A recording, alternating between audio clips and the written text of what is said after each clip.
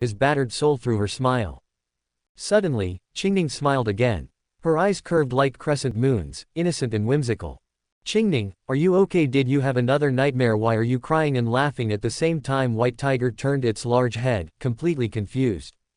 Qingning shook her head, her response seemingly out of context. "Xiao Bai, do you know eldest senior brother likes me, and he likes to see me smile." Xiao Bai looked bewildered, its large tiger eyes filled with confusion. Eldest senior brother. Could it be that person named Jiang Chen who, according to Qingning, was utterly despicable? "I don't get it. Just half an hour ago, it heard Qingning recount all of Jiang Chen's misdeeds, but how come after just one sleep, when Qingning mentions Jiang Chen again, she sounds like she's talking about her lover? Are women always so fickle?" Looking at Qingning, it seems that she had no intention of explaining. She just continued to smile. Ninth life. She had once fallen into darkness due to guilt and heartache. She had once extinguished the last lamp in her heart because of the injustice of this world. She had once chosen to let madness consume her reason, unable to bear the piercing pain. But in the end, her eldest senior brother. That eldest senior brother, who had been tormented through 9 lifetimes and could no longer bear the burden. With his own hands, he lit her light in her heart again. Jumping down from the tiger's back, Qingning turned her back to White Tiger and stretched her limbs. Her movements were still as cute and playful. But the next second, "Xiao Bai, burying someone alive should be quite interesting, right?" Qingning turned her head with her smile still present. Xiao Bai was confused again. Something was off. It felt that something was wrong with the girl in front of it. The night was peaceful, and the sky was dotted with stars. Lin Feng sat on a rock by the campfire, his right foot shaking incessantly. "Why hasn't junior sister Qingning come back yet?" he muttered. By now, several hours had passed since Qingning had left. Logically speaking, it should have been enough even if she wanted some quiet time. It should be over by now even if she wanted to be alone. Could she have encountered danger? Lin Feng speculated. "That girl has extraordinary luck. She won't die," old man Tianji replied. "What do you know? No matter how strong a woman is, deep down, she hopes to be protected," Lin Feng said disdainfully. He knew Qingning would be fine. But how could he miss it if there was a chance to play the hero and save the beauty? Perhaps he could take this opportunity to win Qingning over. Thinking this, Lin Feng couldn't sit still. Suddenly standing up, he grabbed the black blade beside him and plunged into the dense forest. The moment he entered the forest, the chirping of insects around him abruptly stopped. Several dark figures swept past him, and the air was filled with a faint smell of blood. "Love blinds wisdom. The mountain range at night is very dangerous. Be careful not to lose your life," old man Tianji cursed. "One can't get the girl if they're not willing to risk their safety." Lin Feng laughed, not taking it seriously. "Besides, have you ever heard of a son of destiny dying while on the way to find a woman?" Old man Tianji was speechless. Lin Feng then runs around like a blind man in the forest, startling many animals. For safety's sake, he had to say to the right, "About 10 li of mountain road the girl is there." "How do you know?" Lin Feng was surprised. "Just now, I sensed the presence of that white tiger. It's strange, normally a major demon wouldn't release its presence carelessly to avoid bringing trouble upon itself. There's no battle over there, so it seems like the white tiger is doing it on purpose. Of course it's deliberate. Qingning Jr.'s sister is signaling for me to come over. You're just going to go because she asked you to. Haven't you heard that the most poisonous thing is a woman's heart?" "Of course I've heard it, and I've seen it too, but you see, even the most venomous woman turns into a virtuous wife and good mother in my presence." Old man Tianji was speechless again. If that's the case, there's no point in talking. Despite the banter, Lin Feng still valued his own life very much. He held his black blade, crouched low, and moved stealthily through the dense forest. During this time, he felt several powerful presences, but fortunately, they were just observing from a distance and showed no intention of approaching him. Finally, after half an hour, Lin Feng emerged from the dense forest, and his view suddenly widened. He looked into the distance. There, a young girl was working amidst large boulders under the moonlight. Indeed, she was working. The girl held a shovel with a handle made of green spirit wood and a superior sulfur bronze blade, tirelessly digging into the purple soil beneath her feet. Occasionally, she would wipe the sweat from her forehead and chat with the white tiger beside her. Although the white tiger blinked blankly most of the time, the girl still let out bell-like laughter.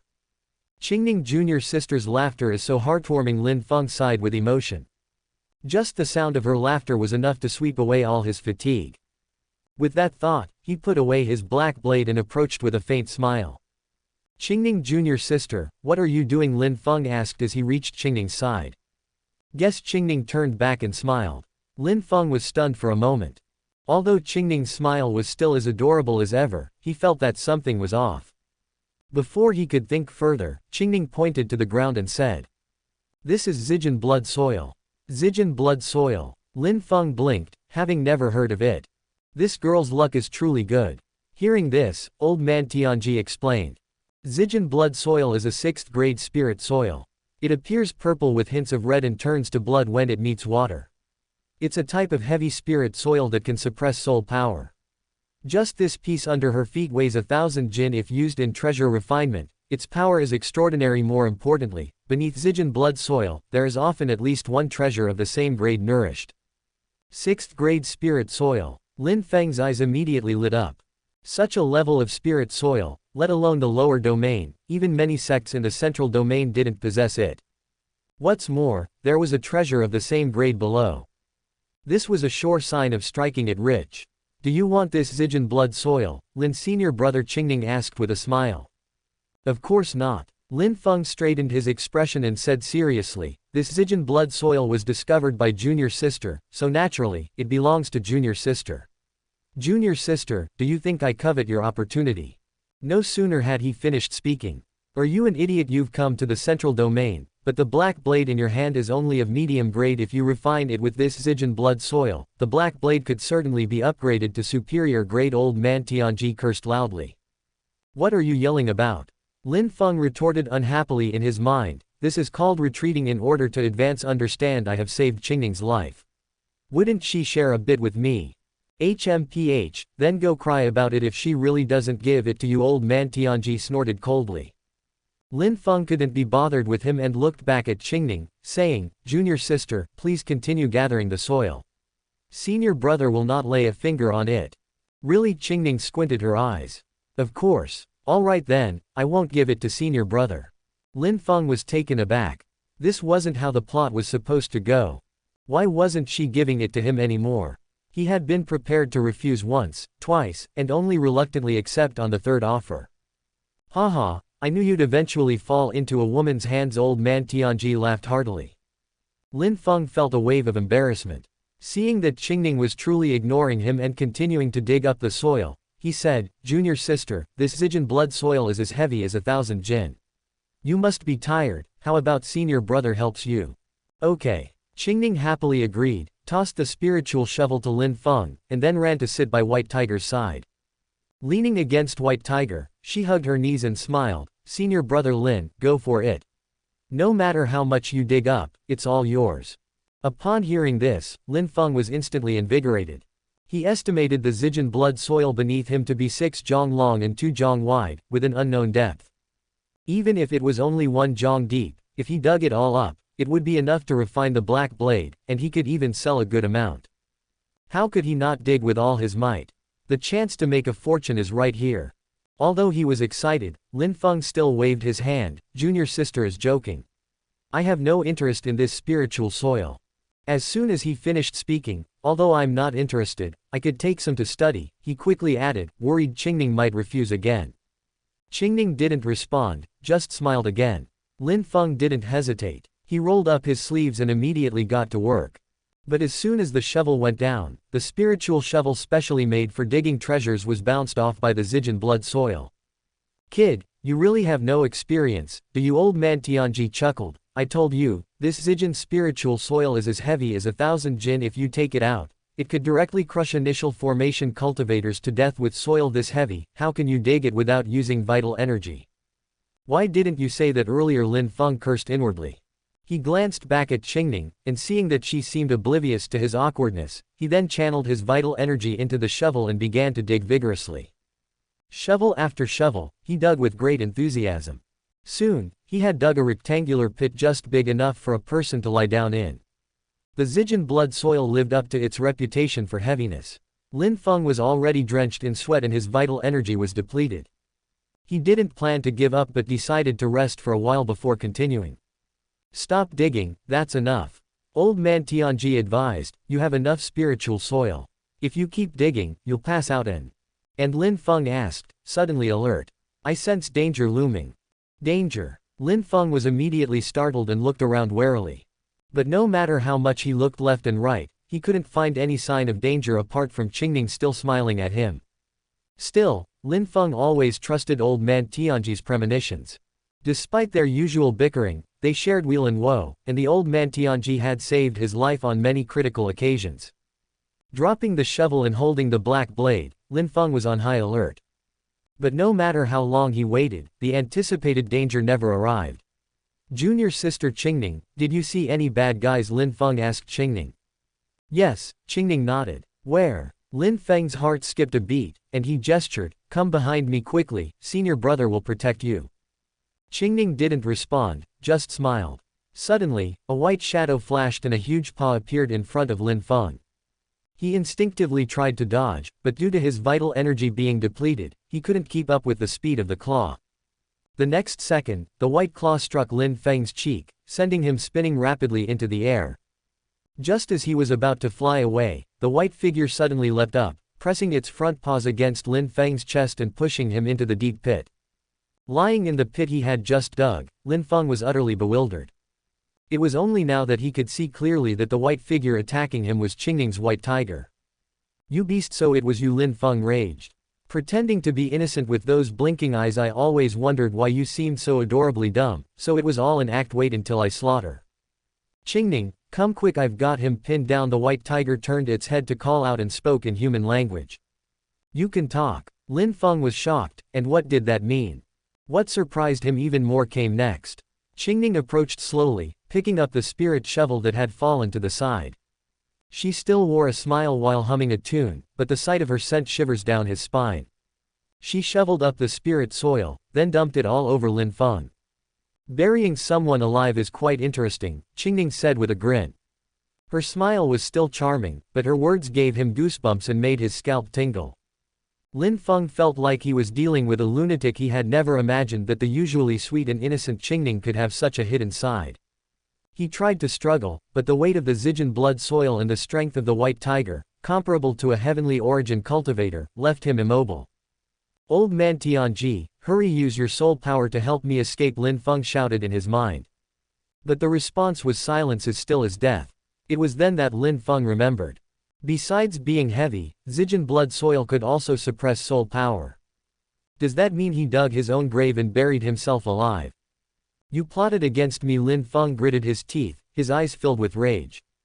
Did I? Qingning blinked her large eyes, looking innocent. I saved your life, Lin Feng roared again.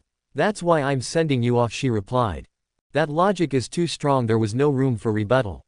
Just as Lin Feng was about to say something else, Qingning's delicate eyebrows furrowed, and she raised the shovel high. Then, with one strike, she knocked Lin Feng unconscious. Isn't he noisy? Qingning continued to shovel the soil while asking the white tiger. The white tiger's whiskers twitched, and he nodded. Women are truly frightening. As dawn began to break, a fresh mound of earth was formed. Qingning dusted the soil off her hands, her pretty face showing a satisfied expression. The white tiger lay behind her, licking its paws before yawning and revealing a mouthful of sharp teeth that glinted coldly. It was quite terrifying. But when he closed its mouth, its round eyes and fluffy ears made him look somewhat dumb and adorable again. Qingning, why did you bury him alive? After pondering for a long time, Xiao Bai finally asked. Because he's a bad person, Qingning replied without turning her head. How bad? Bad enough to want to eat you. That bad? Xiao Bai was shocked. That was intolerable. Anyone else saying this might be doubted, but would Qingning lie to him? Although Qingning seemed a bit off now, she was still the person he trusted the most. Moreover, he had always felt that Lin Feng would occasionally sneak glances at him and then show a strange expression. Thinking back, Lin Feng must have wanted to eat it all along. Quick, Qingning, dig Lin Feng out while it's still warm, then I'll eat him first, Xiao Bai said, eyes gleaming fiercely. We can't dig him up. He's not dead yet, Qingning shook her head. He's not dead yet. Xiao Bai was shocked again. Not only is he not dead, but something will come to save him, Qingning added. What? Xiao Bai pressed. Qingning did not respond but simply looked up at the sky and then opened a red umbrella. Boom! Suddenly, the sky flashed with lightning and thunder, and a heavy rain poured down. The rainwater dripped down the edge of the umbrella, falling onto the purple blood soil that surrounded the mound, merging with it to form a bloody water that flowed outward. Watching all this, White Tiger's eyes widened in disbelief. If Qingning hadn't opened the umbrella in time, the purple blood soil covering Lin Feng would have also turned into bloody water and flowed away, giving him a chance to escape. Everything was proving that the heavens wanted to help Lin Feng get out of trouble. So we buried a son of destiny. Xiaobai felt his head buzzing. Qingning nodded, and this son of destiny wants to eat you. Xiaobai was horrified. He had stayed in the Hengduan mountain range for 100 years, and countless cultivators had wanted to eat him, but he had never been as scared as he was at this moment because he was a son of destiny. A being favored by the heavens and the earth. Xiaobai felt wronged. He had finally grown from a little demon to a big one, and just when he had hopes of advancing to a demon king, was he going to be fed to the son of destiny by the heavens? Was his life not a life too? Xiaobai, do you want to live? Qingning asked again. Qingning, there's no need to say any more. Xiaobai shook his head, interrupting her with a fierce look flashing in his tiger eyes. I know that if I want to live I must defy the heavens. Qingning smiled with satisfaction and, with the help of vital energy, planted the red umbrella on Lin Feng's grave. Xiaobai, I need you to stand guard here, no matter how long it takes. You must not let the wind blow down this red umbrella and eat any cultivator who dares to come close. Can you do it? I can. Xiaobai nodded solemnly. His tiger life was at stake. That's why he dared not be careless. Very good. Qingning patted his head and then turned to leave. Qingning, where are you going? Xiaobai called out from behind. I'm going to find eldest senior brother, Qingning replied. Can he help me defy the heavens? Xiaobai asked again. Qingning did not respond this time, and her figure gradually disappeared from Xiaobai's view. Xiaobai felt that he probably could. Because Qingning's departing figure was so resolute. She must be going to help him defy the heavens. Sigh. Squatting beside Lin Feng's grave, Xiaobai's ears drooped down as he sighed mournfully. How had he managed to provoke a son of destiny? In the vast sky, the wispy clouds were untainted, and a spirit boat accompanied by a white crane glided through the air. The spirit boat was about 30 zhang long and 9 zhang high, moving on its own without sails. Its body was purple, and the large gold-encrusted character I, Jiang, on both sides was particularly eye-catching. Jiang Chen stood on the deck of the spirit boat with his hands behind his back, his black clothes fluttering in the wind, and his eyes slightly closed, enjoying the breeze. Eldest senior brother, I saw an idiot. A shout came from a distance. No need to make a fuss over nothing, Jiang Chen said disdainfully. I've seen several madmen before, what's so special about an idiot? This idiot is different. As the voice fell, a burly figure with a rugged appearance and a hint of sycophancy on his face approached. His name is Lu Wen, the younger brother of Lu Wu. Lu Wen has been very excited recently. Because his brother was sent to serve as a subordinate to Jiang Lianyue, and he took over Lu Wu's position, becoming the #1 subordinate to Jiang Chen. This is definitely the rhythm of taking off. Eldest senior brother, that idiot is really stupid. He's actually building pit latrines with thatched roofs right in the middle of the wide path below, and he's even repairing them along the way, at least a dozen in total. Lu Wen laughed. Alright, that's pretty stupid. Jiang Chen opened his eyes. After giving Lu Wen a glance, he shook his head slightly. The elder brother's name is Lu Wu, yet he has a small and thin build, while the younger brother is named Lu Wen and is tall and burly. These names are completely the opposite. Did you get a good look at that idiot's face? Jiang Chen asked. Lu Wen shook his head and smiled. It was too high up, and the idiot was engrossed in his work, so I couldn't see clearly. But eldest senior brother, I actually found that idiot's silhouette somewhat familiar. Isn't that strange? Maybe it's your brother. After all, he calls himself a professional at making latrine, Jiang Chen joked. Upon hearing this, Lu Wen was stunned. Now that he thought about it, that silhouette did look a bit like Lu Wu. Before he could continue pondering, eldest senior brother, I see. Second senior brother, another subordinate shouted. Lin Mubai. Jiang Chen was startled and quickly stepped forward to look. Sure enough, in the dense forest beside the wide path below, Lin Mubai was standing next to a wooden shed. His upper body was completely bare, he was holding a machete in each hand and sharpening them vigorously.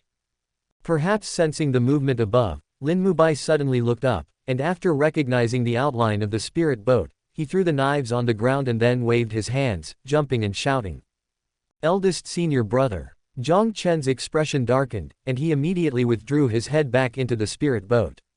Eldest senior brother, aren't you going down to pick up second senior brother? The peak leader specifically instructed you to bring him back, Lu Wen wondered. Second senior brother? What second senior brother? Jiang Chen said sternly, remember, that's a wild man. Lu Wen was astonished. He quickly understood what Jiang Chen meant and echoed, that's right, a shameless wild man who resorts to sneak attacks and self-harm at the slightest disagreement. I don't know him at all. Jiang Chen nodded in satisfaction. He had never imagined. They were only 100 li away from the Hengduan mountain range and a full 600 li from the Juyan sect.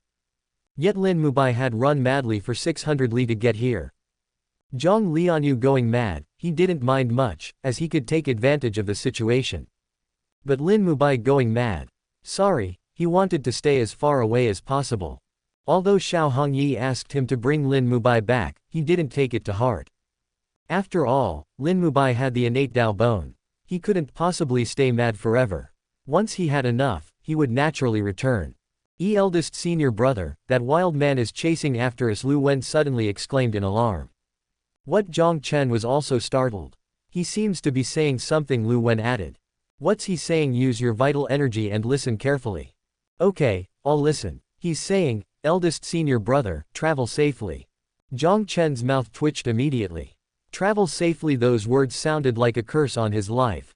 Absolutely outrageous. Lu Wen, where's the thunder spirit cannon on the spirit boat? Bring it here, blast him. Jiang Chen was angry. Lu Wen was confused. The spirit boat they were riding was a 6th grade spirit boat, which, apart from protective formations, was also equipped with spirit cannons powered by spirit stones. In the central domain, spirit boats of this level are mostly used by sects to transport disciples or move supplies. However, the Jiang family is wealthy and extravagant, so Jiang Chen simply uses it for personal travel. Lu Wen was astonished because the thunder spirit cannon on the boat was incredibly powerful. A hit from it could turn a cultivator from the lower 4 realms into ash. Even low-level core formation cultivators could resist it, but they would still get injured. What are you waiting for? Get moving! Jiang Chen kicked him to spur him into action. Lu Wen dared not delay any further and quickly got to work. Boom! Boom! Accompanied by the sound of cannon fire, several huge thunderballs were launched from the spirit boat, rapidly bombarding Lin Mubai, who was chasing after the boat and forcing him to run away in a panic. Haha. Now Jiang Chen was at ease. Host's actions conform to the villain's character setting. Congratulations for advancing from the early stage to the middle stage of human origin. The moment the system's message disappeared, a wave of intense heat burst forth from Jiang Chen's body, making Lu Wen unable to open his eyes. Lu Wen was full of admiration. Bullying a junior brother even led to a breakthrough truly worthy of being the 9th peak's eldest senior brother.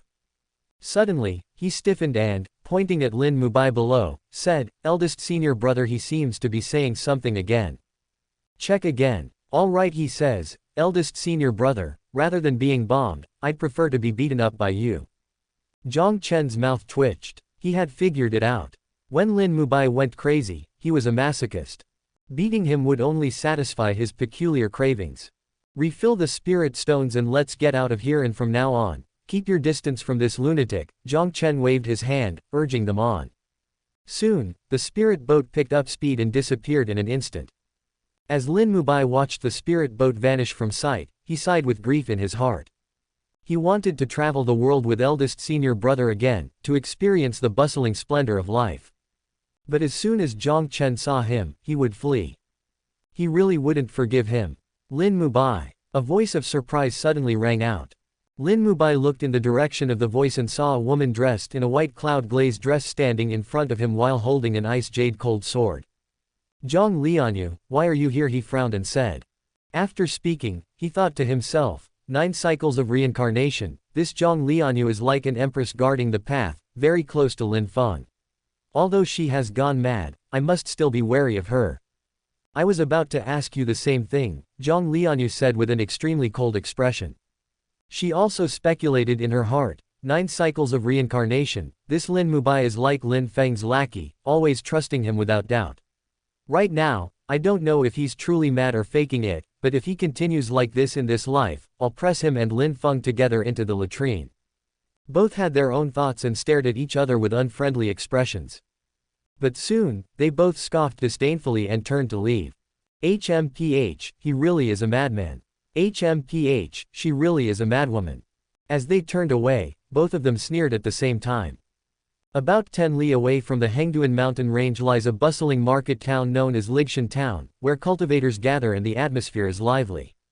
It is one of the few market towns with sect stores. At noon, a purple spiritual boat approached from the distance. Everyone was speculating, which sect could it be that they would make such a grand entrance, arriving in a spiritual boat. As the boat drew closer, the character Jiang on its side came into view. Jiang family, a cultivator exclaimed. Upon hearing this, the other cultivators no longer dared to look around and bowed their heads. Soon, the spiritual boat stopped outside the market town, and Jiang Chen arrived while flanked by a group of underlings. Make way for the eldest senior brother of the ninth peak, they shouted. Or you uncultured, move away, and move fast. Huh, dare to glare at me, believe it or not, I'll gouge out your eyes. Eldest senior brother, he's talking bad about you, I heard it. The underlings were fierce and aggressive. Whether they were lower realm cultivators or those with higher cultivation like core formation cultivators, they dared to be rude with Jiang Chen backing them. If anyone dared to retort, they would be dragged out of the crowd and beaten severely. A so-called righteous person, who couldn't stand the behavior of Lu Wen and the others, thought he was strong enough to curse them out. But before he could speak, his companion covered his mouth. That's the young master of the upper domain's Jiang family, the eldest senior brother of the ninth peak from the central domain's Juyan sect. Do you have a death wish? His companion's face turned pale. This showed the deep-seated fear of the Jiang family's reputation. Seeing the fear in the eyes of others, Jiang Chen smiled. He had lived through 9 cycles of reincarnation, always acting modestly to change others' perceptions of him, but this only led to others taking advantage of him. Indeed, this was much more comfortable. The Juyan sect did not have a store in Ligshan Town, so Jiang Chen planned to wander around the market town before resting and returning to the spiritual boat. He had been here many times and knew the place well. Leading his group of underlings, they quickly arrived at the central fighting stage. Where there are cultivators, there are disputes. To maintain the operation of the market town, the stage was set up by the town's master to resolve conflicts between cultivators. Looking around, the area was still crowded, and a young girl sat on the edge on the empty stage. She was dressed in green, her delicate fingers resting on the surface of the stage and a green belt tied around her wrist, her feet swinging in the air. Her bright eyes were observant, and her smile revealed 2 dimples. Watching the girl from a distance, Jiang Chen was somewhat distracted. Compared to other senior brothers and sisters, his feelings for Qingning were extremely complex. When he was trapped in the cycles of reincarnation and suffering immensely, the trust and smiles of the young Qingning had saved his spirit many times. It might have only been 6 years for Qingning, who had joined the Juyan sect and then turned against him. But for Jiang Chen, it was decades. For decades, he had treated Qingning like a younger sister. He wanted her to grow up.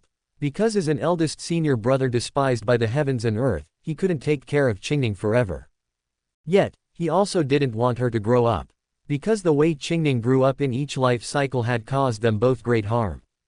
Eldest senior brother, Qingning will smile more for you from now on. In the 9th cycle, the words of the young Qingning echoed in his ears. Jiang Chen closed his eyes and sighed softly. Although the outcome was the same, it was undeniable he probably wouldn't have been able to hold on if it weren't for Qingning. Perhaps that's why, even though he had given up in this life, he still hadn't thrown away the little wooden sword Qingning had given him. But it didn't matter. After all, he clearly hadn't thrown it away, but there were still 9th peak disciples who swore they saw the little wooden sword in the latrine. As for Qingning, who had completely lost trust in him, she naturally never doubted it.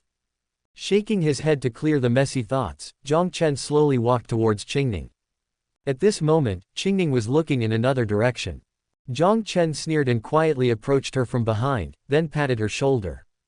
Qingning trembled and quickly turned her head. "Oh, isn't this my 3rd junior sister?" he said. After exchanging glances, Jiang Chen's mouth curled into a wicked smile, and he lifted Qingning's chin with his index finger, saying, "It's been a while, Qingning. How about a smile for your eldest senior brother?" Qingning didn't respond, just staring blankly at Jiang Chen. She was lost in thought, but her expressive eyes seemed to hold back indescribable emotions. This isn't the right reaction. Did I scare her stiff? Jiang Chen blinked in confusion. Based on his experience from 9 lifetimes, shouldn't Qingning have immediately knocked his hand away and then run off into the distance? Why are you staring at me like that?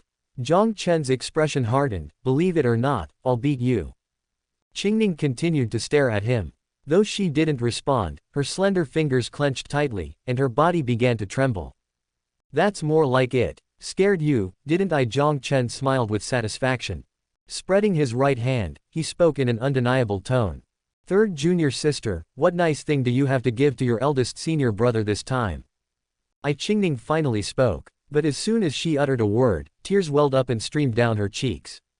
The tears seemed endless, and as she raised her hand to wipe away the ones that had fallen, new ones rolled down. No, you. Qingning bowed her head, wiping her tears faster. She wanted to smile because eldest senior brother said he wanted to see her smile. But why? Why couldn't she smile at this moment? What do you mean, you? After a brief pause, Jiang Chen pressed on, don't tell me you have nothing. You know eldest senior brother have a bad temper. If I'm unhappy, I'll throw you into the Hengduan mountain range to feed the Demon King. What would eldest senior brother want? Qingning finally managed to say a complete sentence. Jiang Chen was at a loss for words. He didn't really want anything. He was just playing the role of the villainous eldest senior brother, bullying the pitiful junior sister. But to his surprise, Qingning was actually willing to give him something. After thinking for a long time, he finally replied, I'll take whatever you have. Really? Qingning suddenly stopped crying and lifted her tear-stained face. Of course. Jiang Chen nodded. Hee. Qingning finally smiled, and after a pause, her voice still choked with emotion, then do you want me? Want pa? Why would I want you? Jiang Chen exclaimed while shocked. What the heck? He stared at Qingning, who was now smiling through tears. This was not how the plot was supposed to go. At this moment, he wanted to ask Qingning.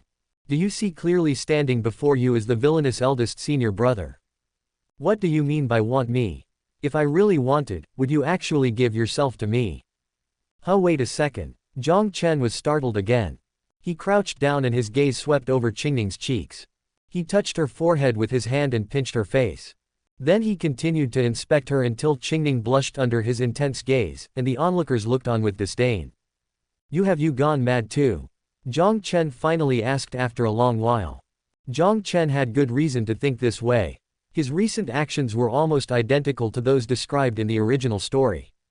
If everything went according to the plot, Qingning might cry because of him, but she would never say something so out of character.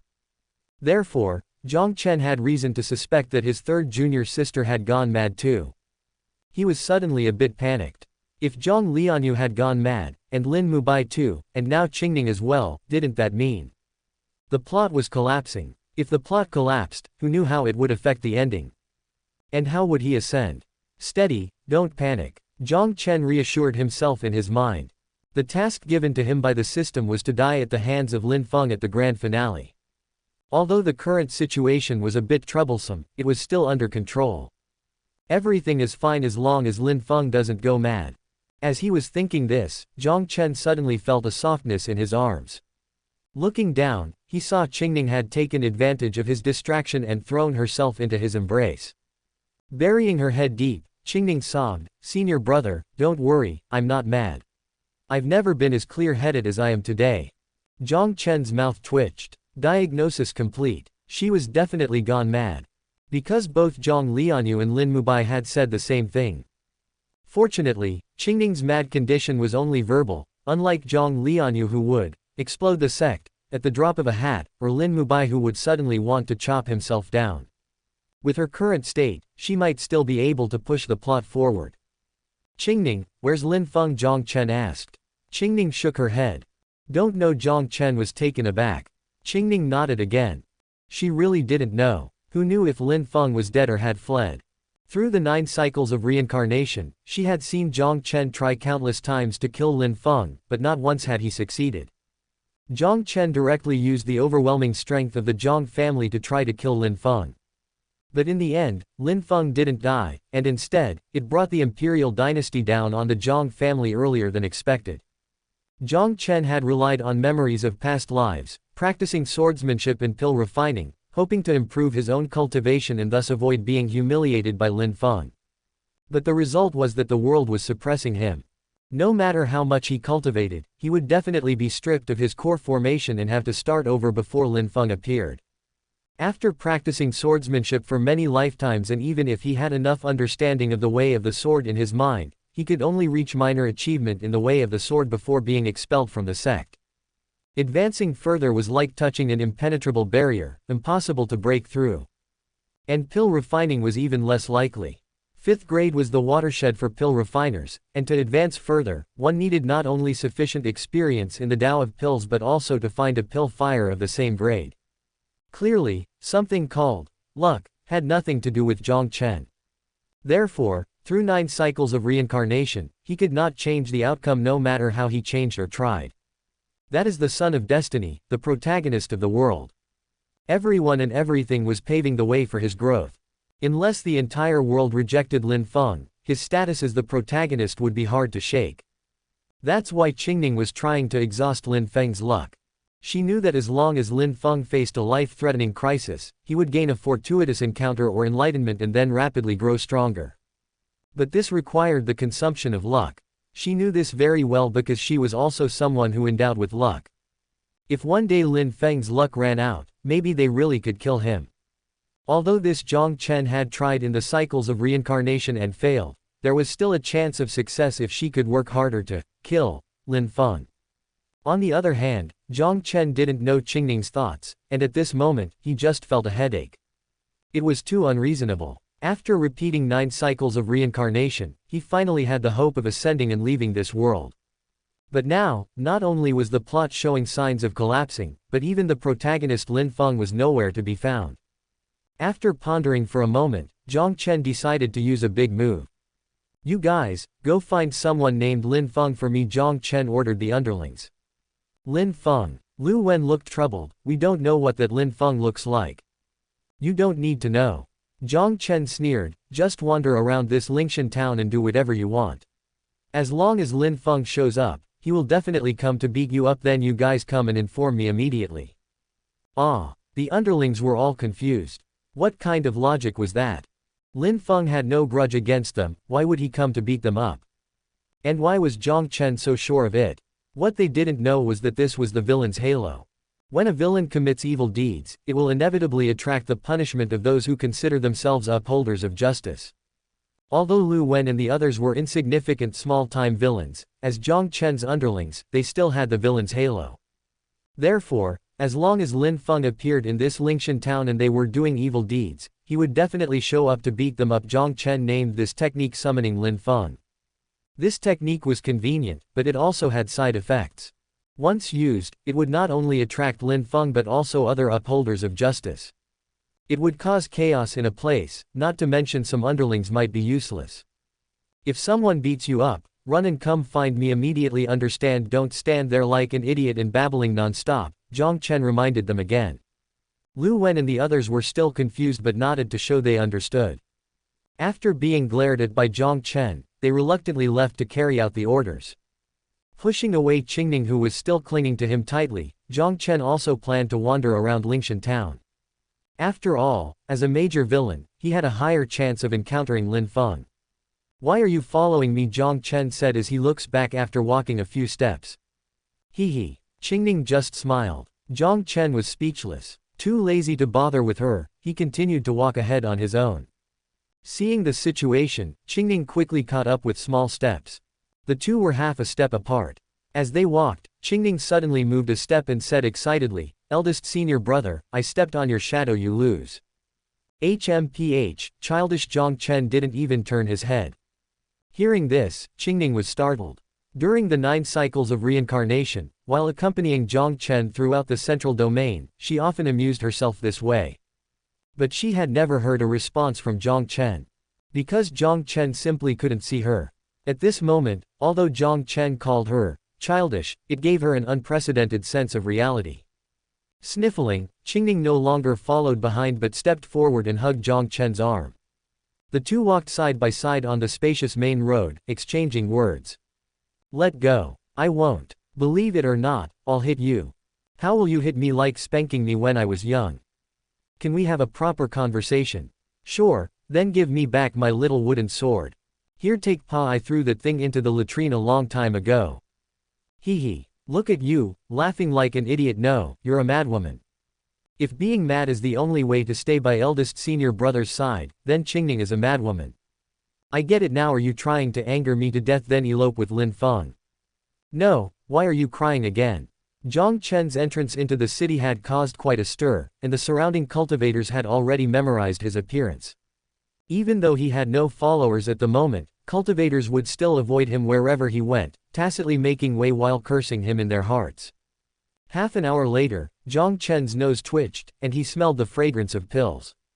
Following the direction of the fragrance, he eventually stopped in front of a store. Pill Pavilion. Looking at the hanging signboard, Jiang Chen's eyes turned cold. This was a store set up by the ancient Pill Tower in Lingshan Town. In the original story, Ma Wu and Lin Feng masterminded the downfall of the Jiang family, with the ancient Pill Tower as their accomplice. Ma Wu had deep connections with the ancient Pill Tower. This detail was vague in the original story, and it was only after experiencing the first cycle of reincarnation that Jiang Chen came to know of it. It turned out that because Ma Wu was upright and hated evil, he hit it off with the great elder of the ancient Pill Tower. Birds of a feather flocked together and they became sworn brothers. These two upholders of justice went to extreme lengths against Jiang Chen. Under the guise of righteousness, Ma Wu tried everything to drive Jiang Chen out of the Juyan sect. In the end, he succeeded due to various coincidences and efforts. But he also died. He died on the very day Jiang Chen was expelled from the sect. Upon learning of this, Lin Feng and the great elder of the ancient Pill Tower were extremely angry and began to implement the plan Ma Wu had already set before his death, waiting only for the fall of the Jiang family patriarch to personally report to the imperial dynasty. The image of 10,000 golden cavalry descending from the sky was still fresh in Jiang Chen's memory. In the 9 cycles of reincarnation, even if he wanted to be an upright eldest senior brother and take out Ma Wu ahead of time, which he did manage to do successfully, the outcome could not be changed. Whether or not someone reported it, his expulsion from the Juyan sect was secondary. Once the Jiang family patriarch fell, the 10,000 golden cavalry would descend from the sky. In the end, Ma Wu was just a pawn. From beginning to end, the blade hanging over the Jiang family's head was always the imperial dynasty, and the imperial dynasty, naturally, paid close attention to the Jiang family's movements. In this life, even if Jiang Chen let things slightly change, he wouldn't let the Jiang family come to harm. With the help of the system, he could break through the suppression of this world on himself. Even if his strength was not up to par, he could keep the pillar of the Jiang family standing if he could obtain some pills through the system that could heal hidden injuries and extend his lifespan, thus making the imperial dynasty hesitate to act rashly. Jiang Chen slowly exhaled. He would eventually visit the imperial dynasty, and before ascending, he would definitely show that high and mighty woman who proclaimed herself the empress what cruelty really is. Looking at the Pill Pavilion, he was somewhat surprised. Given the concentration of cultivators in Lingshan Town, the Pill Pavilion should be welcoming guests at the door, but today, the Pill Pavilion was deserted, with the door slightly ajar and a closed sign hanging high. Could it be that they heard I was coming and decided to avoid the limelight, he wondered. But he quickly dismissed this thought. After all, whether it was the plot in the original story or the 9 cycles of reincarnation, whenever Lin Feng made an appearance, he would be in Lingshan Town, but the Pill Pavilion had never closed its doors to guests.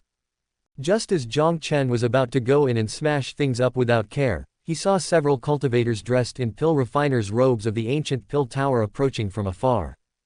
The leader was a young man with a cultivation at the human origin realm, and judging by the 6 golden patterns on the cuff of his pill refiner's robes, he should be a 6th grade pill refiner master.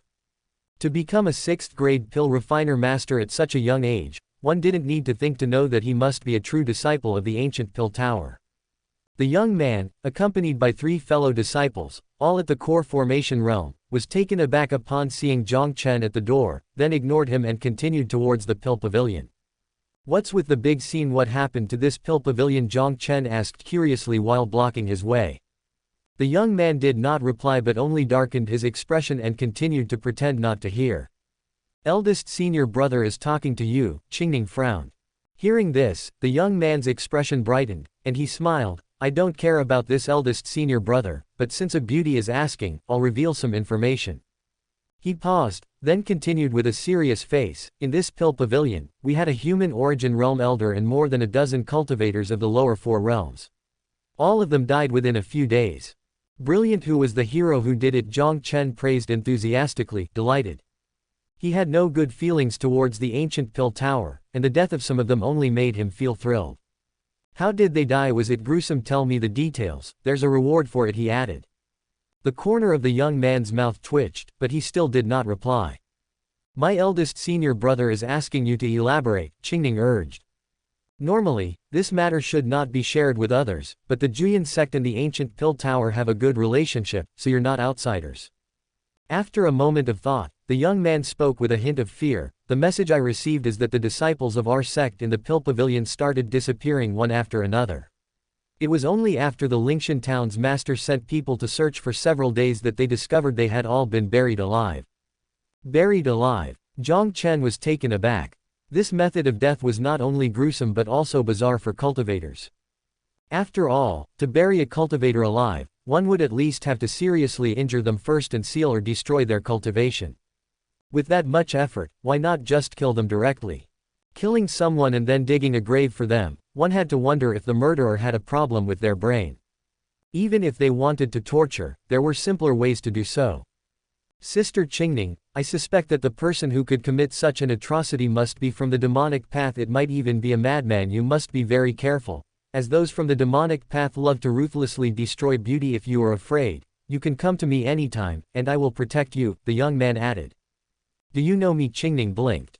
Of course. The young man's cheeks reddened. I've been to the Juyan sect before. Qingning nodded and then ignored him. The young man glanced at Jiang Chen out of the corner of his eye, seeming to want to say something, but in the end, he just shook his head and walked away. But he had only taken one step when Jiang Chen raised his hand to stop him. Jiang Chen, don't go too far. I've tolerated you for a while now, the young man exclaimed angrily. I just thought carefully and realized that I can't remember your name at all, not even any memories about your face. Do you know what this means? Jiang Chen asked. What does it mean? The young man frowned. It means. Before he could finish, Jiang Chen's eyes suddenly turned cold. A light flashed in his right hand, and with the speed of lightning, he reached out and grabbed the back of the young man's head. The young man was shocked and immediately prepared to resist. But caught off guard and with the inherent lack of combat prowess of a pill master, he was still a beak too slow. The powerful force on the back of his head made him lose his balance instantly, and he was lifted into the air, helplessly watching the ground below getting closer and closer. Then, with a bang, the young man's head hit the ground first, and Jiang Chen pressed him into the dirt, creating a deep pit. Bending down, Jiang Chen grabbed the young man's hair and lifted his head. Ignoring the blood seeping from the young man's forehead, Jiang Chen narrowed his eyes into slits and smiled. It means you're just a piece of trash that doesn't even deserve to have a name to remember your trash, yet you dare to ignore me. Although his head was buzzing, the young man still heard Jiang Chen's words. Trash. He was a true disciple of the ancient pill tower even if at the bottom. Ignore. Jiang Chen's infamy was already widespread among the sects of the central domain. He knew he couldn't afford to provoke him.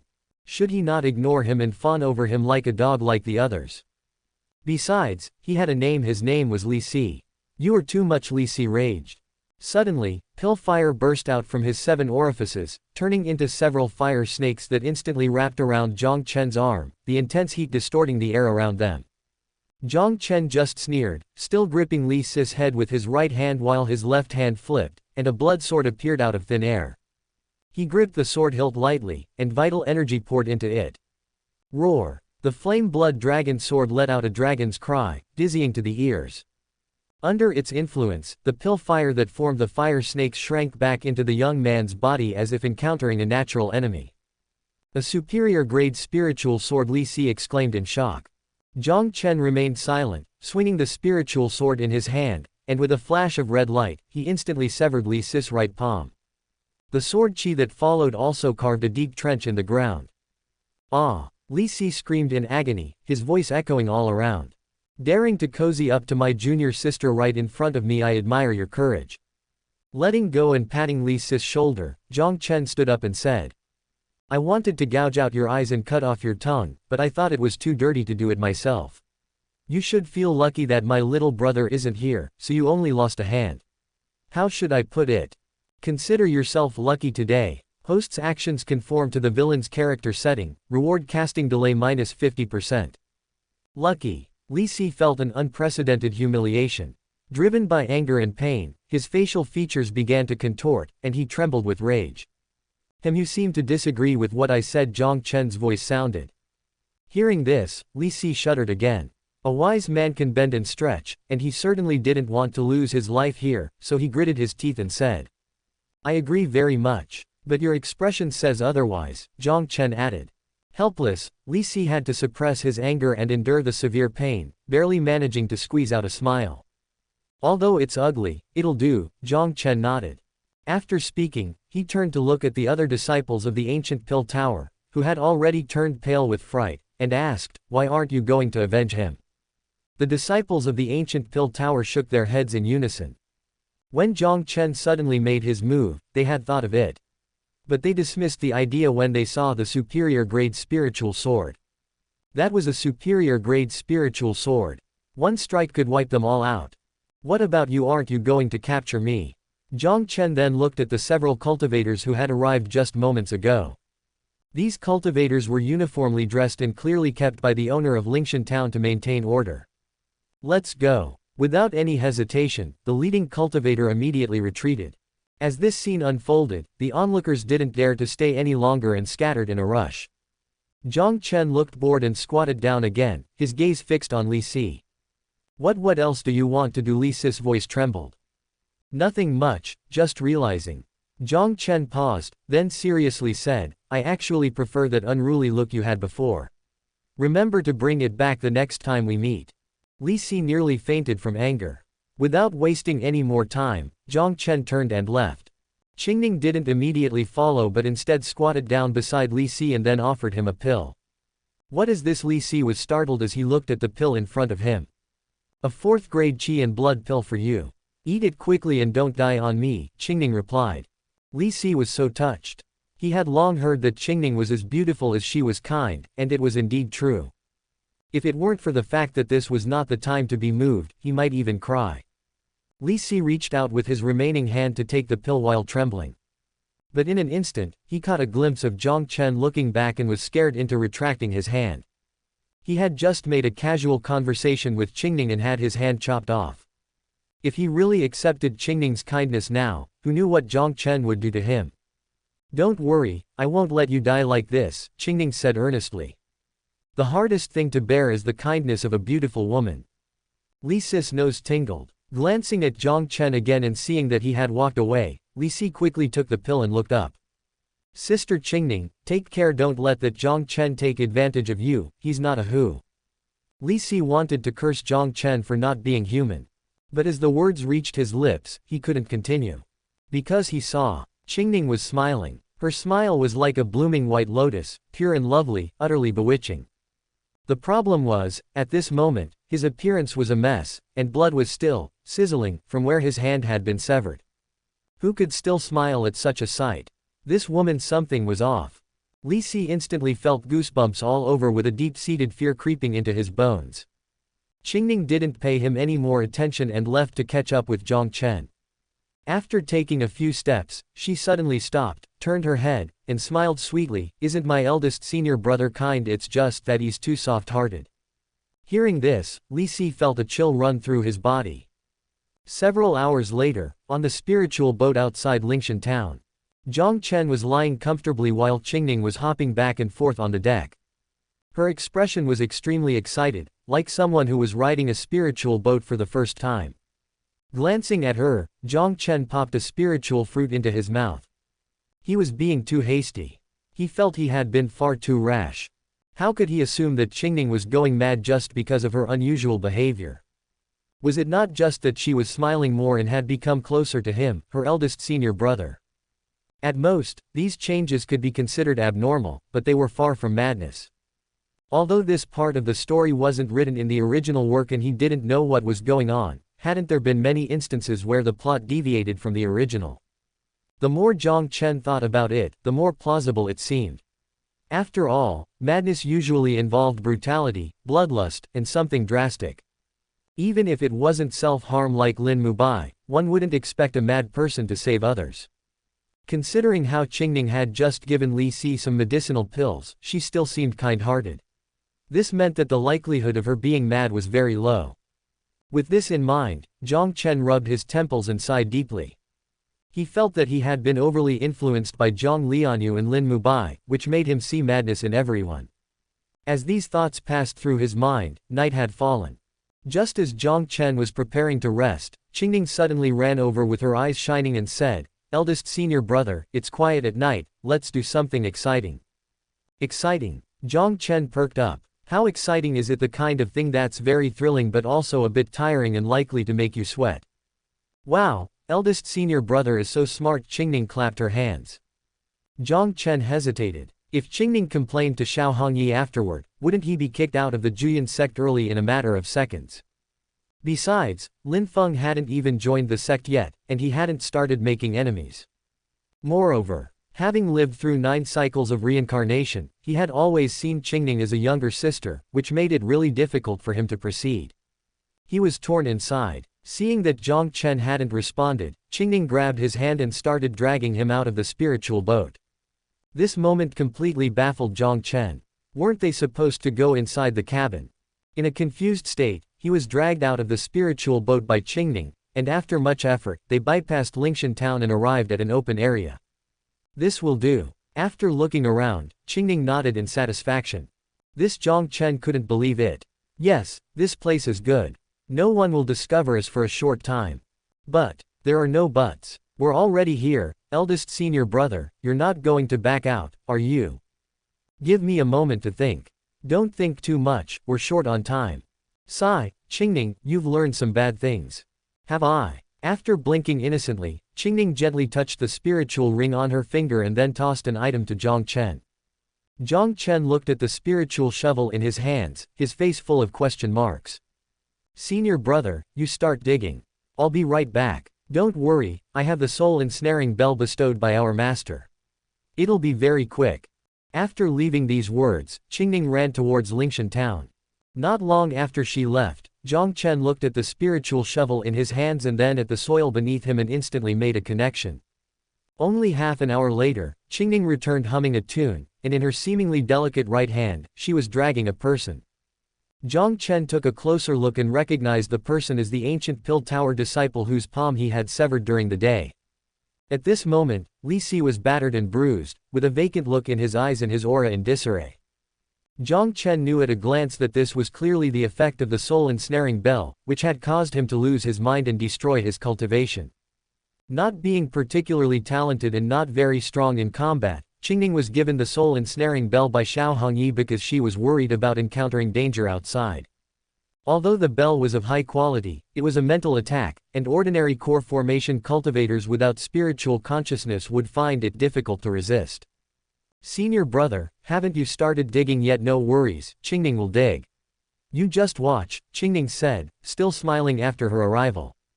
Jiang Chen was dumbfounded, watching as she dug a hole, kicked Li Si into it, and then began to fill the hole with one shovel after another. During this, she seemed to be in a very good mood, humming a tune while occasionally telling Jiang Chen some interesting stories and laughing happily on her own. After a few moments, a new grave was erected. Jiang Chen was completely numb. At this moment, he was certain, absolutely certain. His third junior sister, the universally acknowledged, beautiful and kind-hearted, Qingning of the 9th peak in the entire Juyan sect was definitely mad. And her level of madness might even surpass that of Jiang Lianyue and Lin Mubai. Qingning, why bury him? Wouldn't it be easier to just kill him? The puzzled Jiang Chen asked after coming to his senses. How could that be? Qingning patted her handiwork and smiled sweetly, letting them die alone and slowly in the dark, powerless to struggle, and savoring the feeling of despair. That's the best punishment for them. Jiang Chen's mouth twitched, and alarm bells rang in his head. In the middle of the Hengduan mountain range, a white tiger was crouching in front of Lin Feng's grave, staring intently at the grave without moving. It had been several days since Qingning had left, and he had almost always been in this position. Although he was a powerful demon, his tiger eyes had begun to show visible bloodshot veins after days of mental tension. This Lin Feng should be dead by now, right? Xiaobai suddenly spoke in human language. Lin Feng was just a core formation initial stage cultivator. With his vital energy depleted and being pressed by the heavy Zijin blood soil for over 10 days, it was very unlikely that he could have survived. But he was still uneasy. After all, Lin Feng was the son of destiny, and it shouldn't be so easy to kill him. The problem was, in the first few days after Qingning left, there were indeed cultivators and powerful demons attacking, heavy rains falling, and other occurrences that seemed to be trying to help Lin Feng escape. But in the last 10 days, ever since he had brought a huge stone, carved it into a stele, and erected a grave marker for Lin Feng, such events had completely disappeared. Could it be that heaven was moved by my sincerity and thus gave up on Lin Feng? After frowning and pondering for a moment, he muttered to himself, should I dig it up and check? No sooner had this thought crossed his mind than his tiger eyes widened in shock as if struck by lightning. Heaven was too cunning. Heaven had actually made him have such a thought. What if Lin Feng wasn't completely dead yet? Wouldn't it be the same as releasing him? Lifting its paw, Xiaobai patted his chest, still in shock. It seemed that heaven could control his thoughts. Terrifying. He kept reminding himself that he was a tiger meant to defy the heavens. From now on, he had to be extremely careful in his actions and must not fall for heaven's schemes. Qingning, I wonder when you'll come back. Oh, this is tough, Xiaobai sighed again. As soon as the words left his mouth, his gaze hardened again. Qingning had gone to defy the heavens on its behalf, and he had no idea what kind of hardships she was facing now. How could he just sit here and sigh? With a determined expression, Xiaobai continued to stare at the grave in front of him and declared resolutely. HMPH want to eat me, I'll wear you out. Suddenly, its tiger ears twitched. Rustle. There was a sound like sand flowing from the grave. What was happening? Xiaobai was startled. He wanted to leave the grave to investigate but was worried that this was another one of heaven's tricks. He was torn. But soon, he couldn't sit still any longer. Because as the rustle sound became clearer, the grave in front of him seemed to be getting smaller. Even so, Xiaobai still dared not dig up the grave. He first circled around the grave, then let out a mighty tiger roar towards the sky. Roar. The roar echoed around, shaking the ground, the force of the wind causing the trees to sway, and when it passed through the mountain ravines, it brought back echoes. After the roar, Xiaobai's body instantly grew several times larger. The tiger stripes on his body, like black lightning, spread along his limbs. His growing fangs protruded from his mouth, forming huge tusks. Sizzle. A sound akin to electricity crackled into the air as if the black tiger stripes had come to life, slithering across his body and trailing streaks of black lightning that flashed through the air, all in the blink of an eye. The once seemingly adorable white tiger had now transformed. Its fluffy ears sharpened, its round eyes narrowed and became tinged with blood, devoid of pupils. The ferocious aura he emitted sent the lesser demons within 100 li of the mountain range fleeing in panic while the great demons hurriedly concealed their presence. In this state, he resembled a primordial beast, ready to choose its prey and devour anything at any moment. This is my strongest form. I'll fight you to the death if you dare to come out. White mist billowed from his mouth as Xiaobai spoke fiercely. Regardless, he would never consider desecrating the grave. However, after maintaining this appearance for a short while, not only did the rustling noise cease, but the grave mound that had been slowly shrinking also eerily stopped. Xiaobai was somewhat bewildered. He lifted his right paw, extended its sharp claws, and prodded the grave mound, shouting, Lin Feng, if you have the guts, come out and fight me. Silence was the only response. Xiaobai let out a sigh of relief, thinking to himself that if Lin Feng really did pop out, he would surely be scared to death. Suddenly, boom, a muffled sound erupted from the grave mound. This startled Xiaobai into jumping up, and it quickly said, Lin Feng, if you have any guts, just keep lying in there. As soon as the words fell, the grave mound in front of it seemed to be sucked in by a powerful force, collapsing inward at a visible rate. Then, another boom sounded. The grave actually collapsed. It turned into a deep pit. Xiaobai was dumbfounded. He lowered his massive head to inspect after regaining his senses. Inside the deep pit, there appeared to be a small hole into which Zijin blood soil was continuously falling. From the traces left beside the hole, it seemed someone had dug with their nails and a sharp tool. This made Xiao Bai's whiskers on both sides twitch. He didn't understand. When Lin Feng was buried alive, his vital energy was completely depleted. Even if it could slowly recover, he would still need vital energy to resist the weight of the Zijin blood soil. Under such circumstances, how did he manage to dig a hole and escape? Unable to figure it out, Xiao Bai could only shout incredulously towards the hole. Lin Feng, are you a rat? The voice traveled through the deep hole, echoing into a natural cavern filled with dense spiritual energy and a greenish glow. Occasionally, droplets of water would fall from the stalactites above, blossoming into ripples on the ground. Lin Feng, are you a rat? The echo reverberated within the cavern. Hearing this, a dark-skinned youth sitting cross-legged on a piece of jade stone deep in the cavern slowly opened his eyes. HMPH, ignorant fool of a tiger, Lin Feng sneered. A rat. Did a rat ever have as much luck as him? Zijin blood soil often contained treasures of the same caliber. When Lin Feng was buried alive, he thought his time was up, but to his surprise, he found a 6th-grade obsidian essence stone beneath him. The greatest use of this stone was to rapidly restore the vital energy of a core formation cultivator. Although his vital energy was restored, the Zijin blood soil was too heavy for Lin Feng to break through the surface, so he had no choice but to try digging downwards. He started by scraping little by little with his nails, and once he could move, he used his black blade to dig. Fortunately, there wasn't much Zijin blood soil below him, and after a few days, he had dug out an escape tunnel leading directly to the cavern he was now in. Inside the cavern, he found a 5th-grade enlightenment jade stone. Sitting on the jade stone to cultivate, he made progress in just a few days, breaking through from the early stage to the mid-stage. Want to kill me first? Ask if heaven agrees.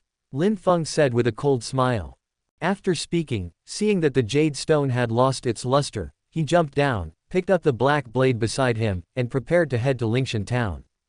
In addition to his breakthrough, he had also obtained some Zijin blood soil and needed to find a craftsman in Lingshan town to refine his black blade into a superior spiritual weapon. As for Qingning and that white tiger, he wasn't planning on seeking revenge just yet. He wasn't afraid of Qingning, but the foolish tiger was a great demon with ancient bloodlines. Unless old man Tianji possessed him, he would stand no chance if he were to confront him head-on now. After all, he was the son of destiny. He would find a way to get even eventually, so there was no need to rush. I don't know about the heavens, but that silly tiger was right. You did look like a rat while digging, the voice of old man Tianji mocked in his mind. Appearances can be deceiving. It's the results that matter. Not only did I escape death, but I also gained an opportunity, Lin Feng retorted. Son of destiny, are you proud to be digging holes like a rat? Are you proud of yourself? Can we change the subject? I don't want to hear the word rat right now. Fine, you were buried alive by a 16-year-old girl. She tricked me. Before being buried, you even asked that girl, did you see any bad guys, saying you'd protect her.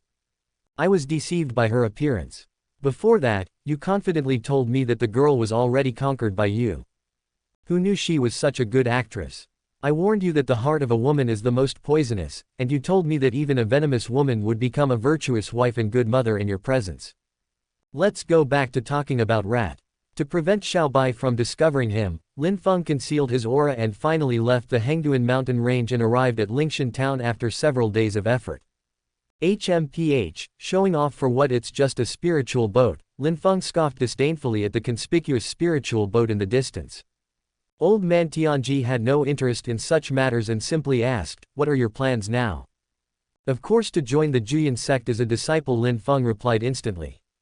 Are you crazy? Old man Tianji was speechless. That Qingning girl is a true disciple of the Juyan sect. Aren't you afraid she'll bury you again?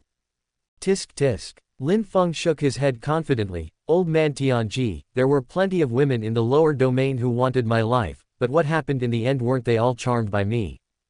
That girl is different. She seems like a madwoman, and she seems to know about my existence, which is why she chose to bury you with Zijin blood soil. Old man Tianji advised against it.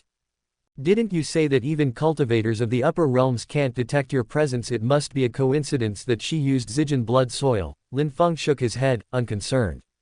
Even if she's gone mad, there's still a beautiful master and a senior sister in the Juyan sect waiting for me. Besides, didn't you say that Jiang Chen is my stepping stone? How can I miss such an opportunity? Worried that Qingning had deceived him, he had inquired about the Juyan sect from several cultivators on his way here. The Juyan sect was a first-class sect in the central domain, and many people were interested in it. The information he obtained was consistent with what Qingning had told him. Old man Tianji fell silent upon hearing this. Setting aside the women, stepping stones are indeed necessary for the son of destiny to grow and gain opportunities. It would indeed be somewhat short-sighted to give up because of some difficulties. However, I feel that the destiny has changed quite a bit again, he still warned.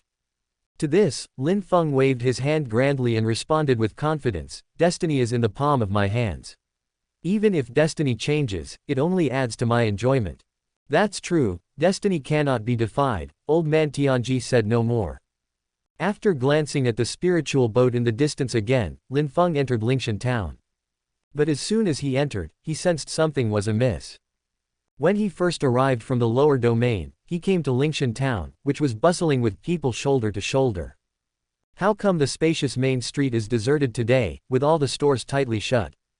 Occasionally, a few cultivators appeared, but they looked around cautiously for a long time before daring to move. Even the town guards who usually maintained order were nowhere to be seen. I feel like it's about time for me to show off, Lin Feng said with a grin. Old man Tianji agreed with this statement.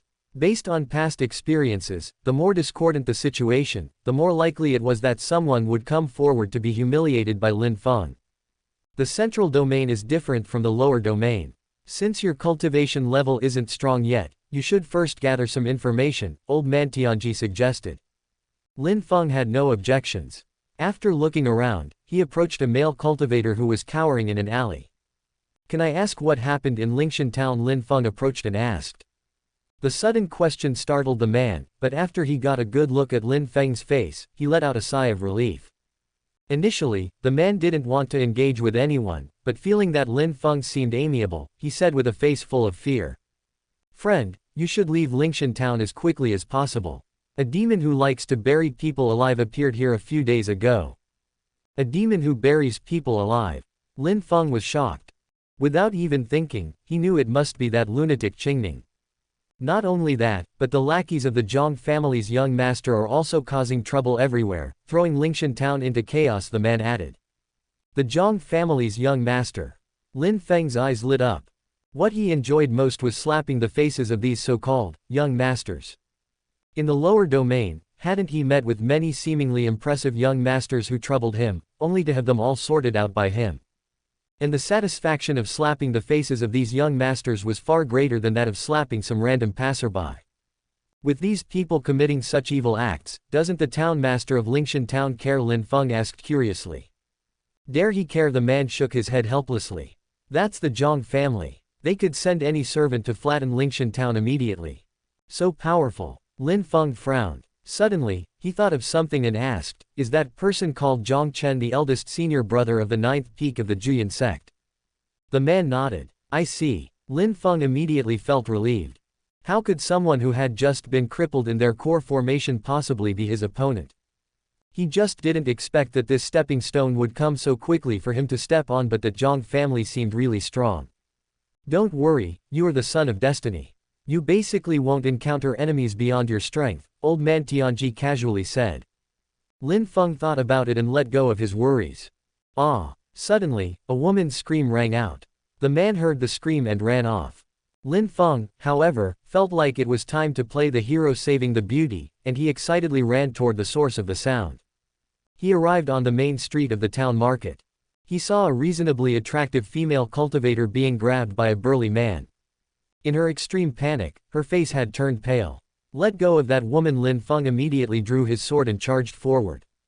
His appearance took both the burly man and the female cultivator by surprise.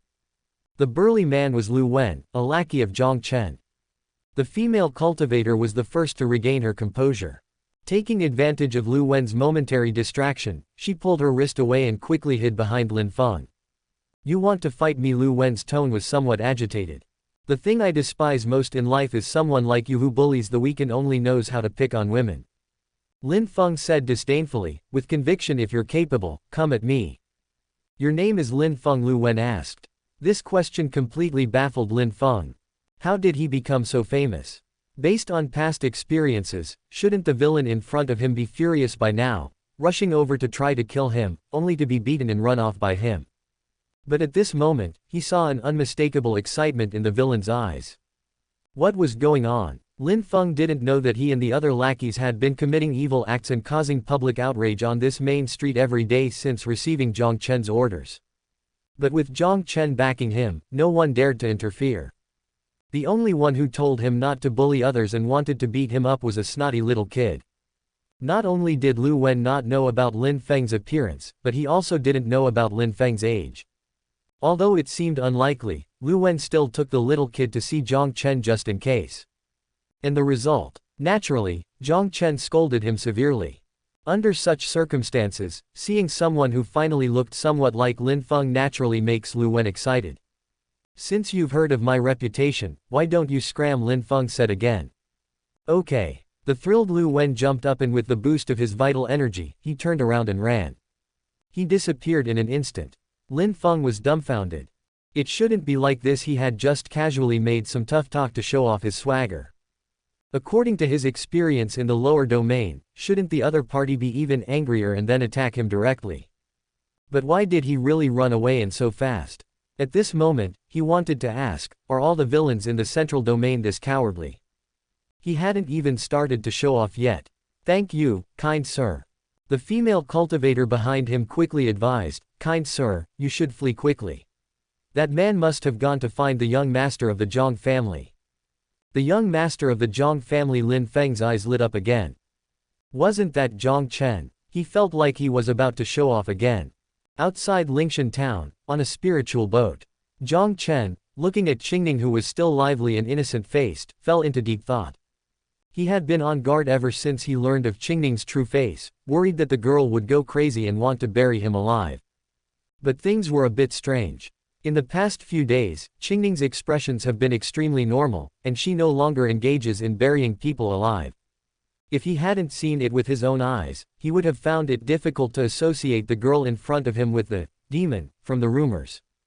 Could her madness be intermittent? Jiang Chen wondered to himself. Then, another question surfaced in his mind. Jiang Lianyue, Lin Mubai, and Qingning had all gone mad in succession. These events were not mentioned in the original story, and they had never occurred in the repeated cycles of the 9 reincarnations. At first, Jiang Chen was just gloating and thought it was their karma, but now he thought there might be a serious problem. He closed his eyes as he began to ponder carefully. Could madness really be contagious? No, that's not right. After all, Qingning had been outside the sect recently and had no contact with Jiang Lianyue and Lin Mubai. He carefully recalled the circumstances before the three of them went mad. Suddenly, Jiang Chen's eyes snapped open, realizing a key point. Before Jiang Lianyue went mad, he had spied on her bathing.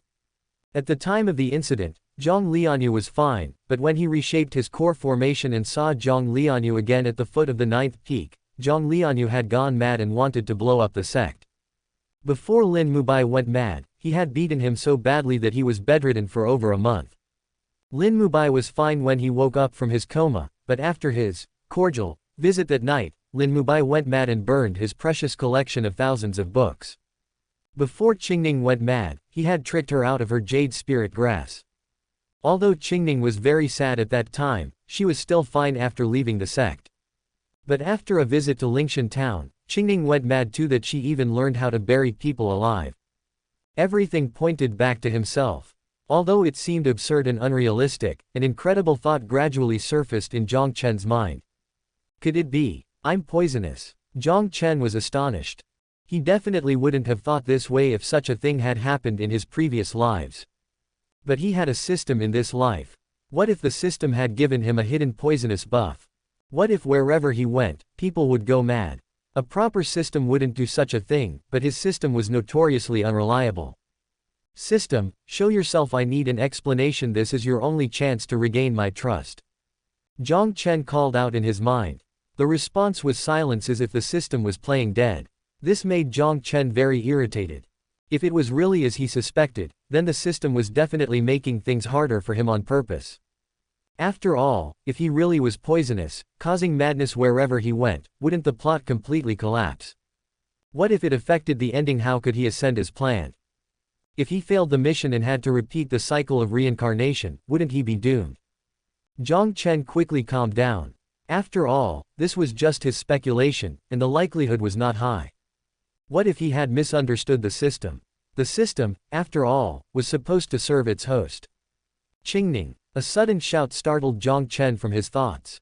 He had just looked up when he saw a white figure flash by, and then a somewhat silly-looking white tiger appeared on the deck of the spiritual boat. HMPH. Jiang Chen snorted coldly, too lazy to bother. He knew that the white tiger in front of him was Qingning's contracted beast.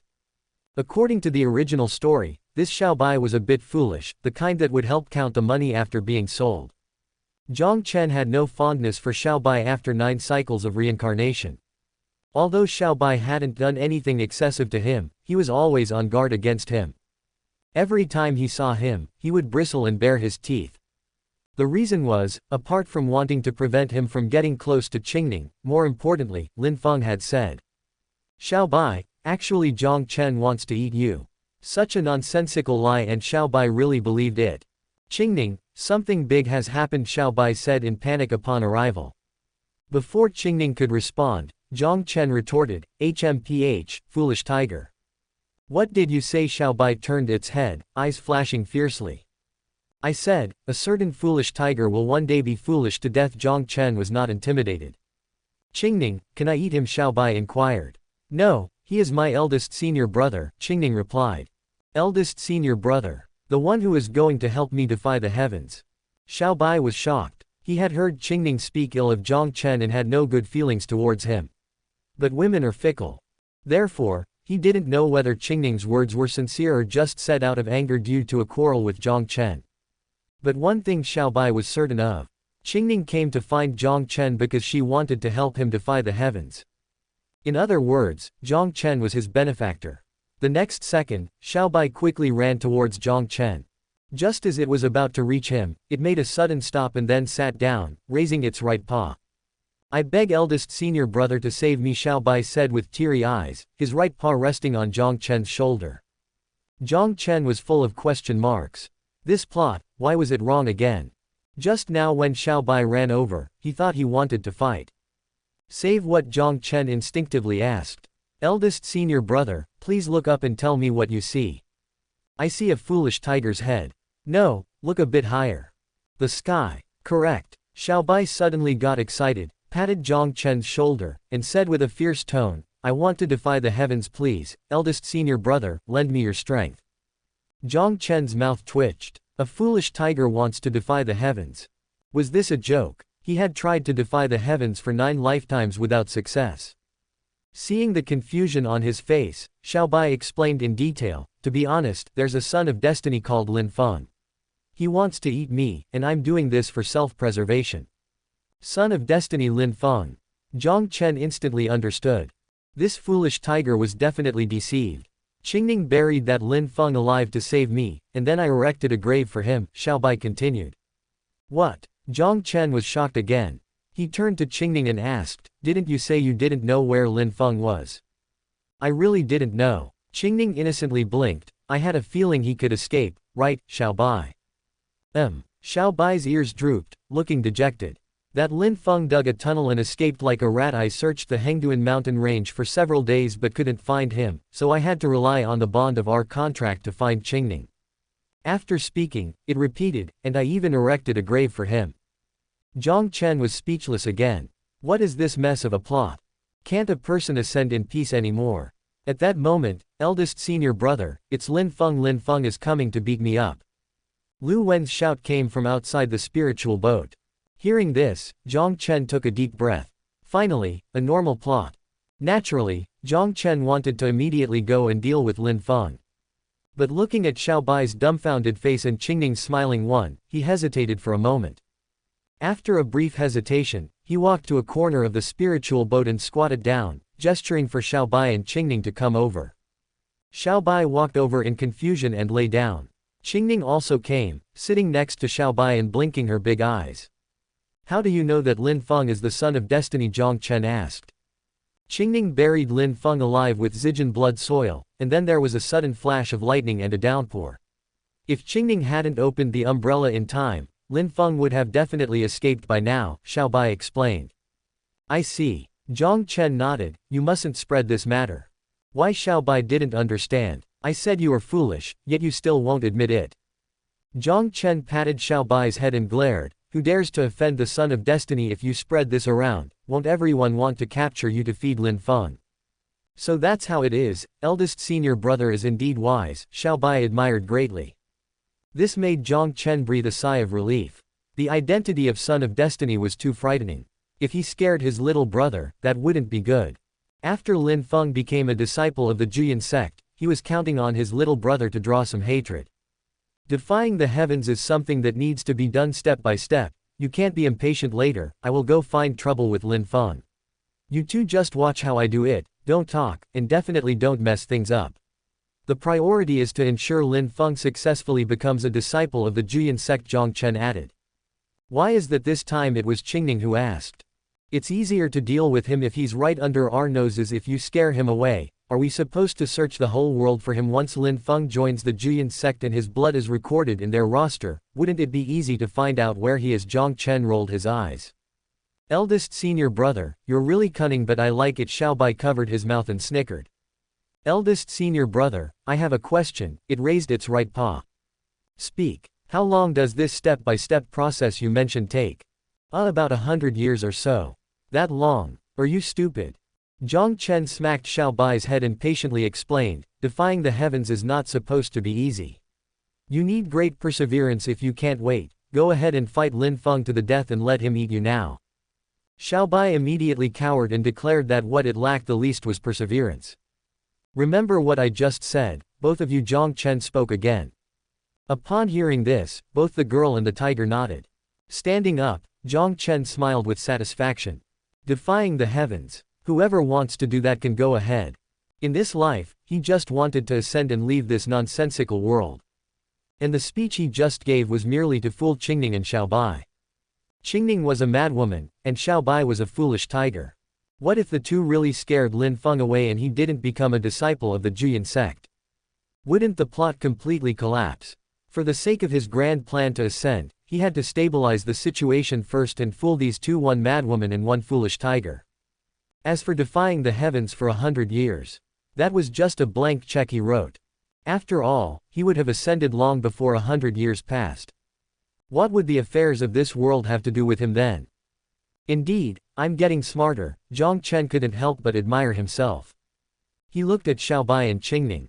At this moment, Xiaobai was clearly convinced by Jiang Chen's wisdom, with admiration filling his tiger eyes.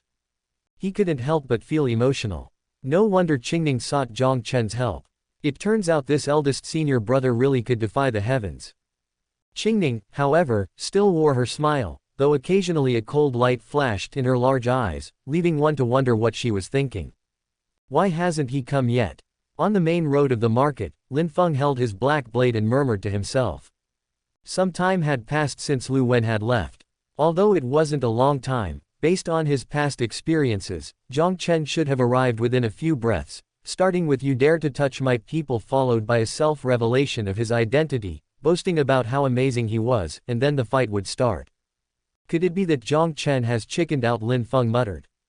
It's not impossible. Old man Tianji speculated. After all, his lackeys are so cowardly, and dogs usually follow their master's lead. Hearing this, Lin Feng felt like a deflated balloon. He was already frustrated from being buried alive by Qingning and was hoping to vent his anger while showing off. But who would have thought that the villains of the central domain were such cowards? Benefactor, may I leave now?" A timid voice of a rescued female cultivator came from behind. Wait a bit longer, Lin Feng replied. Now that the cultivators around had all fled, he had deliberately kept the female cultivator here to witness his moment of glory, to be amazed and to praise how incredible he was. Before he was certain that Jiang Chen had truly chickened out, he naturally wouldn't let the female cultivator leave. As time passed, several moments went by. Just as Lin Feng was completely out of patience and ready to leave. "He's here!" old man Tianji suddenly exclaimed. Hearing this, Lin Feng was overjoyed. But after looking around, he saw nothing but the empty streets, not even a ghost of a shadow. Up there, old man Tianji reminded. Up there. Lin Feng was puzzled. But soon, he noticed the light around him dimming, and a huge shadow enveloped him. Looking up abruptly, Lin Feng was completely taken aback. Above his head, a purple spirit boat was floating, its cannon ports on both sides wide open. At a glance, there were at least dozens of spirit cannons. Boom! Boom! Dozens of thunder spirit cannons fired, and a barrage of thunderballs shot down from the sky. The thunderballs hit the main road of the market, instantly blasting huge pits into the ground. The flying debris from the explosions had no chance to scatter before being turned to nothing by the shockwaves. Then, the shockwaves created ripples in the air, spreading out like water waves in all directions, destroying arrays and collapsing buildings, revealing many cultivators who were hiding inside, trembling with fear. A single thunder spirit cannon could injure cultivators at the initial formation stages, let alone dozens of them. Caught in the crossfire, Lin Feng immediately ducked and ran. But wherever he went, the thunderballs would explode in front of him, forcing him to draw his black blade and face the onslaught head-on. Boom! Boom! Another volley was fired. At this point, Lin Feng was in a sorry state, and his black blade had many cracks. He had never imagined that Jiang Chen would play such an unorthodox card, using these cannons designed to fight against demonic beasts, and not just one but dozens. It was simply not treating him like a human. Glancing at the female cultivator who was now crying with snot and tears, Lin Feng was even more annoyed. He had kept her here to witness his moment of glory, not his embarrassment. Seeing more thunderballs getting closer and closer, Lin Feng immediately shouted in his heart, "Old man Tianji, help me." All right. Old man Tianji did not hesitate. In an instant, a powerful soul force poured into Lin Feng's body. With the boost of this soul force, his aura surged, his eyes deepened, and he was enveloped in an enigmatic aura. Swish! He swung his black blade fiercely, cutting through the air with a saber chi that was 10 zhang wide. The saber chi sliced through the air, moving swiftly. It passed through the thunderballs in the sky in just an instant, causing them to explode mid-air. Ha ha! Lin Feng laughed loudly. "Jiang Chen, you may not play by the rules, but what can you do to me?" As soon as he finished speaking, a cannon with a red-hot muzzle that was larger than a water tank and resembling a python was pushed out onto the deck of the spirit boat. "Not good, that's the heaven-swallowing red python cannon," old man Tianji exclaimed in shock. "What does that mean? Is it very powerful?" Lin Feng asked.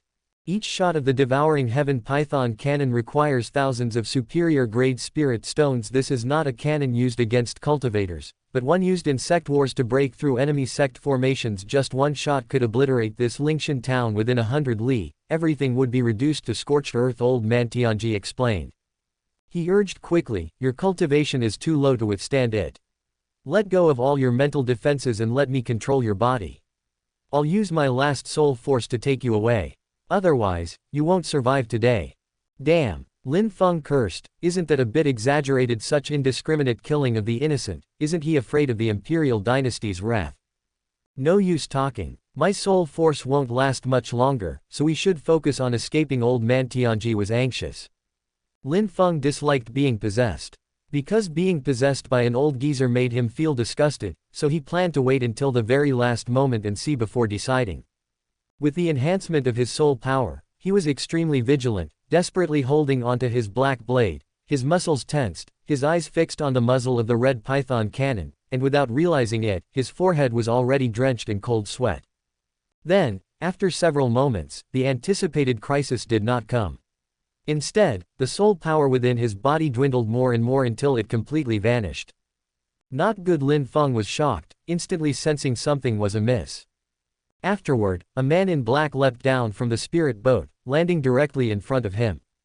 "Lin, junior brother, your eldest senior brother has come to pick you up," Jiang Chen said with a smile. Lin Feng instantly understood that the man in black before him must be Jiang Chen. Now that the soul power bolstering him had completely disappeared, he had originally planned to let old man Tianji possess him and then immediately make a run for it, but Jiang Chen's words made him freeze in place. Then his face turned dark. "Is this picking me up? It's clearly an attempt to kill me." Lin Feng cursed inwardly. He felt like he had been played like a clown. At this moment, he even had the impulse to let old man Tianji possess him and go on a rampage. But if he did, old man Tianji's soul power would be completely depleted, and it would be difficult for him to escape later. This was not a choice to be made lightly. Jiang Chen felt quite pleased after seeing Lin Feng's dark expression.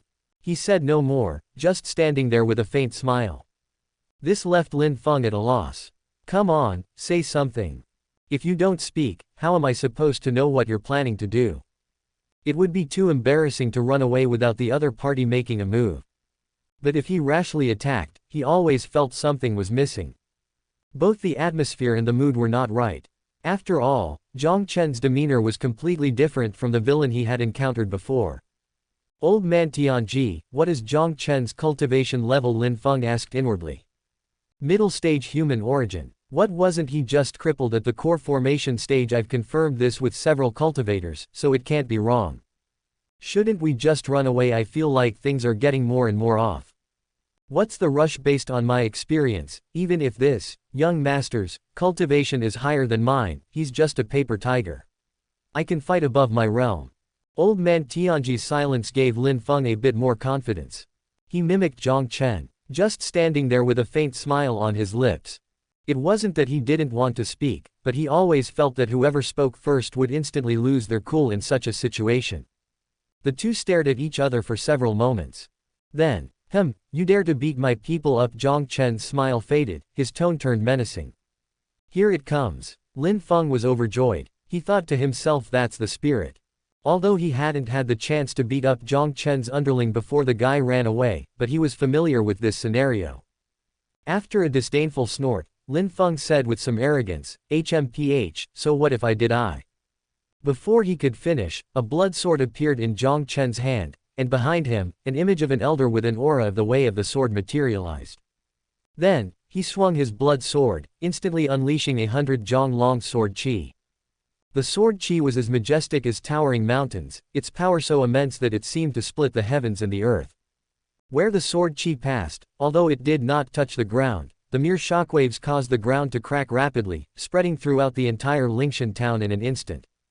Lin Feng narrowly dodged the strike in the nick of time by allowing old man Tianji to possess him. The 100 Zhang-long sword qi grazed the top of his head, instantly creating a visible vacuum that flew out for 100 li before slowly dissipating. And those cultivators who had already been trembling with fear saw the entire Lingshan town had been flattened by the sword qi when they came to their senses. Especially the distant mansion of the town master, which was directly split in half by the sword qi with sword light still flickering on the cut surface. At this point, Lin Feng's body was controlled by old man Tianji. His consciousness was floating in his mind, and Lin Feng felt terrified as he saw this scene. He would have been cleaved in two if he had been just a bit slower. This is the ancient way of the sword, old man Tianji exclaimed. Lin Feng, who practiced ancient techniques, naturally knew a bit about the ancient way of the sword. He wouldn't doubt old man Tianji's judgment, but no matter what, he couldn't understand how a core formation cultivator could master the ancient way of the sword. You should know that even cultivators of the upper four realms would find it extremely difficult to comprehend the first form of the ancient way of the sword in their lifetime. At this moment, Lin Feng was completely panicked. This doesn't make sense. Aren't all his stepping stones meant to be slapped in the face by him? But why is Jiang Chen nearly scaring him to death? Old man Tianji was also a bit stunned. He stared at Jiang Chen for a long while before he said inwardly. Something's off about this Jiang Chen. Do you even need to say that? Lin Feng retorted. Of course, something's off. If it weren't, he would have been slapped in the face by now. Didn't you say that Jiang Chen is my stepping stone? Lin Feng questioned loudly. That's definitely correct. He meets all the criteria of a stepping stone. It's just that. Just what? For you right now, this stepping stone seems too high. Lin Feng was at a loss for words. Indeed, too high. Jiang Chen was clearly a villain who loved to boast about himself, but he started off by maneuvering a spirit boat and bombarding him with dozens of spirit cannons. He even brought out the terrifying heaven-swallowing red python cannon to scare him. Jiang Chen was clearly just stripped of his core formation, yet now he was at the mid-stage human origin. Jiang Chen was clearly at the mid-stage human origin, yet he could comprehend the ancient way of the sword. Nearly costing him his life. All of this proved that the height of this stepping stone was such that he couldn't reach it even if he jumped. Then what are we waiting for? Run, Lin Feng urged. Although Jiang Chen seems to be drained of vital energy right now, who knows what other tricks he has up his sleeve to be safe, it's best to make a quick exit. Running away when outmatched was something Lin Feng was familiar with. It was embarrassing, but he could always find a way to regain his dignity later. But for some reason, old man Tianji just stood there and acting like a fool. "We can't escape, look above your head." As he spoke, old man Tianji made Lin Feng lift his head. Looking up, Lin Feng was utterly shocked. Because high above the spirit boat, there was an old man in a purple robe standing in the air. "How strong is this old man?" Lin Feng's voice began to tremble. "Very strong, at least at the divine passage realm." Lin Feng was nearly faint with fear. Being able to stand in the air, he guessed the old man must be a cultivator of the upper four realms, but he didn't expect him to be at the divine passage realm of the upper four realms. The upper four realms are divided into initial insight, fate transformation, divine passage, and nirvana. The gap in strength between each realm is like an insurmountable chasm. Initial insight and fate transformation are still manageable, focusing on self-cultivation. But divine passage and nirvana involve comprehending the essence of heaven and earth, wielding the might of heaven and earth. In the central domain, these are existences as rare as phoenix feathers and unicorn horns, the absolute pinnacle. Lin Feng knows very clearly that many ancestors of the high-level sects are no more than this. At this time, his cultivation was too weak, even if old man Tianji possessed him, and the combat power he could display barely touched the threshold of the upper four realms. Under such circumstances, there was no chance of escape. "Now we can only fight to the death. I'll capture this Jiang Chen," to threaten that old man, making him hesitate to act. However, old man Tianji said. "However, the chances of success are almost zero. The power wielded by a divine passage realm cultivator far exceeds your imagination." These words made Lin Feng's heart chill. At this moment, he felt that he was done for. "Jiang Chen, we have no grudges, and I actually never laid a hand on your underling. How about we both take a step back and leave it at that?" Looking at Jiang Chen, old man Tianji mimicked Lin Feng's tone. Hearing this, Lin Feng was a bit displeased. After all, these words sounded like admitting defeat. Back in the lower domain, it was always those villains who said such things to him. But at this moment, he could only remember this humiliation and prioritize saving his own life. "Junior brother is joking," Jiang Chen said with a slight smile. "Since junior brother is preparing to join the Juyin sect's ninth peak, how could I, as your eldest senior brother, hold a grudge?" Upon hearing this, even old man Tianji, who considered himself to have deep schemes, couldn't help but twitch at the corner of his mouth. "Creating such a grand spectacle, with every move being lethal, and yet you claim to hold no grudges. Shameless. That sword just now was merely a slip of the hand," Jiang Chen continued. A slip of the hand, what a phrase, a slip of the hand. Old man Tianji and Lin Feng both felt a profound humiliation. At this moment, they finally understood. The Jiang Chen before them was clearly toying with them and he was enjoying it. This kind of person has no sense of morality, turning his face as easily as turning a page. Therefore, they could only fight to the death to resolve the crisis. With that thought, old man Tianji controlled Lin Feng's body to suddenly lunge forward. His 5 fingers turned into claws, a cold aura emanating from his fingertips, forming a giant palm that reached out to grab Jiang Chen. Despite the imposing aura and lightning speed, Jiang Chen remained unfazed. HMPH. A cold snort came from the sky. The sound shook the heavens, and the giant palm instantly shattered, turning into a burst of black mist. Tisk. Old man Tianji clicked his tongue. His figure twisted into a streak of light as he shot backward, disappearing in the blink of an eye. Should we pursue him? Seeing this, the voice of the elder appeared in Jiang Chen's mind.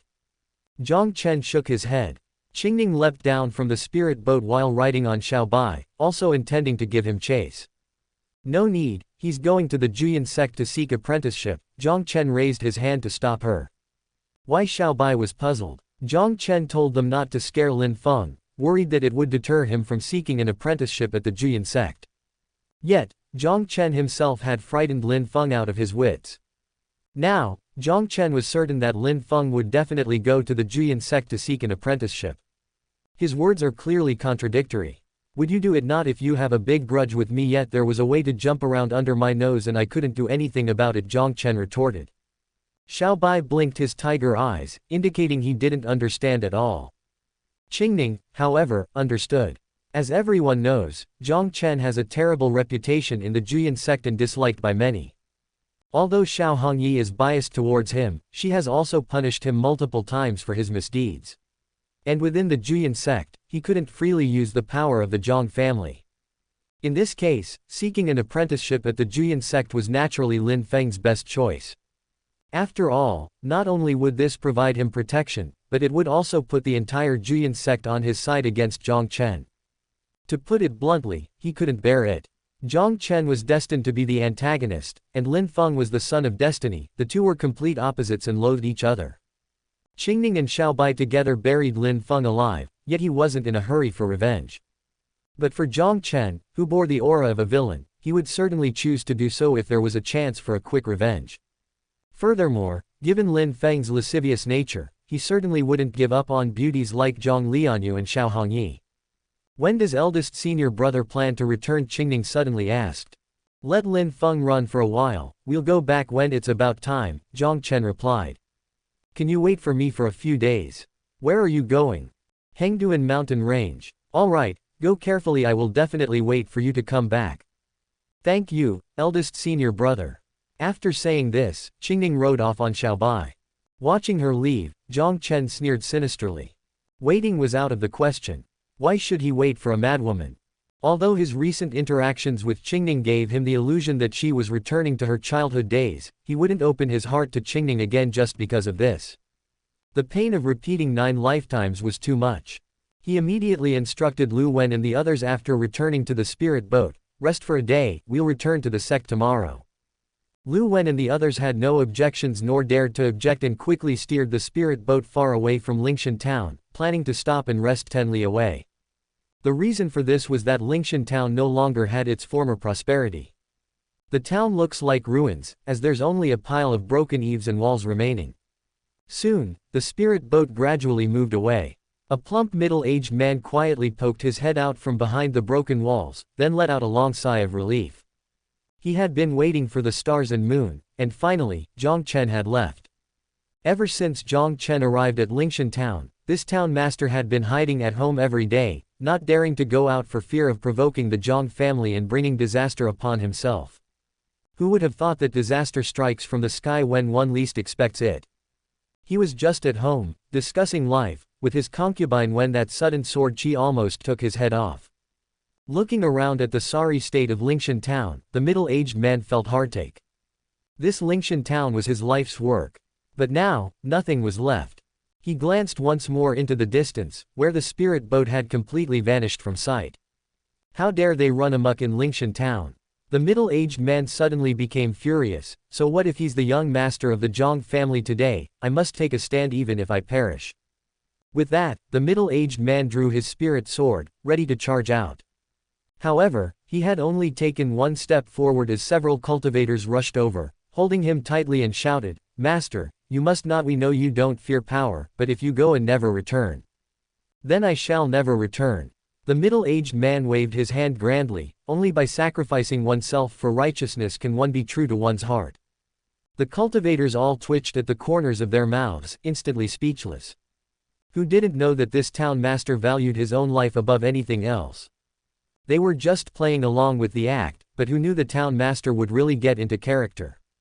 Helplessly, the cultivators had to continue with the act, crying and wailing, barely managing to stop the middle-aged man from his noble intentions. Report this matter immediately, the middle-aged man ordered again. At once. On the other side, the spirit boat slowly descended into a place surrounded by dense forests, with only the center being flat.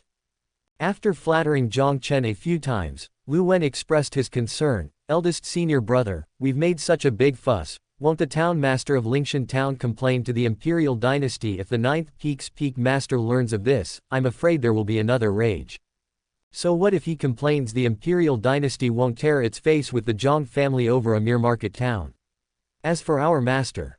Jiang Chen paused, his expression slightly somber. If she wants to be angry, let her be. If Lin Feng were to join the sect, the plot would return to its original course. Eventually, Xiao Hongyi's complete disappointment in him was inevitable. However, he would leave on his own accord before being stripped of his cultivation in this lifetime. After all, his strength this time was far beyond any of his previous 9 lifetimes. He did not want to start all over again. Moreover, he didn't want to see that look in Xiao Hongyi's eyes again. Eldest senior brother is amazing. That Lin Feng was completely outplayed by Yu Lu Wen sensed something and quickly changed the subject. Jiang Chen smiled and said, after Lin Feng joins the Juyan sect, he will surely find you all disagreeable. Do you know what to do then? I understand. Lu Wen nodded. I'll beat him up when the time comes. Nonsense. Jiang Chen cursed. You think you can beat him, just insult him and run away, got it? Understood, understood. Lu Wen scratched his head, looking embarrassed. Whatever eldest senior brother says, we'll do. But eldest senior brother, are you really sure that Lin Feng will join the Juyan sect? Of course, Jiang Chen said with utmost confidence. He had experienced 9 cycles of reincarnation and had a firm grasp on Lin Feng's character. If it weren't for the heavens' intervention, he would have killed Lin Feng long ago. Still, he wasn't 100% certain. After all, the plot of this life had gone awry, with 3 people going mad one after another, and these 3 were important characters who could influence the storyline. Although he couldn't predict the actions of the madmen and their impact on the plot, Jiang Chen was very sure that as long as Lin Feng didn't run into these 3 lunatics consecutively, he would definitely join the Juyan sect. Lin Feng had already encountered one, so the likelihood of him running into the other 2 consecutively was undoubtedly very low. With these thoughts, Jiang Chen suddenly had a bad premonition. He remembered Lin Mubai, who was sharpening his knife ominously in the dense forest. He also recalled the many thatched latrines being built along the way and the scene where Jiang Lianyue was inquiring about how the latrines were built. Could it be possible? He started to feel uncertain again. In the vast expanse of the sky, the moonlight was faint. A streak of light came from the distance, tracing an arc in the sky before finally descending into the dense forest below. The forest was silent without even the sound of insects. Sitting paralyzed on the ground and leaning against a strange and bizarre tree, Lin Feng was gasping for breath. The moment he escaped from Lingshan town, just one glance from that purple-robed elder made him feel as if a large hand had grabbed his neck. Not only did he experience a strong sense of suffocation, but his breath was also chaotic, and his qi and blood were stagnant. Thump, thump. Thinking back to the situation just now, Lin Feng's heartbeat was still intense. He considered himself to have experienced many dangers, but he had never felt so powerless. In front of that purple-robed elder, he was like a weak ant, struggling in vain but still unable to escape the fate of being crushed. Fortunately, the purple-robed elder eventually withdrew his gaze, and Lin Feng was able to escape with his life. Did that purple-robed old man come after us? Lin Feng quickly asked. I don't know, old man Tianji replied weakly. Why don't you know? First, I infused you with my soul power, and then I controlled your body to teleport 100 li away. The combination of both has nearly exhausted my soul power, insufficient to detect the presence of a divine passage realm cultivator. What? Lin Feng was so startled that he jumped up, his heart suddenly suspended again. That's too dangerous, we need to run further away. With that, he prepared to sprint away. But he had barely taken a step. What are you panicking for? Old man Tianji shouted. You're still alive, which means that purple-robed elder didn't come after us, otherwise, with his strength, we would have been dead before even leaving Lingshan town. Aren't you panicking? If you're not panicking, why did you run so fast just now? You were the one controlling this body. My legs are still shaking, Lin Feng retorted. Old man Tianji was speechless. He couldn't deny that he had been quite frightened by the situation just now. Although he knew that the son of destiny was favored by the heavens and wouldn't easily meet his demise, no one would be foolish enough to entrust their life entirely to fate. Moreover, the situation just now was outrageous. Outrageously so, not to mention Jiang Chen's own cultivation level and bizarre techniques. Who would have thought that the stepping stones would start with a trump card, bringing out a figure from the central domain ceiling? It was completely unreasonable. What puzzled old man Tianji even more was that he thought they were doomed this time, yet Jiang Chen let Lin Feng go again. Should he say that Jiang Chen was as foolish and arrogant as the villains Lin Feng had encountered before, but the man didn't play by the rules and instantly pushed Lin Feng to the brink of death? Should he say he was different yet he let the tiger return to the mountain? It was incomprehensible, truly incomprehensible. At this moment, even old man Tianji, who prided himself on calculating the world and making unilateral decisions, could not see anything clearly, as if there was a fog before his eyes. Haha, I didn't die, I really am the son of destiny. Lin Feng sat down again and laughed loudly. His laughter was a bit stiff and noticeably trembling. You will die sooner or later if you keep relying on this. Old man Tianji immediately threw cold water on him. Fortune's favor is limited. Although you are the son of destiny, that favor diminishes a little bit every time you rely on fortune to save your life. You will no longer be the son of destiny when it runs out, but a stepping stone for others. Hearing this, Lin Feng became unusually serious. Although I've heard this so much that my ears have calluses, don't worry, I won't be foolish enough to rely entirely on fate. Old man Tianji nodded in satisfaction, then asked Lin Feng about his next plan. Of course, I'm going to Juyin sect. Lin Feng replied instantly. What? Old man Tianji was shocked. Have you caught that girl's madness? There's something wrong with Juyin sect. Not only is there a girl who likes to bury people alive, but there's also an eldest senior brother who doesn't play by the rules. Tisk, you just don't understand, do you? Lin Feng said with a confident smile. The Jiang family's influence is too great. I'd be easier for Jiang Chen to target if I go anywhere else. Only by becoming a disciple of the Juyin sect will I be facing not the Jiang family but Jiang Chen alone. Old man Tianji fell silent, feeling there was some logic to it. Originally, he was not such a cautious person, but things had become increasingly strange since coming to this central domain. According to common sense, the son of destiny would indeed encounter crises, but it shouldn't be nearly dying twice in a row, and the people who appeared were all unbeatable. With this, plus the constantly changing sliver of fate, he had to be cautious. Then let's hurry on, but I still say the same thing, the most poisonous is a woman's heart. Don't always think about that beautiful master and senior sister. Qingning is your lesson from the past. Old man Tianji cautioned. Qingning was just an accident. Didn't you say she went mad? Lin Feng was still unconcerned while grinning. It's just a mad beauty, still within my control. If I can cure her madness, maybe I can. Saying this, he chuckled with a haha. HMPH, you'll eventually die at the hands of a woman. Old man Tianji snorted.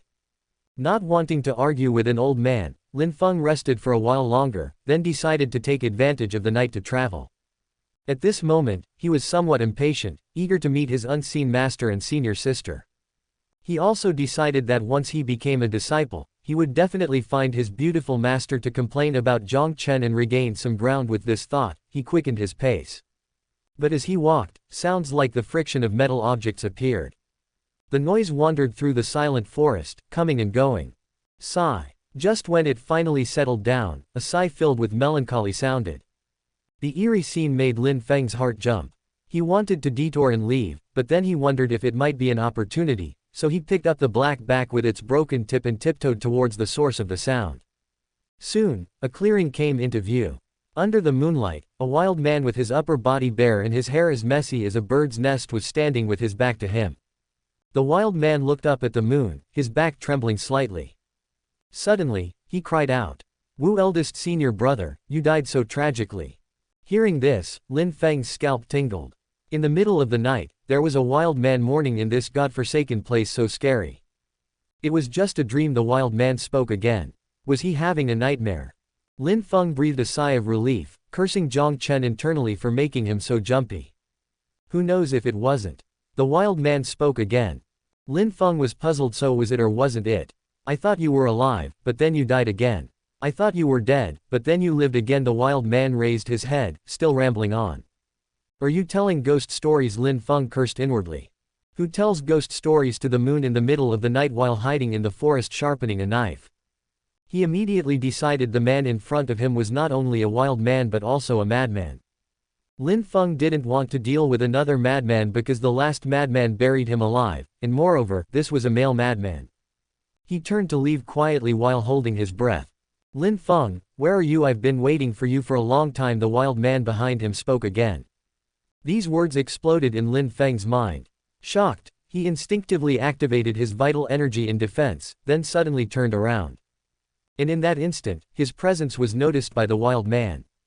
The latter stood up abruptly and turned around just as suddenly. Their eyes met. Lin Feng finally made out the appearance of the wild man. He had a refined face but was unkempt. He was dressed in Confucian robes and wielded two gleaming machetes. His expression was a mix of a smile and a frown, as if he were both laughing and crying. The wild man also got a clear look at Lin Feng's face. In an instant, a towering killing intent emerged from him, and under its influence, his eyes filled with blood, his body trembled, and his vital energy turned extremely violent. Like countless blades, his energy shattered everything within several zhang. Lin Feng, my dear junior brother, come to your second senior brother, the wild man said with a ferocious smile, gesturing with one hand after freeing it. Gulp. Seeing this, Lin Feng swallowed hard, a single word flashing in his mind. Danger. The wild man in front of him referred to himself as junior brother and claimed to be second senior brother. This instantly made Lin Feng think of a name Lin Mubai. But he felt it was impossible. After all, Qingning had said that Lin Mubai was cultured and refined, abandoned his innate Dao bone, and sought to attain the imperial throne through the literary path, a fact affirmed by other cultivators. But this wild man and madman before him seemed to have nothing to do with that description. This madman is at the earthly origin stage. His cultivation is even higher than Jiang Chen's. Old man Tianji shouted. Why didn't you say that earlier? Lin Feng couldn't believe it. How was I supposed to know you'd be so unlucky? Should I tell you to run every time you meet someone stronger than you? Didn't you realize he's a madman? There are so many madmen in the world. Should you run every time you encounter one? How was I to know you'd run into two madmen in a row, both wanting to kill you? Lin Feng was speechless. He felt old man Tianji made a lot of sense and had no retort. Suddenly Lin Mubai took just one step forward and instantly appeared in front of Lin Feng. With his machete raised high and his expression even more ferocious, he brought down a heavy slash. Seeing this, Lin Feng instinctively swung his sword to block. Clang! The two blades collided, emitting a high-pitched ringing as their vital energies clashed. The vital energy of the earthly origin stage was far beyond that of the initial formation stage. In just an instant, Lin Feng's vital energy was shattered, and his black blade showed signs of breaking. He sensed trouble. After popping a pill to restore his vital energy, he immediately turned and ran. He had only taken 2 steps when he felt a chill on his neck. Lin Feng's hair stood on end as he instinctively turned his head. Lin Mubai, who should have been behind him, had eerily appeared at his side and swung his machetes at his neck. At this life and death moment, Lin Feng stomped on the ground, his body moved like a dragon, and he shot out several zhang away. The cloud-capturing dragon movement technique. Lin Mubai narrowed his eyes as his attack missed. You have some insight. Lin Feng bluffed. This is a high-grade movement technique. Although my cultivation is not as good as yours, with this technique, you can't do anything to me. Lin Mubai didn't respond. He just sheathed his machetes, and then several jade slips appeared in his hand, from which he selected one. This left Lin Feng completely baffled. He couldn't understand what it meant at all. The behavior of a madman was incomprehensible, and he didn't have the time to care. Seizing the opportunity, he once again activated his movement technique and fled into the distance. In just a moment, he had escaped several li. Glancing back and continuously scanning his surroundings, Lin Feng laughed after seeing no sign of Lin Mubai. Haha, Jiang Chen bombarded me with cannons, and the range of that thunder spirit cannon was too large, making my movement technique useless. But this technique is definitely a great tool for escaping a one-on-one fight. That's true, old man Tianji agreed. A high-grade movement technique is even rarer than other high-grade secret manuals. I can see that wild man has a strong cultivation and decent swordsmanship, but he seems to have not learned any movement techniques, so he probably can't catch up with you. Be confident and remove the probably. He definitely can't catch up with me. Lin Feng grinned. But as soon as he finished speaking, he felt a sense of melancholy. He's on the run again. Ever since he arrived in the central domain, he had been mostly running away. Lin Feng was fuming. Just wait, I will get back at all of you. Watch out! Suddenly old man Tianji yelled. Hearing this, Lin Feng was startled and instinctively pushed his movement technique to the limit, darting several zhang away. Boom! A muffled sound came from behind. He quickly turned his head, and his expression was one of sheer disbelief. The wild man had appeared again. Not only had he appeared, but he had also slashed at the very spot where Lin Feng had been standing. The simple-looking machete was now deeply embedded in the ground, and the vital energy gathered on it had cracked the ground around the blade. And just as Lin Feng was stunned, a visible layer of blood energy appeared around Lin Mubai, making his already intimidating appearance even more ferocious. Swoosh! With a flash of blood, Lin Mubai appeared in front of Lin Feng, his machete swinging down directly at him. Another moment of life and death. A cold aura emerged on Lin Feng, and under this aura's enhancement, his own energy surged. He swung his black blade again to block. Clang! The blades clashed again, and the ringing sound returned. Unlike last time, the vital energy on the black blade became cold and was actually on par with Lin Mubai's. We need to end this quickly. My soul power is about to run out. Old man Tianji's voice emerged. Didn't you say you were already out of it earlier? Lin Feng cursed. You old scoundrel, you're so bad. If you had told me earlier, you could have helped me, and I wouldn't have to be chased by this wild man. Everything has to be spared. It's really gone this time, old man Tianji sighed, his voice weakening a bit. You're too reckless, that's why I'm doing this, for your own good. Besides, how will you grow if you always rely on my soul power? HMPH, Lin Feng snorted. What does he mean by, always rely? He rarely did this in the lower domain. Who could have imagined that the difficulty level in the central domain was completely different from the lower domain? He had just arrived and was already targeted by several people beyond his abilities. Not wanting to argue with old man Tianji, Lin Feng quickly estimated the situation. At this moment, his combat power should be able to touch the earthly origin stage if he reliant soul power. In other words, he was on par with the wild man before him. He instantly calmed down. Maintaining his blocking stance, he wondered, if you have a high-grade movement technique, why were you left behind by me just now? Lin Mubai ignored him. Lin Feng scoffed with disdain. Not talking. Without any hesitation, he kicked the area between Lin Mubai's legs with a crippling blow. This kick was full of soul power and extremely powerful. In the lower domain, many had been crippled by his kick. But after a direct hit, Lin Feng saw that Lin Mubai did not react. Unmovable and unfazed as a mountain. Moreover, it felt like kicking iron, and it was even a bit painful. You don't have them. Lin Feng looked up, completely baffled. Lin Mubai glared angrily and asserted, fuck, I have. Then why no reaction and why is it so hard? HMPH, I knew you liked to play dirty, so I trained for it. Trained for it? Who would be so free as to specifically train that area? And judging by the hardness, it seemed he had trained quite intensely. Damn it, he really is a madman. Regaining his senses, he cursed. As he spoke, he stomped on the ground and leapt several steps away, once again creating distance between himself and Lin Mubai. Seeing Lin Mubai pursue, he swung his sword several times, slashing out several cold black saber chi. The saber chi tore through the air, splitting wood and earth. Lin Mubai frowned and the blood energy wrapped around him again. He continues to dodge like a ghost. Hey, you're only at the way of the saber beginner level, but I'm at the way of the saber minor achievement. I can wear you down just with my saber chi. Lin Feng laughed as he realized this. Lin Mubai still ignored him. This made Lin Feng frown. Usually, his opponents were very talkative, but since coming to the central domain, it seemed like he was the one who became more talkative. Annoyed, he slashed out several more saber chi and then began to enjoy watching Lin Mubai's desperate escape. Suddenly, Lin Mubai stopped moving. He just stood there while staring blankly, lost in some profound and mysterious understanding of the Tao. At the same time, his bare chest suddenly burst into a radiant white light. This is a sudden epiphany.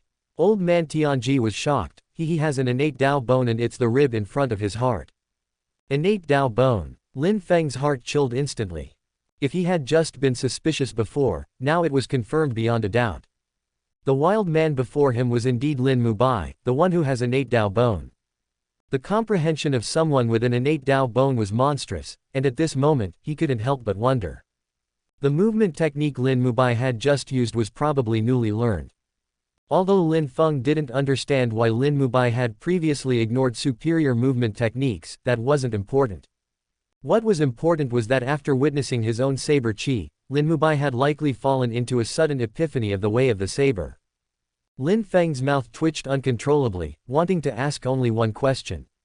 Why does the Juyan sect have another madman? What happened to the refined and elegant Lin Mubai, the graceful gentleman? And everyone agreed on that.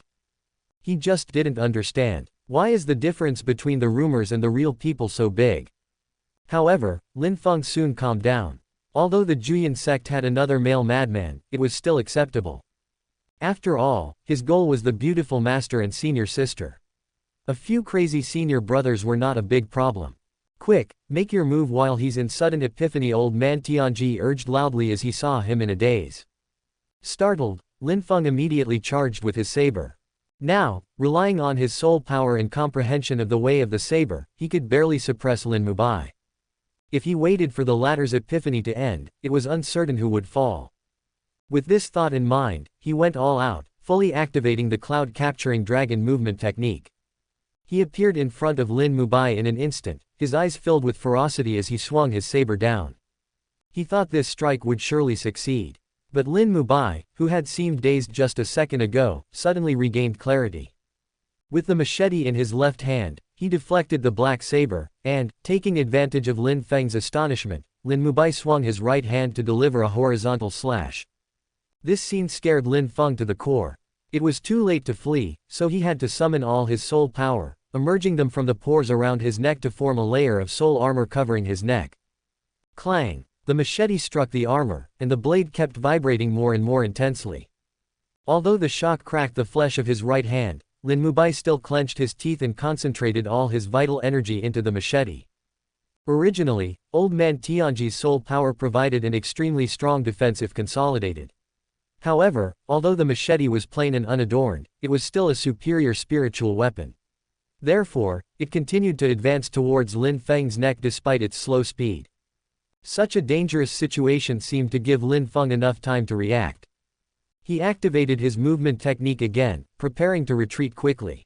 Sensing his intention, Lin Mubai increased the strength in his hand, but for the moment, the machete could not penetrate the soul armor, and there was no time to withdraw the saber and strike again. In just an instant, Lin Mubai made a decision. Releasing the saber stuck in the soul armor, he swung his bloodied palm towards Lin Feng's cheek. Smack! A crisp sound echoed. At the same time, Lin Feng had escaped several zhang away, but the imprint of the slap on his cheek left him stunned in place. He, Lin Feng the son of destiny, had actually been slapped. Lin Feng's expression began to contort. Just as he was about to charge again and fight Lin Mubai to the death, Lin Mubai kept swinging his machete in the distance, creating several saber chi that swiftly approached Lin Feng. Swish swish. Lin Feng gritted his teeth while dodging with his movement technique. He was unwilling. At this moment, signs of his soul power collapsing were evident, and Lin Mubai had reached minor achievement in the way of the saber, with saber chi taking form. His chances of winning were extremely low if continue the fight. The lack of soul power was preventing Old Man Tianji from possessing him again. How could he have ended up in such a state if it weren't for the fact that he needed to confront Jiang Chen and use Old Man Tianji's soul power? And how could he have been slapped by a madman? Strange. Logically speaking, he shouldn't be able to fully activate it with his earthly origin cultivation even with an innate Dao bone, and epiphany shouldn't be so fast. Unless Old Man Tianji muttered to himself. Unless Lin Feng inquired. Unless he had once dug out his Dao bone, polished it and then reinserted it. Impossible. There are no scars on his chest. There are plenty of elixirs that can heal the scars, and moreover, an innate Dao bone will naturally absorb earthly origin energy to nourish itself, which would also heal nearby wounds. Lin Feng's mouth twitched. Since Old Man Tianji said so, it was probably very close to the truth. This slightly changed his view of Lin Mubai. Although mad, being able to dig out his own Dao bone also proved he was ruthless and on par with him. It might be related to his madness. After all, a normal person wouldn't do such a thing. It must be due to some stimulus, Old Man Tianji added. Sigh, a pitiful person. Lin Feng felt a sense of pity and sighed. It must be related to that Jiang Chen. After all, there are rumors that Jiang Chen beats Lin Mubai daily. Maybe he couldn't take it and went mad. After speaking, he frowned while puzzled. But why does he want to kill me? Lin Mubai was not only out to kill him, but from the mumbling Lin Mubai had made when they first met, it was clear he was specifically waiting in this direction towards the Juyan sect, waiting to chop him. Lin Feng gritted his teeth again. Jiang Chen harms you, go chop Jiang Chen, why attack me? This was so outrageous. Why do you care about the thoughts of a madman? Hurry up and run, that madman is coming again, Old Man Tianji shouted. Hearing this, Lin Feng was startled. Looking ahead, he indeed saw Lin Mubai charging at him with two machetes, his eyes blood red, his face ferocious, as if he wouldn't be able to sleep until he killed him. I must stay away from this madman in the future, Lin Feng decided in his heart. At this moment, he no longer wanted to play with the madman. Using the last of his soul's power, he prepared to make a respectful retreat. But just as he was about to turn around, the charging Lin Mubai suddenly shouted. Eldest senior brother. Eldest senior brother. Lin Feng's pupils instantly shrank. Jiang Chen was coming at such a critical moment. Wasn't this forcing him into a dead end? In a panic, he quickly looked up into the sky behind him. But upon looking, there was nothing. The stars still shone in the sky, but there was no sign of that purple spiritual boat.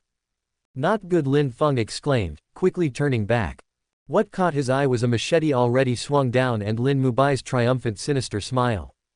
At the critical moment, Lin Feng instinctively turned his head, avoiding the fatal blow, but the machete still struck his left shoulder.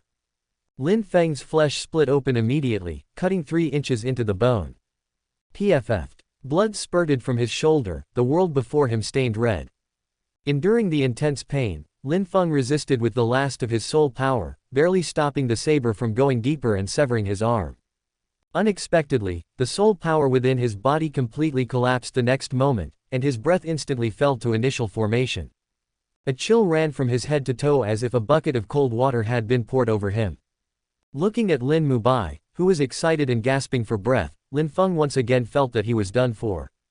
And just as Lin Mubai was about to pull out the saber and prepare to chop off Lin Feng's head, Lin Feng's spirits lifted again after sensing the reappearance of soul power.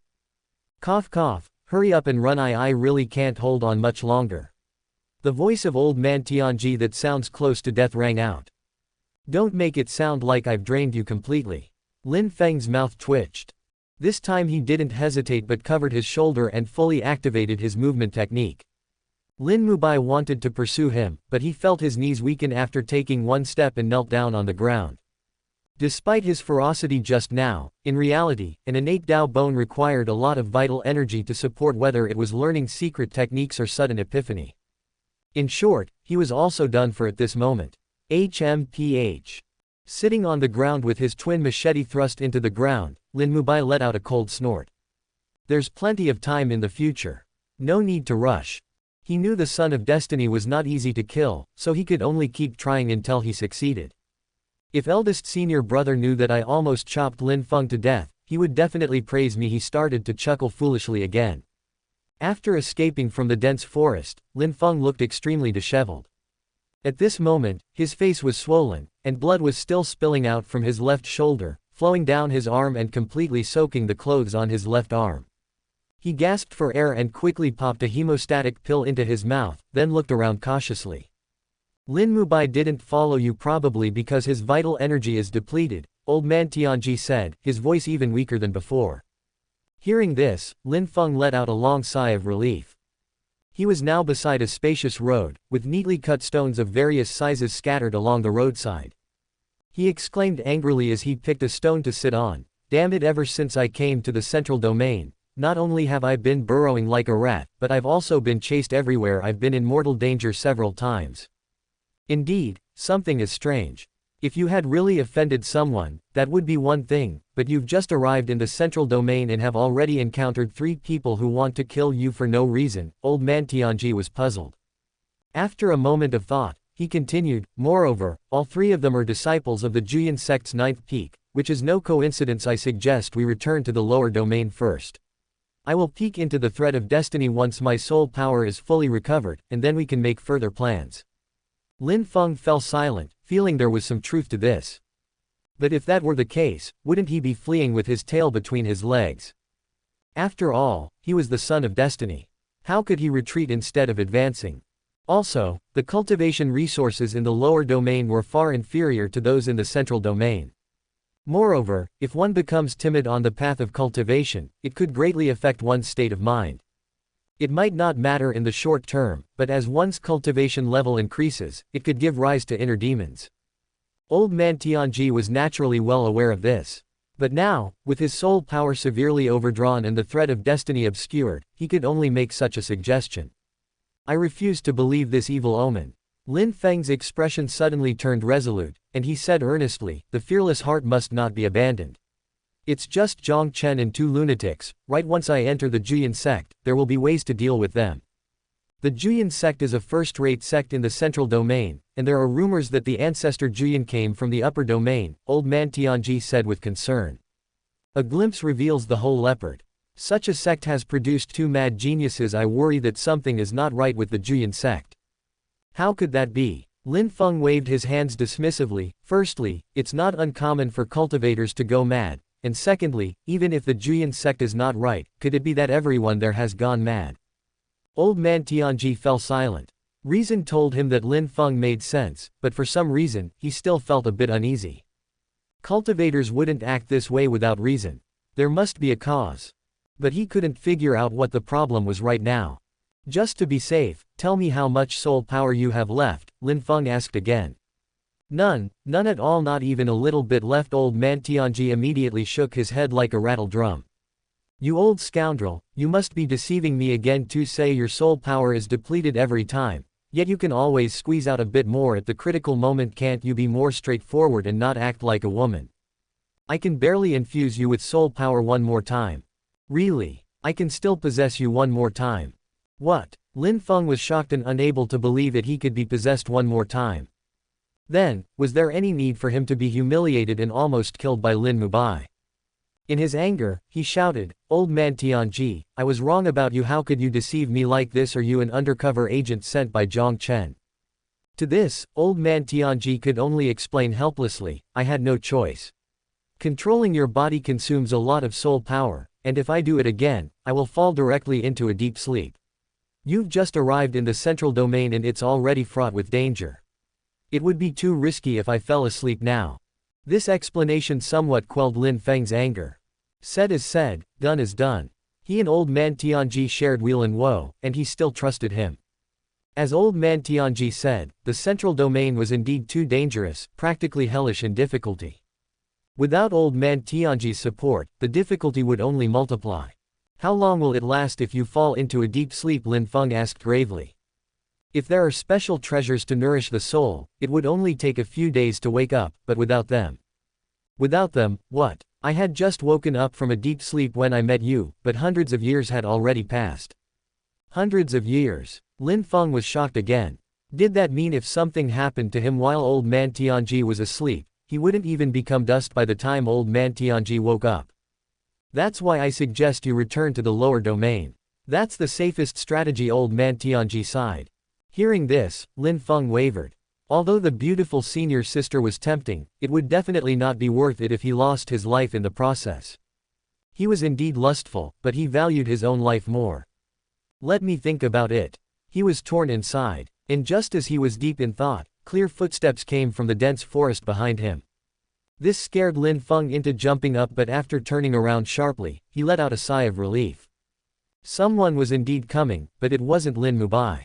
It was a young man with a sharp chin and monkey cheeks, holding a brick in each hand, whose cultivation was only at the early stage of initial formation. Against such an opponent, even Lin Feng in his current state could easily kill him in a second. The young man was also startled upon seeing Lin Feng. Especially after seeing the gruesome wound on Lin Feng's left shoulder, he had a hard time swallowing his saliva. Lin Feng approached him as the young man pondered whether to run away. Can I know your name, brother? Lin Feng asked with a smile upon arriving. Although he smiled amiably and his tone and demeanor were very friendly, the young man still found it displeasing somehow. As Lin Feng's cultivation was higher than his, the young man had no choice but to reply. Lu Wu. Judging by your attire, you are a disciple of the Juyan sect? Lin Feng asked again. Indeed, I am the #1 underling of the 9th Peak's 5th senior sister. Really? Lin Feng immediately became excited. In fact, he also found Lu Wu displeasing, but having finally met a normal disciple of the Juyan sect, he had to gather some intelligence. He naturally knew. The peak master of the Juyan sect's 9th peak was the beautiful master he had never met. And the so-called 5th senior sister was, of course, Jiang Lianyue. Rumor had it that both women were top-notch beauties. Old man Tianji, this is a turn of luck. I'll have this guy take me to Jiang Lianyue, then have Jiang Lianyue protect me to the Juyan sect, and there will be no more danger, Lin Feng thought to himself with a smile. Old man Tianji did not respond, only pondering what Lu Wu was doing here in the middle of the night. This brother Lu. Stepping forward, Lin Feng put his arm around Lu Wu's neck and said, to be honest, I'm planning to join the Juyan sect's 9th peak. We will soon be fellow disciples, so how about you take me to meet senior sister? With a strange look on his face, Lu Wu glanced at Lin Feng and retorted, "Are you sure, fifth senior sister, she doesn't have the best temper?" "No worries," Lin Feng said generously with a wave of his hand. "I've heard that fifth senior sister has the demeanor of an empress, so it's normal for her to be a bit proud. But she beats people up, and it really hurts. I'm not afraid. I can take a beating. By the way, how many people have gone mad in the Juyin sect? It seems that you already have some information I didn't expect you to know because the sect has strictly kept this matter secret. But knowing this, you still dare to seek an apprenticeship with the Juyin sect and meet senior sister. Ah, it's all minor issues. Those who have gone mad are still quite easy to get along with. His hero, please accept my bow. Brother Lu, please get up, I can't accept such a grand gesture. Besides, you still haven't told me how many have gone mad. We're all friends here, so I won't hide it from you. There are 2 in total. 2 people. Lin Feng's eyes spun. Qingning 1, Lin Mubai 1. Isn't that exactly 2? With no further concerns, he cheerfully went with Lu Wu to meet Jiang Lianyue. They had only taken a few steps when Lin Feng was taken aback. He saw that along the spacious main path, there were newly repaired thatched huts stretching along the road, at least dozens in total at a glance. "Brother Lu, what are these thatched huts for?" Lin Feng asked, puzzled. Glancing at the stone brick in his hand, Lu Wu sighed, "I built them. Don't ask me why, because I don't know either, and it was senior sister's order." Lin Feng was speechless. Why build so many thatched huts? Could it be that the never-before-seen fifth senior sister is not as cold as rumored but actually has a cold appearance and a warm heart, caring about the toileting needs of the cultivators from the lower 4 realms? But even so, there was no need to build so many. "Brother Lu, are you sure only 2 people in the Juyin sect have gone mad?" Lin Feng quickly confirmed. "Of course, why would I lie to you?" Lu Wu rolled his eyes. Lin Feng looked at him suspiciously but did not reply. They continued on their way, and Lin Feng peeked into each thatched hut to make sure they were all ordinary before he finally let go of his worries. As they walked, Lu Wu pointed ahead. "Senior sister is over there. You go by yourself because I still have to build thatched huts." Lin Feng looked in the direction indicated. He saw a woman in a white cloud-glazed skirt standing at the end of a towering tree, her skirt fluttering in the wind. She was slightly looking up, her eyes a bit vacant. The delicate profile of her face was covered in a pale light by the moonlight, making her seem soulless from afar, invoking pity in those who saw her. Lin Feng was stunned. The woman in front of him was completely different from Qingning. Qingning had a pretty face that felt like the warm sun at dawn, heartwarming and full of vitality. But the woman before him had a thorough beauty. Without being coquettish, she was like a rare treasure, capturing all attention once seen. Her frosty demeanor made men feel the urge to conquer her. Thump, thump. Lin Feng's heartbeat quickened. Indeed, a beauty of the highest level. The rumors were finally right for once. But looking up at the bright moon in the sky, Lin Feng pursed his lips. What's so interesting about the moon? Not only did Jiang Lianyue like to stare blankly at it, but the mad Lin Mubai did the same. After straightening his appearance, Lin Feng stepped forward with a faint smile and greeted, "My name is Lin Feng, and it's my honor to meet the 5th senior sister." Boom! With a powerful aura sweeping through, Jiang Lianyue suddenly turned her head. Upon seeing Lin Feng's face, an indescribable malevolence surged wildly in her beautiful eyes as if it wanted to devour her sanity and cause her body to tremble. Following that was a murderous intent. The murderous intent was like thousands of ice blades that even the towering ancient tree seemed to tremble under its influence. Such overwhelming murderous intent made Lin Feng's hair stand on end. His whole body felt like it had fallen into an ancient ice cave, even the blood in his veins seemed to freeze. "Not good, this girl has gone mad too and wants to kill you." Run, old man, Tianji exclaimed in shock. Hearing this, Lin Feng suddenly woke up. Although he didn't know what was happening and hadn't spoken a word to Jiang Lianyue, his instinct to survive made him immediately use all his strength to run back the way he came. He thought this would at least buy him some time. But unexpectedly, as he was running, Lin Feng felt a pain in his back. The ice jade cold sword pierced straight through his abdomen. PFF'd. Though it didn't hit a vital spot, blood still spurted out like a fountain, and Lin Feng's vision was once again tainted with crimson. Glancing at the sword tip through his abdomen, he endured the severe pain, turned his head in disbelief, and slowly looked behind him. He saw the cold mist behind him, and Jiang Lianyue's stunning face came into view, her fair skin already frosted over. At this moment, Lin Feng no longer had the heart to appreciate her beauty but was filled with intense fear. Jiang Lianyue violently pulled out the sword, then slapped Lin Feng across the face with a wave of her hand. Slap. The crisp sound of the slap was particularly harsh in the night. Jiang Lianyue didn't hold back at all. The cold vital energy in her palm made Lin Feng feel as if he had been struck by an iceberg. He spat out a mouthful of blood and his body flew through the air. After drawing an arc in the air, he finally crashed into a nearby thatched hut. Boom! The thatched hut collapsed instantly, and wood and stones scattered. Cough, cough. Lin Feng lay on the ground coughing up blood as the dust settled. But after only 2 coughs, Jiang Lianyue leapt from afar, descending from the sky, grabbed the back of his head with her hand, and pressed him into the still discernible outline of a latrine pit. Seeing that pressing him didn't kill him, she used her elemental power to lift Lin Feng's head and slammed it into the latrine pit. Seeing the slow effect of the slamming, she let go and started stomping him with her foot. After stomping a few times, perhaps feeling it wasn't satisfying enough, she jumped up and stomped harder. While stomping, she ranted madly, "Junior brother, do you see all these thatched huts along the way? These were all prepared by senior sister for you. Do you like them?" Lin Feng was already seeing stars and hearing ringing in his ears. Hearing her words, he finally understood. This mad woman had wanted to kill him from the beginning. No, to press him to death in a latrine hut. Fortunately, the thatched hut was newly built, otherwise he would have been forced to eat excrement today. This is too much, Lin Feng raged. At the same time, a cold soul force burst from his body, blasting Jiang Lianyue several zhang away. Lin Feng tossed several pills into his mouth while seizing the opportunity to increase the distance. This girl's movement, swordplay, and cultivation techniques are all top-notch, and her cultivation level is at the mid-stage of earthly origin. The moment she thrust her sword, I used my soul power to resist for you, but it was still pierced instantly by that ice sword. Luckily, she's crazy and wanted to press you to death in the latrine, so she avoided your vital points, old man Tianji said gravely. Should I be happy about that? Holding his abdomen, Lin Feng's face was gloomy, and he couldn't believe it. I remember you saying that even a superior spirit sword couldn't break through your soul power so quickly. Look at her hand, old man Tianji said. Hearing this, Lin Feng immediately looked over, and his pupils shrank. On Jiang Lianyue's hand, there was a layer of blue ice emitting a strange glow, within which ice blue flames flickered and converged into veins, wriggling like insects. The cultivation technique this girl practices is called the Ice Lotus Celestial Annihilation Scripture. As far as I know, it's the only superior grade technique that is infinitely close to the divine grade techniques, and it has a restraining effect on soul power, old man Tianji explained.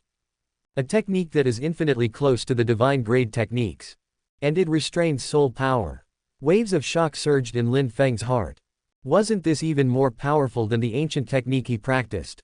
The strength of the ancient techniques lay in their ability to automatically advance as the cultivator's cultivation base improved.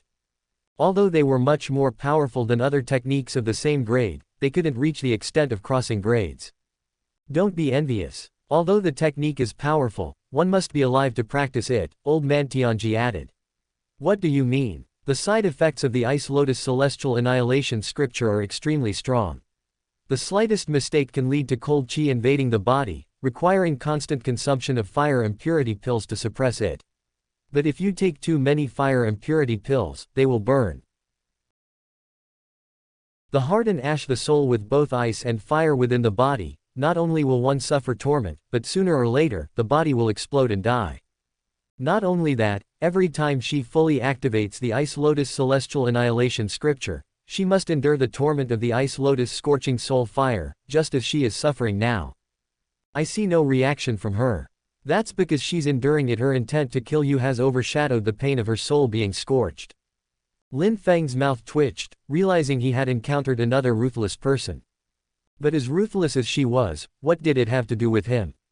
He had just arrived in the central domain and hadn't done anything. So why did everyone he met want to kill him?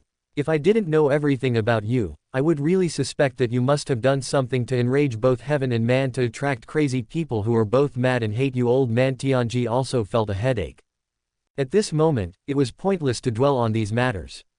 Seeing Jiang Lianyue approaching again, he spoke in a deep voice. Even with my help using soul power, you can't defeat her. There's only one way now. Open your mind, let me possess your body and escape immediately. Escape again. Lin Feng felt aggrieved. He had just escaped not long ago. At this rate, he might as well change his name to Lin Runrun. Lin Feng understood what old man Tianji meant.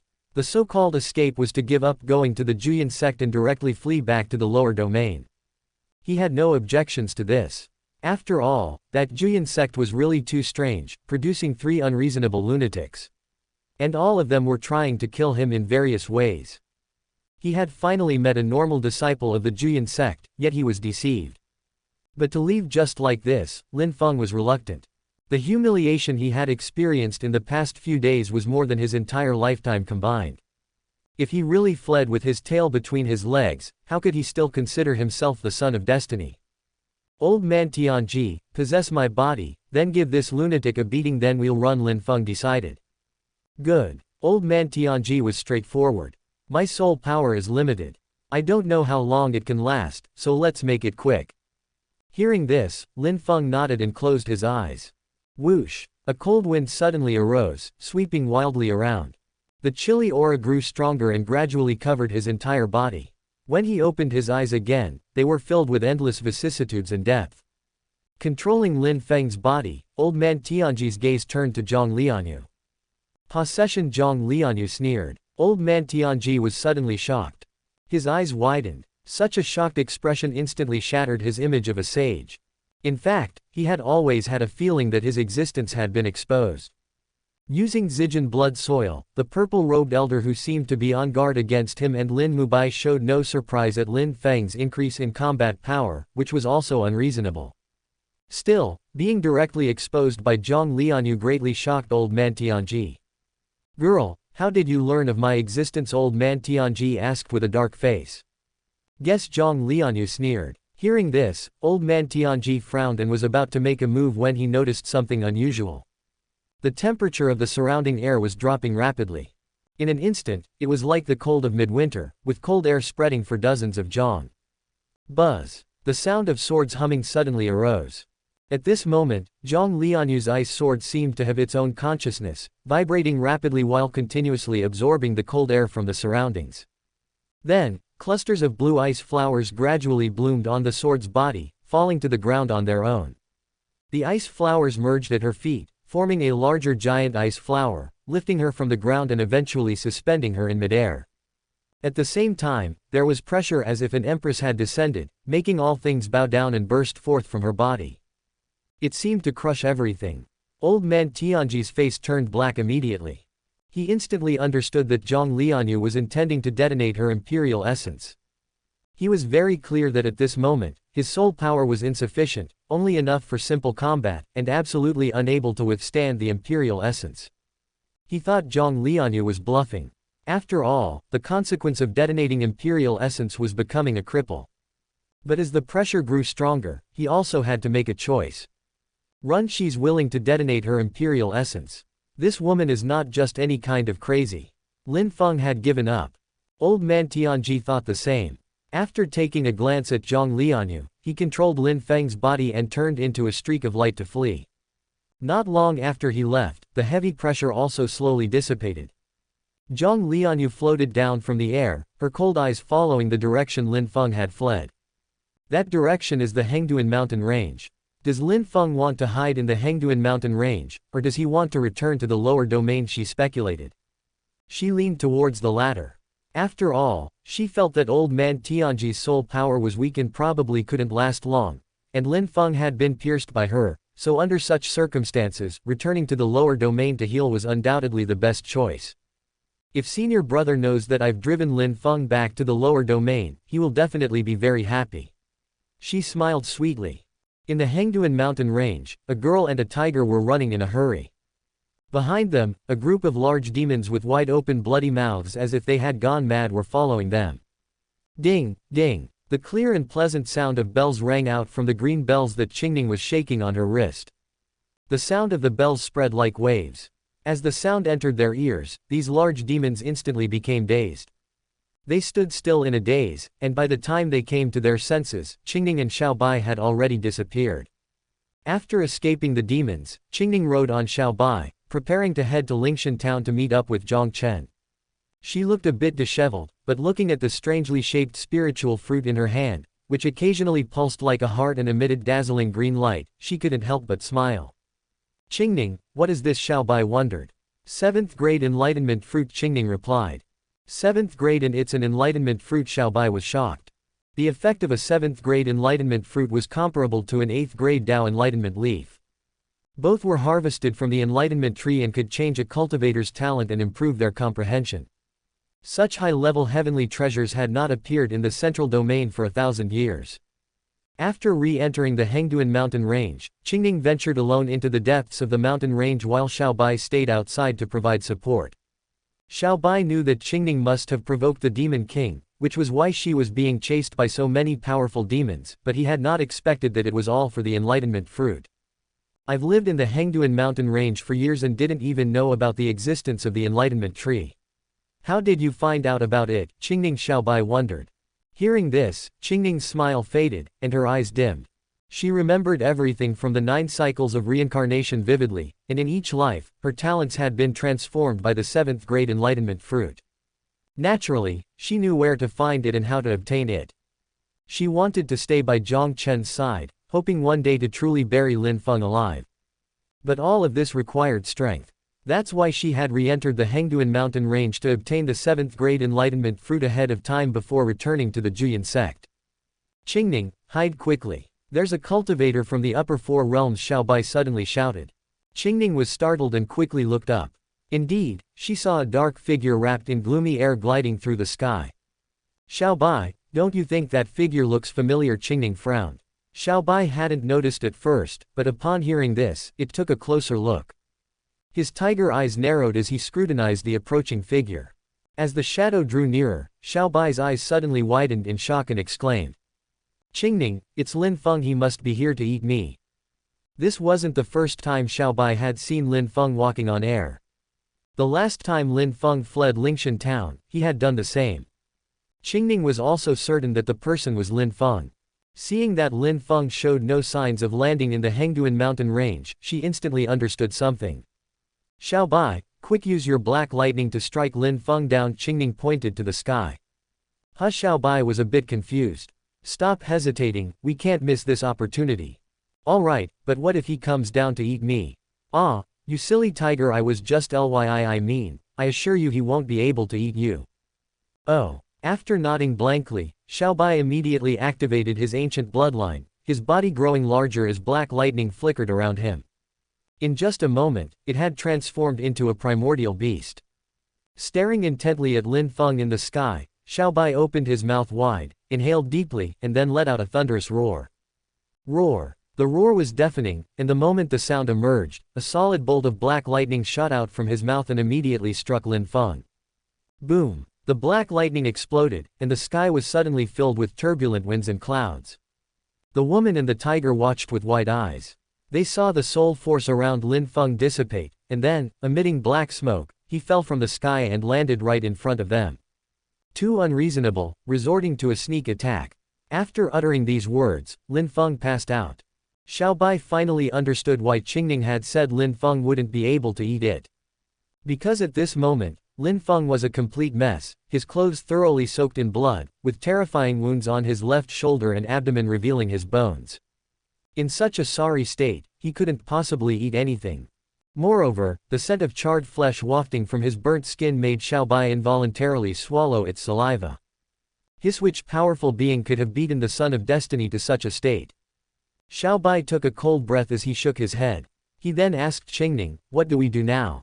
Crouching down, Qingning poked at the wound on Lin Feng's abdomen and said with a look of pity. This is too tragic, let's bury him.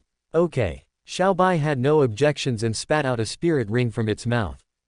I've packed all the Zijin blood soil inside, enough to bury more than a dozen people. Xiaobai, you're so smart. But you just called me a silly tiger. Did I? You must have heard wrong. Several hours before dawn, a purple spirit boat appeared hundreds of li away from the Hengduan mountain range.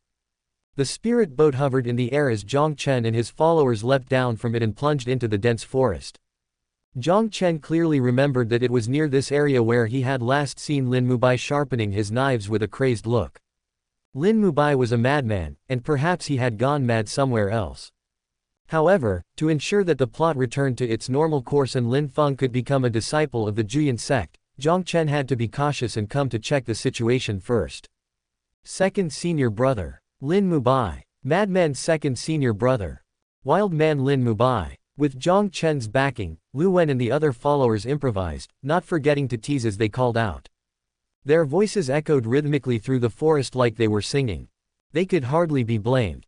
After all, Lin Mubai, in his madness, would do nothing to Jiang Chen but certainly showed no kindness to these lackeys. The shouting continued for a while. When Lin Mubai's figure was nowhere to be found, Jiang Chen breathed a sigh of relief and thought to himself, I knew it couldn't be that bad. Wu eldest senior brother, a miserable cry suddenly rang out. Everyone was startled and quickly looked in the direction of the sound. They saw the mound of earth in front of them suddenly explode, and Lin Mubai, still dressed like a wild man with 2 machetes in hand, came charging out while crying. His skin was covered with a layer of blood energy. With the boost from this blood energy, his movements were ghostly fast, and he appeared in front of everyone in an instant. Lin Mubai is lying in ambush here, protect eldest senior brother Lu Wen exclaimed in alarm, immediately leading the followers to shield Jiang Chen. Move aside. Jiang Chen frowned. Eldest senior brother, Lin Mubai was hiding in the mound, and he's still full of killing intent. I think he's intentionally lying in ambush to attack you, Lu Wen urged anxiously. Jiang Chen thought the same, but was he afraid? Pushing Lu Wen aside, he said fiercely. Second junior brother, it seems you've gotten a bit carried away lately. I'm not. Lin Mubai was taken aback. After realizing what was happening, he quickly put away his machetes and scratched his head, saying, I just got excited when I saw eldest senior brother. I couldn't control my emotions for a moment. Hearing this, Lu Wen and the other followers were speechless, each muttering to themselves. Lost control of your emotions for a moment, you kidding me? Jiang Chen was equally speechless. Seeing that Lin Mubai indeed had no intention of making a move, he couldn't be bothered to argue, as there were more important things to attend to. Pointing at Lin Mubai, Jiang Chen turned to Lu Wen and the others. You guys, go tie him up for me. Ah! Lu Wen and the others were stunned. Despite their earlier appearance of being ready to face death, in reality, each of them was bluffing. After all, Lin Mubai was at the earthly origin level, not to mention he had an innate Dao bone and was also a madman. If they really went up to him, wouldn't they just be cut down one by one? Lin Mubai was also somewhat confused, not understanding why his eldest senior brother wanted to tie him up. But he didn't care. Being tied up and also beaten up by eldest senior brother would slightly reduce his sense of guilt. Thinking about it, he was even a little excited. After popping a pill into his mouth, Lin Mubai declared loudly, to prevent myself from instinctively fighting back when I get beaten later, I've already taken a core formation sealing pill. Hurry up and tie me, and make sure it's tight. Upon hearing this, Lu Wen and the others were dumbfounded. The guy had already sealed his own cultivation level, and they still weren't tying him up. Wouldn't that be too embarrassing? The next second, Lu Wen and the others rushed forward and tied Lin Mubai up tightly with black rope, leaving only his eyes, nose, and mouth exposed, just like a rice dumpling. Ha ha. Looking at Lin Mubai's appearance, Lu Wen laughed loudly. It's always good to be prepared. The ancients did not deceive me. This black rope was originally prepared to help eldest senior brother tie up a few beauties, but I didn't expect it to be used on you. Turning to Jiang Chen, he asked again, eldest senior brother, are you going to beat him yourself, or should we do it? Beat him? Jiang Chen scoffed with disdain. Why should he satisfy the masochistic cravings of a madman? Tying up Lin Mubai was only to prevent him from scaring away Lin Feng. To be even more cautious, he had Lu Wen and the others carry Lin Mubai back to the spiritual boat. After thinking for a moment, the actions of a madman are incomprehensible. It's best to tie him up and keep a close watch to avoid any mishaps. On the way back to the spiritual boat, Lin Mubai felt a sense of sorrow after realizing that Jiang Chen seemed to have no intention of beating him. Suddenly his eyes lit up, and he asked eldest senior brother, don't you want to ask what I was doing hiding in the dirt pile? Not interested, Jiang Chen replied instantly. How could he possibly care about the actions of a madman? Actually I was planning to ambush Lin Feng. That kid runs a bit fast, and I've concluded from my experience that it's more reliable to play dirty. Lin Mubai explained on his own. What? Jiang Chen was shocked. Ambush Lin Feng. It was a good thing he arrived quickly, otherwise Lin Feng might have really been scared away. Wait a minute, how did Lin Mubai know that Lin Feng runs fast? Instantly, Jiang Chen had a bad feeling. HMPH, if it weren't for the fact that my vital energy was exhausted, I would have caught up with that Lin Feng and chopped off his head. Lin Mubai said with an extremely proud tone, sneering, but it's not entirely without gain. I not only slapped him, but I also almost chopped him to death with a machete. Eldest senior brother, it was like this: I slapped him away, then chopped at his left shoulder. Tisk tisk, the blood that flowed was. Eldest senior brother, are you sick? Why do you look so pale? He suddenly asked in surprise. The answer was Jiang Chen's fist. After pulling Lin Mubai down from Lu Wen's shoulder, Jiang Chen's punches rained down in an instant. Just a few punches and Lin Mubai's only exposed mouth and nose were beaten beyond recognition. Jiang Chen was about to kick him a few more times, but Wu, eldest senior brother, finally beat me up, Lin Mubai cried. Jiang Chen gave up. In the end, he still couldn't restrain himself and fell for Lin Mubai's trick. He reminded himself to take this as a warning and never to lose his composure in front of a madman again. Otherwise, he would be driven mad sooner or later. Sigh. Letting out a long breath, Jiang Chen crouched down and asked. Second junior brother, be good. Tell eldest senior brother, where did that Lin Feng run off to? Eldest senior brother, I'm not used to you talking to me like this, Lin Mubai said seriously. He hoped Jiang Chen would go back to his usual self. To return to that carefree, villainous demeanor, because that's how he could live without constraints. Jiang Chen didn't reply, but his mouth twitched, and the flame blood dragon sword appeared in his hand. North, Lin Mubai replied instantly. North, in the direction of the Juyan sect. Then what ghost were you lying in ambush for here? I was just being cautious in case he recovered and wanted to come back for revenge. Jiang Chen was speechless again. The good news now was that since Lin Feng chose to escape toward Juyan sect, he probably hadn't given up on the idea of joining the sect. But in that direction, he had seen many thatched huts. Have you seen Jiang Lianyue recently? Jiang Chen asked again. Why does eldest senior brother bring her up? Lin Mubai scoffed. I secretly monitored her a while ago and found that she had Lu Wu constantly repairing thatched huts several li ahead. HMPH, the actions of a mad woman are indeed incomprehensible. Moments later, Jiang Chen appeared on the spacious main road along with a group of people. He looked at the collapsed thatched huts in front of him, Lu Wu, who seemed to be frightened and trembling at the scene, and Jiang Lianyue, who was running towards him, and fell into thought. He didn't think it was necessary to ask. After all, through 9 cycles of reincarnation, Jiang Lianyue, like a Taoist protector, had immense trust in Lin Feng. Even if she had gone mad, there was no reason for her to attack Lin Feng. But, eldest senior brother, I stabbed Lin Feng with a sword. He ran back to the lower domain, Jiang Lianyue said excitedly as she rushed over. As she spoke, she wriggled into Jiang Chen's arms like an eel, hugging his waist and looking up at him with blinking eyes, a look that screamed, praise me. Jiang Chen was at a loss for words. The son of destiny ran back to the lower domain. Does that mean he is not going to join Juyan sect? This plot has completely collapsed. He really didn't understand. Madness aside, why did Qingning, Lin Mubai, and Jiang Lianyue all have something against Lin Feng? Was it him who was poisonous, or Lin Feng? Just tie her up. Jiang Chen massaged his temples. Half an hour later, on the spiritual boat. It was now early morning, and Jiang Chen stood on the deck with his hands behind his back, seemingly enjoying the breeze but actually cursing inwardly. On the left and right sides of the deck, Jiang Lianyue and Lin Mubai were tied up. The two of them occasionally exchanged glances, then sneered and scoffed at each other, not knowing what madness they were up to next. It's worth mentioning that Lu Wen and the others didn't dare to tie up Jiang Lianyue, so it was Jiang Chen who personally took action. At first, Jiang Lianyue thought Jiang Chen was going to play some kind of game and was somewhat excited. But seeing Jiang Chen's constant stern face, she didn't dare to speak anymore. Lu Wen and Lu Wu, the two brothers, huddled together. Seemingly saddened by Lu Wu's plight, Lu Wen sighed repeatedly as he patted his brother's shoulder.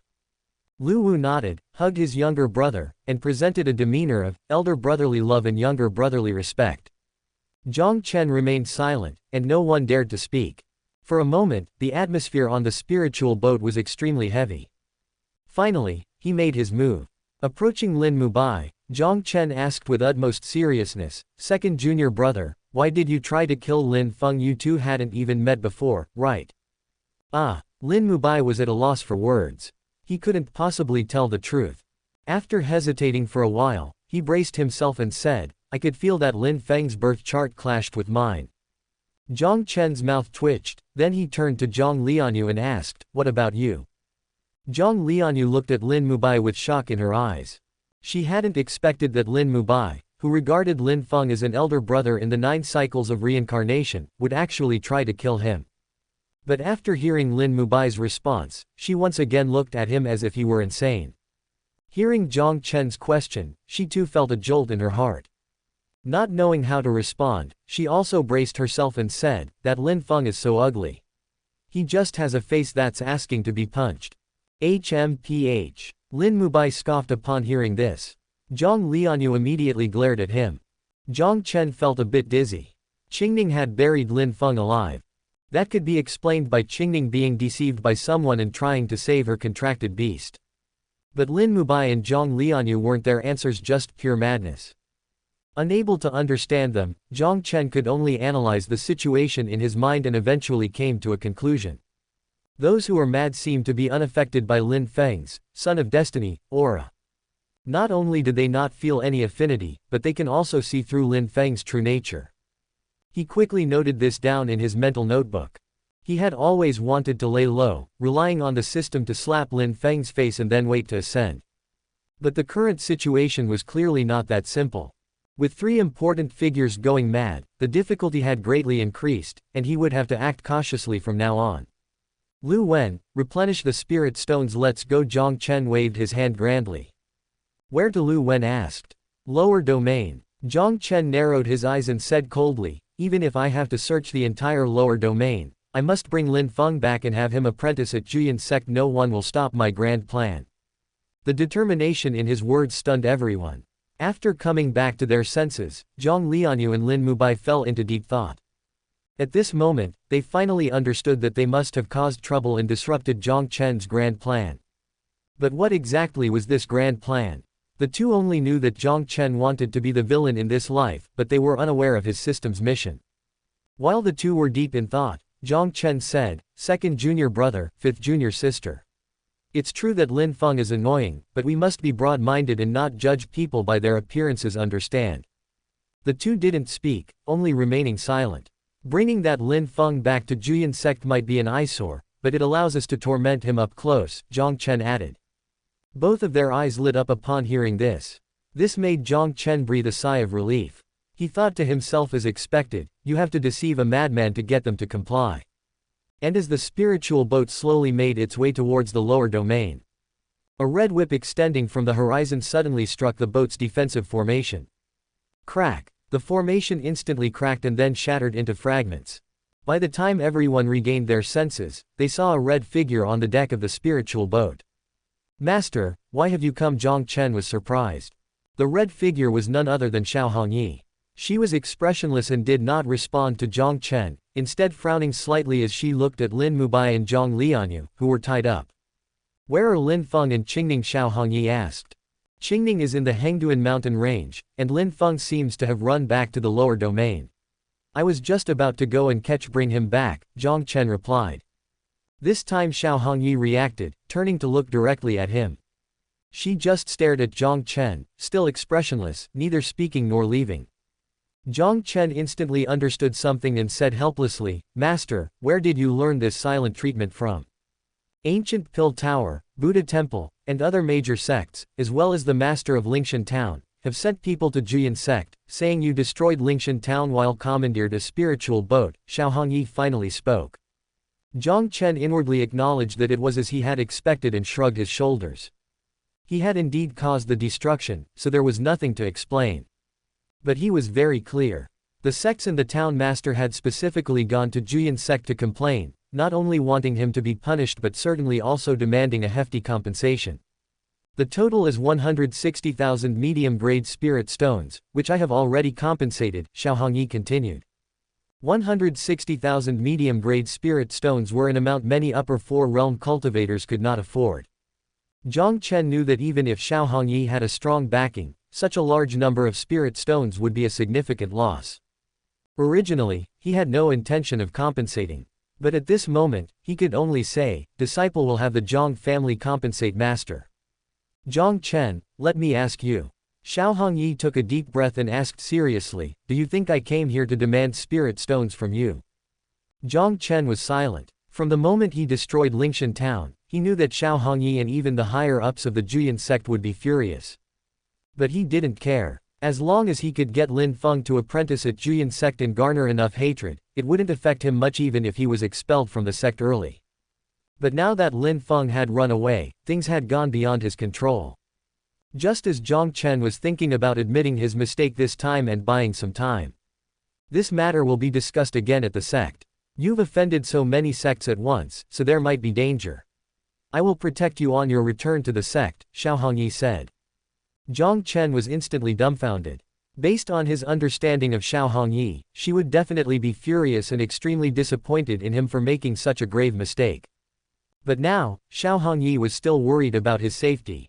This was not in her character. Could it be? Master, have you gone mad too? Jiang Chen asked in astonishment. Nonsense. Xiao Hongyi stepped forward and flicked Jiang Chen's forehead with her finger. Even if I were to go mad, it would definitely be because of you driving me to madness. Ah, his forehead hurt a little, but Jiang Chen let out a sigh of relief. Her character was back to normal. Xiao Hongyi seemed to want to say something else, but ultimately, she gave up with a sigh. She looked up at the sky, puzzled in her heart before leaving the sect. Why did Ancestor tell me not to punish Jiang Chen and why did he say he didn't want me to have regrets? Unable to figure it out, she gave up and asked, have you seen Li Fadu? Li Fadu. Jiang Chen shook his head. Li Fadu, upon learning that you destroyed Lingshan town, took advantage of my communication with Ancient Pill Tower and other sects to leave with many disciples from the Hall of Enforcement. It seems that he is looking for you, Xiao Hongyi explained. Lin Feng had a nightmare. He dreamed that he was buried alive by Qingning again, and then, like a rat, he desperately burrowed his way out in an extremely embarrassing escape. In the dream, he even proudly dubbed himself the Rat of Destiny, and took pride in it. Then, he was startled awake. And then, he found himself truly buried alive. What came into his view was Qingning's beaming face and shovel after shovel of Zijin blood soil. It was then Lin Feng remembered. Old man Tianji was controlling his body, rushing towards the lower domain when a black thunderbolt struck him. The power of the black thunder was immense, and it caught him off guard. His soul force was scattered, and he was severely injured. After falling to the ground, although old man Tianji had completely exhausted his soul force, he still managed to say resentfully before falling into a deep sleep. Too unreasonable, resorting to a sneak attack. At this moment, Lin Feng was in a panic. Seeing that he was already buried up to his chest, he tried to communicate with Qingning. But he found out. Due to his severe injuries and the serious depletion of his vital energy, he didn't even have the strength to speak. Qingning, he seems to be awake, Xiaobai suddenly shouted. Hearing this, Lin Feng took a deep breath. Delaying time was good. At least he could recover some vital energy to resist the Zijin blood soil and avoid truly being buried alive. But unexpectedly, Qingning shook her head after taking a glance at him and said, is he Xiaobai? You must be mistaken. With that said, Lin Feng watched helplessly as Qingning raised the spiritual shovel in her hand and then slammed it down on his head. Bang! Lin Feng couldn't feel the pain anymore. There was only a ringing in his ears. Seeing that he was still keeping his eyes open, Qingning frowned slightly and delivered another shovel hit. This time Lin Feng really couldn't hold on anymore, his consciousness began to fade, and his vision started to blur. This situation was clearly different from the last time. To prevent him from burrowing away, Qingning not only sealed his cultivation but also laid a thick layer of Zijin blood soil underneath him. Even his fingernails were pulled out. And the pain near his purple mansion proved that Qingning had tried to cripple his cultivation, but the core formation condensed by the ancient cultivation method was not something that a fellow core formation cultivator could shatter. It's over, it's really over this time. A sense of fear of death enveloped Lin Feng. If heaven had given him another chance, he would definitely not have come to the central domain with his current cultivation because there were too many madmen in the central domain. Bang! Another shovel came down. This made Lin Feng's already crumbling consciousness instantly dissipate. As if resigned, he slowly closed his eyes. Seeing Lin Feng pass out again, Qingning turned to Xiaobai with a smile and said, See, Xiao Bai, I told you that you were mistaken. This made Xiao Bai's whiskers tremble. Suddenly, while he was internally complaining about the fearsomeness of women, it sensed an extremely powerful sword aura coming from afar. The sword's aura was incredibly sharp, as if it could penetrate heaven and earth, and seemed to stretch for thousands of li. Xiao Bai suddenly looked up with his pupils shrinking. It saw a silver sword coming from a distance, wrapped in solid sword qi, emitting dense sword light, cutting through rocks and wood and aiming straight at him. Roar! A tiger's roar suddenly sounded. Xiao Bai's body quickly grew larger, its fangs wrapped in strands of black thunder, biting toward the incoming silver sword. HMPH! A cold snort sounded. The silver ancient sword trembled and spun rapidly, breaking free from Xiao Bai's mouth, and then slashed out several sharp sword qi. The sword intent contained within not only repelled Xiao Bai but also left several bleeding sword marks on its body. What? Accompanied by a sound of surprise, a middle-aged man appeared, saying, "To withstand several of my sword qi, does this white tiger have an ancient bloodline?" Xiao Bai did not respond. Though it was wounded in many places and bleeding profusely, he still made a muffled growling sound. From just that brief encounter, Xiao Bai knew it was no match for the middle-aged man in front of him. Because this was a peak heavenly origin realm sword cultivator. Moreover, with the way of the sword at major achievement, with sword qi manifesting intent. With such strength, although his cultivation was not in the upper four realms, he could already match ordinary cultivators of the upper four realms. Qingning, I can't beat him, what should we do? Xiao Bai communicated with Qingning through their contract in his mind. Qingning shook her head and put down the spiritual shovel in her hand. At the same time, several figures shot out from the dense forest in all directions, surrounding the woman and the tiger. Qingning, one of the figures, said in surprise. Qingning, do you know them? Upon hearing this, Xiao Bai communicated with Qingning again through the contract. Of course. Qingning smiled, looking at the middle-aged man who had arrived first, and asked, Elder Li Fadu, did the heavens send you here? Li Fadu did not respond, but his heart was already in turmoil. He had come to bring Jiang Chen back to the sect for punishment and had already discovered the spiritual boat Jiang Chen was on. But to confirm Jiang Chen's crimes, he went to the ruins of Lingshan town to investigate the actual harm caused by Jiang Chen this time. After the investigation, he was about to leave when he discovered a black thunderbolt shooting out from the middle of the Hengduan mountain range, striking down a cultivator who was walking in the air. Originally, Li Fadu did not want to get involved. After all, the fall of cultivators is a common occurrence, especially in the Hengduan mountain range, where battles are frequent. But somehow, he felt this was an opportunity. That's why he led people to come here. Seeing a huge white tiger by the side of a young girl, Li Fadu did not hesitate and directly attacked with his sword. But after the attack, he realized that the girl was Qingning, who was in the middle of burying someone alive. He had always felt sorry for this girl who had been repeatedly deceived by Jiang Chen but chose to believe in him. Yet he never expected that this girl could have such a cruel side. Soon, Li Fadu realized something was wrong. Usually, Qingning was smiling, and her smile was heartwarming. But at this moment, although she was still smiling, it only made people shudder. Qingning, do you know what you are doing? Li Fadu asked in a deep voice. Burying someone, Qingning replied instantly. It's true you're burying someone, but you're burying a living person. He's already dead, dead through and through. Nonsense, look closely, he still has breath. Qingning suddenly fell silent. After a moment, her smile faded, and a hint of madness flickered in her big eyes as she said, if Qingning says he's dead, then he's dead. Elder Li, I'm weak now, and if you want to save him, I can't do anything about it. But Li Fadu frowned. However, you should prepare yourself mentally. If you save him, I will bury you first before we bury him next time, Qingning said with murderous intent. How dare you? Upon hearing this, Li Fadu was furious. He, the esteemed elder in charge of the Hall of Enforcement, was being threatened to be buried alive by a young girl. Preposterous. If not for noticing that something was off with Qingning, that she might have gone mad like the other, he would have taken action immediately. It took Li Fadu a long time to calm down, and then he said, Qingning, you have not yet made an irreparable mistake. It's not too late to turn back now. Step aside, and I will take this person back to Juyan sect for treatment to atone for your wrongdoing. All right. Qingning smiled again and stepped aside to make way. Li Fadu breathed a sigh of relief and personally stepped forward to rescue Lin Feng from the pit. Throughout this, he never noticed. Although Qingning was smiling, the way she looked at him was like looking at a dead man. In a daze, Lin Feng regained consciousness once more. Due to the severe depletion of his vital energy and blood, he couldn't even open his eyes, only silently feeling the state of his body. Thump, thump. The heartbeat was still there, and he could feel the vital energy slowly recovering, which meant his cultivation had been unsealed, and the oppressive feeling of the Zijin blood soil had completely disappeared. This made Lin Feng breathe a sigh of relief. Surviving such a desperate situation, he believed he must have been saved by someone truly worthy of being the son of destiny. He also reminded himself that he must return to the lower domain immediately.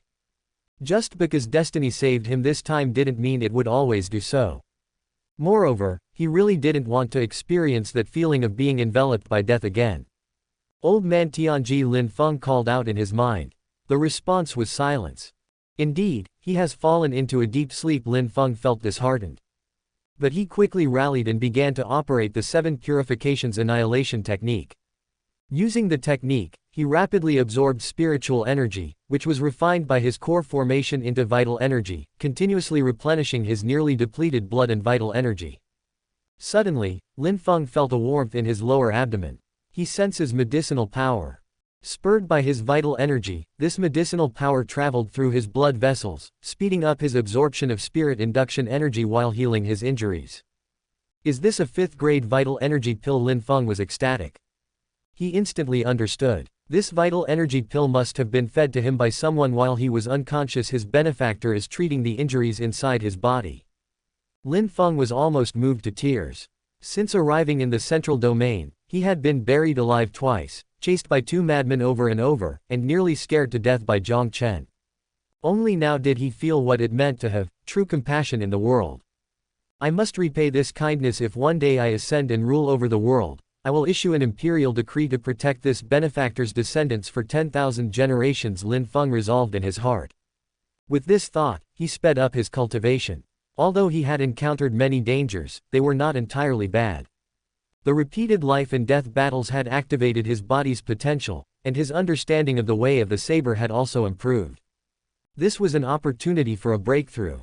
The 7 purifications annihilation technique operated once again, and this time Lin Feng didn't use vital energy to heal his injuries but instead compressed and condensed the refined vital energy, intending to use purer vital energy to expand his core formation within his body.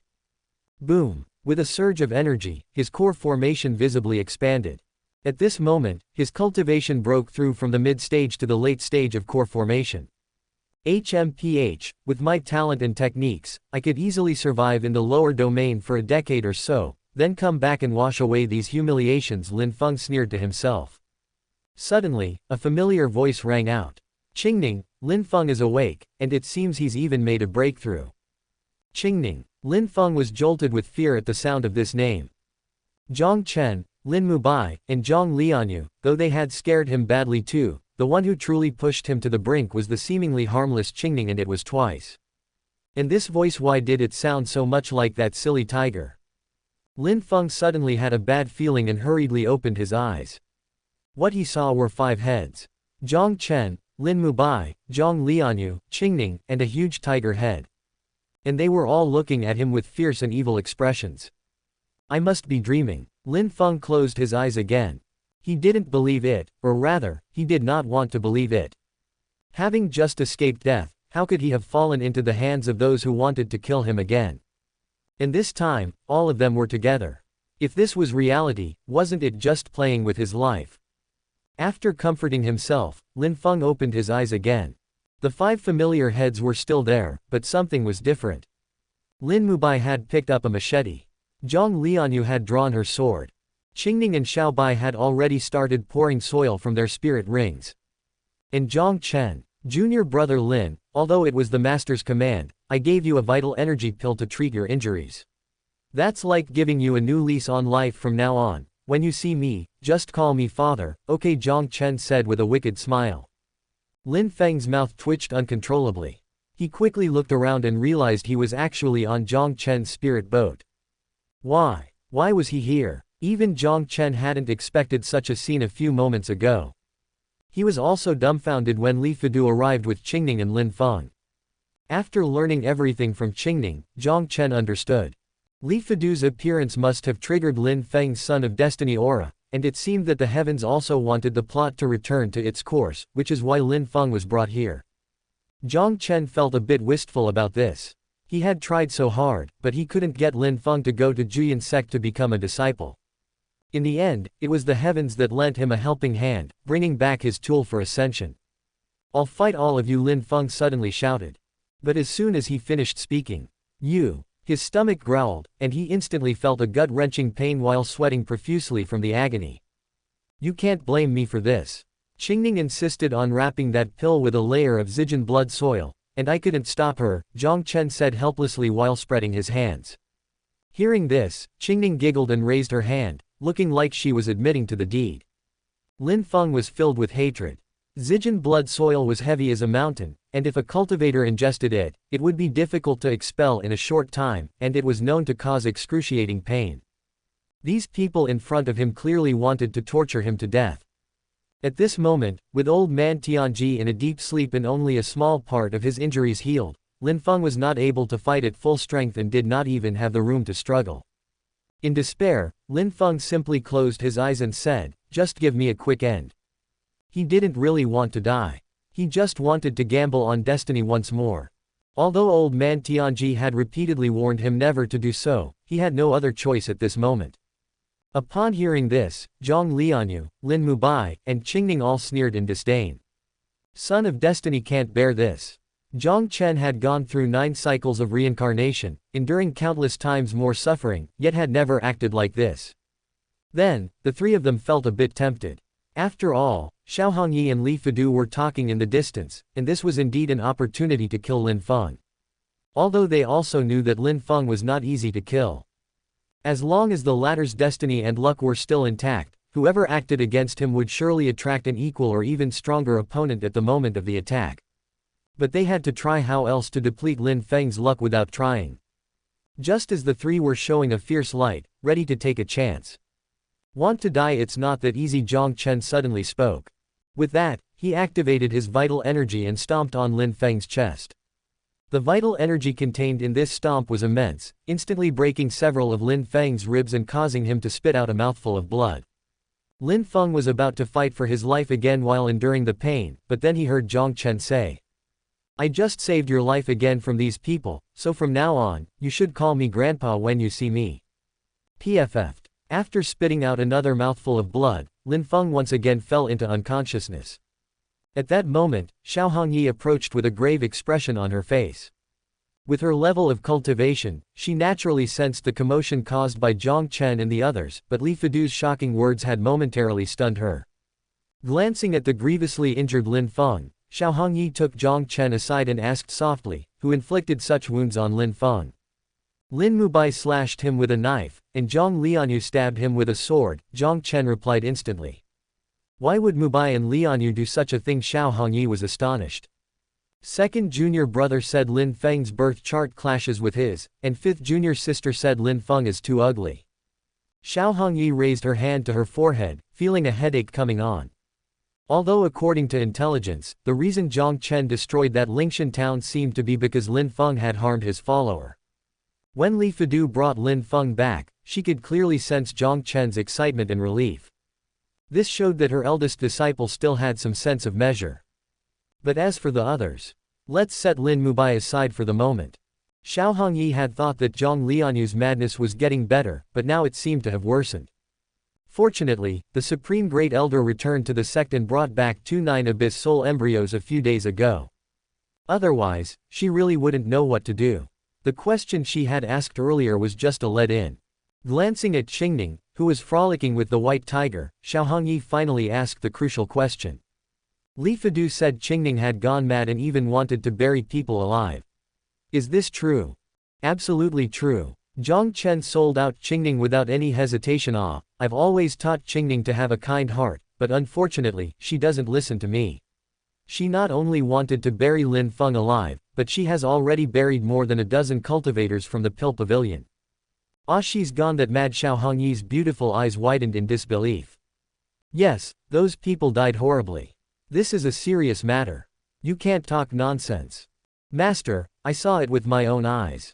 Xiao Hongyi was disheartened and fell silent for a long time before sighing, "Sigh, why is there another mad one?" With her cultivation, she could see at a glance that something was off with Qingning, but she was somewhat reluctant to believe it. "Master, this matter must be severely punished. I think not only Qingning but also Lin Mubai and Jiang Lianyue should be locked up in the sect's prison for at least 100 years. Only then can we do justice to the souls that died because of them," Jiang Chen said with unprecedented seriousness. This Xiao Hongyi hesitated. The Juyin sect's prison was located at the main peak. It was specifically for detaining elders and disciples who had committed serious offenses but whose crimes were not punishable by death. Inside, there was the sword intent left by Sword Peak, the suppressive formations arranged by Formation Peak, the trapping dragon talismans posted by Talisman Peak, and several bloodthirsty monsters introduced by Beast Taming Peak. These things would subject the imprisoned cultivators to daily harm. If one were trapped for a long time, the punishment could be as severe as being stripped of cultivation and expelled from the sect. "Don't hesitate, Master, this matter concerns the reputation of our sect," Jiang Chen urged while the iron was hot. "Wait, you just said you saw it with your own eyes." "Yes, I saw it clearly." "Then why didn't you stop it?" Seeing that Xiao Hongyi seemed about to get angry, Jiang Chen quickly slipped away. He had only wanted to get Xiao Hongyi to lock up those 3 madmen so they wouldn't affect his own plans, but he hadn't expected to get himself involved. But just as he had taken a few steps, Li Fudu appeared in front of him. "Jiang Chen, you destroyed Lingshan town, hundreds of cultivators were seriously injured, and 3 died under your ancient way of the sword. Get on the spirit boat and come back with me to the sect for trial," Li Fudu said expressionlessly. To this, Jiang Chen just smiled and spat out one word. "Scram. How arrogant." Hearing this, Li Fudu was about to burst with rage and wanted to draw his sword and start a fight. But just as he was about to act, a powerful aura pressed down from above like thousands of high mountains, making it difficult for him to resist even with all his vital energy. The next second, boom! Li Fudu was drenched in cold sweat, kneeling on one knee in front of Jiang Chen, his knee piercing through the deck of the spirit boat. His eyes were bloodshot, his body trembling, and he shouted angrily, "Chen Sheng, you demon, how dare you attack me?" Why wouldn't he dare? Jiang Chen looked down on him and replied, "We are 600 li away from Juyin sect and the agreement between the Jiang family and Juyin sect is that the Jiang family members must not enter within 100 li of Juyin sect, so what's wrong with attacking you?" Li Fudu was at a loss for words, his forehead bulging with veins from extreme shame and anger. "Jiang Chen," Xiao Hongyi called out softly from a distance after seeing the situation. Jiang Chen waved his hand. At the same time, that powerful aura whipped up a storm of spiritual energy, which then transformed into a giant palm, slapping Li Fudu and the other hall of enforcement disciples off the spirit boat. Tumbling through the air, Li Fudu smashed into the ground below.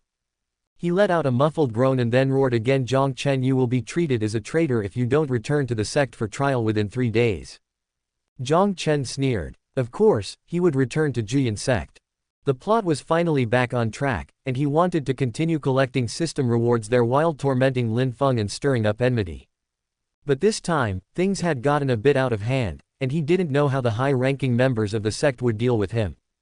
If they decided to expel him directly, then he would just wait outside Juyin sect, and he would deal with him as soon as Lin Feng dared to come out.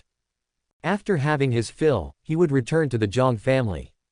"I've told you before not to recklessly rely on the power of the Jiang family," Xiao Hongyi said with a stern face as she approached. "Does Master mean for me to surrender without a fight and let Li Fudu tie me up and send me back to the sect?" Jiang Chen retorted. "No, that's not it." Xiao Hongyi took a deep breath and said, "I've said before, no matter what happens, I will protect you on your return to the sect." Jiang Chen fell silent. Xiao Hongyi shook her head and then asked, "This incident has caused too much trouble, and the ancient pill tower has always been on good terms with Juyin sect, so I can't protect you. If you go back, the sect master will surely punish you severely." "What would master do then?" Jiang Chen countered. "What do you hope I would do?" Jiang Chen realized. Every time he had a deep conversation with Xiao Hongyi, he would be left speechless. Because of the 9 cycles of reincarnation, he always knew. This master of his always had the same expectations of him to take care of his junior brothers and sisters and shoulder the responsibility of the 9th peak's eldest senior brother. Besides that, Xiao Hongyi would always protect him as long as he didn't commit a heinous crime. Of course Xiao Hongyi would still get angry and still scold him, but would never completely lose hope in him for the sake of unrelated people. It would probably be the same this time. Master, you don't need to worry about this matter, Jiang Chen finally spoke after a long while. If you're afraid, you can return to the Jiang family, and I won't stop you, Xiao Hongyi replied, not directly answering the question. Afraid? Jiang Chen laughed. He had been blamed for countless things in the previous 9 lives and had never been afraid. This life was his doing, so why would he be afraid? Return to the sect. Jiang Chen turned and ordered his followers. He proved with his actions that he was not afraid at all. Seeing this, Xiao Hongyi smiled with relief. Perhaps Jiang Chen had made a big mistake again this time, but just for his attitude of facing it head-on, she was willing to protect him until the end. Master, haven't you realized that you don't even understand yourself? Jiang Chen suddenly said. What do you mean? Xiao Hongyi was puzzled. Nothing, just saying. Jiang Chen shook his head with a smile. In every life, before being expelled from the sect, Xiao Hongyi would always protect him and say, this is the last time, whenever he made a big mistake. Even until he was truly expelled from the sect, he didn't realize how many last times had passed.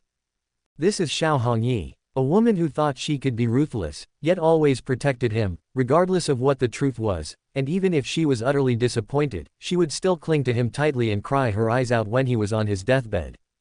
Yeah, pretty foolish. Just like Jiang Lianyue and others, how good it would be to just follow destiny.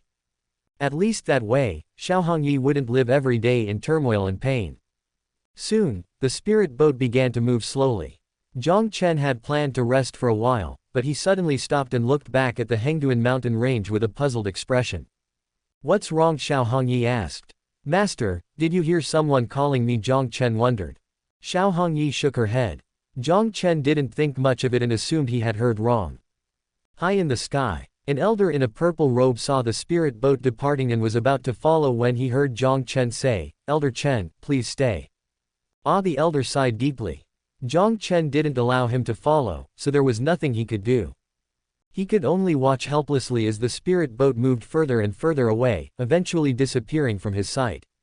His gaze and silhouette were like that of an old man watching his grandson leave, filled with a touch of vicissitude and dejection. Several moments later, the elder finally withdrew his gaze and was about to leave when his pupils suddenly contracted. A three-tailed white fox. A few days earlier. A three-tailed white fox with fur as pure as snow, eyes as blue as the flawless sky, and a blue flame mark on its forehead woke up from its slumber. It had no name. Perhaps it once did, but it couldn't remember. It didn't even know why it was here or where it came from. The surrounding beasts called it Little Fox, a name it didn't like because it didn't consider itself small. But when it tried to argue, it realized it didn't know its own age. Perhaps because its memory was as blank as a sheet of paper, the little fox rarely dreamed. But lately, it's the same dream again, the little fox murmured. Although it couldn't remember the details of the dream upon waking, it was certain it was the same one because it always woke up smiling. Even though I'm smiling, why does my heart ache? The little fox wondered. In a daze, it fell asleep again. The same dream continued, but it was gradually becoming clearer. Although still inaudible and indistinct, it could smell a fragrance. This fragrance is difficult to describe in words, yet it brings a sense of comfort, as if one is in a safe harbor. The source of the scent is neither a flower nor an object but seems to be a person, specifically a man. Little fox, we meet again, the blurry man in the dream said. Why did he say, again? The little fox didn't understand, but driven by curiosity, it approached the man. Human, you smell so nice. What's your name? The little fox asked. Before asking someone's name, you should say your own first. I don't have a name, or maybe I do, but I don't remember. Shall I give you one? I am a proud member of the fox clan. I don't need a human to name me. Then why is your tail wagging so fast? You're not a dog. The dream abruptly ended, and the little fox woke up with a jolt. Although the dream seemed to last only a moment, it found that several days had passed in reality. Could this be my memory, the memory I've forgotten? The little fox became excited. Without memories, it felt very lonely. Other beasts had parents and friends, but it had none. It had tried to make friends, but those beasts disliked it and avoided it. Even though it hadn't done anything, even though it remembered nothing. Seeing a glimmer of hope to regain its memories, the little fox tried to fall asleep again. But this time, it couldn't sleep no matter what. Not only that, but it also felt as if something more important than its own life was getting further and further away. The little fox panicked. Although its reason told it not to leave the depths of the Hengduan mountain range, as the outside world was too dangerous, it couldn't restrain the palpitations in its heart and eventually ran out. That little fox finally left. If it hadn't, it would have brought disaster upon me, a certain beast king said while watching its figure. The little fox heard this and, although it felt hurt, quickened its pace. The scenery flew by rapidly as its speed increased. Strangely enough, it didn't know where to go, but it kept running in one direction. It didn't know what it was chasing, but it refused to give up. It felt as if its heart had been hollowed out, yet it couldn't cry. Crossing mountains and ridges, it reached the middle section of the Hengduan mountain range and saw a pit with a spirit shovel next to it. When it arrived at the front section of the Hengduan mountain range, it stopped at the top of a dangerous peak. By now, it had fallen and been injured many times, and without realizing it, its snow-white fur had been stained with a layer of dust and mingled with streaks of fresh red. The little fox looked around. It still didn't know what it was looking for, but it kept searching. It saw the ruins of Lingshan town, and although there were many cultivators gathered there, it lost interest after a brief glance. Moving forward would mean leaving the Hengduan mountain range. This made the little fox hesitate, feeling a bit scared. But it was only for a moment. Soon, it was on the move again, charging out on all fours. It stumbled through the dense forest and dips in the terrain. Finally, the view opened up, and there was a spirit boat that caught its eye floating in the sky at the horizon. Thump, thump. Its heartbeat suddenly quickened. At this moment, the little fox finally understood. That floating spirit boat must be the target it had been searching for over dozens of li. But why the little fox still didn't understand. Regardless, finding the target brought it some peace of mind. Incredibly, as it drew closer to the spirit boat, those long-forgotten and extremely vague dreams started to become clearer. Before the little fox had time to reflect on them, it saw the spirit boat set sail and slowly drift away. Panic struck again, and it dashed forward with gritted teeth. But alas, it couldn't keep up with the spirit boat with its speed. It could only watch helplessly as the boat moved further away, feeling as if the contentment it had just found was being carved open with a knife. Suddenly, the little fox tripped and tumbled several jong. After getting up with clenched teeth, it realized the spirit boat had pulled even further away. It wanted to shout but didn't know what to call out. It wanted to cry to the heavens but still couldn't shed a tear. At that moment, a conversation from its dreams became crystal clear and surfaced in its mind. Little fox, I've thought of a name for you. You shall be called Jushuang. Why? You are a nine heavens mystic fox, so, Ju-9 is your surname. You're as white as frost, hence Jushuang. But I'd rather have the surname, Bai, white. That won't do, taking the surname Bai will make you foolish, there's a foolish tiger that ended up that way. Oh, what about you? What's your name? I am called. As the spirit boat completely vanished, the conversation abruptly ended, and a terrifying silence ensued. How could this be? The little fox was struck as if by lightning. Its gaze became vacant as it shook its head in disbelief. How could it forget something so important? How could it possibly forget? It had a name. It was Jushuang. It had been searching for a person, a man. And that man's name was. At that thought, the little fox suddenly leapt up and chased in the direction where the spirit boat had disappeared, shouting, Jiang Chen, wait for me. The voice was ethereal and melodious, echoing into the distance, but there was no response. The disappearing spirit boat did not return. A sense of powerlessness emerged, but the little fox did not give up. It quickened its pace. Even though its vital energy was running low and its vision began to blur, its eyes dimming. It still told itself. It must and would find the man who had named it. A three-tailed white fox. An elderly voice suddenly rang out. The next second, the little fox felt itself being lifted, too weak to resist. What came into its view was an old man with a sinister gaze, clearly not a good person. Old man, let me go, you stink. The little fox struggled incessantly. Haha, little fox. It's not my fault I stink. It's because you're the nine heavens mystic fox. You can discern the hearts of men and know good from evil.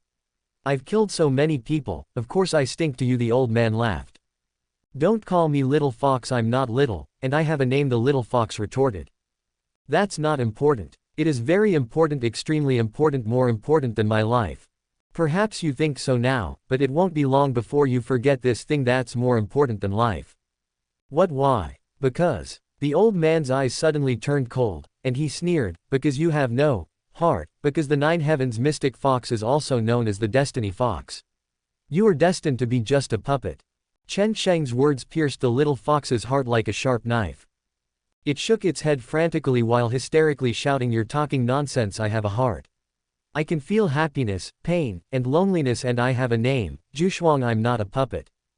Is that so? Chen Sheng's sneer grew thicker. Then can you cry? The little fox was struck as if by lightning again. Cry? It seemed it truly couldn't. Even with a heart torn to shreds, even with a pain that cut to the bone, it couldn't cry as if it had no tears. Little fox, you are truly pitiful, but even more pitiful are those who get close to you, both humans and beasts. Chen Sheng continued with pity, the nine heavens mystic fox bewitches all beings. Before you transformed, male beasts would avoid you at all costs because they knew that getting close to you would confuse their minds and cause them to lose themselves. After you transformed, just a glance back and a smile from you could drive countless cultivators mad, which is also terrifying to humans. The little fox didn't know any of this. Even the fact that it was a nine heavens mystic fox, it had only heard for the first time today. But it had a feeling that what the old man was saying was not wrong. After a long hesitation, it said sadly, "This isn't my fault, this isn't what I want." "It's not your fault." Chen Sheng resumed his sneer, "Your existence itself is a sin. You are like a sharp knife that wounds others. Like a candle flickering in the storm, you elicit pity from everyone, yet with a single turn, you forget those who have shielded you from the storm with their umbrellas, those frail bodies that protected you as you grew." He paused, then laughed again. "They say the nine heavens mystic fox understands the human heart and knows good from evil, but how many know that you are the greatest evil? You think I stink, but can't you smell the foul stench of evil that emanates from you, one that specifically harms the heart of others?"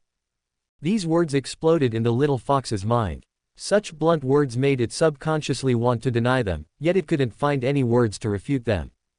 It didn't remember anything. Yet now, it felt suffocated by the weight of its sins. Suddenly, a glint of light appeared in its eyes, and it said, I won't forget even though I've forgotten. I remember now, my name is Zhuxuang, the person who named me is Jiang Chen. He smells nice, has a beautiful smile, and I really like him." Jiang Chen. Upon hearing this name, Chen Sheng frowned. The reason he had captured the little fox was that he heard it calling out Jiang Chen's name. It was out of curiosity, but he didn't expect that Jiang Chen had actually named this little fox. "No, that's not right." Chen Sheng didn't believe it. "My family's young master is a prodigy, exceptional and unparalleled. How could he possibly be related to you, a deeply sinful nine heavens mystic fox, and how could you find him smells nice? That's utter nonsense. Your young master is called Jiang Chen." The little fox's eyes lit up. Of course, the old man nodded. "A prodigy, exceptional and unparalleled. That's common knowledge. Tell me more." "Fine, then let me tell you about the deeds of my family's young master." Yes, tell me quickly." The little fox nodded incessantly, its pale blue eyes filled with anticipation. When it came to Jiang Chen, Chen Sheng was no longer tired. He set the little fox down, floated a jiang above the ground with his legs crossed, and proudly said, "My family's young master was born with a wicked smile, bullied boys at 3, dominated girls at 10, and it was self-taught. He is a true prodigy." The little fox was dumbfounded. "Is this what you call a prodigy? You mean in terms of being evil?" "After joining the Juyan sect, my young master beat up fellow disciples, teased junior sisters, and even aspired to rebel against his master, always standing out, never following the crowd, making others unable to catch up, truly exceptional and unparalleled." The little fox's expression darkened. Indeed, exceptional and unparalleled, but in a bad way. Seeing Chen Sheng immersed in pride, it said speechlessly, "Is there anything else, something a bit more normal?" Of course. Chen Sheng laughed proudly. Yes, tell me." "My young master is a man of few words, but when he takes action, he annihilates entire families. Such restrained sharpness and decisive action can be described as the epitome of, if he can act, he won't just talk." The little fox was speechless again. Seeing Chen Sheng with a look of "My young master is awesome," it thought this man was crazy. It also guessed, maybe it was just a coincidence of names. This Jiang Chen was not the Jiang Chen it was looking for. After all, the Jiang Chen in its dreams had such a clean smile and smelled irresistibly nice. HMPH, your young master must be a bad person. He is not the Jiang Chen I'm looking for, the little fox denied. Upon hearing this, Chen Sheng's expression turned cold again. A bad person? Heaven created all things to nourish people, and people have nothing with which to repay heaven, beasts are no exception. How pitiful heaven is. If you want to be a good person or a good demon, why not end your life here and now as a sacrifice to heaven? The little fox was left speechless by the retort, feeling that it was impossible to communicate with this old man. It stood up, shook the dust off its body, and ran again toward the direction where the spiritual boat had disappeared. It had thought Chen Sheng would stop it and was prepared to struggle. Unexpectedly, Chen Sheng just watched it with a strange smile on his lips, making no move to stop it. Weird old man, ah. Just as it finished muttering, the little fox felt as if it had hit a wall. Its body rebounded back to its original position, leaving its head buzzing. After shaking its head for a while, it stood up and looked at Chen Sheng. What on earth do you want to do, old man? Do you want to kill me? Kill you? Why would I want to kill you? Chen Sheng countered. Didn't you say I'm deeply sinful? You are indeed deeply sinful, but I am no saint. What does it have to do with me? Then what exactly do you want? Don't worry, I won't kill you. Hearing this, the little fox breathed a sigh of relief.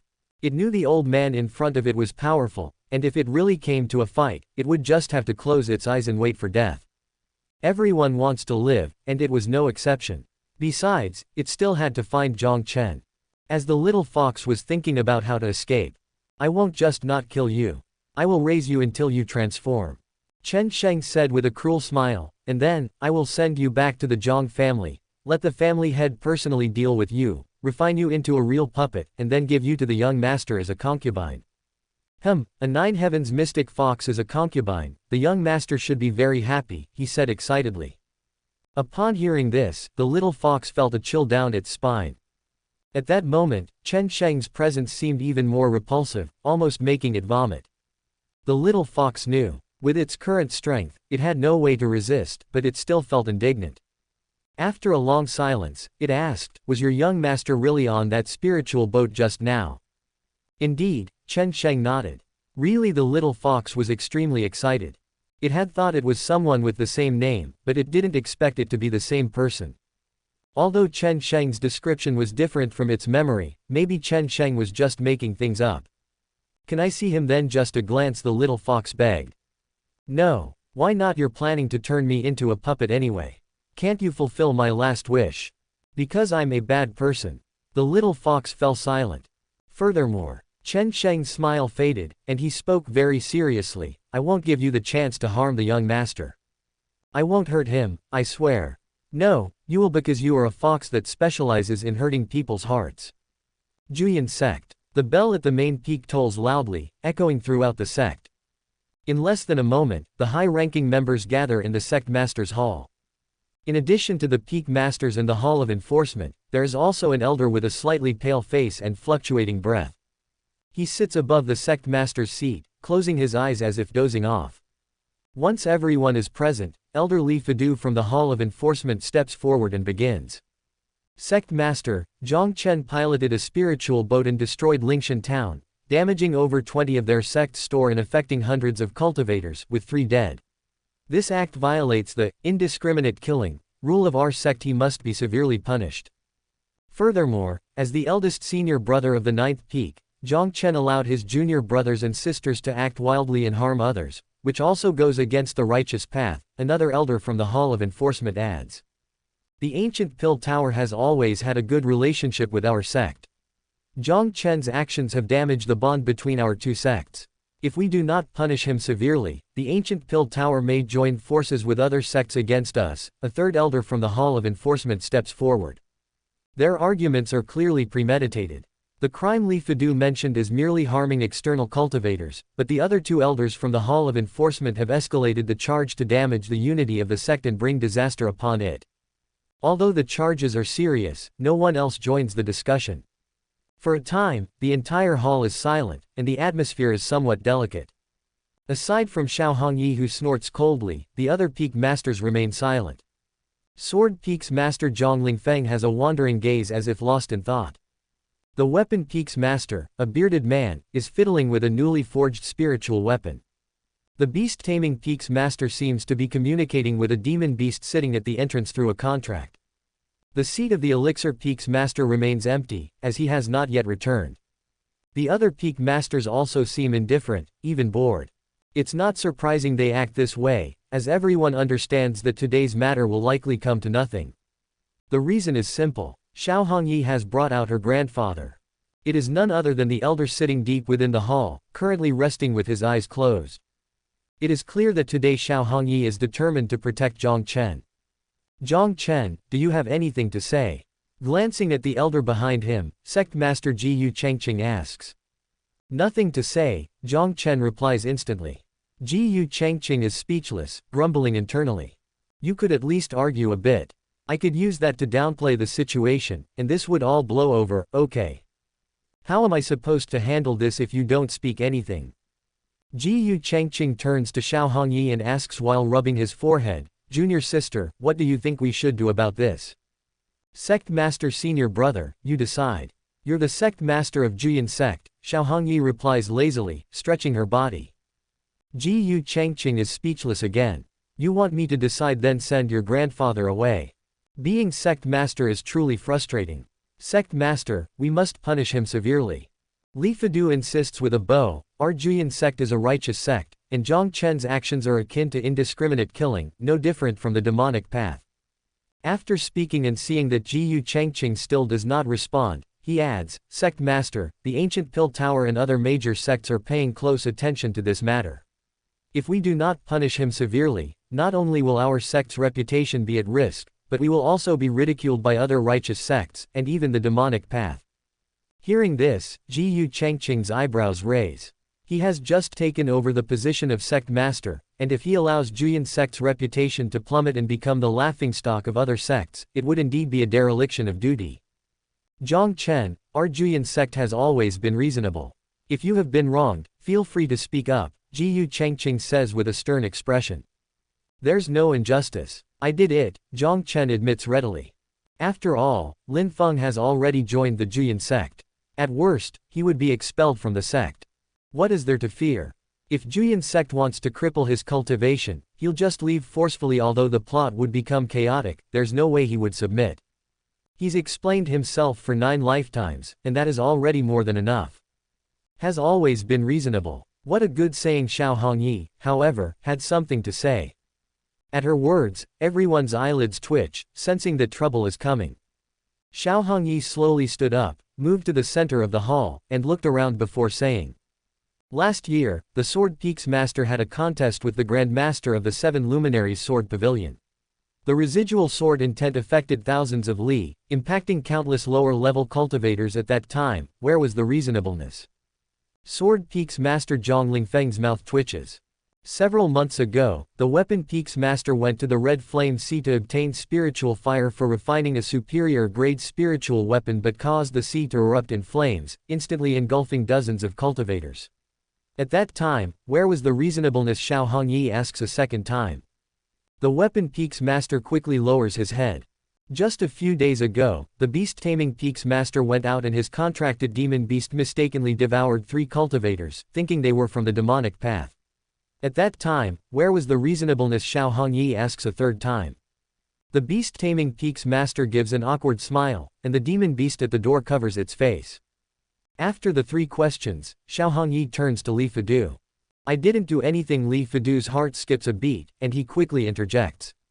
Li Fidu, although you were in charge of the Hall of Enforcement, you did not report to the Sect Master, nor did you have my permission, Jiang Chen Master's permission, when you arbitrarily arrested the true disciple of the 9th Peak.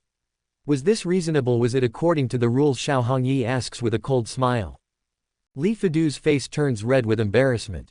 Seeing Xiao Hongyi staring at him, Sect Master Jiyu Chengqing quickly says, Junior sister, calm down, this matter is slightly different. What you mentioned were accidents, whereas Jiang Chen acted intentionally. But the outcomes are the same. Xiao Hongyi retorts, her words resounding firmly, we cultivators naturally operate on the principle of the survival of the fittest.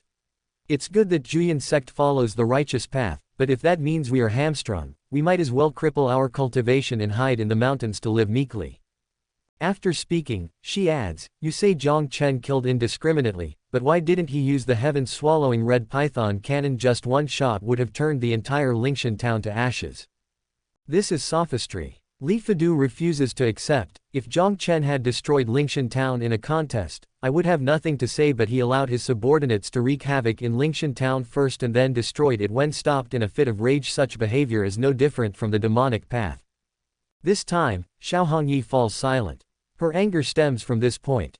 After all, besides wanting Jiang Chen to take on the heavy responsibility of the ninth peak, she also wanted him to follow the righteous path. But Jiang Chen, relying on the power of the Jiang family, caused unrest in the entire Lingshan town, an ironclad fact that cannot be disputed. Although she wouldn't completely lose hope in Jiang Chen because of this, her annoyance remains. "In my opinion, we should imprison Jiang Chen for half a month to set an example. How about that?" Jiyu Chengqing seizes the opportunity to make a decision. Xiao Hongyi does not respond but takes her seat again. Undoubtedly, she has tacitly agreed to Jiyu Chengqing's decision. Seeing this, everyone breathes a sigh of relief and looks at Jiang Chen with an expression that says, "You're lucky." Everyone knows that Jiang Chen would have been severely punished if it weren't for Xiao Hongyi's determined protection. Although being imprisoned for half a month is no small punishment, it is undoubtedly a stroke of luck compared to being expelled from the sect. But even so, Jiang Chen is unwilling. Think of punishing him. No way. In this life, no one but Xiao Hongyi can do it. And this is under the condition that he is willing to let Xiao Hongyi be disappointed. And just as he is about to say something, silence. Let bygones be bygones. The elder sitting in the depths of the hall suddenly opens his eyes and stands up to speak. Ah! Everyone is stunned and bewildered. Even Jiang Chen finds it unbelievable. He was ready to stand his ground. "Supreme Great Elder, isn't this a bit too biased?" Jiyu Chengqing cautiously probes after regaining his senses. "Indeed, it is biased," the elder nods but then says helplessly. "But it's not me who said it. It is the ancestors' decree." The ancestors' decree. Everyone is shocked and dares not say another word. They all stand up and bow. "We will follow the ancestors' decree." After the bowing, Li Fadu, not satisfied, asks, "May I ask the Supreme Great Elder, did the ancestor say anything else?" "He did," the elder nods. "Oh, may I ask what that is about?" The ancestor said, "Too noisy, all of you get lost." As these words were spoken, everyone was stunned and exclaimed in their hearts. The ancestor seems rather irritable today. Juyin sect's ninth peak. Inside the cloud-soaring hall, Xiao Hongyi's beautiful eyes were slightly closed as she pondered. Before she left the sect to find Jiang Chen, Juyin old ancestor told her not to punish him and mentioned that he didn't want her to have regrets. She didn't understand. Today, the old ancestor personally intervened to ensure Jiang Chen was not punished, which she also found incomprehensible. As for why the old ancestor was so irritable, she was even more baffled. It's too bizarre. In the end, Xiao Hongyi could only sigh with such sentiment. Her gaze shifted to the right side of the hall. There, Jiang Chen was sitting on a wooden chair. Jiang Lianyue was massaging his shoulders. Lin Mubai stood by, occasionally stuffing a jade slip to Jiang Chen, only to be met with Jiang Chen's disdain. Meanwhile, Qingning and Xiaobai were frolicking around Jiang Chen, their laughter echoing in circles. Such a heartwarming scene. Xiao Hongyi felt like crying. She had longed for such a scene for so long, but the problem was, of the 4 disciples before her, 3 had gone mad. Apart from the 4th disciple who was out, only Jiang Chen remained sane. As for the jade slips Lin Mubai was giving to Jiang Chen, Xiao Hongyi had an idea. When she went to find Jiang Chen, she had heard from monks that a wild bandit had appeared near the Hengduan mountain range who didn't rob for beauty or wealth but specifically for jade slips. At that time, she guessed it was very likely Lin Mubai's doing. She didn't want to point it out. After all, there was no use in doing so since they were all madmen. She just didn't understand why Lin Mubai would want to steal jade slips. Now she realized. It turned out Lin Mubai was stealing them for Jiang Chen because Jiang Chen, as the first true disciple of Ninth Peak, was practicing a cultivation method that was as common as dirt. Alas! Xiao Hongyi sighed deeply. There was nothing she could do about it. She could be capricious and protect Jiang Chen, but she couldn't go against the wishes of all the Supreme Elders. Because if she did, even those Supreme Elders would start to resent Jiang Chen. Then, another problem emerged in her mind. Her grandfather had gone to the Ghost Ridge Soul Abyss and managed to snatch 2 9 Abyss Soul embryos. Originally, that was enough since Jiang Lianyue had already used one, and it was done under the watchful eyes of the Supreme Elders. But now, Jiang Lianyue's madness seemed to have worsened. Thus, all 3 disciples needed a 9 Abyss Soul embryo, but there were only 2. Xiao Hongyi had intended to ask her grandfather to go for another 9 Abyss Soul embryo, but seeing his frail appearance, she couldn't bring herself to speak. It was said this time the Supreme Great Elder went to snatch the 9 Abyss Soul embryo and encountered a ghost with unfathomable cultivation. Although he escaped by luck, the ghost warned that if the Juyin sect came to the Ghost Ridge Soul Abyss to steal again, she would turn the Juyin sect directly into a ghost domain. Although the Juyin sect was not afraid, it was unwise to provoke those ghosts for no reason. The only good news was, for some reason, the 3 crazed disciples were extremely well behaved around Jiang Chen, which also temporarily suppressed their madness. Another issue was Lin Feng, who was severely injured and unconscious. How to put it, it was just too tragic. Lin Feng hadn't even officially joined Ninth Peak when he was rendered half paralyzed by the 3 crazed senior brothers and senior sisters. Compared to them, Jiang Chen was relatively restrained. Alas! Xiao Hongyi sighed again, feeling emotional.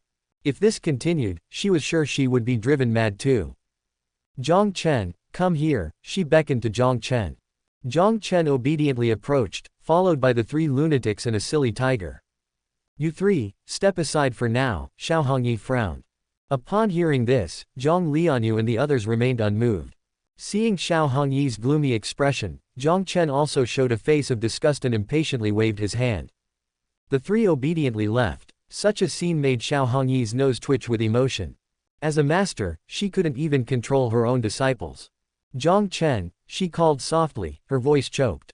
Master. Sensing the unusual tone, Jiang Chen quickly knelt down and took hold of Xiao Hongyi's delicate white hand, saying, Master, there's no need to be like this, I'm here. Let go of my hand. Oh. After giving Jiang Chen a glare, Xiao Hongyi gathered her emotions again. Her shoulders trembled slightly as she tearfully said, 3 of my disciples have gone mad. Yes, it's quite tragic, Jiang Chen sighed. I didn't want to believe it, but considering everything, Master, you might be poisonous. Xiao Hongyi was dumbfounded. Can't we have a proper conversation anymore? But then she thought about it, and it seemed to make some sense since all the people who had gone mad were her disciples. Xiao Hongyi fell into deep thought again. She had never considered this possibility. But she also had never heard of any poison pill or substance that could drive all of her disciples mad. Seeing Xiao Hongyi actually start to blame herself, Jiang Chen quickly changed his tone. Master, I was just joking. Xiao Hongyi didn't respond. She lifted her right hand and gently touched her own cheek, her sleeve slipping down to reveal her creamy skin. She quietly watched Jiang Chen, silent. After a long while, she said, Jiang Chen, you won't go mad like them, right? How could that be possible? Before he could finish, Jiang Chen paused, his eyes suddenly widening. He hadn't considered this possibility either. With the junior brothers and sisters almost all mad, he, as the eldest senior brother, seemed to have the same potential for madness.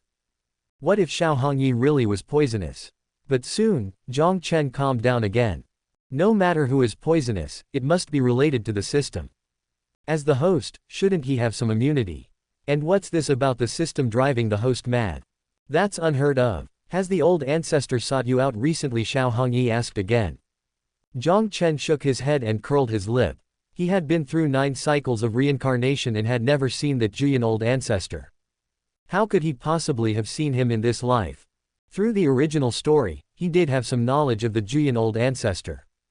The Juyin old ancestor came from the upper domain and was once one of the imperial dynasty's generals. When the current empress was young, she learned some insights into the Tao from the Juyin old ancestor, so the 2 of them had a sort of master-disciple relationship. It was for this reason that the Jiang family let him become a disciple of the Juyin sect, hoping to use this master-disciple relationship to keep him safe. The idea was good, but Jiang Chen was very clear. That empress was ruthless. She hadn't made a move simply because there was no need. As soon as she got the chance or sensed that the Jiang family was out of control, she wouldn't hesitate to kill. She wouldn't even spare her own parents, let alone a half-master. This was recorded in the original story. Now, the Juyan old ancestor's life was coming to an end, and he usually extended his life by suspended animation, but even so, he also passed away not long after the fall of the Jiang family. After losing the Juyan old ancestor, the Juyan sect also declined and was suppressed by many other sects. In the end, it was only through the continuous growth of the protagonist, Lin Feng, that the Juyan sect could rise again and even win the sect war, advancing to become an upper domain sect. It's strange then. The old ancestor usually doesn't care about worldly affairs, but the recent decrees have all been related to you, Xiao Hongyi wondered. Do you mean that, besides this time, the old ancestor has issued other decrees concerning me? Jiang Chen asked in return. Yes. Xiao Hongyi nodded, recalling, the last time you defeated the true disciple of Sword Peak, while we were discussing your talent, the old ancestor said that, the mediocre creates his own troubles. Just observe how things unfold and change. Also, she originally wanted to mention the Juyan old ancestor's admonitions to her, but in the end, she decided against it. After all, the Juyan old ancestor had told her not to punish Jiang Chen. If Jiang Chen had known about this, he might have become even more reckless in the future. The old ancestor seemed a bit irritable today. She changed the subject. It is indeed strange. Maybe the old ancestor has gone mad too, Jiang Chen quipped. Nonsense! Xiao Hongyi glared at him immediately. Jiang Chen chuckled with a hee-hee. He was just saying it. He didn't really believe it. After all, that Juyan old ancestor was once a general of the imperial dynasty. He had participated in wars with other worlds. How could such a long-lived figure, who had seen so much, go mad so easily? His heart was as firm as iron, so it wouldn't be easy to lose his mind. While Xiao Hongyi was filled with concern, a ninth peak great elder arrived, reporting, Peak Master, Lin Feng has awakened. At these words, Jiang Chen's eyes narrowed slightly, a few cold lights flashing within. Cold qi began to spread from Jiang Lianyue's body. Lin Mubai's hands conjured two machetes out of thin air, and the frolicking Xiaobai and Qingning also suddenly stopped in their tracks. Gulp. The elder swallowed hard after sensing the murderous intent spreading throughout the hall. In your eyes, am I not your master anymore? Xiao Hongyi shouted. Knowing she was on the verge of rage, Jiang Chen quickly said after glaring at Jiang Lianyue and the others, Master, you misunderstand. We are just happy for Lin Feng. Yes, very happy, Jiang Lianyue nodded with a frosty face. Eldest senior brother is right, Lin Mubai waved his machetes. Super happy, Qingning smiled, her eyes curving like crescent moons. Seeing the three of them express their stance, Xiaobai thought for a moment and also kept nodding his large tiger head. This scene made Xiao Hongyi even angrier but also brought a sour feeling to her heart. With her beautiful eyes closed for a long while, she bitterly waved her sleeve, enough, all of you leave. Jiang Chen obediently left, followed closely by Jiang Lianyue and the others. As everyone stepped outside the hall, Xiao Hongyi's almost pleading voice came from behind, Jiang Chen, don't disappoint me. Jiang Chen remained silent. He understood Xiao Hongyi's meaning. In plain terms, she wanted him to keep an eye on Jiang Lianyue and the other two madmen. After all, at this moment in the ninth peak, he was the only disciple who wasn't mad. Master, rest assured, I can't promise anything else, but I won't let them mess around before Lin Feng passes the entrance test and truly becomes a disciple of the ninth peak, Jiang Chen replied after a long while. His words provided some relief to Xiao Hongyi. It was only for a short time, but at least it was rare for Jiang Chen to be so obedient. It was worth it, considering she knew Jiang Chen had made a big mistake this time, but she still pleaded with her grandfather to protect Jiang Chen firmly. After Jiang Chen and the others left, the great elder took a moment to compose himself before speaking frankly, Ninth Peak's Peak Master, forgive my directness. Although madness among cultivators is not rare, the successive madness of the three true disciples of the Ninth Peak and their change of attitude to obey Jiang Chen and be extremely close to him, I fear. Shut up. Xiao Hongyi interrupted coldly, not only you, but many supreme elders have speculated and secretly investigated. There is nothing abnormal in the bodies of Jiang Lianyue and the others. It is indeed madness caused by their own state of mind. The great elder nodded and said no more. Bring that Lin Feng to see me, Xiao Hongyi commanded. All right, I will have my disciple go immediately. Inside the disciple quarters, become a disciple. Sorry, I, Lin Feng, will never become a disciple of the Juyan sect's ninth peak even if I die. After waking up and hearing the words of the ninth peak disciple in front of him, Lin Feng responded without a second thought. After several life and death crises, he had completely given up on the idea of becoming a disciple of the Juyan sect. He even suspected that perhaps the ninth peak's peak master, his long-for-beautiful master, might also be a madwoman. This Juyan sect's ninth peak is filled with mad people. Otherwise, why was he so unlucky to encounter 3 in a row and all of them wanted his life? The one who came to summon Lin Feng was a disciple of the ninth peak Great Elder, Jiang Hu. Jiang Hu always felt he was quite unfortunate. He and Lin Mubai used to be very close and shared everything. But after Lin Mubai went mad, Jiang Hu was nearly chopped to death by him. However, upon seeing Lin Feng, Jiang Hu felt he was rather lucky. At least, he wasn't as miserable as Lin Feng, who clearly had suffered inhuman torment. Brother Lin. There are rumors that Qingning's senior sister is acting strangely. Is it true or false? Jiang Hu asked curiously. He wanted to address Lin Feng as senior brother, as everyone knew that if Lin Feng became a disciple of the ninth peak, he would definitely be a true disciple. But since he hadn't passed the entrance test yet, calling him Brother Lin was not wrong. Acting strangely, is that what people here call it? Lin Feng was furious and said emphatically, "She's a madwoman, a complete madwoman. She buried me alive twice." Ah! Jiang Hu was shocked. On his way here, he had even encountered Qingning, who had greeted him with a smile. It was really hard to tell. Brother Lin, Qingning's senior sister, is known for her beauty and kindness. You didn't do something outrageous to her, did you? Jiang Hu pressed. Nonsense! Lin Feng cursed loudly. If that were really the case, he would have accepted it. But the problem is that he didn't do anything, and he even saved Qingning's life. And what's the result? Qingning is helping him meet his end.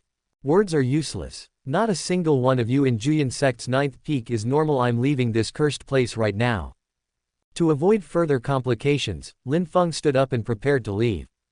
However, upon hearing this, Jiang Hu was instantly displeased. What does he mean by, not a single one is normal?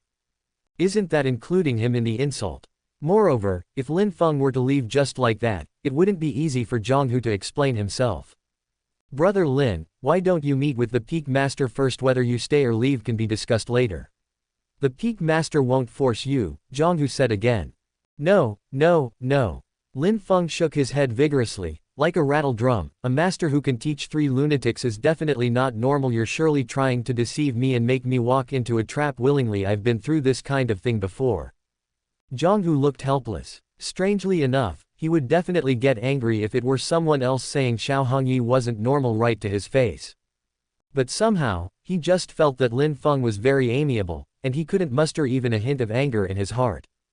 Seeing that Lin Feng was really about to bolt, he and another ninth peak disciple quickly stepped forward, one on each side, and lifted Lin Feng up.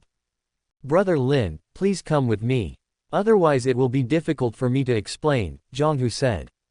Oh, great, so when deception doesn't work, you resort to force. Lin Feng became angrier and shouted, I might not be able to beat those lunatics, but do you think I can't beat you?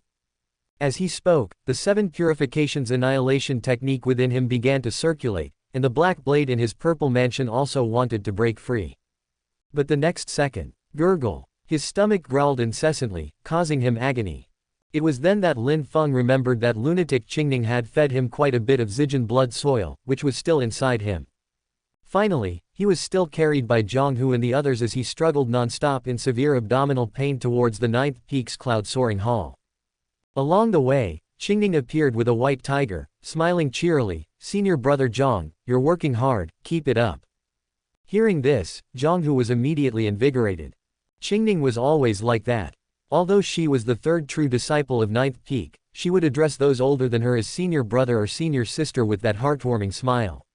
She was deeply loved by the elders and disciples of ninth peak. Senior sister Qingning, Lin Feng said, you've gone mad. I don't believe it for a second. Isn't that just spreading rumors? Don't worry, senior sister, I'll handle this matter. Whoever spreads rumors about you in the future, I'll tear their mouth apart, Jiang Hu said while standing tall. Hee, thank you, senior brother Jiang, Qingning smiled. Of course. But senior sister, what do you need the spirit shovel for? Oh, this is all I can't tell you now. Eldest senior brother is looking for me, I have to run. With that, Qingning hid the spirit shovel and rode off quickly on Xiaobai. Watching her receding figure, Jiang Hu sincerely sighed. Senior sister is still so innocent and pure, even when fleeing from eldest senior brother, her smile remains, infecting all who see her. Brother Lin, you don't look so good, is your injury acting up again? Inside the cloud-soaring hall. Aside from Xiao Hongyi, many other ninth peak elders were gathered at this moment. Xiao Hongyi intended to take Lin Feng as the sixth true disciple of ninth peak, which was a major event for both ninth peak and the sect, and naturally, it was to be treated with great care. But, let me go you bunch of lunatics. Lin Feng, will never take a master who can teach 3 lunatics. You tell me she's normal? You're kidding me. Upon hearing this, everyone's lips twitched. Although Xiao Hongyi was somewhat annoyed, she felt more helpless than anything. Indeed, she had taught 3 lunatic disciples, and these 3 lunatics had given Lin Feng quite a hard time. Thus, it was natural that Lin Feng had changed his mind. Soon, Lin Feng was brought into the hall by Jiang Hu and the others. Struggling non-stop and with severe pain in his abdomen, he was now pale, and the wounds on his lower abdomen and shoulders had burst open again, oozing a lot of fresh blood.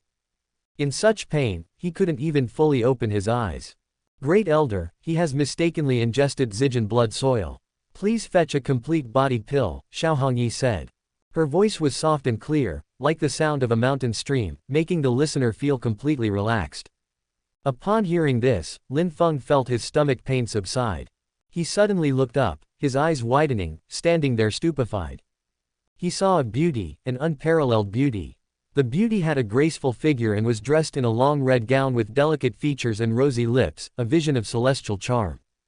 Between those slightly furrowed brows, there was a hint of authority yet also a touch of weariness.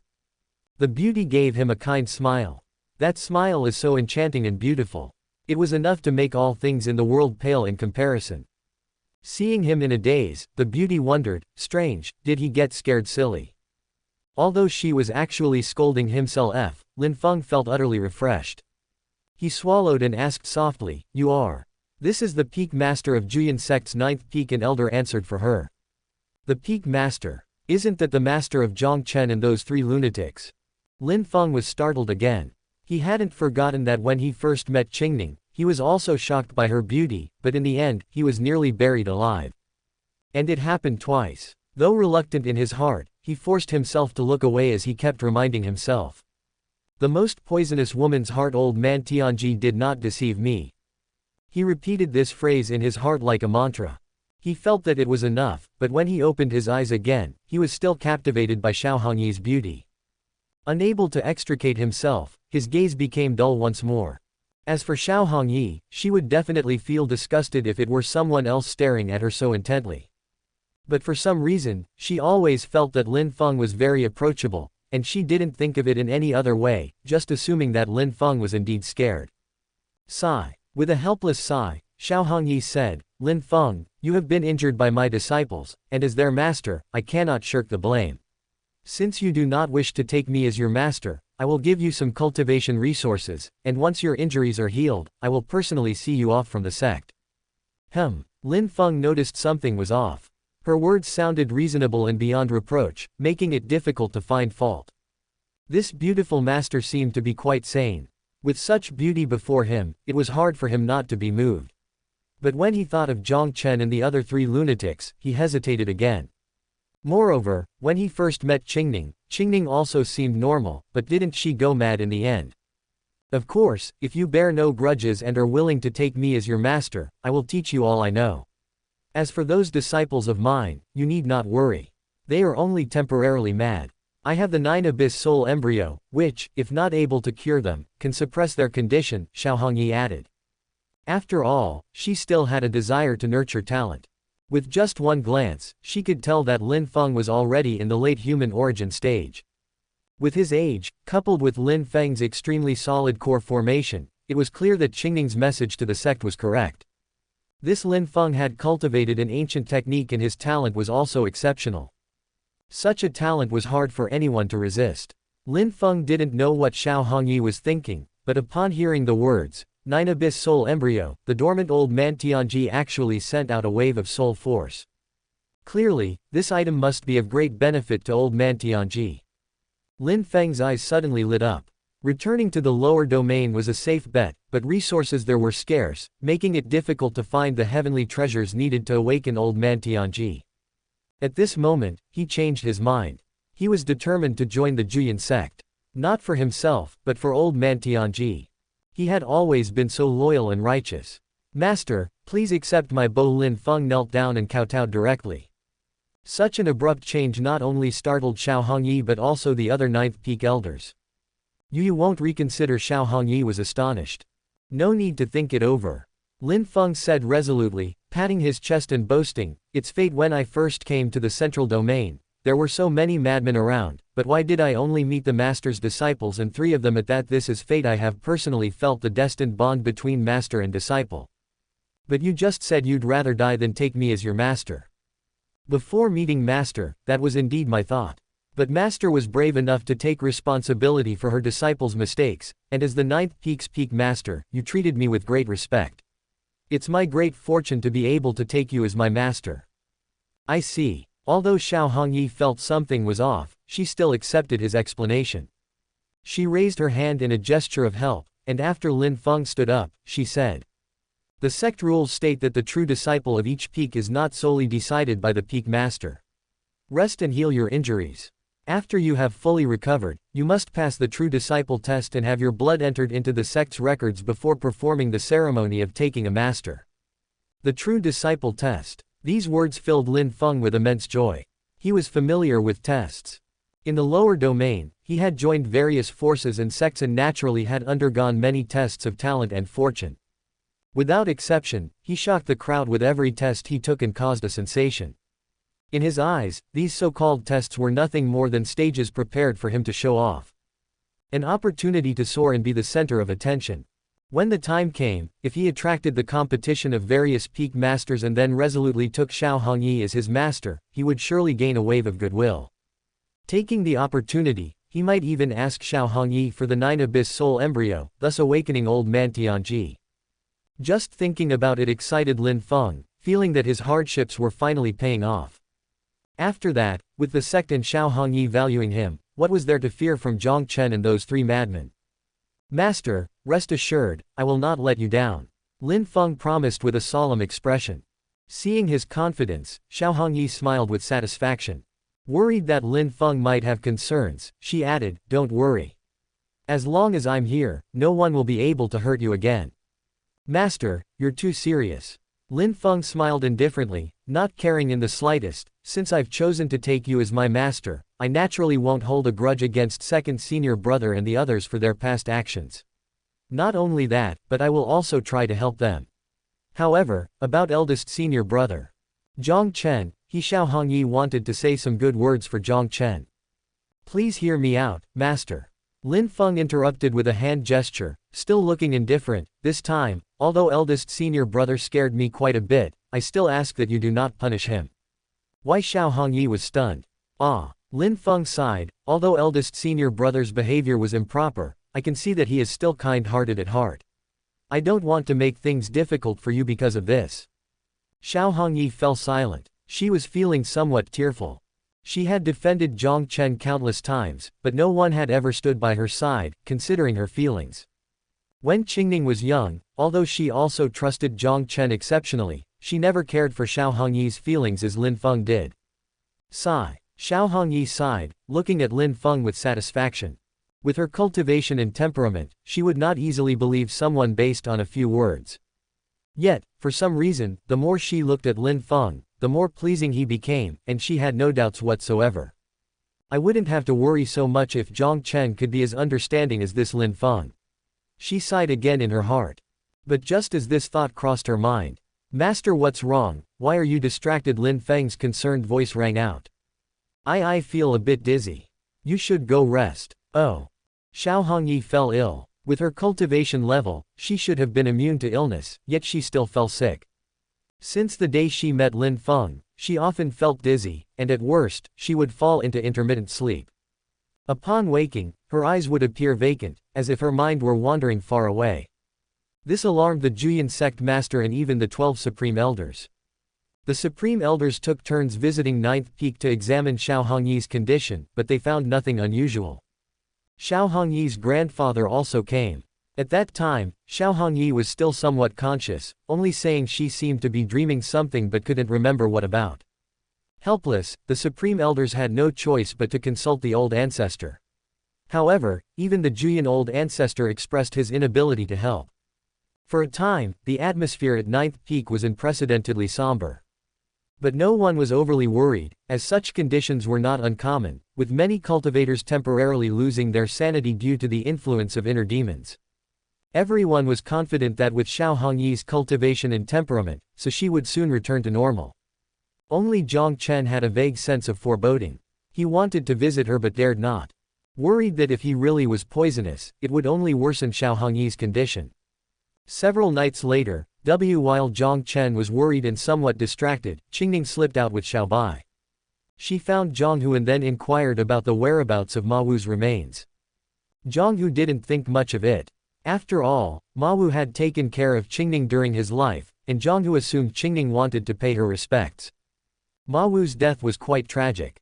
The sect master personally cremated him into ashes and buried them behind Elixir Peak. When the ancient Pill Tower heard about this, they actually requested Ma Wu's ashes, and the sect master agreed. It is said that Ma Wu's ashes will be taken to the ancient Pill Tower in the next few days, Zhang Hu explained. He was also puzzled. It's strange, why would our sect's elders' ashes be handed over to the ancient Pill Tower? Qingning did not respond, just smiled. They arrived at the hills behind Elixir Peak. It was silent all around, with weeds growing wildly, and the site was full of withered trees. Occasionally, black crows flew overhead, their cries eerie. They walked a bit further. Pointing to the unmarked grave in the deepest part, Zhang Hu said, as an elder of Elixir Peak, even in death, Ma Wu shouldn't have ended up so miserable. But unfortunately, his actions before his death made the people of Elixir Peak hate him, so he was buried here. Qingning nodded, her smile suddenly fading. Under the moonlight, the girl, who had been innocent and romantic, suddenly turned somewhat cold. Under Zhang Hu's watchful eye, she stepped forward slowly. And then Zhang Hu witnessed a scene he would never forget. Qingning did not pay her respects but instead pulled out a spirit shovel and began to dig up the grave. She smiled, yet it seemed she did not. With each shovel, she exerted great force as if venting something. Xiao Bai seemed to be scared as well. But after a brief moment of hesitation, it decided to help. Its front paws kept digging as it murmured, "Everything is for defying the heavens." With the combined efforts of the tiger and the girl, Ma Wu's ashes were soon retrieved by Qingning. Wiping the dust from her face, the girl lifted the urn of ashes high, her smile returning once again. There was a fierce glint in her large eyes. Although she was smiling, it felt chilling to the bone. "Elder Ma, how did you die? But it's okay, I will still come to find you," the girl giggled. Xiao Bai blinked and tilted its tiger head. "Qingning, what do we do next?" "Scatter the ashes," Qingning said as if it were the most natural thing in the world. "Didn't I tell you eldest senior brother is too soft-hearted, that's why we need to take care of the aftermath." Such a scene and conversation was heard by Zhang Hu. Zhang Hu was initially so scared that he collapsed on the ground, trembling all over, but then he saw Qingning suddenly look at him and smile as she walked towards him. In an instant, he was terrified. "Help, help me." After a pitiful scream, Zhang Hu ran away, tumbling and crawling. "Qingning, you scared him so much he peed himself," Xiao Bai said. "How could that be? Senior brother Zhang is a core formation cultivator. His body wouldn't produce impurities." Qingning shook her head. "But I smell a stench of urine." "Xiao Bai, you must be mistaken." "Is that so? Maybe you're right." The next day, Zhang Hu fell ill. His symptoms were different from Xiao Hongyi's. He just stayed in the quilt while shivering. What was the same was that the Ninth Peak Great Elder personally examined him and found nothing unusual with Zhang Hu's body. In the end, the Great Elder concluded. It must have been due to fright. But what exactly could scare a core formation cultivator to such an extent? Not only was the Great Elder puzzled, but so were the other sect members. Today was the day of Lin Feng's true disciple test. To keep himself in the best condition, he meditated cross-legged all night, undisturbed by any movement. Seeing that it was about time, he suddenly opened his eyes. He was about to say some bold and ambitious words when his pupils shrank. He suddenly discovered his room was covered in a layer of black dust. After inspecting with his vital energy, he found it was ashes. Juyan sect, the second peak. This peak was unnamed, the dwelling place of many supreme elders, and where various major ceremonies of the sect were held. Dong, dong, dong. The bell at the peak rang out, 3 tolls signaling the true disciple test. Hearing this, disciples from all peaks ran towards the second peak, aiming for the platform at the top. In no time, the usually deserted second peak was bustling with people. The disciples tacitly stood around the platform, waiting quietly. Soon, the peak masters appeared. Xiao Hongyi looked slightly weary as she sat down at the 9th peak spot. Her appearance relieved many people. After all, today was the 9th peak's true disciple test, and it would have been somewhat improper if Xiao Hongyi, both the soon-to-be disciple master and peak master, had not shown up. Jiang Chen arrived with Jiang Lianyue and other true disciples, standing behind Xiao Hongyi. Master Jiang Chen hesitated to speak. "It's nothing, just a mere inner demon. I can withstand it," Xiao Hongyi said with a wave of her hand, her voice weary. "Is it really an inner demon? What is Master's inner demon?" Jiang Chen asked again. Xiao Hongyi sighed repeatedly at this question. She believed that the inner demon was caused by Jiang Chen. After all, every time she felt dizzy and lost consciousness, it seemed she could hear Jiang Chen's voice mixed with her own crying. "Jiang Chen, it's not difficult for Lin Feng to pass the test.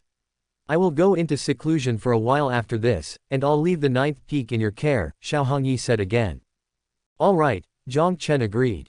Xiao Hongyi was somewhat uneasy and wanted to add, "Don't disappoint me." But as the words reached her lips, she felt dizzy again. Just then, Lin Feng arrived. His expression was rather gloomy, and he immediately saw Qingning, who was facing him with a smile and making faces. He guessed it was Qingning's doing, as such madness could only be the work of Qingning, who would bury people alive. Bad luck, Lin Feng cursed inwardly. He had been covered in ashes all night on such an important day. In the past few days, the 3 lunatics hadn't troubled him, which had made him a bit complacent. Lin Feng couldn't help but lament that how could this have happened if old man Tianji hadn't been in slumber. He would have reminded him. Alas, the 7th day without old man Tianji, he really missed him.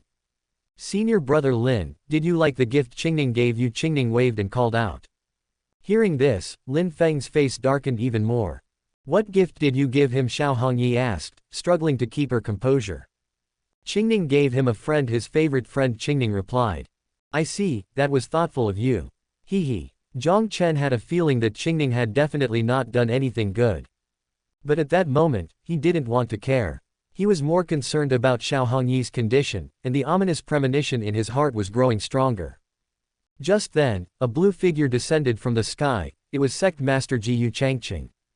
Jiyu Changqing's arrival meant the test was about to begin, instantly igniting the disciples' enthusiasm. Under everyone's gaze, he approached Xiao Hongyi and suggested, "Junior sister, why don't you let senior brother take over, and you go back to the peak to rest?" Xiao Hongyi shook her head. Jiyu Changqing had asked casually and naturally would not insist. He walked slowly to the main seat and sat down, giving Li Fidu a meaningful glance. Li Fidu understood and stepped forward, gathering his energy to shout, "Where is Lin Feng?" "I am here," Lin Feng responded instantly, leaping to the center of the platform and standing in front of Li Fidu. "I haven't had the chance to thank you for saving my life last time, Elder Li," he said, bowing with his hands clasped. "Although your cultivation is only at the late stage of initial formation, your core formation is exceptionally solid. It seems you are indeed cultivating an extremely difficult ancient technique. To achieve such accomplishments at your age shows you have great potential. Not bad. Perhaps I have saved a prodigy for the sect," Li Fidu said with a smile. "Elder Li overpraises me," Lin Feng replied modestly. Li Fidu found himself liking Lin Feng more and more, almost unable to stop smiling. Getting back to the matter at hand, he raised his voice again. "The test for the true discipleship consists of 3 parts: testing talent, testing fortune, and testing combat strength. If you meet the standards in all 3, you will immediately be promoted to true disciple. If you exceed the standards in any one of them, you can also pass the test." Exceed the standards? Lin Feng was somewhat puzzled. Li Fidu had anticipated this and pointed to both sides. To the left, there were 100 jade steps leading straight to the clouds. To the right, there was an ancient disc with black and white fish pieced together in opposite directions, clearly showing the concept of yin and yang. That jade staircase is called the ascending sky steps. There are 100 steps in total. Reaching the 30th step indicates above average talent, the 50th step indicates rare talent, the 80th step indicates 1 in 10,000 talent, and reaching the top signifies monstrous talent. The standard for true disciples is the 50th step, but if you can reach the 80th step, you can skip the remaining tests, Li Fudu explained patiently. I see, Lin Feng realized. Then the ancient disc on the right is for testing fortune. Correct. Li Fudu nodded and explained again like the ascending sky steps, this ancient disc is a superior grade spiritual instrument called the Destiny Dao disc. You just need to place your hand on the disc, and the yin and yang fish will rotate on their own, connecting to the heavens and the earth to measure your fortune. How is it determined if one meets the standard? Fortune is divided into 9 colors, with gold at the top and white at the bottom. The standard for true disciples is to reach the 5th color, with the fortune column not less than 10 zhong high. I understand, Lin Feng nodded repeatedly. Li Fudu suddenly lowered his voice, reminding him the combat strength test involves challenging a true disciple from the same peak and lasting at least 10 moves. I suggest you choose Lin Mubai. Although he has an innate Dao bone and is at the earthly origin level of cultivation, he is definitely the easiest option compared to the others. This coincided with Lin Feng's own thoughts. Although Qingning's realm was not much different from his, Qingning had a contracted beast. Contracted beasts are often considered part of a cultivator's strength and can be included in the test. Undoubtedly, with Xiao Bai's strength comparable to that of a heavenly origin cultivator, that tiger could swallow him whole. This meant that facing Qingning head-on was not a winning strategy for him.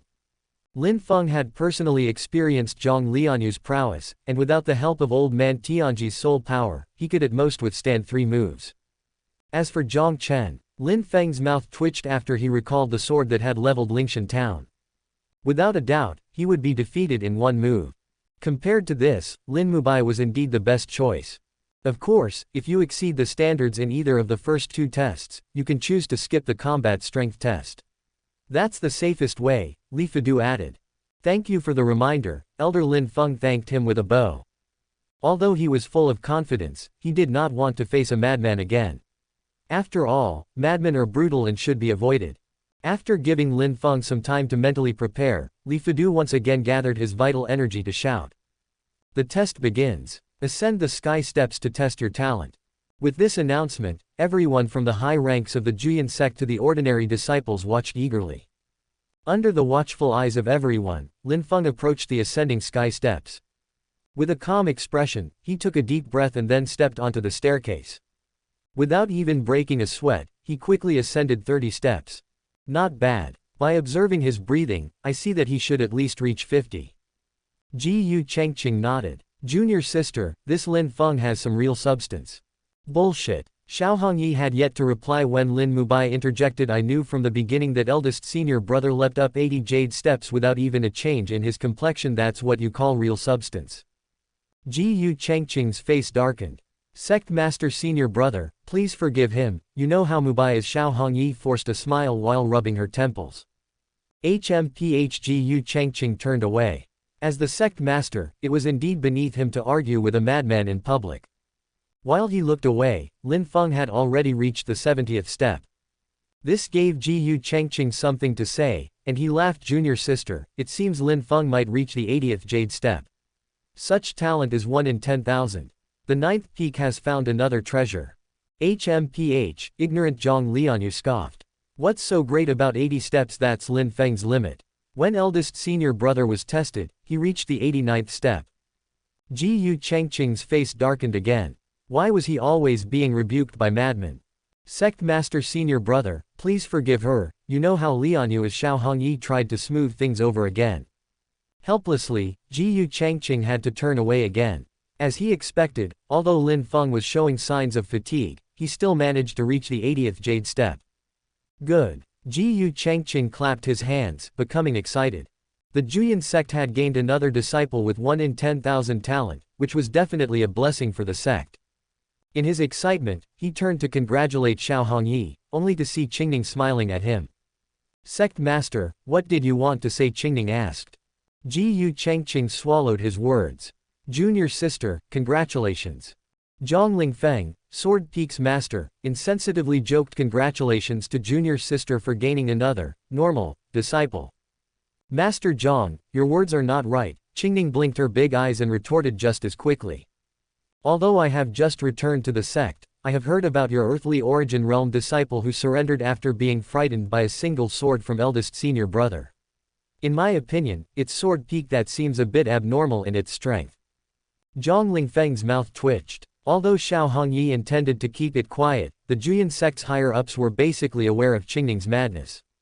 And since Sword Peak had lost to Ninth Peak in a recent exchange, Zhang Lingfeng had already been struggling to hold his head high, and now being reminded of it was indeed embarrassing.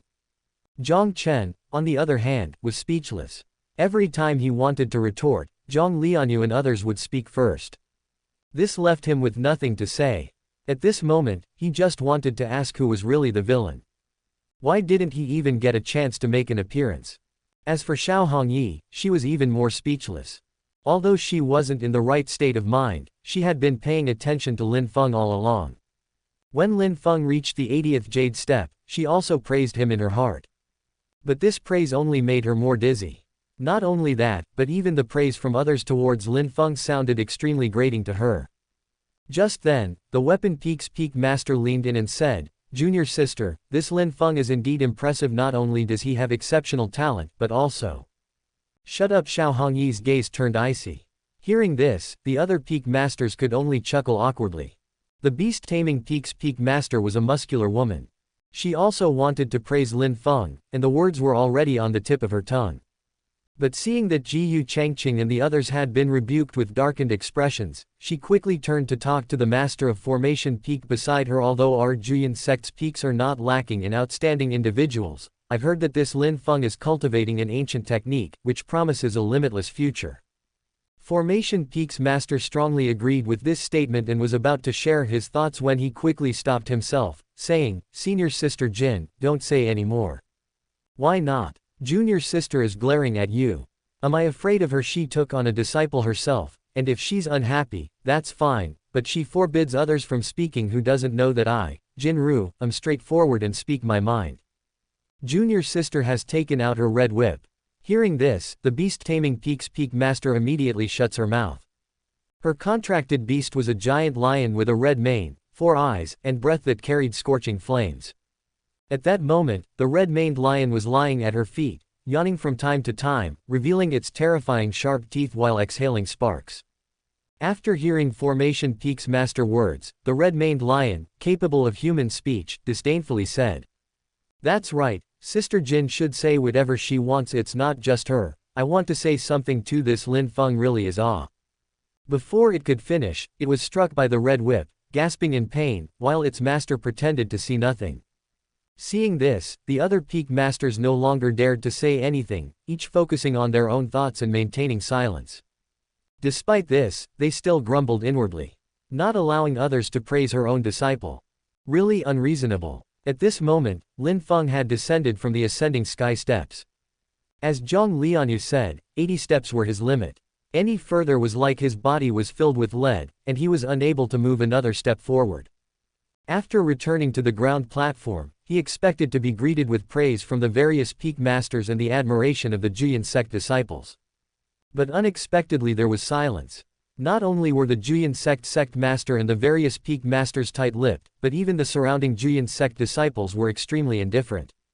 Seeing Lin Feng's astonishment, Li Fudu approached and said, "When Jiang Chen became a disciple, he ascended 89 steps.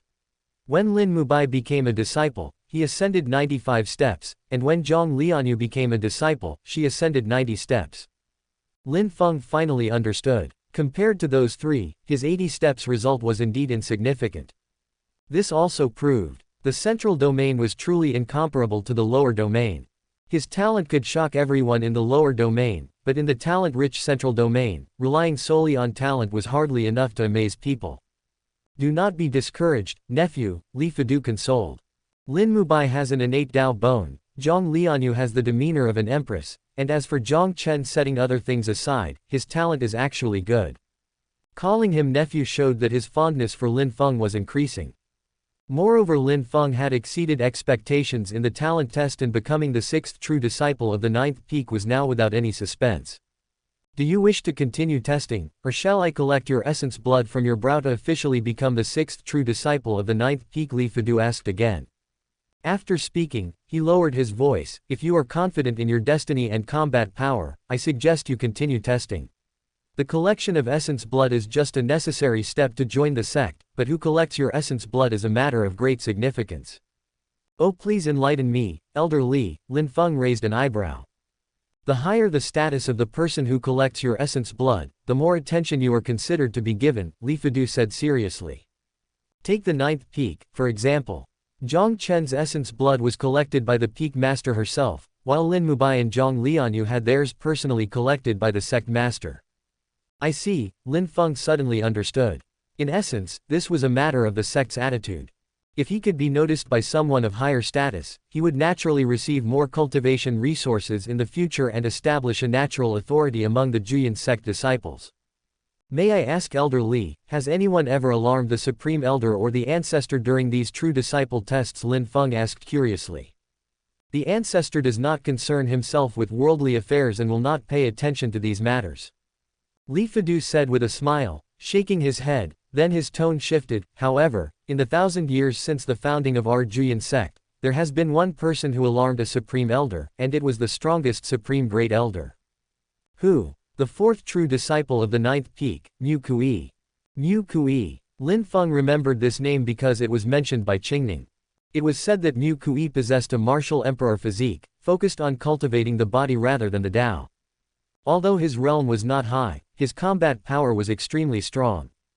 But exactly how strong, Lin Feng did not know. Have you ever seen a cultivator from the lower four realms repel an initial formation cultivator with one punch or break their bones and send them flying with two punches? Li Fudu asked seriously. That's impossible. Lin Feng found it hard to believe. While cultivators capable of fighting across realms were not many, they were certainly not few, and he himself was one of them. Normally, being able to fight across minor realms, such as early stage against mid-stage, was already considered exceptional. Those who could fight across major realms were as rare as phoenix feathers and unicorn horns. Lin Feng was now in the late stage of initial formation, but if he went all out, he could fight against the late stage of human origin. This was crossing a major realm, and it was also his pride. But these were all about crossing realms, not chasms. The lower four realms and core formation 4 realm were separated not by realms but by a chasm, a heavenly chasm. Sword cultivators were known for their combat prowess, but even Li Fudu, a heavenly origin sword peak cultivator, could only barely touch the edge of the chasm of the upper 4 realms. His combat power could barely match an ordinary cultivator of the upper 4 realms, but he definitely couldn't win a fight. The same was true between the lower 4 realms and the core formation 4 realms. But Mu Kui was able to break the bones of a core formation cultivator with 2 punches using the cultivation of the lower 4 realms. Such a thing was unheard of. Nephew, you need not doubt, I witnessed this with my own eyes. Li Fudu recalled the scene vividly. When Mu Kui took the true disciple test, although his talent and destiny did not meet the standards, his combat power was terrifyingly exaggerated. The original test of combat power for true disciples was to challenge the true disciples of the same peak. But Jiang Chen was punished to face the wall by Xiao Hongyi that day, Lin Mubai was unwilling to make a move, and Qingning was out and had not returned. Therefore, the one who ended up fighting Mu Kui was the first among the other disciples in the 9th peak, the disciple of the 9th peak Great Elder, Zhang Hu. Zhang Hu originally thought it would be his chance to shine, but as soon as he got on stage, he was sent flying by 2 punches from the lower realms Mu Kui, resulting in broken bones and a long recovery. Speaking of Mu Kui, Li Fudu sighed again. Mu Kui was a good seedling. Although his combat power was terrifying, he was simple and honest, never bullying the weak, and would not fight unless necessary. Unfortunately, he took on a mission and left the sect after being publicly ridiculed by Jiang Chen and has not returned to this day. Lin Feng silently noted Mu Kui's name, planning to establish a good relationship with him in the future. If it were someone else saying these things, he might still be skeptical, but Li Fudu had saved his life, and there was no reason nor any need to deceive him. Back to the matter at hand, Li Fudu asked, so, do you wish to continue testing, or shall I collect your essence blood for the record? Of course, I will continue testing. Lin Feng smiled confidently. He had not yet achieved the goal of shocking everyone, so how could he give up? And as for destiny, he was even more confident. He, Lin Feng, is the son of destiny. If it really came down to destiny, who knows how many times higher it would be than Qingning's. It's just that Qingning's destiny was reflected in the acquisition of heavenly materials and earthly treasures while he was in all aspects. Especially in the triggering of opportunities, the more dangerous the situation, the higher the probability. Alright, let's begin, Li Fudu nodded with satisfaction. Under the watchful eyes of all, Lin Feng stepped forward to the destiny platform. He calmed his breath and placed his right hand on the platform, also feeling somewhat expectant. When he was in the lower domain, he had also undergone a talent test, but old man Tianji was cautious and would deliberately help him hide some of his destiny.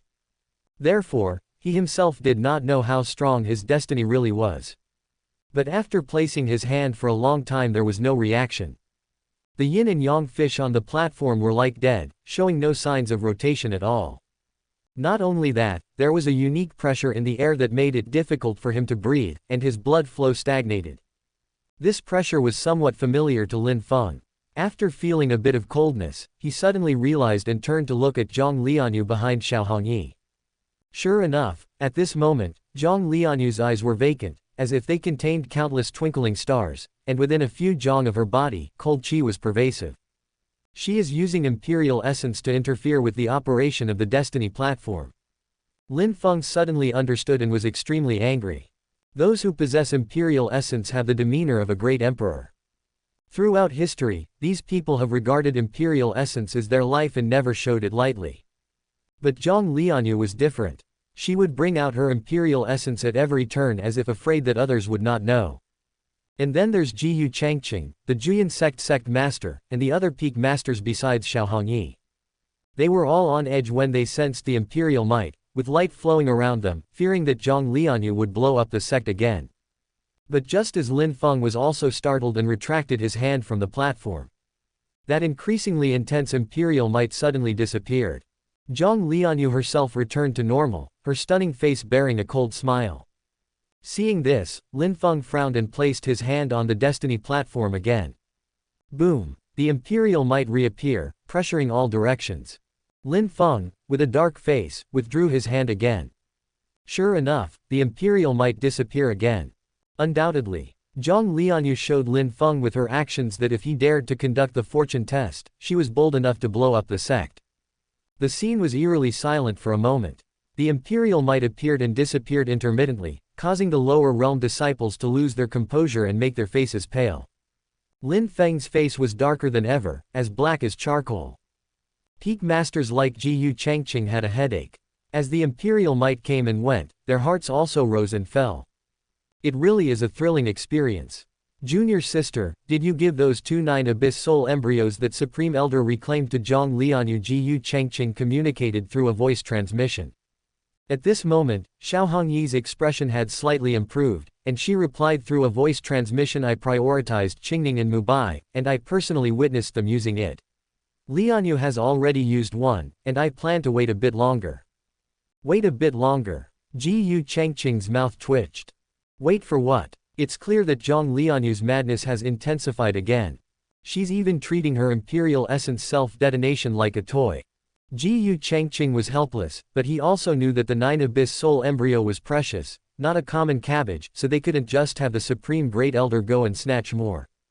Junior sister, if you can't control your own disciple, then as the sect master, I will have to take action, Jiyu Changqing reminded her again. Xiao Hongyi understood his meaning.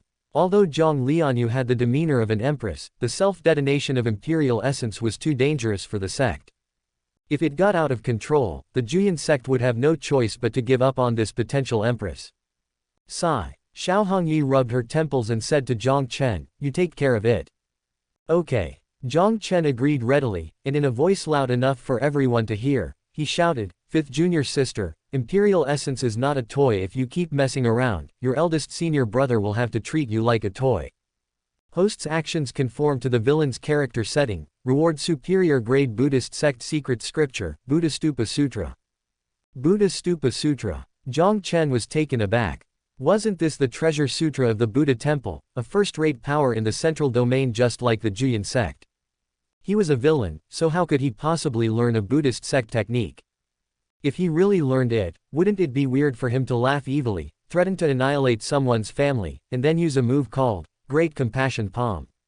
That's nonsense. Wait, hold on. Jiang Chen's eyes lit up. Upon further thought, this seemed quite interesting. Normally, one would need to shave their head, don the robes, bear the scars of the precepts, and be anointed by a high monk to learn a Buddhist sect technique. But with the system, he could learn it instantly, and if there were other supreme techniques, he could switch at any time. In other words, he could totally learn the Buddha Stupa Sutra just for fun. At this very moment, he was already considering what Dharma name to give himself. As for everyone else, they were speechless. Jiang Chen was openly flirting with his junior sister in front of the Juyan sect master and all the peak masters. He was so audacious, the key point was no one could do anything about it. Nowadays, many elders and disciples know that although people like Jiang Lianyue were mad, they were extremely close to Jiang Chen and would listen to him. What made people even more speechless was what happened next. After hearing Jiang Chen's words, Jiang Lianyue's delicate body shook, and then a blush rose on her fair cheeks, as if she had thought of something exciting, and even her breathing became rapid. Seeing her like this, although nothing was said, everyone seemed to guess that in her heart she must be thinking, is there such a good thing? This was definitely the opposite of the intended effect. Sure enough, the imperial might appeared again, and it intensified rapidly. In just a few breaths, it pressed down on the lower-ranking disciples to the point of nearly fainting, reaching a level where it could explode at any moment. Thankfully, Jiang Chen was quick to act, directly pulling Jiang Lianyue into his arms, and she immediately calmed down. Otherwise, the consequences would have been unimaginable. You hold on tight, don't let go. Sect Master Jiyu Chengqing also breathed a sigh of relief. Just a moment ago, he had almost decided to kill, thinking of extinguishing Jiang Lianyue before the imperial essence detonated. It wasn't that he was heartless, but this was the only way to avoid losses to the sect. Isn't that inappropriate? Jiang Chen said with a straight face upon hearing this. Even if it's an order from the sect master, it concerns my integrity, so how can I do such a thing? First, put away that wandering hand of yours before you come to me and talk about integrity. Jiyu Chengqing was fuming. All right then. Jiang Chen shrugged helplessly, then retracted his wandering hand. But the next second, boom, the imperial might appeared again, and this time, it was heading straight for Jiyu Chengqing.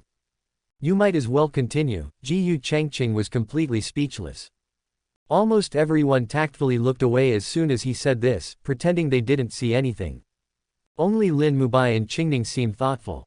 After a while, Lin Mubai's eyes lit up, and he tried to get close to Jiang Chen, only to be kicked away by the latter.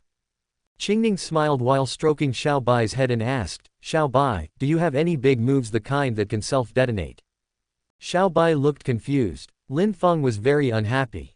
This was supposed to be his stage to show off, but everyone's attention was on Jiang Chen. Taking advantage of Jiang Lianyue's compliance, he quickly placed his right hand on the Destiny Dao disc. Without Jiang Lianyue's interference, the disc returned to normal, with the black and white fish spinning rapidly. In an instant, a mystical aura enveloped the surroundings, and a visible column of qi burst out from Lin Feng's body, soaring upwards and breaking through Ten Zhong in an instant. Not bad, the qi fortune is blue, the column is 10 zhong high, meeting the standard of a true disciple. Li Fudu nodded in satisfaction. No sooner had he spoken. The yin and yang fish on the disc spun even faster, and the world changed as purple qi came from the east, stretching for thousands of li.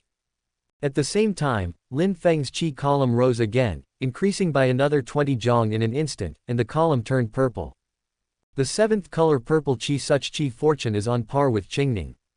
Li Fudu was shocked, not just him but also the peak masters, sect master Jiyu Chengqing, and the watching elders and disciples were all dumbfounded. They could accept if Lin Feng only had this 7-color 30 zhong qi fortune.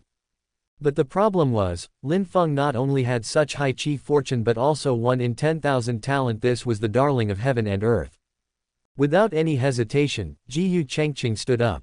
Such talent and qi fortune were enough to catch his attention, worthy of him personally extracting Lin Feng's essence blood to show the sect's importance. But he had only taken one step. Boom! A thunderbolt appeared in the sky, striking directly on the purple qi column. Immediately after, the yin and yang fish in the Destiny Dao disc directly left the disc, swimming beside Lin Feng, and began to rotate around him, emitting auspicious sounds. The qi column rose again. The purple qi in the clouds made way on its own, and within the clouds, mythical beasts seemed to bow down in homage. The ground boomed, loudly and vibrating frequently. The combination of the two made one feel as if standing on a drum, blood boiling with excitement. This is resonance with heaven and earth. Jiang Chen couldn't believe it. Aside from Xiao Hongyi, who kept rubbing her temples, her gaze alternating between clarity and dullness, the other peak masters also stood up excitedly. They were all very clear. Qi fortune that could resonate with heaven and earth was definitely unprecedentedly powerful. Perhaps it could touch the eighth color, red qi. Such qi fortune had never appeared in the central domain. Even in the upper domain, it was unseen for 10,000 years. Amidst everyone's expectant gaze, the qi column continued to rise like an unparalleled sword piercing the sky. It rose another 40 zhang, reaching a total of 70 zhang as red as blood. Haha, red qi, 70 zhang of red qi, comparable to the current Empress Jiang Chengqing, laughed madly. The peak masters of sword, formation, and weapon peak were also trembling with excitement. The sect's fortune was linked to the disciple's qi fortune, and a disciple with such a strong qi fortune could directly change the sect's fortune. Congratulations, sect master. With this child in our Juyan sect, we will surely rise quickly and advance to the upper domain. All the peak masters except Xiao Hongyi congratulated in unison. At this very moment, Lin Feng was no longer just the true disciple of ninth peak but the hope of the entire Juyan sect. Haha, if it really comes to pass, then your cultivation levels will also advance further. Jiang Chengqing couldn't stop smiling. Hearing this, the many peak masters also burst into laughter. But as they laughed, their pupils suddenly contracted. Because the pillar of fortune belonging to Lin Feng showed no signs of stopping, it continued to rise rapidly.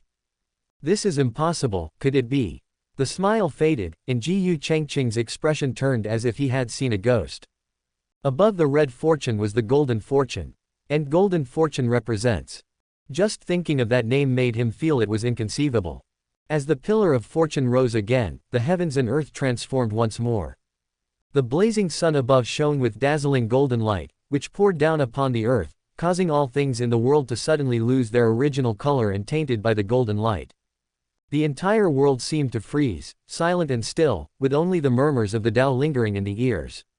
While everyone was in a daze, the pillar of fortune belonging to Lin Feng had already risen by another 30 zhang, reaching 100 zhang.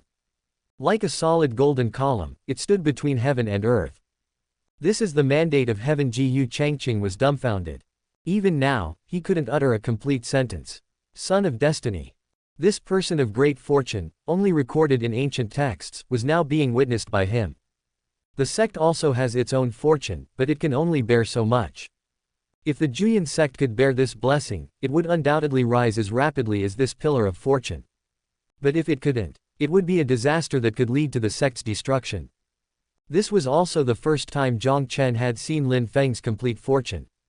During the 9 cycles of reincarnation, whenever Lin Feng joined the Juyan sect, old man Tianji would use divination to conceal some of his fortune, hence the pillar of fortune always appeared as a 70 zhang red column. Has that old man Tianji really fallen asleep? Jiang Chen frowned deeply. When Lin Feng was rescued by Li Fudu, he had this suspicion. But old man Tianji was always cautious, preferring to keep a card up his sleeve, which made it impossible for Jiang Chen to be certain. He had always known that the test for true discipleship was Lin Feng's moment to shine, but he had not interfered in order to keep the plot on track. Unexpectedly, Lin Feng had revealed himself to be the son of destiny. Now, whether the Juyan sect dared to accept him as a disciple was another question. After all, the sect's own fortune was insignificant in front of the great fortune of the son of destiny. Throughout history, people of great fortune encountered many strong enemies on their path to growth, which was both a crisis and an opportunity. However, often the opportunity belonged to the person of great fortune, while the crisis would be transferred to their sect or to their family and parents. Lin Feng was not just a person of great fortune but a son of destiny. If the sect's fortune could not bear the disciple's fortune, then disasters would occur frequently, even leading to the sect's destruction. The original plot was the same. With Lin Feng's help, the Juyan sect advanced to an upper domain sect, but this also hastened the demise of the Juyan old ancestor. After he ascended by slaying a female cultivator to prove his way, the Juyan sect was eventually annihilated by other forces, leaving no survivors. After he ascended following the path of Heartless Blade, the Juyan sect was destroyed by other forces, leaving no survivors. Lin Feng, you fool, you had the chance to show off, but you overdid it and ruined it, Jiang Chen cursed inwardly. However, Jiang Chen glanced at the pillar of fortune again. After 9 cycles of reincarnation, he always felt that Lin Feng's fortune should be more than this. From everyone's expressions, Lin Feng also realized that something was wrong and regretted it immensely. But could he be blamed? He had been treated so miserably lately. Naturally, he wanted to show off a bit. Moreover, with old man Tianji asleep, he couldn't restrain himself even if he wanted to. How could he have known his fortune would be so terrifying? Regretting in his heart, he quickly withdrew his right hand from the fortune disc. At the same time, the yin and yang fish returned to the disc, the pillar of fortune disappeared, and everything around instantly returned to normal. It was then that everyone noticed that at some point, 12 figures had appeared in the sky. The 12 supreme elders of the Juyin sect. The supreme great elder, Xiao Hongyi's grandfather. He still had a weak aura, and after communicating with the other elders through voice transmission, he looked at Lin Feng and said, "The fortune of the Juyin sect is limited, unable to bear your immense fortune. You should seek another place." The words of the Supreme Great Elder resonated with the sect master and the many peak masters. Even Xiao Hongyi, who had just been dizzy, was now nodding repeatedly. Normally, with her personality, once she decided to take a disciple, she wouldn't care if it was the son of destiny or even a star of calamity destined by heaven. But at this moment, she felt that her grandfather's words incomprehensibly made a lot of sense. Upon hearing this, Lin Feng's face darkened, feeling a strong sense of humiliation. In the lower domain, although some sects and forces looked down on him, it was only at the beginning. As long as he showed his talent and fortune, those sects and forces would pay him great attention. But this time, he had shown all his talent and fortune, yet he was rejected by the Juyin sect. Ha ha. Lin Feng suddenly burst into laughter. "If I'm not welcome here, there will be other places that value me in my life. Lin Feng never acts according to others' whims. This humiliation I ah." Before he could finish speaking, a shadow flashed before his eyes, and he was kicked flying with a scream.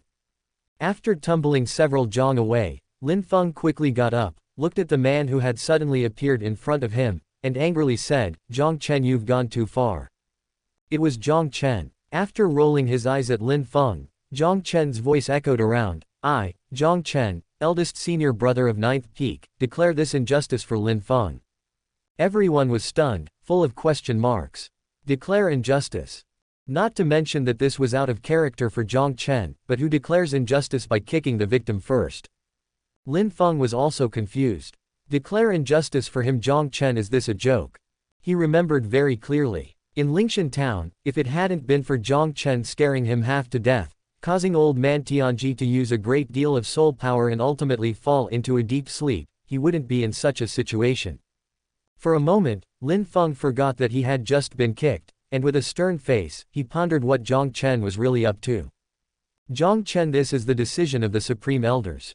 Step back at once." Jiyu Changqing regained his senses and shouted loudly. Ignoring Jiyu Changqing, Jiang Chen looked up at the 12 Supreme Elders and asked, "May I ask the Supreme Elders, has Lin Feng passed the test for true discipleship?" The Supreme Elders frowned. "If you don't answer, then I'll take it as a yes." Jiang Chen asked loudly, "You often say that the rules of the sect are above all else. I've heard it so much that my ears have calluses. The rules of the sect state that anyone who passes the test for true discipleship can become a true disciple of the Juyin sect." With a sneer, he continued, "But now what, you fear Lin Feng's fortune and reject him from the sect? This action destroys the 1,000-year reputation of the Juyin sect in an instant, making it contemptible. He is the son of destiny and the sect's fortune is limited," the Supreme Great Elder said gravely. "So what?" Jiang Chen was still disdainful, retorting, "We cultivators seize the fate of heaven and earth. To advance is to live, to retreat is to die, as the saying goes. Crisis and opportunity coexist. If the Juyin sect wants to become an upper domain sect, only relying solely on you Supreme Elders will be hopeless in this lifetime. You must take a gamble." After speaking, he lamented, "As the eldest senior brother of 9th Peak of the Juyin sect, I cannot bear to see the sect turn away such an opportunity. All this is for the sake of the sect." Everyone was speechless. These words indeed had no problems, but coming from Jiang Chen, they couldn't be convincing. It just felt strange. Seeing that the Supreme Elders were still silent, Jiang Chen said again, "May I ask the Supreme Elders, How long have you been trapped in your current realm? How much life do you have left? Would you prefer to perish in the central domain or be reborn in the upper domain? Hearing this, all 12 supreme elders twitched. The central domain was indeed much better than the lower domain, but in terms of the concentration of spiritual energy and various cultivation resources, it was still worlds apart from the upper domain. As Jiang Chen said, to advance is to live, to retreat is to die. If possible, no one wants to die on the way back. But the problem is, Jiang Chen, this is a decree from the ancestor, the supreme great elder said. As soon as these words were spoken, Jiang Changqing and the others all widened their eyes in shock. If it was a decree from the ancestor, then there was no room for maneuver in this matter. However, they didn't understand why the normally reclusive Jiang ancestor had become so active recently. Jiang Chen was also startled. Why is this Jiang ancestor suddenly seeking attention again? Can't he just wait for death quietly? Lin Feng is his pawn. He must be closely monitored and must not be allowed to escape control. After a brief contemplation, Jiang Chen had some speculations. The fate of the Son of Destiny is indeed terrifying, and the Jiang ancestor must be worried that Lin Feng will bring disaster to the sect, affecting his already limited lifespan. Originally, Jiang Chen had hoped to make an effort to keep Lin Feng in the Jiang sect. But if it's a decree from the ancestor, then he is helpless. Just as everyone was ready to bow and shout, "We will obey the ancestor's decree." So what if it's the ancestor's decree? Jiang Chen gritted his teeth and interrupted loudly. If even the ancestors of the Jiang sect have lost their ambition, then there's no need to stay in such a sect. If the ancestor does not rescind the decree, today I will leave the sect and wander the world with junior brother Lin. Upon hearing this, everyone was shocked again. Jiang Changqing, Li Fidu, and several peak masters were overjoyed, almost bursting into laughter. Ever since Jiang Chen joined the Jiang sect, many people have been worried. They feared that one day the imperial dynasty's golden cavalry would arrive, and in killing Jiang Chen, they would also destroy the Jiang sect. But now, Jiang Chen was actually going to leave the sect on his own. This was great news. Lin Feng was even more shocked. Jiang Chen was willing to leave the sect for him and wander the world with him. How touching is that? At this moment, he even doubted whether he had misunderstood Jiang Chen. Could it be that Jiang Chen was actually a good person of great loyalty and integrity? But the problem is, no matter how he looked at him, he found Jiang Chen extremely annoying. He couldn't muster the slightest bit of fondness. "Jiang Chen, do not speak nonsense," Xiao Hongyi quickly reprimanded. "Master, please forgive me." Jiang Chen took a deep breath and said resolutely, "I hit it off with junior brother Lin at first sight. Since it's the ancestor's decree, I will not insist today, I will leave the sect." "Are these words true?" the supreme great elder asked with narrowed eyes. "Of course," Jiang Chen retorted. "You will not regret it. Not even if the emperor himself comes," Jiang Chen declared. "Good," the supreme great elder nodded, a smile tugging at the corner of his mouth. "According to the rules of the sect, leaving the sect without permission is treated as betrayal, but since you are so loyal and righteous, then I will." Wait a moment. Before he could finish, Jiang Lianyue, Lin Mubai, Qingning, and a white tiger leapt to Jiang Chen's side. They said in unison, "We also want to leave the sect to wander the world with eldest senior brother." The corner of the supreme great elder's mouth twitched. Jiang Chen was also at a loss. He was ready to leave the sect, but why were these three lunatics and a foolish tiger still clinging to him? "Hongyi, aren't you going to do something about it?" the supreme great elder asked Xiao Hongyi. Upon hearing this, Xiao Hongyi stood up and sighed deeply. "If that's the case, then I will also leave the sect. As their master, I shall go to the ends of the world to teach them." These words made the 12 supreme elders stagger, nearly falling from the sky. The scene was very quiet for a moment. The 12 supreme elders were puzzled. They would welcome Jiang Chen leaving the sect. It was somewhat understandable for Jiang Lianyue and the other two lunatics to follow, but what was Xiao Hongyi doing? Why was she joining in the madness with her disciples? What they didn't know was that Xiao Hongyi was actually moved by Jiang Chen. She never expected that this disciple, who usually behaved improperly, would show such a side of deep loyalty and righteousness. She didn't have much of an opinion about Lin Feng, nor did she have the capacity to have one, mainly because she was dizzy right now. But seeing Jiang Chen like this, how could she, as his master, not support him? Even if it meant really leaving the sect, she would protect them to the end. More importantly, she suddenly didn't feel dizzy anymore after thinking this way. It was an unprecedented clarity. Now, back to Lin Feng. At this moment, he was almost moved to tears. Setting aside Jiang Chen and the three lunatics, in his view, Xiao Hongyi was definitely leaving the sect for him. To have such a master was truly a blessing for 3 lifetimes.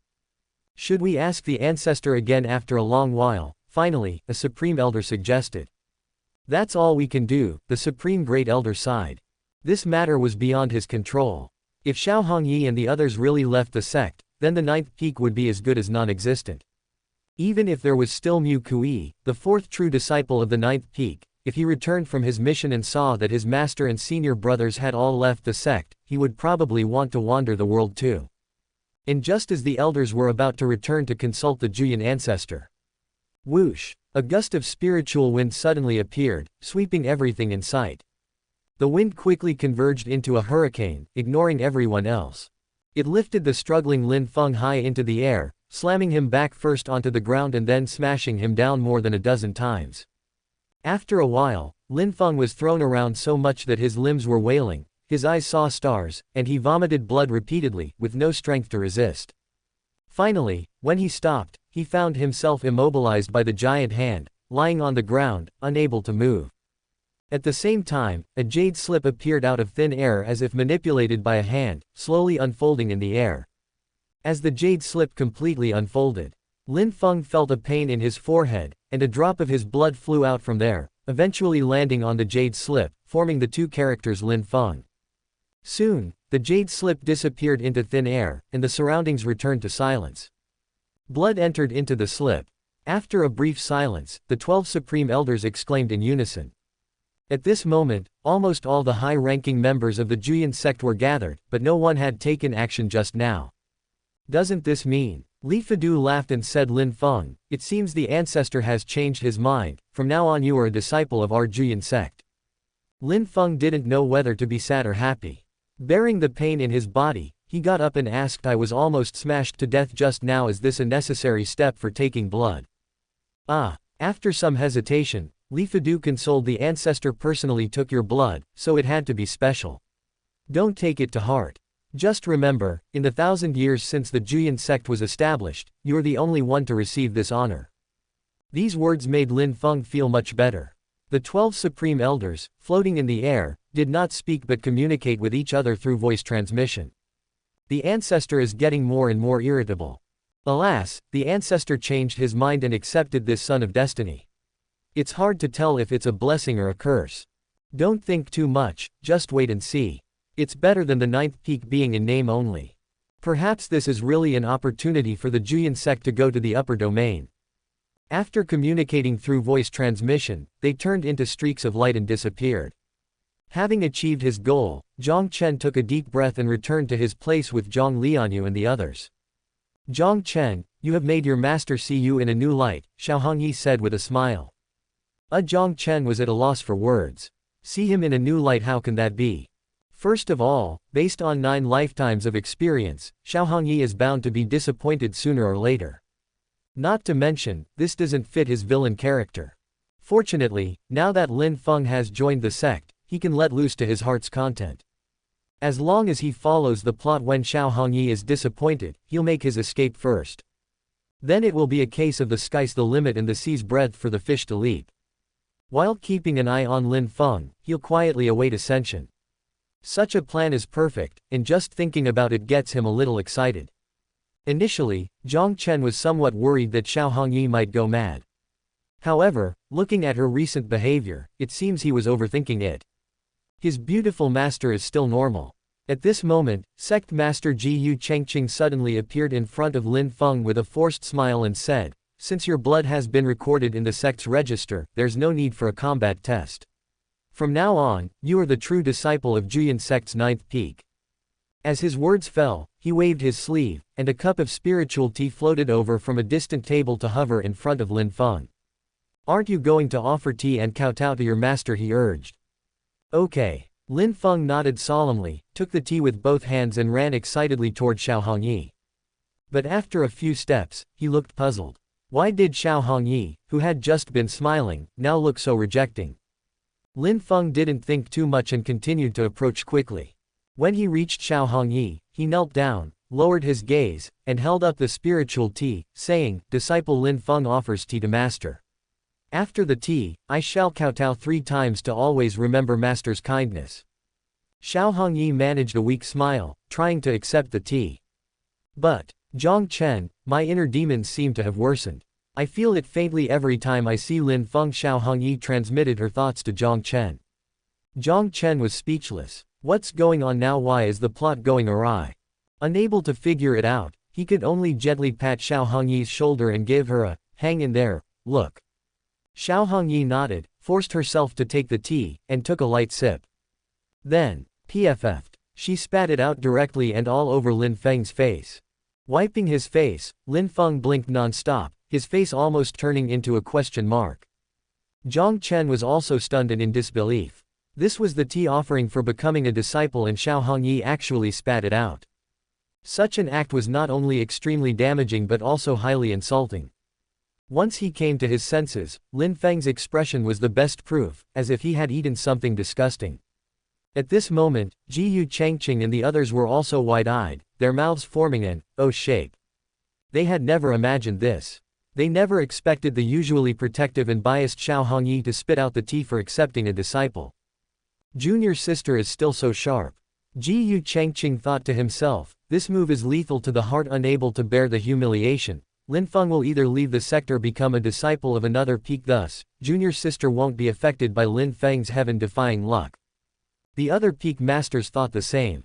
Worried that Lin Feng would turn to them to become his master, these peak masters quickly found excuses to leave. After all, not everyone can withstand the destiny of the Son of Destiny. No one wanted to attract powerful enemies because of Lin Feng and jeopardize their own lives.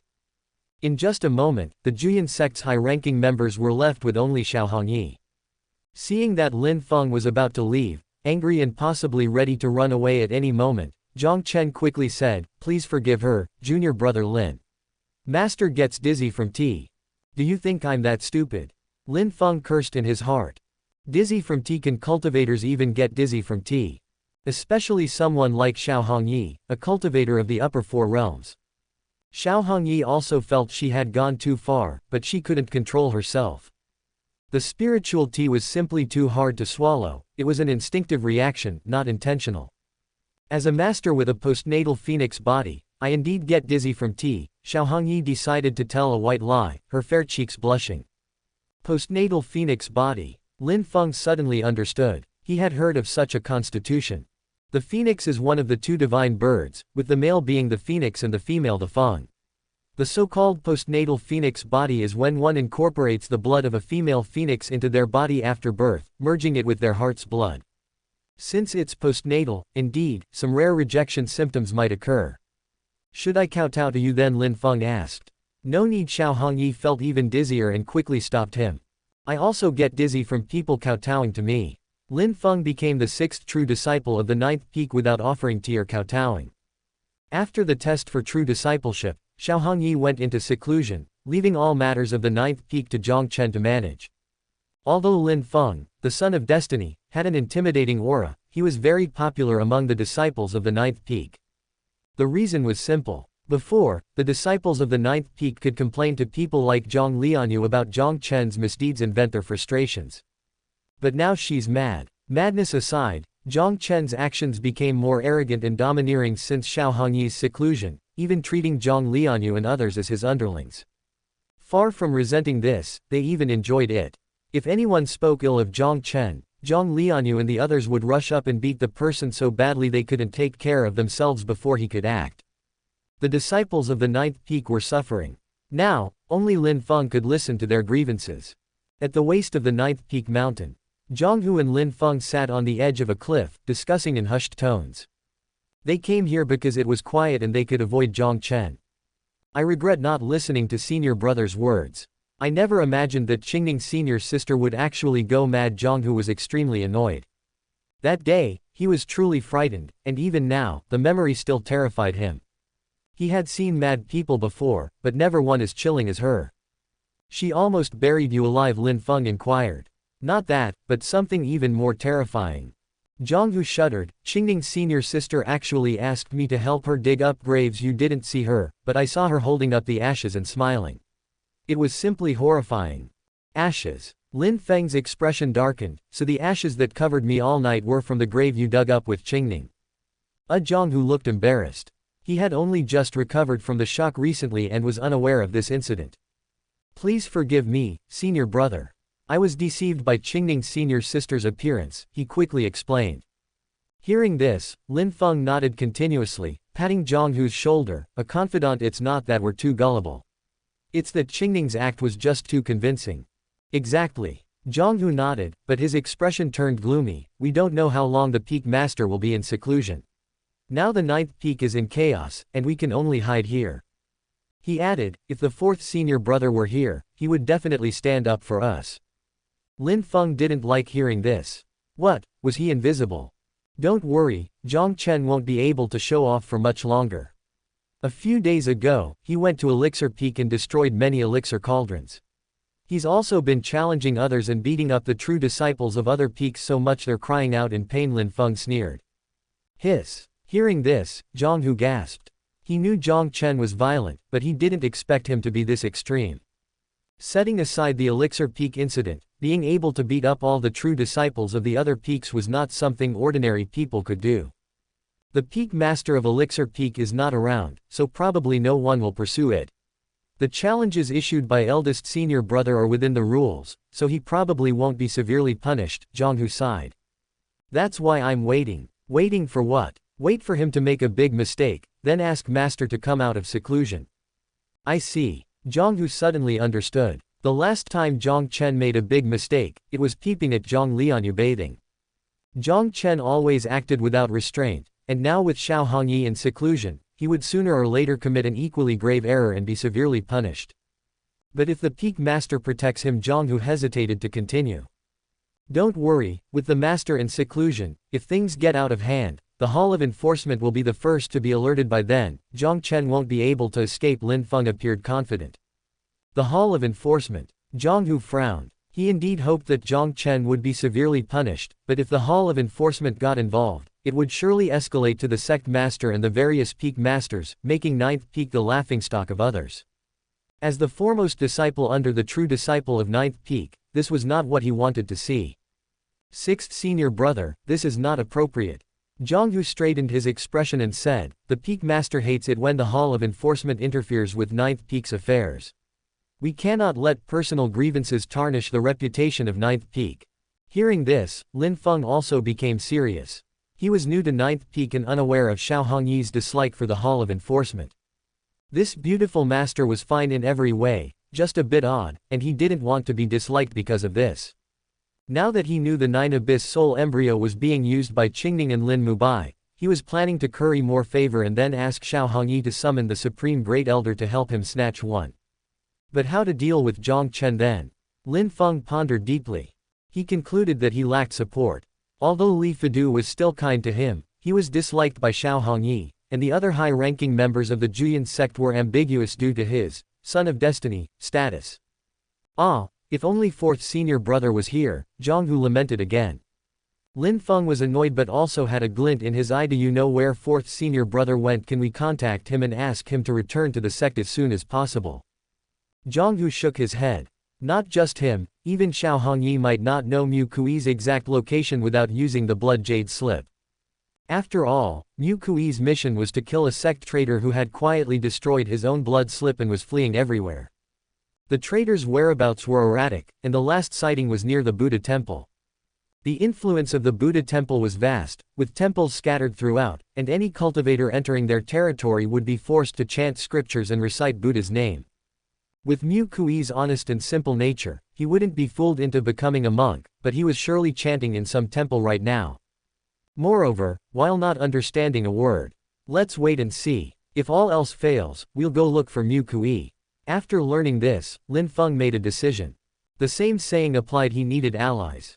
Li Fidu was temporarily unsuitable to be involved too deeply, and the other disciples of Ninth Peak were of no use, so now he could only pin his hopes on Mu Kui.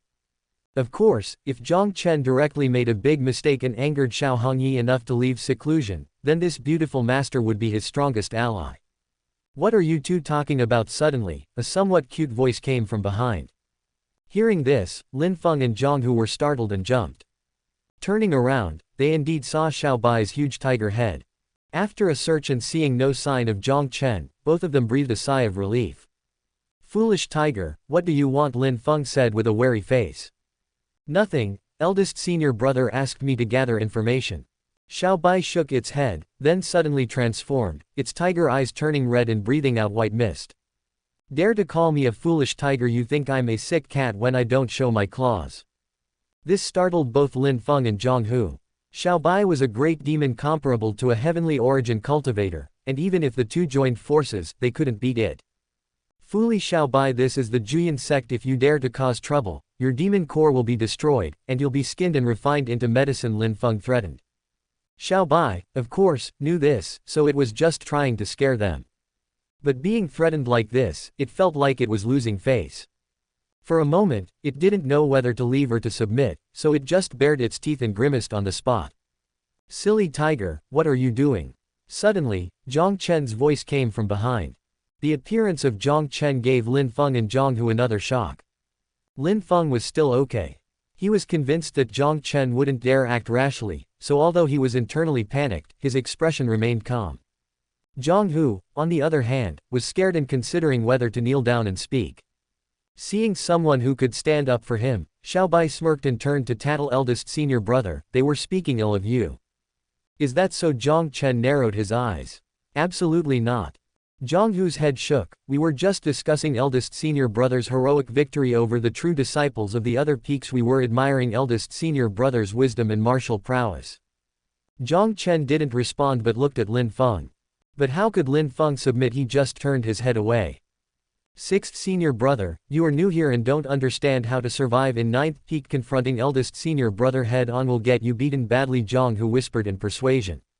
HMPH. Lin Feng still didn't respond. Seeing Jiang Hu so sensible, Jiang Chen signaled for him to leave first. This made Jiang Hu feel like he had been pardoned, yet he hesitated. He had just been discussing with Lin Feng how to deal with Jiang Chen. Running away now seemed too disloyal. Since you want to accompany him, then stay together. Jiang Chen didn't hesitate, the flame blood dragon sword appeared in his hand, and he slashed out a sword chi. This sword chi was only a zhang wide, and although it was red, it wasn't very fast, nor was it very powerful. With the realms of Lin Feng and Jiang Hu, they should be able to dodge it if they try their best. It wasn't that he was soft-hearted, but he knew that even if he really went all out, he wouldn't be able to kill Lin Feng and unexpected situations could arise. Moreover, now that Lin Feng had just become a disciple and the plot was finally back on track, it was better not to get carried away. But an unexpected scene occurred. Roar! Xiao Bai suddenly roared, the deafening sound waves trembling the air. Perhaps intimidated by its demon aura and Jiang Chen's sword chi, Lin Feng and Jiang Hu didn't choose to run away immediately but were stunned. Only when the sword chi was right in front of them did they react, trying to dodge, but it was too late. In the end, the sword chi accurately swept across their bodies, leaving bloody wounds and forcing them to retreat several steps. And with that retreat both of them fell off the cliff while screaming.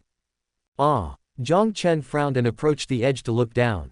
The cliff was hundreds of zhang from the ground, and although Lin Feng and Jiang Hu were core formation cultivators, falling from such a height would not kill them but would still cause serious injuries. At the same time, there was a noise behind him. Jiang Chen turned his head and saw a ninth peak disciple standing there, looking at him with a horrified face. Without a doubt, T was definitely him who had knocked the two fellow disciples off the cliff in the eyes of this ninth peak disciple. Well, he shrugged helplessly. This familiar feeling and coincidence made him instantly understand that it was definitely his villain halo at work again. Still, he never expected this coincidence to be so harsh that even Lin Feng, the son of destiny, was affected. You're not seeing things, I just did that. Go ahead and snitch, Jiang Chen waved to his fellow sect member. Upon hearing this, the witness indeed ran off. Xiao Bai reverted to its original form while feeling somewhat guilty. I just wanted to scare them, I didn't expect. Jiang Chen didn't respond, just remained silent. Did I cause trouble? Xiao Bai asked again. Yes, you caused big trouble. You knocked two fellow disciples off the cliff, causing serious injuries, and one of them was just a new true disciple. According to the sect rules, I might be expelled from the sect, Jiang Chen sighed. What is it that serious? Xiaobai was shocked. Then should I go explain to the peak master, say it was an accident at worst, let her punish me. Explain, Jiang Chen scoffed with disdain. Everyone knows Xiaobai obeys him. What's the use of explaining? From the situation just now, not to mention Xiao Hongyi, even Lin Feng and Zhang Hu, the two involved, would only think he did it on purpose. Should we go down and save them? Maybe that could lessen our guilt. Xiaobai was getting anxious. No need. Jiang Chen grinned. Silly tiger, do you believe I have the power of prophecy? Xiaobai was confused. In such a situation, Jiang Chen still had the mood to joke. Within 3 breaths, someone will shout my name. Jiang Chen was extremely confident. Of course, Xiaobai didn't believe it. But, Jiang Chen, a roaring voice suddenly erupted. Xiaobai was startled and quickly looked towards the source. Its pupils shrank. It saw an elder appearing behind them, over 50 years old, with temples graying. This elder was wearing the white robe of a Juyan sect elder, and he was Zhang Hu's master, the 9th peak great elder. And behind the great elder was a cowering 9th peak disciple, the very witness from before. Xiaobai was shocked. But what shocked Xiaobai even more was yet to come. You're not qualified to punish me. Master is in seclusion, and Lin Feng and Zhang Hu have fallen the 9th peak cliff. This means Li Fidu should be appearing right about now, right? Jiang Chen said while looking at the great elder. His tone was still calm, simply analyzing the situation.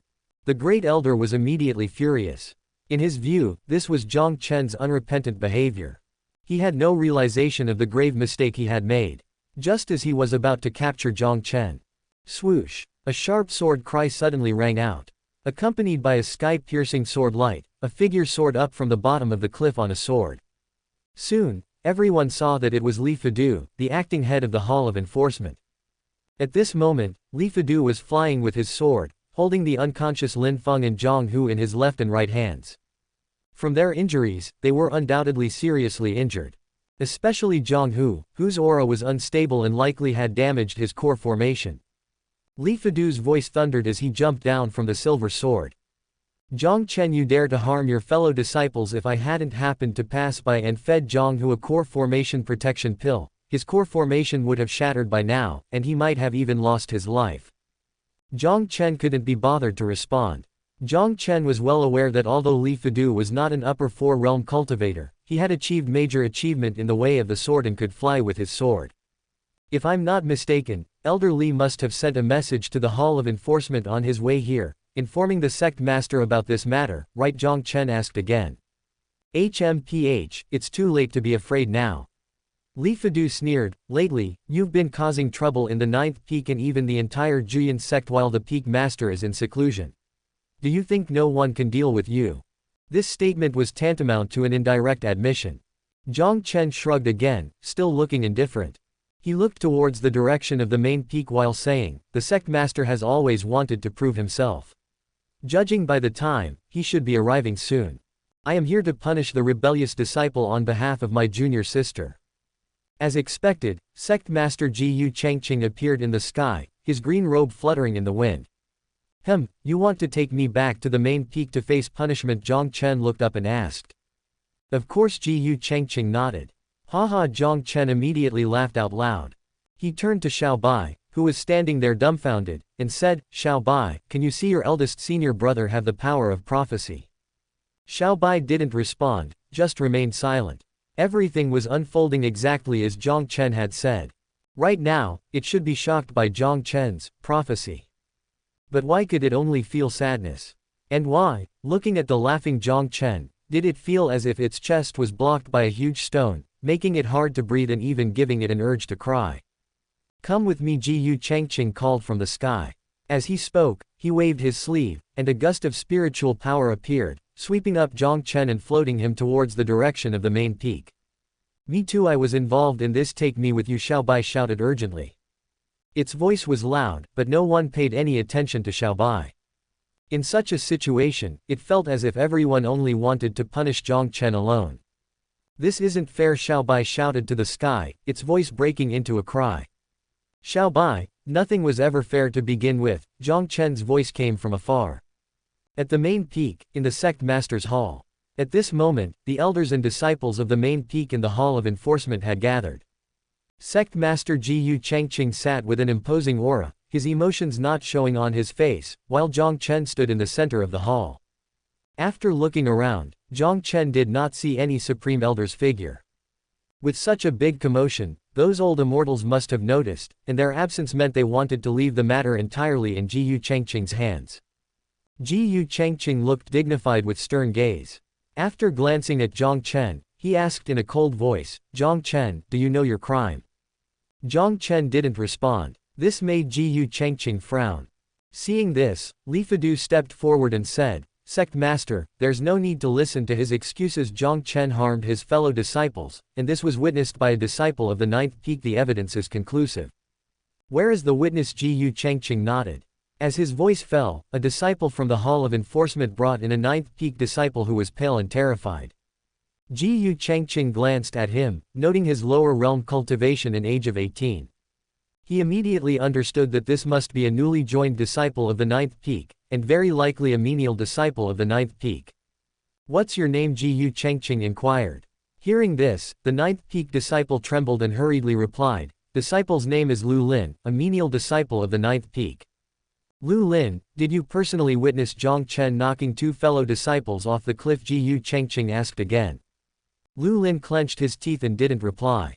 This made Li Fadu's eyes widen, and he immediately scolded, "Lu Lin, the sect master is asking you a question. You will be punished for concealing a crime if you don't tell the truth." Lu Lin's face turned even paler with fright, but he still remained silent. "There's no need to be afraid. I will ensure your and your clan's safety," Jiang Chengqing said reassuringly. Lu Lin shook his head slightly and finally spoke, "To report to the sect master, it's not that I fear Jiang Chen, but this matter pertains to the ninth peak. Without the peak master's permission, I cannot answer." Jiang Chengqing frowned again. He had always known that Xiao Hongyi treated the disciples of the ninth peak extremely well and seldom punished them harshly. But he had not expected that in the eyes of this ninth peak disciple, even his status as the sect master was disregarded. "How audacious! How dare you!" Upon hearing this, Li Fadu scolded again. As he spoke, he intentionally stimulated his vital energy, and when his voice reached Lu Lin's ears, it caused Lu Lin's blood to flow in reverse, with strands of fresh blood trickling down from the corners of his mouth.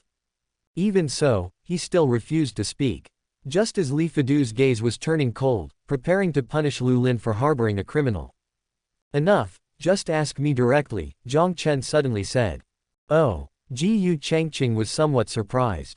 He inwardly scoffed, wondering if Jiang Chen had changed his ways and did not want to implicate his fellow disciples. "Don't misunderstand. Even if you were to kill Lu Lin right here, I wouldn't be moved in the slightest. But it will surely alarm Master if this continues to drag on."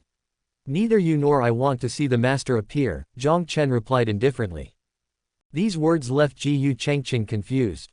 He indeed did not want Xiao Hongyi to appear, knowing that she would likely be biased based on his understanding of her. This did not align with his plan. As the sect master, Jiang Chengqing knew where the hidden dangers of the sect lay. He had intended to take advantage of Xiao Hongyi's seclusion to eliminate these dangers. In doing so, he would have made a significant achievement as the sect master, and even if Xiao Hongyi went mad afterward, many supreme elders would stand by him. But the question was, why did Jiang Chen also not wish for Xiao Hongyi to appear? What Jiang Chengqing did not know was Jiang Chen did not want Xiao Hongyi to be caught in a dilemma, nor did he want to see her in anguish. The same old saying. This woman was unaware of herself. She thought she was strong, but in reality, she was weak inside. She thought she could be ruthless, but whether it was destroying his core formation or expelling him from the sect, she would end up crying behind closed doors. She would be overjoyed for days and nights about Jiang Chen's change, and also deeply pained by his misdeeds. All this meant she lived in conflict and contradiction every day, tormented and wounded. 9 cycles of reincarnation. Jiang Chen had once hated Xiao Hongyi, hating that as his master, she was unwilling to truly believe in him. But soon, he came to understand. It wasn't that Xiao Hongyi didn't believe in him, but that the heavens wouldn't allow it. Because as soon as Xiao Hongyi sensed his change, there would inevitably be irrefutable evidence of his misdeeds. This time was no different. 9 cycles over 1,000 years, it was Jiang Chen who was tormented, but how could Xiao Hongyi have had it easy? To be specific, Jiang Chen tried to defy the heavens in 9 cycles of reincarnation, and in fact, so did Xiao Hongyi. The difference between them was that Jiang Chen retained his memories, knowing that all this was the will of the heavens. Xiao Hongyi, on the other hand, did not know this and was passively hoping her disciple would turn toward goodness, thus repeatedly shielding him and wanting to believe. Therefore, even right before Jiang Chen's death, this master, who kept talking about cleaning the sect, still cried bitterly, full of self-reproach and pain. This was her biggest difference from other characters like Jiang Lianyue. And Jiang Chen, who had the memories and understood everything, had gone through 9 cycles without being able to defy the heavens successfully. Under such circumstances, how could he expect Xiao Hongyi to be able to? Jiang Chen had always known that his master had never actively given up on him. So in this life, even if his heart had completely cooled, even if he was determined to be a villain, he would still not give up on his master. He would do everything in his power to spare her from all suffering. No matter what the outcome of this matter would be, it was better for Xiao Hongyi not to know rather than letting her find out about this and protect him in her conflict and suffer in her indignation. Then I'll ask you again, Jiang Chen, do you know your crime? Jiu Chengqing's voice rose again. What does it matter if I know my crime or not? Jiang Chen retorted. If you admit your crime, I can turn a blind eye, and you'll only need to be expelled from the sect if not. Jiu Chengqing paused, his voice growing colder. If not, with conclusive evidence, I will destroy your cultivation. Haha, destroy my cultivation. Jiang Chen suddenly burst into laughter. Are you worthy? Hearing these words, even Jiu Chengqing, with his deep composure, could no longer contain the anger in his heart. He stood up abruptly, looking down from a high position, and said fiercely, Jiang Chen, don't think that just because you are the sole heir of the Jiang family, you can act lawlessly. Do you think your Jiang family can come to the Juyan sect and behead me? Sect master, you misunderstand me. Jiang Chen shook his head. Hearing this, Jiu Chengqing also reined in his anger. After all, he was the sect master and could not lose his composure in front of everyone. Moreover, being too aggressive could indeed lead to consequences beyond his control. But just as he was considering whether to directly convict Jiang Chen, what I meant by you misunderstand is that if one day, 100 members of the Jiang family, 82 retainers, and 3,600 purple riders descend upon the Juyan sect, then it won't just be you who is beheaded, but the entire Juyan sect. Jiang Chen's voice was as malevolent as a demon's. Host's actions conform to the villain's character setting, reward Phoenix blood essence. Boom. As soon as these words were spoken, everyone felt as if thunder had exploded in their minds. This Jiang Chen, he was actually threatening to annihilate the Juyan sect. So audacious. Before the crowd could rebuke him, 12 powerful presences suddenly appeared, descending from above as if to crush Jiang Chen into submission, but ultimately, they withdrew. Seeing this, everyone felt as if they had been doused with cold water, instantly sobering up. They were very clear. If it really came to a fight to the death before the imperial dynasty took action, the Jiang family indeed had the power to annihilate the Juyan sect. Huff. Jiu Chengqing slowly exhaled a breath and calmed down. Since Jiang Chen would rather die than have his cultivation destroyed, then expelling him from the sect would suffice. After all, his goal was only to help the Juyan sect eliminate a hidden danger. He was about to say something when he saw a peak disciple rush in, panicked. Sect master, it's terrible. Jiang Lianyue, Lin Mubai, Qingning, and a big white tiger are attacking the main peak. What? Jiu Chengqing was shocked. This group of madmen is utterly insane. Somewhere 100 li away from the Juyan sect, the elder Chen Sheng sat cross-legged in the air with his eyes closed as if napping. Below him, a 3-tailed white fox was frantically running around, but no matter which direction it rushed towards, it would always seem to hit a soft wall and be bounced back to its original place. At this moment, the white fox was covered in wounds, but it still kept trying. Suddenly, Chen Sheng abruptly opened his eyes, and cold light flashed through his murky old eyes. What's wrong, old man? The little fox asked, puzzled. Someone has angered the young master, Chen Sheng replied. The young master isn't that Jiang Chen. The little fox's heart raced with excitement. It had been desperately trying to escape, all to catch a glimpse of Jiang Chen, but no matter what, it couldn't break free from Chen Sheng's control. HMPH, lying. The little fox didn't believe him. We're 100 li from the Juyan sect, how can you sense that from such a distance? Little fox, you know nothing about the divine passage realm, Chen Sheng sneered. This old man really hates being doubted. I've decided, I'll pluck your fox tail first before I turn you into a puppet. After all, a puppet made with a fox tail is quite troublesome. The little fox shivered at the thought. It had gained a new understanding of Chen Sheng. This old man was not only powerful and cruel but also held grudges. I've told you so many times, my name is Zhu Shuang, stop calling me little fox. The little fox still refused to back down. Why should I remember the name of a puppet? Besides, you'll forget your own name, yet you expect me to remember it, Chen Sheng scoffed. HMPH. The little fox turned its head away. It disdained to argue with Chen Sheng and had already decided in its heart that it would never forget this name, even in death. Seeing that the old man did not act immediately, it wondered, since Jiang Chen is angry, why don't you go help him? If it's too much trouble for you, shall I go? Chen Sheng couldn't be bothered to respond and continued to feign sleep. It wasn't that he didn't want to go, but that he couldn't. Unless it was a critical moment, he could not overstep his bounds, as per the family head's orders. If he acted rashly, it would tear up the agreement between the Jiang family and the Juyin sect. Then, the Jiang family's plan to protect Jiang Chen would be in vain. Seeing Chen Sheng's silence, the little fox wanted to mock him again.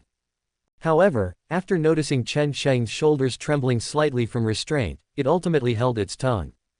Jiang Chen is so good. Those who bully him must be bad people. It lay on the ground, quite certain. I've suddenly changed my mind. Chen Sheng opened his eyes again, teasing, before you grow your fourth fox tail, I'll let you have a distant look at the young master. Really? The little fox jumped up excitedly. Of course, I may be bad, but I always keep my word. What changed your mind? Was it my perseverance? Were you moved by me? No, I just suddenly really want to see you being repelled by the stench of the young master. It should be quite interesting and quite desperate. Daring to slander the young master is a good person, you must be severely punished. HMPH. Nonsense, Jiang Chen must smell good. I've smelled him before. Juyin sect, 9th peak. In the top secret chamber of the cloud soaring hall, Xiao Hongyi was sitting cross-legged on an ancient meditation cushion in seclusion. She suddenly sensed something, her beautiful eyes opened, and she said, "Come in, my mind is restless. I cannot fully close off in retreat." As her voice fell, an elder pushed open the stone door and entered. The elder was Zhang Hu's master, the great elder of the 9th peak. Seeing the great elder hesitate to speak, Xiao Hongyi's eyebrows furrowed slightly. What has happened that made you linger outside for so long? Ah. Hearing her question, the great elder sighed. Peak master, I didn't want to disturb your seclusion, but there's been a major incident at the 9th peak. A major incident? Xiao Hongyi's heart skipped a beat, with a bad feeling. Jiang Chen threw Lin Feng and Zhang Hu off the cliff, and both of them are seriously injured, the great elder said. What? Xiao Hongyi was shocked. She had just begun to see Jiang Chen in a new light, and in just a few days, he had committed such an atrocity. Seeing her doubt, the great elder continued, this incident was witnessed by 9th peak disciples, the evidence is conclusive. Especially my disciple nearly had his core formation shattered and almost lost his life. When I arrived, Jiang Chen was defiant, with no intention of explaining himself. Xiao Hongyi fell silent, and after a long while, she said, "Are you here to complain? This matter cannot be handled rashly. It needs a thorough investigation." "No, I'm here to inform the peak master that Jiang Chen has been taken away by the sect master and the people from the hall of enforcement," the great elder interrupted. Xiao Hongyi was even more shocked by this. She instantly understood that it must have been Jiyu Changqing and the hall of enforcement trying to convict Jiang Chen while she was in seclusion. Although furious, she also understood. If things were really like this, then the evidence of Jiang Chen harming his fellow disciples must be conclusive. Otherwise, Jiyu Changqing, the sect master, would not dare to intervene in this matter, knowing he would have to face her wrath afterward. Both fell silent. Xiao Hongyi closed her beautiful eyes, and though she said nothing, one could feel a palpable sadness. Jiang Chen had destroyed Lingshan town, and although she was annoyed, she still protected him. Because cultivators are inherently entangled in strife, and too many restrictions would only hinder Jiang Chen. But this time was different. Attacking fellow disciples was something she could not accept. And such acts, Jiang Chen had committed over and over again. "Great elder, have I failed too much as a master?" Xiao Hongyi asked. Her voice was soft and gentle but filled with unspeakable sorrow. Peak Master, you've asked me this many times. The great elder said solemnly, don't take your disciples' mistakes upon yourself. They have failed your earnest efforts. Earnest efforts. Xiao Hongyi gave a bitter smile. She had once asked Jiang Chen the same question, and his answer had been the same. But the result, nothing had changed. Suddenly, another ninth peak elder arrived. Seeing his panicked expression, Xiao Hongyi preempted, I already know about Jiang Chen being taken to the main peak. No matter what, he is my disciple, Xiao Hongyi's disciple, and it's not up to outsiders to punish him. I'm about to head to the main peak. It's not that Peak Master, after learning that Jiang Chen was taken away, Jiang Lianyue, Lin Mubai, and Qingning, 3 true disciples of the ninth peak, actually set out to attack the main peak. This is going to stir up a fight within the sect, the arriving elder said urgently. At this, Xiao Hongyi felt as if struck by lightning. A fight within the sect could lead to the most severe punishment. If it was just Jiang Chen making a mistake, she could still find a way to protect him, but what could she do now that Jiang Lianyue and others were involved, stirring up a fight within the sect? What was she able to do? Fortunately, the sect master took action personally. Jiang Lianyue was knocked unconscious before she could self-detonate her imperial essence. Lin Mubai and the others were quickly captured, but that white tiger, madly rushing towards the main peak, got slightly injured. The arriving elder continued. A sudden pain clenched her heart, and Xiao Hongyi's complexion turned pale, her figure staggering. Seeing this, the great elder quickly comforted her, Peak Master, stay calm, you have the postnatal phoenix body constitution, do not let the phoenix blood cloud your mind. Yes, Peak Master. This matter started because of Jiang Chen, you can't protect him this time, otherwise, Jiang Lianyue and the others might also be held accountable, another elder said. Protect him. Xiao Hongyi showed a look of despair. This time, how could she protect him? With the situation so escalated, it would surely attract the attention of the supreme elders. By then, on what grounds could she protect him? Yet, even now, she still wanted to believe in Jiang Chen. But how could she believe him with everyone saying the same thing and the evidence being conclusive? Jiang Chen had disappointed her. Large tears fell from Xiao Hongyi's cheeks. She had never felt as desperate as she did now, yet she still mustered her energy and began to walk outside. No matter what, she still wanted to go to the summit and bring Jiang Chen back. Because he was her disciple. He was the disciple she, Xiao Hongyi, had taught with the most dedication. Xiao Hongyi steps out of the cloud-soaring hall. Suddenly, Xiao Hongyi's body stiffened, and she stood frozen in place. She felt dizzy and disoriented, and as she lost control of her body, her vision began to distort and change. Then her eyes became vacant as if she had lost her soul, staring blankly at the sky while murmuring softly. Jiang Chen, you are my disciple, Xiao Hongyi's disciple. Master and disciple, united as one, never to part. At the same time, underground of the main peak of Juyin sect. An old man with white eyebrows, his face withered and his body emaciated, exuding an aura of death, woke up inside a jade coffin. This is the 4th time. His tone was extremely weary. Alas! The old man in the jade coffin sighed deeply. If Qingning were here, and she heard this sigh, it would strike her like a bolt of lightning. She had fallen into the 9 cycles of reincarnation, and when Jiang Chen was stripped of his cultivation and expelled from the sect, she desperately wanted to follow him. In the end, she succeeded, but she faintly heard a sigh that still echoed in her ears before leaving the Juyin sect. That sigh was exactly the same as this one, and this old man was none other than the Juyin sect old ancestor. With his divine consciousness enveloping the entire Juyin sect, he instantly understood what had happened. This is too sudden, he murmured to himself with a bitter voice. To preserve his life, he had always been in a state of suspended animation. But ever since Jiang Chen's core formation was destroyed, he would occasionally be awakened by some force, falling into the 9 cycles of reincarnation of others. The first time was Jiang Lianyue. Having witnessed Jiang Chen's past 9 lives, the ancestor, although somewhat sentimental, remained calm overall. He had lived for countless years, and his heart was as firm as a rock. Naturally, he wouldn't go mad like others.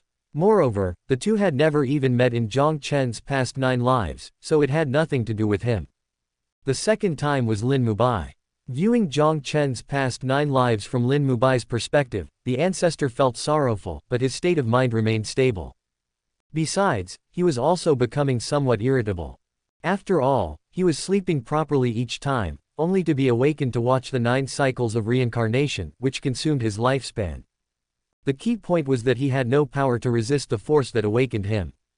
This force began to instill fear in him. After some thought, he felt it necessary to pay attention to Jiang Chen. That's why, when Jiang Chen defeated the true disciple of Sword Peak and was discussed by people like Jiu Qingqing, he chose to wait and see. The third time was Qingning. And this time, the ancestor was not calm. Qingning's feelings for Jiang Chen were far deeper than Jiang Lianyue's and Lin Mubai's, so the changes she underwent after learning everything were extremely heartbreaking. That day, he sighed deeply for the first time after seeing Qingning wanting to follow Jiang Chen at all costs and getting injured. The ancestor felt like a spectator, watching Jiang Chen's past 9 lives over and over again, from different perspectives. 9 lives over 1,000 years. Each time, he could clearly feel the passage of time. In other words, adding up the 3 times he had watched it for 3,000 years. If not for his resilient nature, such a long time would have driven him mad. Afterward, the ancestor began to think carefully. He noticed a pattern: those who could see the 9 cycles of reincarnation and went mad because of it were all people close to Jiang Chen, and they all felt disappointed in him. To be safe, he had thought about informing Xiao Hongyi, but the force was too strong, making him afraid to act rashly, so he could only warn Xiao Hongyi not to punish Jiang Chen and not to regret it. The ancestor had thought about defying fate. He knew that Lin Feng's appearance would greatly reduce his lifespan and that the Juyan sect would eventually be destroyed. For this, he had even thought about personally killing Lin Feng. But fate is hard to defy. Compared to others, he had a deeper understanding of Jiang Chen's past 9 lives and knew just how strong the Sun of Destiny halo above Lin Feng's head was. He was certain that if he directly acted against Lin Feng, not only would he fail to kill Lin Feng, but it would also bring disaster to him and the Juyan sect. Rejecting Lin Feng at the door was a good move, and it almost succeeded. But for some reason, Jiang Chen was very dissatisfied with this. He even spoke of leaving the sect on his own. Helplessly, the ancestor had to act again, taking Lin Feng's essence blood and enrolling him. Although he knew that his lifespan would be sharply reduced after Lin Feng became a disciple of the Juyan sect. Although he also knew that as a result, whether it was him, the Juyan sect, or people like Xiao Hongyi, they would likely not escape the outcome of the past 9 lives. But he still did it. The reason was simple. Although he didn't know what Jiang Chen ultimately wanted to do, since this was Jiang Chen's choice, he, as the ancestor, could only fulfill it. After all, with the 9 cycles of reincarnation repeating, whether it was the Juyan sect or others, they all owed Jiang Chen too much. Moreover, the ancestor had his own considerations. In this life, although Jiang Chen wanted to be the villain, Jiang Chen probably wouldn't make it easy for Lin Feng from various indications. In addition to the mysterious force aiding Jiang Chen, he always felt that the outcome of this life might bring unexpected changes. And after Lin Feng became a disciple, Xiao Hongyi went into seclusion. The ancestor had little lifespan left and couldn't stay conscious for long. Seeing that things were not worsening, he once again fell into a suspended animation state. But who could have expected? It was too sudden. Without any warning, Jiang Chen was captured for the crime of harming fellow disciples, and taken to the summit. The elders and disciples of the 9th peak had great faith in Xiao Hongyi, their peak master, and although the great elder of the 9th peak was extremely dissatisfied with Jiang Chen, he still informed Xiao Hongyi. At this point, the ancestor could no longer stop it, because as Xiao Hongyi fell into the 9 cycles of reincarnation, his own vision also began to distort. I'm a person close to death, yet the more I look, the less I like the ways of heaven. I'm about to go mad too, the ancestor said with a self-deprecating smile. As Jiang Chen said, he was someone who had seen big scenes. But to defy the heavens 9 times this spectacle is something he has never witnessed. With that being said, the old ancestor closed his eyes once more. This time he did not enter a suspended animation state but fell into a void of darkness. When the light appeared and the darkness faded, he merged with heaven and earth, unable to act but able to see everything. It was sunset, the afterglow of the setting sun. In front of him was not the Juyan sect, but the southernmost part of the central domain, thousands of li away from the Juyan sect. At the top of the perilous peak that reaches the clouds, there is a 2-story red jade pavilion with a spiritual pond in front, shimmering with spiritual light. Behind the pavilion was a half-acre spiritual field frequented by white cranes and other spiritual beasts. By the pond, a boy was fishing with a rod, and a woman in red stood behind him. When the boy looked back at her, the woman's expression was stern, and she lightly flicked the boy's forehead with her finger. When the boy turned his head back to the pond, the woman's stern expression faded, and she smiled radiantly like a blooming flower. "Master, why have we come here?" The boy dared not turn back but asked. "Because this is my home," the woman replied instantly. "Home?" The boy fell silent for a while, then pretending confusion, "Isn't Master from the Shao family? How could you settle down in this place?" Hearing this, the light dimmed in the woman's beautiful eyes. This made the heart of the Juyan old ancestor sour. Shao Hongyi was indeed from the Shao family, but later, she merged with phoenix blood. The phoenix is a divine beast, and its essence blood can completely transform a cultivator's physique, but how easy is it to obtain such divine beast essence blood? Therefore, the blood Shao Hongyi merged with was just the ordinary blood of a female phoenix. This was a reward from the former emperor after the Juyan old ancestor was gravely injured in battle for the imperial dynasty. Phoenix blood is greatly beneficial to cultivators, but because it was acquired later in life and was ordinary phoenix blood, it could cause rejection. When Shao Hongyi first merged with the phoenix blood, it often devoured her heart, making her cold, numb, as if devoid of emotion, and rejecting everyone. Out of necessity, the Shao family built this red pavilion on the perilous peak where Shao Hongyi lived for a long time until she became a cultivator of the upper four realms and could barely resist the devouring effect of the phoenix blood. Only then was she able to leave and enter the Juyan sect. Juyan old ancestor shifted his gaze, beginning to search around. Sure enough, he quickly found that figure in red suspended in the sky, staring blankly at the golden characters "First Life" above. "Coming up here just to expose old wounds, Hongyi, you have to hold on." The Juyan old ancestor silently cheered her on. After speaking, he added, "I have to hold on too." In fact, Shao Hongyi actually didn't know how to be a master. She grew up on the perilous peak, with flowers and plants for company and the white crane spirit beast for fellowship. From childhood to before she joined the Juyan sect, apart from her grandfather and the occasional inquiries from the ancestor, she had never even seen other people. When Jiang Chen joined the Juyan sect, although he passed the true disciple test, not a single peak master was willing to take him as a disciple. The dejected look on Jiang Chen at that time reminded Shao Hongyi of herself. Back then, she had only just joined the Juyan sect and wasn't even a peak master yet. She established the 9th peak of Juyan to take Jiang Chen as her disciple, and as the master of this 9th peak, she took on this senior disciple. Jiang Chen was only 9 years old when he joined the Juyan sect. Although there was a hint of the playfulness in his bones, Shao Hongyi didn't mind. Because the moment she took Jiang Chen as a disciple, she decided she would never give up on her own disciple. After all, she had personally experienced the taste of being abandoned. But this disciple really gave her a lot of trouble. As a child, he liked to play pranks, but as he grew into a teenager, his behavior became more rebellious, and it was not uncommon for him to tease fellow junior sisters or beat up junior brothers. Watching her own reflection in Jiang Chen, Shao Hongyi felt a sourness in her heart, but she also smiled gladly. She didn't know what was going on right now, but she still remembered this scene vividly. She clearly remembered that one day as she was pondering whether her senior disciple's nature was truly unchangeable. She noticed something different. Jiang Chen's eyes had changed. Although still bad, even carrying a hint of frivolity when looking at her, she also keenly detected beyond that, those black eyes also revealed a world weariness filled with helplessness. She was extremely sensitive to Jiang Chen's gaze and behavior, so she was confident she was not mistaken. She began to ponder. Perhaps what she saw was just the surface of Jiang Chen. Maybe her senior disciple wasn't truly unchangeable by nature. With that thought, she was very overjoyed. After years of teaching and sleepless nights of worry, only at that moment did the clouds part and the moon shine through. Shao Hongyi felt she had been a negligent master. She had always taught Jiang Chen to be good but never paid attention to his true thoughts. So she decided to have a heart-to-heart talk with him. That's why she brought Jiang Chen to this home that she had decided never to set foot in again. Drifting down from the sky, Shao Hongyi approached the young Jiang Chen. She thought, maybe all this was just an illusion caused by the devouring effect of the phoenix blood. Maybe all this was just a dream. But she still wanted to relive it.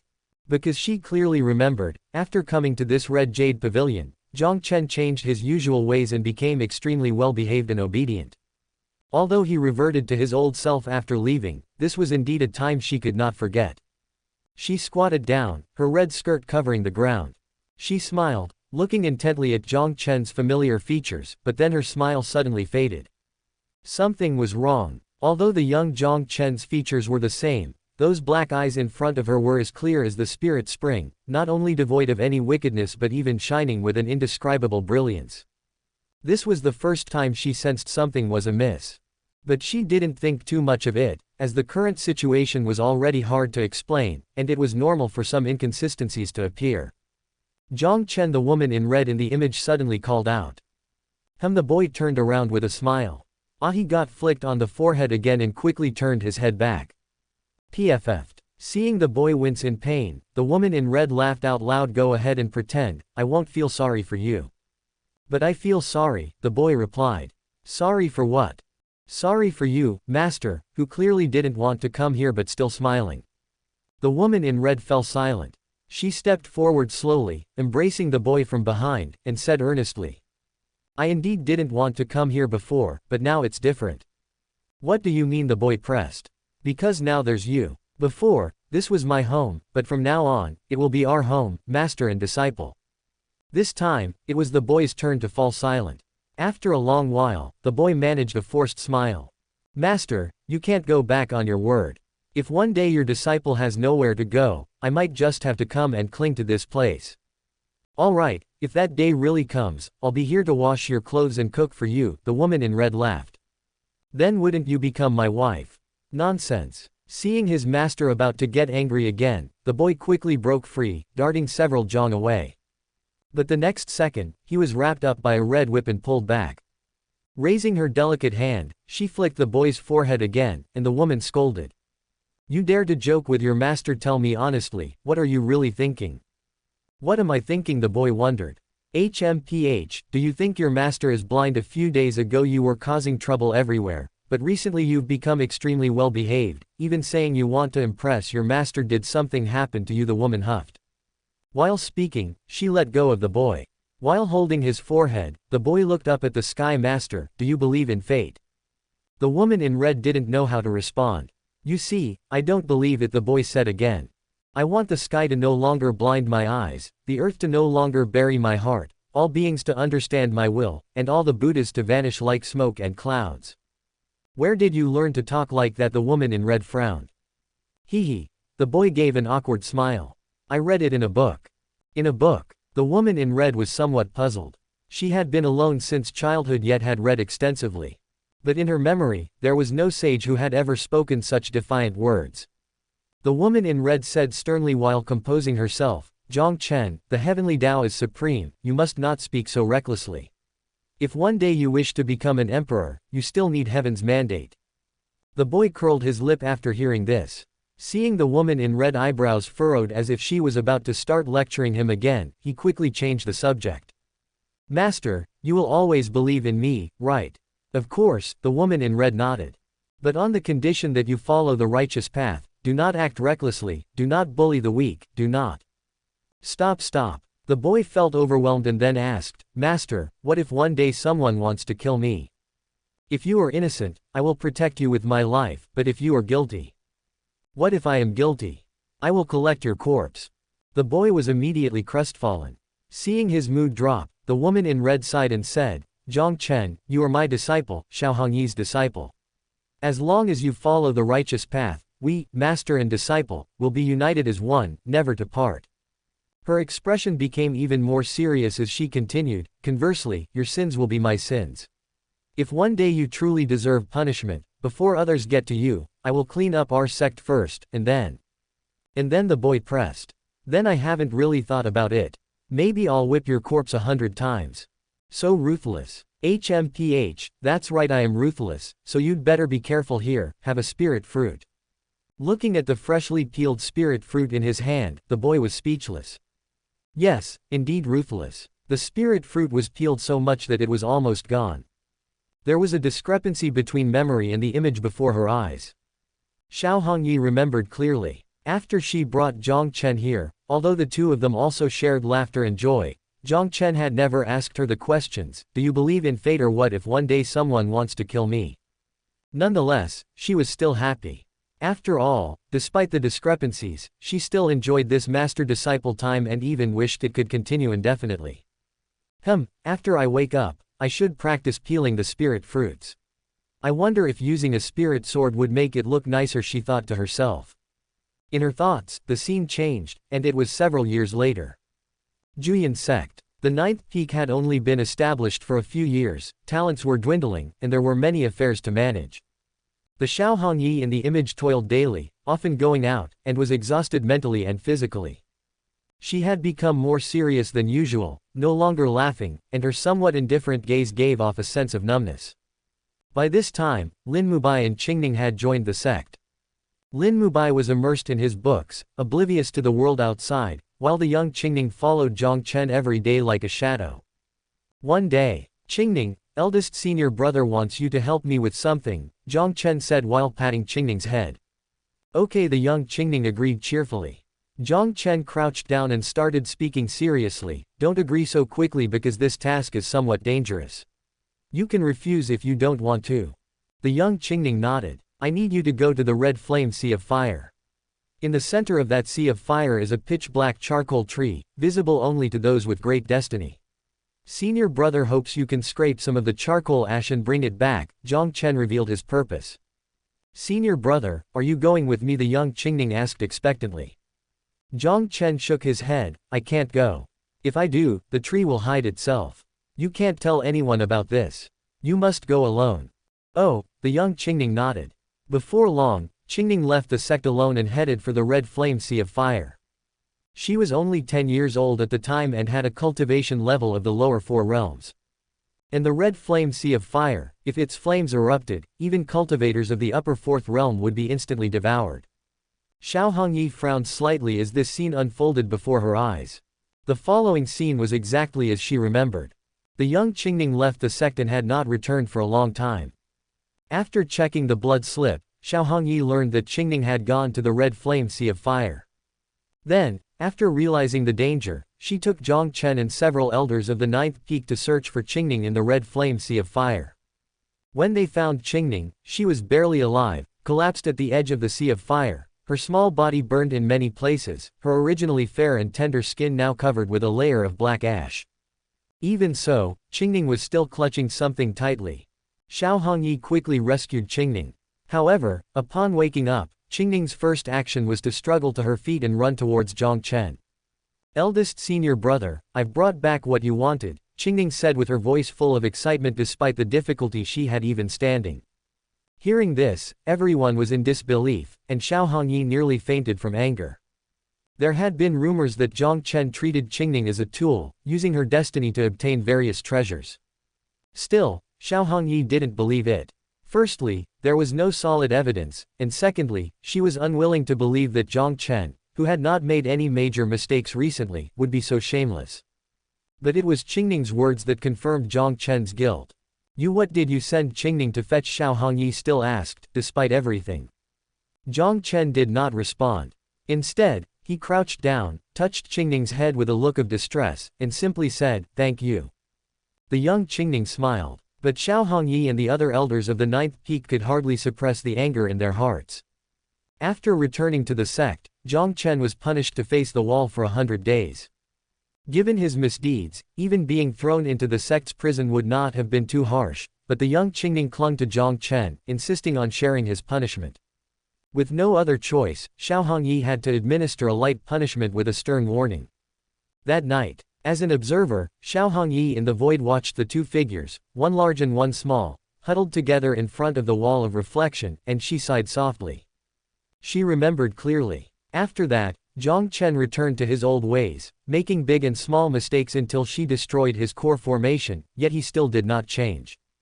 Xiaohongyi stepped forward and sat down beside Jiang Chen, hugging her knees. Knowing that Jiang Chen couldn't hear her, she still said, your sins are my sins. In reality, I only scolded you harshly. Now that I think about it, I, as your master, also need to reflect upon my actions. In fact, I've always been confused. You are the only son of the Jiang family. What could you possibly lack? Why did you need to send the young Qingning on such a risky task? Although you are bad, you have never harmed Qingning before. What item could make you so cold-blooded? She murmured. Jiang Chen couldn't hear her, so of course, he didn't respond. The young Qingning woke up from her sleep and curiously asked, "Eldest senior brother, what exactly is that charcoal tree? Even though it's turned to charcoal, it's really hot. Did you give the charcoal ash to Master?" Jiang Chen asked in return. Charcoal ash? What charcoal ash? Xiao Hongyi was confused. This was the second time she sensed something was amiss. Yeah, I put it in Master's tea. That charcoal ash is amazing. It's like Master couldn't see it and just drank it. The young Qingning nodded. After a long silence, she added, "Eldest senior brother, when I left, I heard Master crying.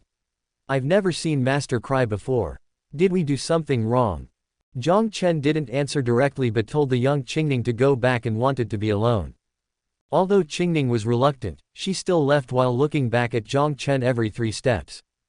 Afterward, Jiang Chen smiled, "It's good that Master is fine. But this time, I indeed put Qingning in danger and feel guilty about it." Hearing this, Xiao Hongyi's eyes widened in shock as if thunder had exploded in her mind. Master is fine? What does that mean? The smile on Jiang Chen's face made her even more panicked.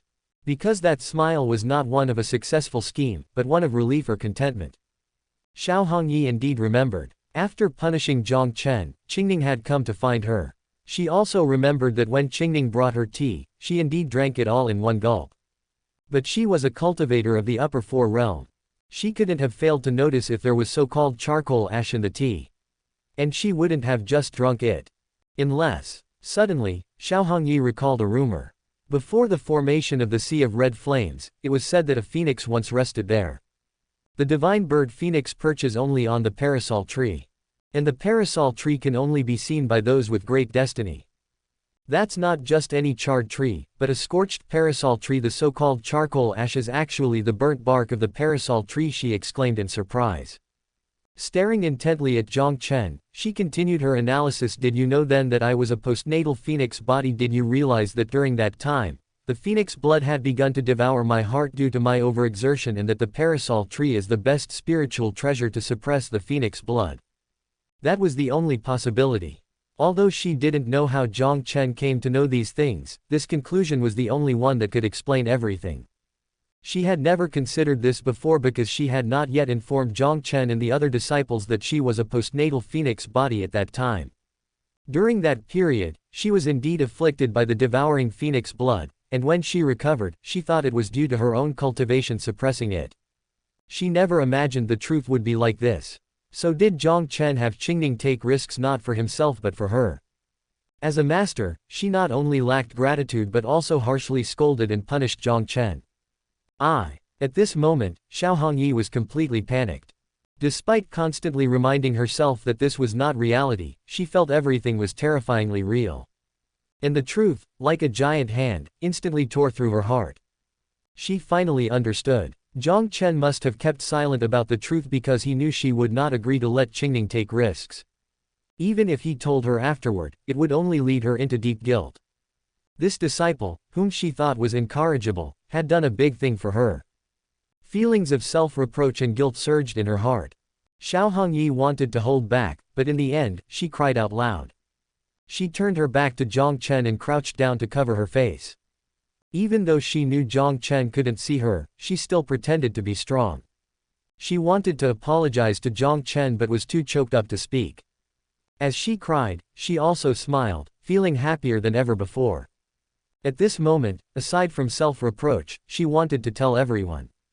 At least in this matter, Jiang Chen was not wrong, the fault was hers. Her disciple was not as bad as everyone had said. Fine then, you sly heavens. You won without lifting a finger this time, Jiang Chen's voice rang out again. These words made Xiao Hongyi freeze in confusion. What does he mean by saying that heaven has won? Xiao Hongyi was utterly perplexed. She didn't understand the meaning of these words, but she etched them firmly in her mind. She thought that perhaps only by returning to reality and asking Jiang Chen could she unravel the mystery. But soon, she understood. After this incident, Jiang Chen's misdeeds began to appear frequently, all with conclusive evidence. But without exception, they were all coincidences. The personal clothing of a female disciple from the ninth peak was lost, and Jiang Chen happened to pick it up, only to be caught by the owner just as he did so. The young Qingning was extremely dependent on Jiang Chen and entered dangerous situations many times to make him happy. Yet there would be witnesses every time she returned and gave the items to Jiang Chen. Lin Mubai couldn't stand it and verbally reprimanded Jiang Chen many times. Every time, Jiang Chen wanted to patiently explain, but before he could speak, some younger disciples would attack Lin Mubai with punches and kicks to get his favor. Even if Jiang Chen scolded them harshly afterward, these disciples would still act recklessly the next time. They would later say they were too angry to control themselves. Undoubtedly, these misdeeds were all attributed to Jiang Chen. Seeing this, Xiao Hongyi felt a pang of heartache. She finally understood. It seemed that heaven was targeting her disciple. She began to cry. She cried for Jiang Chen's experiences and for her own mistrust.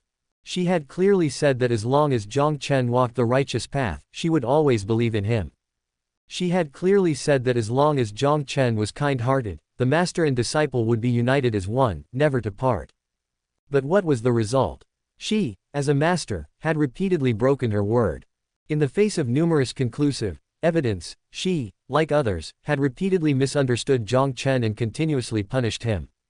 This situation lasted for years. During this time, Mu Kui and Jiang Lianyue became disciples in succession. Juyin sect, Elixir Peak. Jiang Chen rarely visited because the elders and disciples of Elixir Peak despised him. But this time, he came. Despite the cold treatment, he still used his few merits to exchange for the opportunity to personally refine pills in the pill room.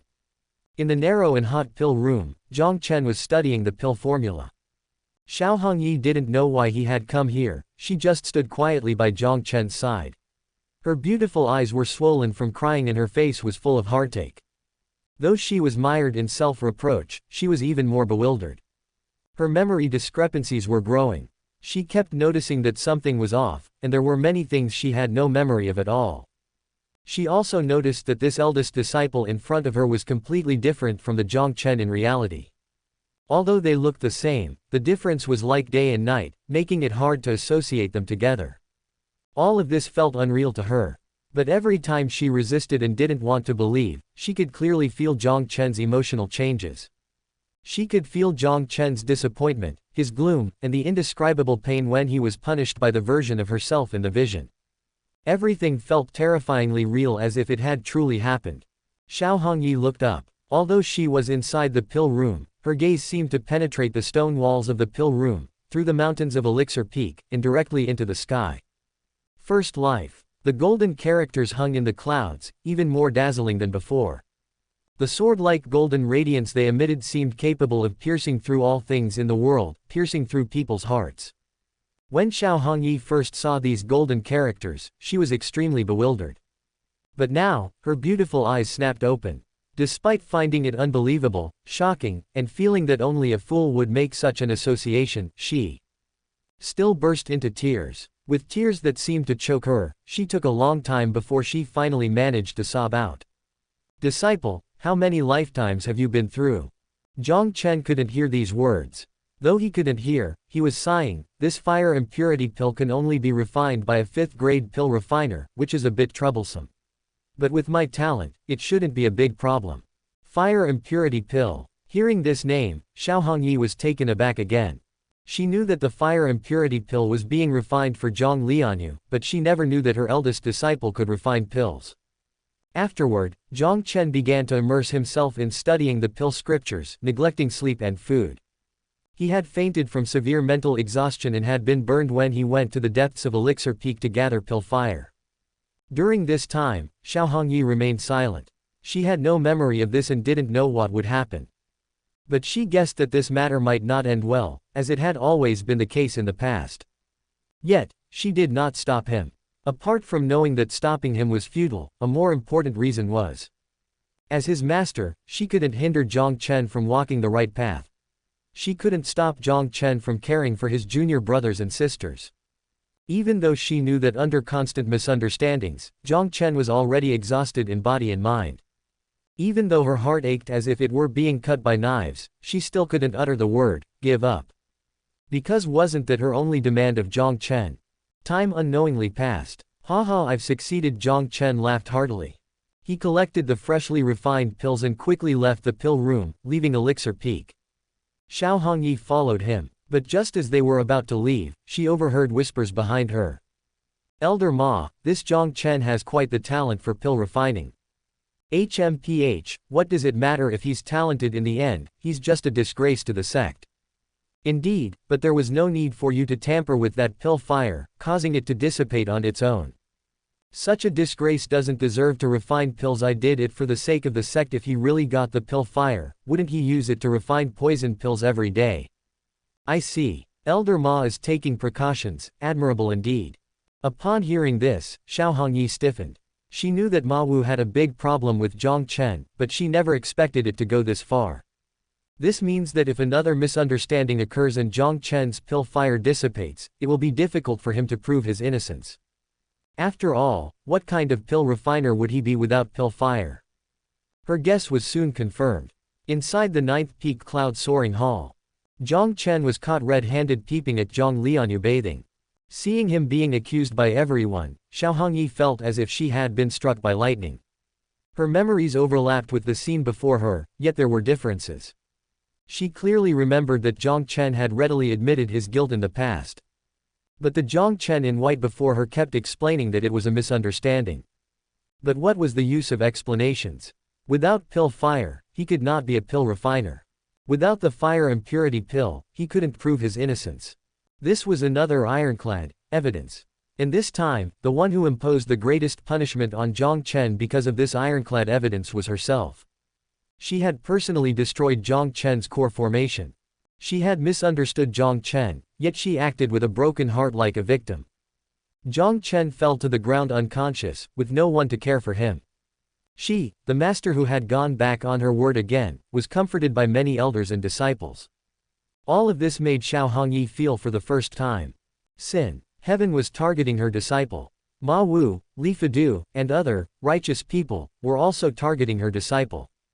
As his master, she not only failed to protect Jiang Chen from the storm and failed to choose to believe in him, but she also personally took action, plunging a deep knife into his already battered heart.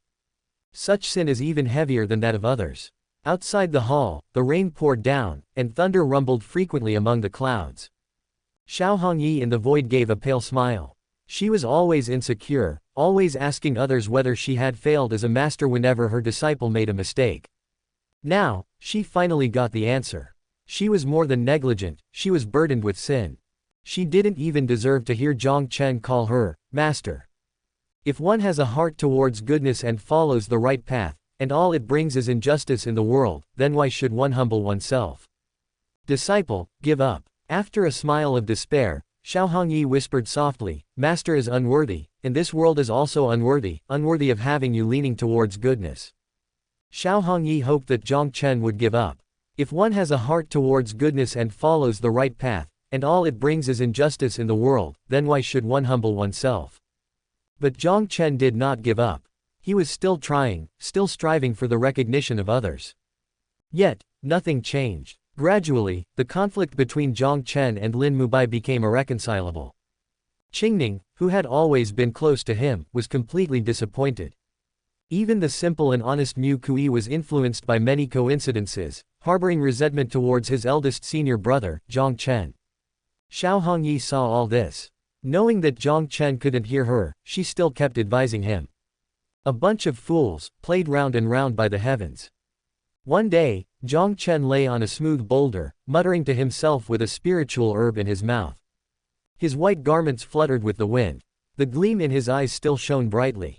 He still wished to use his own strength to tear through the darkness that enveloped this world. He didn't even harbor resentment towards others but instead blamed everything on fate. With a heartache, Xiao Hongyi cried out again. She felt proud of this disciple, yet the guilt for her own distrust weighed even heavier on her. Self-blame, shame, and sin nearly crushed her. But she persisted because her disciple was still trying. She, as his master, did not deserve to fall apart. Afterward, Jiang Chen became isolated, and people avoided him wherever he went.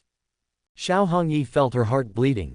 Especially when she heard herself in the image repeatedly emphasizing, "Jiang Chen, do not disappoint master," she found it not only grating but even wanted to strangle and tear apart that version of herself in the image. Disappoint. From the beginning to the end, wasn't she, as his master, the real disappointment? She began to hate herself, curse herself, and even berate everyone. Because it was their ignorance and overconfidence that led to Jiang Chen's current state of being shunned by everyone. Then, Lin Feng became a disciple. Xiao Hongyi harbored hope for this son of destiny. She thought that since Lin Feng was the son of destiny, perhaps he wouldn't be influenced by fate, right? Maybe Lin Feng could see Jiang Chen's true nature and help explain it to others. But reality slapped her in the face again. If Jiang Chen had been shunned before, what would have awaited him next was a bottomless abyss. And Lin Feng was the force trying with all his might to drag Jiang Chen into that abyss. After Lin Feng became a new disciple, Jiang Chen's misdeeds and their exaggerated spread no longer needed punishment from his master. Because every time Jiang Chen committed a misdeed, Lin Feng would appear immediately. He would deliver various punishments from a righteous standpoint. And after each punishment, the people's opinion of Lin Feng would rise a notch. Over time, not just the ninth peak but the entire Juyin sect began to see Jiang Chen as a rat crossing the street, while Lin Feng became the embodiment of justice. These images made Xiao Hongyi tremble with rage. She finally understood that Lin Feng, this son of destiny, was the world's protagonist favored by the heavens and earth, and Jiang Chen was nothing but a stepping stone prepared by fate for him. Because he was a stepping stone, fate did not allow Jiang Chen to turn the tables. Because he was a stepping stone, it was easy for her and others to feel disgust. Jiang Chen was right. Everyone was a fool, played round and round by the heavens. She didn't think that such an excuse could lessen her own sins and guilt in the slightest. But for the first time, she understood the truth of this world. Time continued to pass. Lin Feng's arrival brought laughter and joy back to the ninth peak. However, no one noticed the increasingly somber expression on Jiang Chen's face beneath that laughter and joy. Even so, Jiang Chen still didn't give up. He knew he was disliked, but he still accompanied Lin Mubai in revelry for 1,000 days and still strived to rebuild his relationship with Qingning. He also took good care of the simple and honest Mu Kui and wanting to help Jiang Lianyue eliminate the cold poison in her body caused by her cultivation technique. Everything seemed to be moving in a positive direction. Jiang Chen's reputation gradually improved, and his relationships with his junior brothers and sisters were thawing. Even Xiao Hongyi in the image seemed to be smiling every day.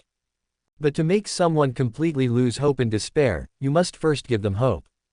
It seems that the heavens were very skilled at manipulating hearts. Jiang Chen, you beast. It was Lin Mubai's roar that shattered her hopes. Xiao Hongyi in the void watched the image of Jiang Chen holding the still dripping innate Dao bone, Lin Mubai's face in shock, and herself, timely, arriving at the scene. Xiao Hongyi felt a sharp pain in her heart again. She witnessed herself, as his master, stripping Jiang Chen of his cultivation and expelling him from the sect, then hiding away to cry. For the first time, she felt that she was truly hypocritical.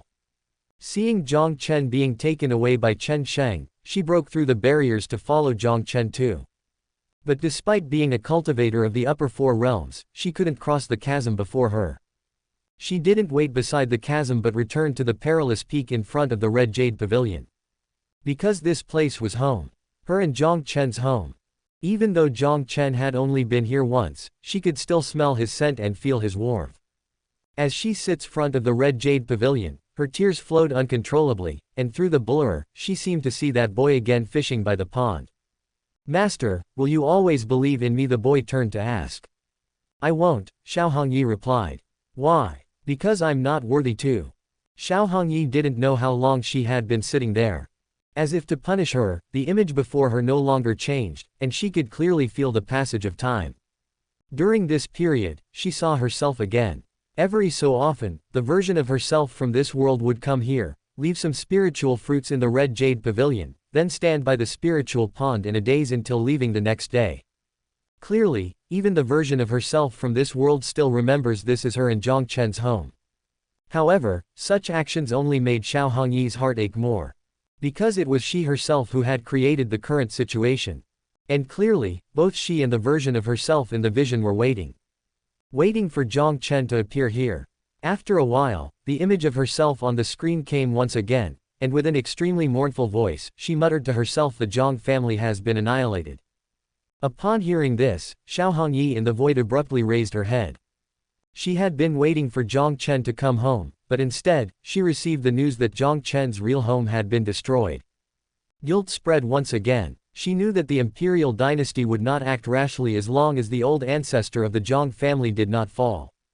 The Jiang family had sent Jiang Chen to the Juyan sect to protect him, which means that Jiang Chen could be endangered.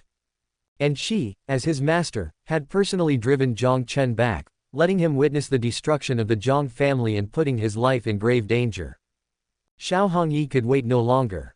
She left the place and began to search aimlessly in the central domain. She knew that if Jiang Chen had luckily survived, he would have to flee the upper domain and head to the central domain or the lower domain to escape the Empress's watchful eyes and seek a chance to live. As she had thought. Although she did not find Jiang Chen, she learned from other cultivators that there were rumors of Jiang Chen committing evil in the Hengduan mountain range. She breathed a sigh of relief and headed to the Hengduan mountain range. But by the time she arrived, Jiang Chen had already left. She inquired around and learned that Jiang Chen had appeared in the Ghost Ridge Soul Abyss.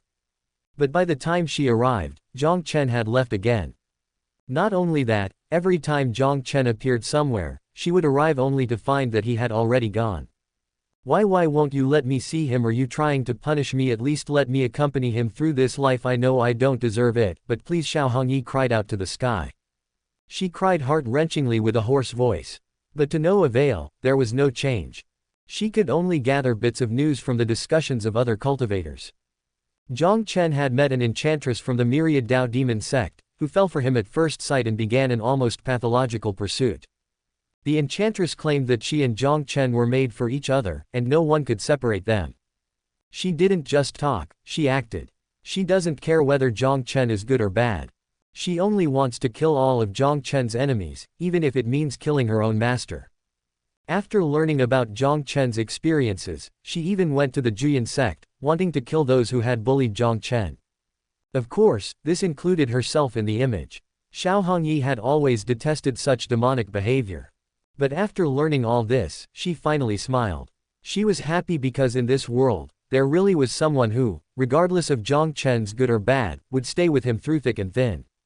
Unlike her, who repeatedly broke her promises without realizing it. But her happiness did not last long. The enchantress's actions had harmed Jiang Chen. Her behavior was also deemed to be instigated by Jiang Chen. This caused anger among various forces. Not only did Xiao Hongyi, as his master, say she would clean the sect, but other forces also directed all their anger at Jiang Chen, launching a frenzied manhunt. Later, Jiang Chen was defeated by Lin Feng and the others, forcing him to detonate his life-bound spirit sword to escape. To protect Jiang Chen, the enchantress voluntarily appeared at the Seven Luminaries Sword Pavilion. She destroyed all her cultivation, surrendered herself, and admitted to all of her crimes. Then, she died under the endless rain of swords. I wanted to help him, but I ended up harming him. If this is his wish, then I want to be a good person in the next life, the enchantress said before her death. She was still smiling before she died. It was said that she smiled very happily. When Xiao Hongyi in the void learned that Jiang Chen was once again alone, her heart ached even more, and her mind became hazy. She frequently had hallucinations, sometimes laughing and sometimes crying. No one noticed that in the vast central domain, a figure in red was ceaselessly searching. Her eyes had lost all their luster like a walking corpse while only repeating one sentence. Jiang Chen, where are you? In the end, Xiao Hongyi returned to the front of the Red Jade Pavilion. She had nearly searched the entire central domain but had not found Jiang Chen. Instinctively, she returned to the home she had shared with Jiang Chen. Only here could she regain some clarity of mind. Still sitting dazedly by the spirit pond, she once again saw a boy fishing by the pond in her trance. The boy put down his fishing rod and turned to look at her. His black eyes were full of resentment, and that cold gaze made her shrink into a ball. I'm sorry, Xiao Hongyi apologized. As she spoke, she wanted to blink, to hold back the tears that were about to fall, but she was afraid that by doing so, the young Jiang Chen before her eyes would disappear again. She knew that her current state was not right. Constant emotional distress had made it impossible to suppress the phoenix blood devouring her heart, causing frequent hallucinations. But even if it was just a hallucination, she still wanted to stay by Jiang Chen's side. Tears rolled down, unstoppable. The boy before her still looked at her, still with that hatred and coldness. Suddenly, the boy narrowed his eyes and smiled, saying, "Master, you can't go back on your word. If one day your disciple has nowhere to go, I might just have to come and cling to this place." Xiao Hongyi was silent. "Master, why don't you speak? Didn't you say you would wash my clothes and cook for me?" the boy wondered. This sentence made Xiao Hongyi no longer able to contain the sorrow in her heart. She sobbed uncontrollably while trembling. At this moment, she let down all her defenses and abandoned all reason. She no longer pretended to be strong and no longer feigned seriousness. She seemed to return to her childhood. And like a child, she cried unreasonably and willfully. "Liar, you liar, I'm willing to wash your clothes and cook for you for a lifetime, but you have to come." The sound fell, and then a sudden breeze arose. The boy before her vanished in an instant, leaving only his fishing rod by the empty spirit pond. The crying stopped abruptly. Don't go. You're not the liar, I'm the biggest liar," Xiao Hongyi panicked. She stood up and began searching frantically, stumbling along the way. She didn't even know what she was looking for. She was well aware that the boy, Jiang Chen, was nothing but a hallucination caused by the phoenix blood consuming her heart. But she still refused to give up. In an instant, the pain in her chest intensified, her sanity began to crumble again, and her facial features numbed and became indifferent. She continued her search while enduring the pain that seeped into her soul. And just as she was about to enter the red pavilion, creak, the pavilion door suddenly opened. A man in a disheveled white robe, with slightly pale skin but still wearing a smile, appeared. Xiao Hongyi was stunned. The familiar features captivated her gaze. Though her face was expressionless, tears once again welled up and spilled over. "Master, you've come," Jiang Chen said with a smile. A simple sentence snapped Xiao Hongyi back to reality. Though startled, she still asked, "Can you see me?" "Ah, master. You don't look good when you cry," Jiang Chen said again. Hearing this, Xiao Hongyi quickly wiped away her tears. With her head bowed, her heart was filled with 1,000 words, yet she didn't know how to begin. "Master, do you remember I said that if one day I had nowhere to go, I would come here and cling to this place?" Jiang Chen's voice rang out again. Xiao Hongyi nodded. The next second, she and Jiang Chen said in unison, "Because this is our home." "Master, you also said you would wash my clothes and cook for me," Jiang Chen said with a smile. The pain in her chest was gone. Xiao Hongyi smiled. Though her eyes were still teary, she smiled radiantly. She raised her hand to touch Jiang Chen's cheek. Although she was unable to feel any warmth, and though she feared the Jiang Chen before her was still an illusion, she still smiled happily and said, "Then wouldn't I become your wife?" "Master, did you come to wash my clothes and cook for me, or to kill me?" Jiang Chen suddenly dropped his smile. "Kill? How could I possibly kill?" Xiao Hongyi in the void quickly denied. But before she could finish, she felt as if struck by lightning. She guessed something. She stiffly turned her head. Then, her pupils shrank. What she saw was a woman in striking red clothes holding a red whip. Her face was streaked with tears, and she had a look of profound disappointment in her eyes. "Master," Jiang Chen spoke again. "Don't call me master," the woman in red interrupted. "I have expelled you from the sect. You are no longer my disciple." At these words, a look of pain flashed across Jiang Chen's face. But it was only for a moment, and he soon sighed. "If that's the case, then why didn't you destroy my blood slip?" "Don't deny it, because you clearly came prepared. If you hadn't used the blood slip to check, how could you have known my exact whereabouts?" The woman was silent. "Moreover, if you came to clean the sect, why are you crying?" "Master, you shouldn't have come." "Why, are you afraid of dying?" The woman frowned and finally responded. "The situation has developed to this point. It's hard for me to escape a deadly fate. I was mentally prepared, but seeing you cry so pitifully, I suddenly don't want to die anymore," Jiang Chen said with a pale smile. The woman clearly didn't understand these words. Though she didn't understand, she still put away the red whip. She took a deep breath and stepped forward. Looking directly at Jiang Chen, it took her a long time before she finally said softly, "Jiang Chen, don't go anywhere, and I won't return to the Juyan sect either. Let's stay in front of this red jade pavilion and accompany each other until we grow old, all right?" "Master, are you worried that I will continue to do evil if I leave here?" Jiang Chen said somewhat helplessly. The woman fell silent again. Suddenly, Jiang Chen pulled the woman into his embrace and held her tightly. The woman initially wanted to struggle, but as if realizing something, she bit her lip and quieted down. Leaning close to her ear, Jiang Chen whispered, "Master, are you thinking that if you can stop me from doing evil with your beauty, it might be worth a try? As long as you're willing to turn back, I am willing to do anything," the woman did not deny. "But I am not willing." Letting go of the woman in his arms, Jiang Chen walked to the edge of the cliff. "Master, take care." With that, he lightly tapped the ground with his toes, his body soaring into the air, drifting towards the direction of the upper domain. The woman was shocked. After the shock, she rushed to the edge of the cliff and shouted loudly, "Jiang Chen, come back to me as long as you come back. I will wash your clothes and cook for you as long as you come back. This will always be your home. You can stay here for a lifetime, and I will accompany you." Her hysterical voice startled the white cranes in the cliff, and with the enhancement of her spiritual power, it echoed for several li. But the answer she received was, "Master, I'm not afraid of death, but I'm afraid of your death." The woman didn't understand these words. Though she didn't understand, she still crouched down and covered her face while weeping bitterly. After crying, why are you so hopeless?" As if driven mad, the woman screamed furiously at the sky. With grief and anger in her heart, she wielded a red whip and lashed out with all her might. With one lash, the red pavilion collapsed. With the second, the spiritual fields cracked open. With the third, the spiritual pond shattered, its waters splashing in all directions. When everything finally quieted down, the once beautiful home was left with cracked ground and crevices everywhere, only broken eaves and walls remained. The woman in red did not leave but instead gazed in the direction Jiang Chen had gone, standing there motionless. She stood like that for more than 10 days without moving an inch. It was only when torrential rain poured down, with thunderbolts striking down like divine might and dark clouds pressing overhead, that she spoke again, murmuring softly. Why can't I be ruthless either?" Boom! Lightning struck like a dragon descending from the heavens, suddenly hitting close to the woman. With a flash of lightning, the ground broke apart.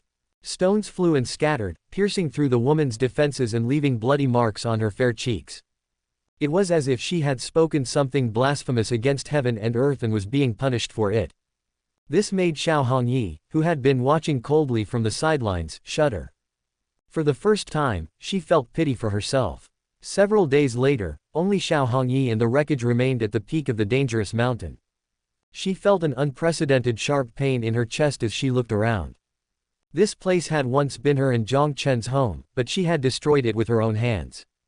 Her expression became numb again, and even though her heart ached unbearably, her features remained indifferent, except for the tears that would flow from her eyes, creating a bizarre sight.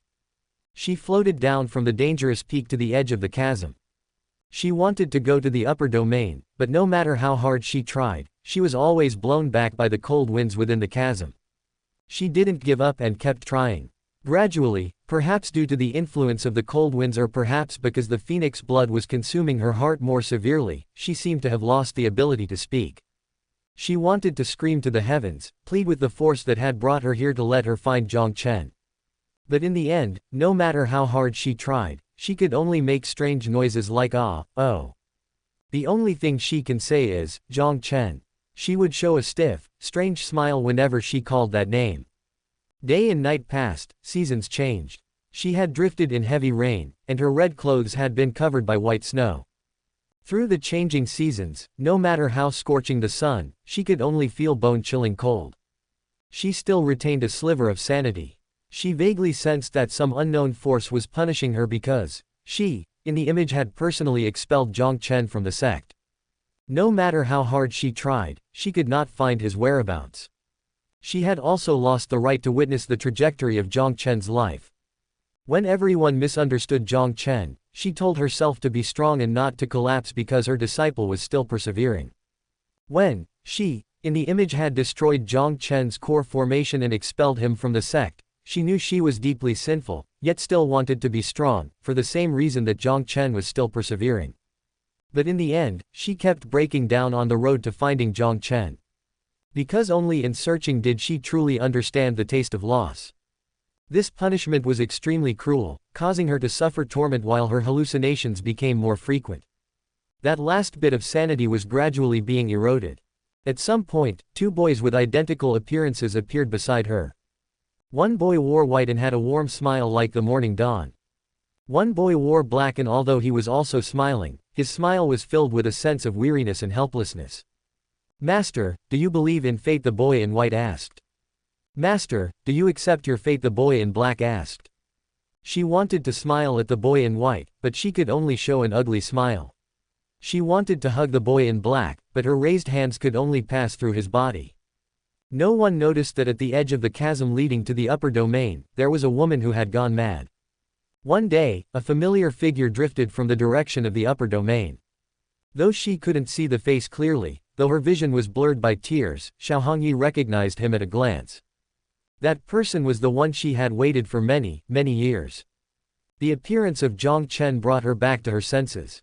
She could smile again and regained the ability to speak. Although the smile was still somewhat ugly, she kept trying. Because she couldn't cry. Because Jiang Chen had said that she didn't look good when she cried. As his master, she had always disappointed Jiang Chen. She couldn't change anything in this world, but she didn't want to disappoint Jiang Chen anymore. Jiang Chen couldn't see her, he walked ahead, absorbed in his own world. She tried hard to follow him, her red robe swaying and stumbling along, looking as if each step was a great effort. Although both were cultivators, they walked slowly like mortals. They crossed the land, climbed mountains, and crossed countless rivers. Although Jiang Chen had not spoken a word since he reappeared, Xiao Hongyi didn't care. She just talked about interesting stories from the past, then cried and laughed by herself. She didn't know where Jiang Chen was going, but it didn't matter. This time, she truly waited for him. No matter where the destination was, even if it was hell, she was willing to follow him. The two walked side by side, and this journey lasted for years. Suddenly, Jiang Chen stopped. Confused, Xiao Hongyi gazed into the distance, her pupils contracting involuntarily. Not far away stood a perilous peak that reached the clouds. She never thought that they would end up back here. The summit of that perilous peak had once been her and Jiang Chen's home. But now, it lay in ruins. A sudden sharp pain struck her heart. Those two boys, who had long disappeared and looked identical, appeared again by her side. "Master, are we going home?" the boy in white asked. "Master, was there still a home?" the boy in black asked. Guilt, self-reproach, and sins weighed so heavily on Xiao Hongyi that she struggled to breathe. She had clearly told him that place was Jiang Chen's home. She had clearly promised that if Jiang Chen had nowhere to go, he could cling to that place for a lifetime.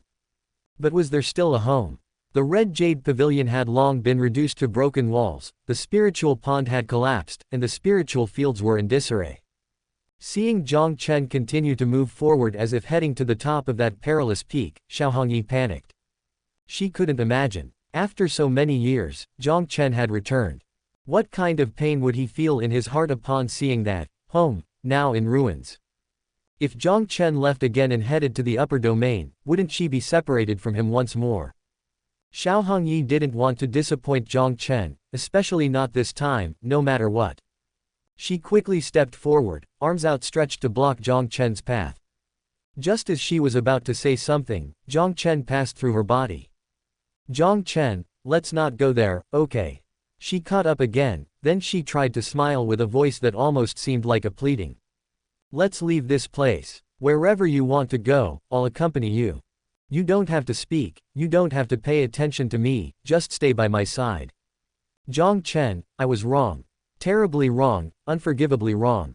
You can punish me however you want, just please don't go there. I'm begging you, don't go." As Jiang Chen drifted toward the top of the perilous peak, her voice grew fainter, and her sobs heavier. Jiang Chen was getting further and further away.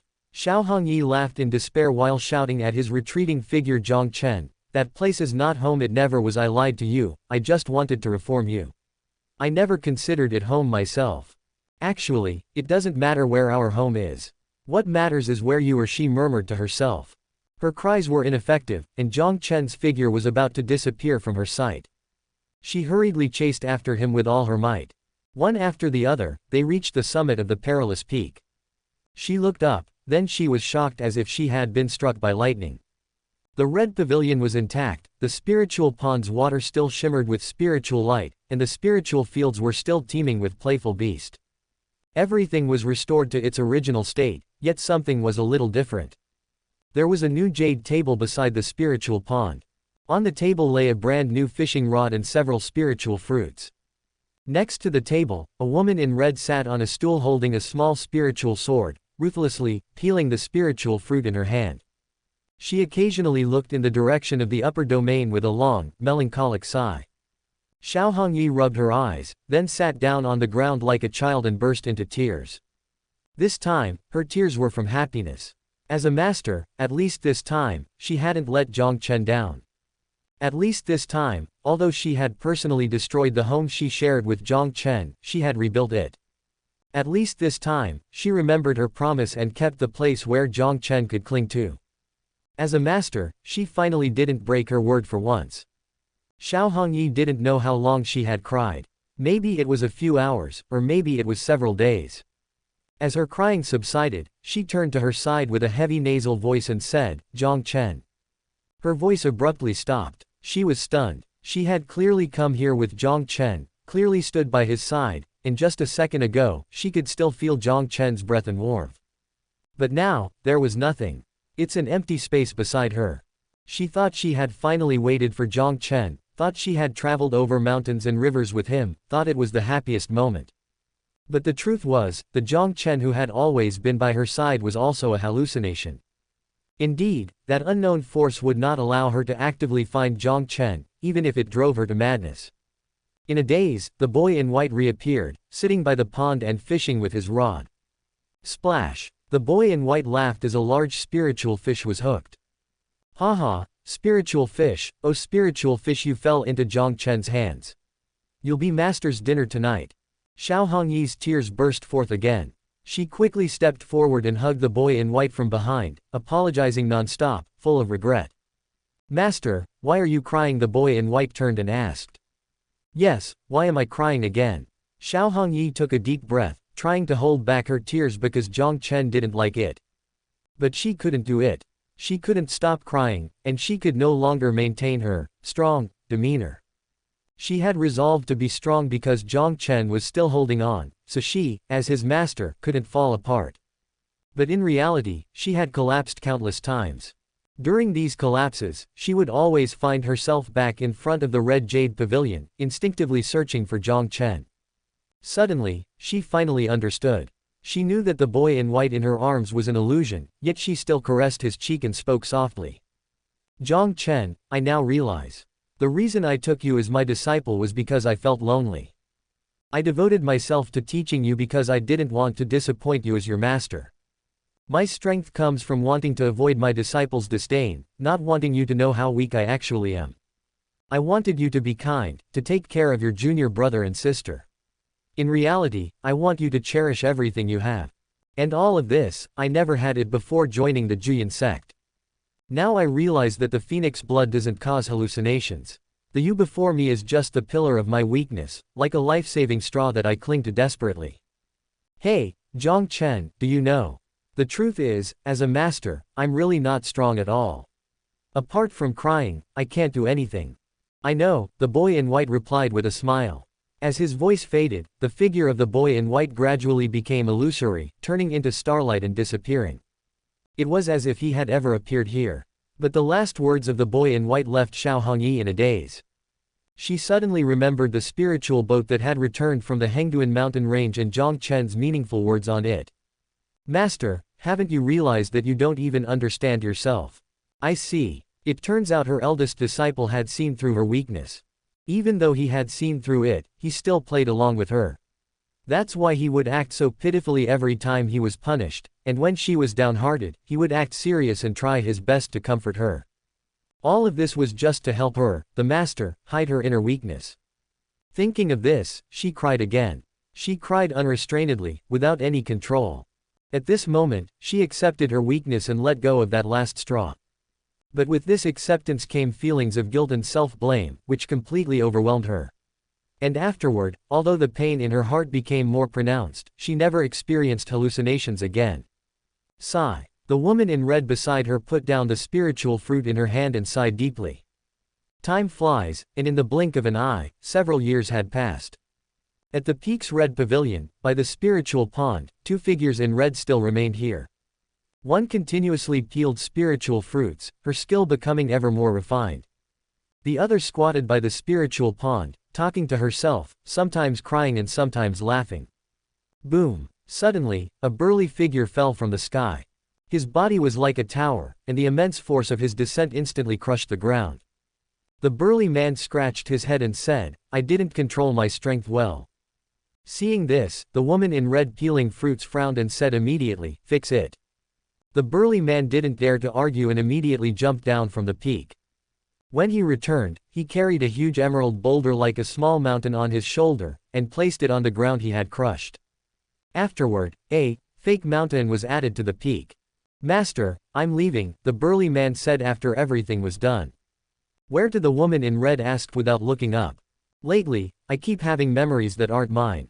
I want to go to the place in those memories. I feel it's important.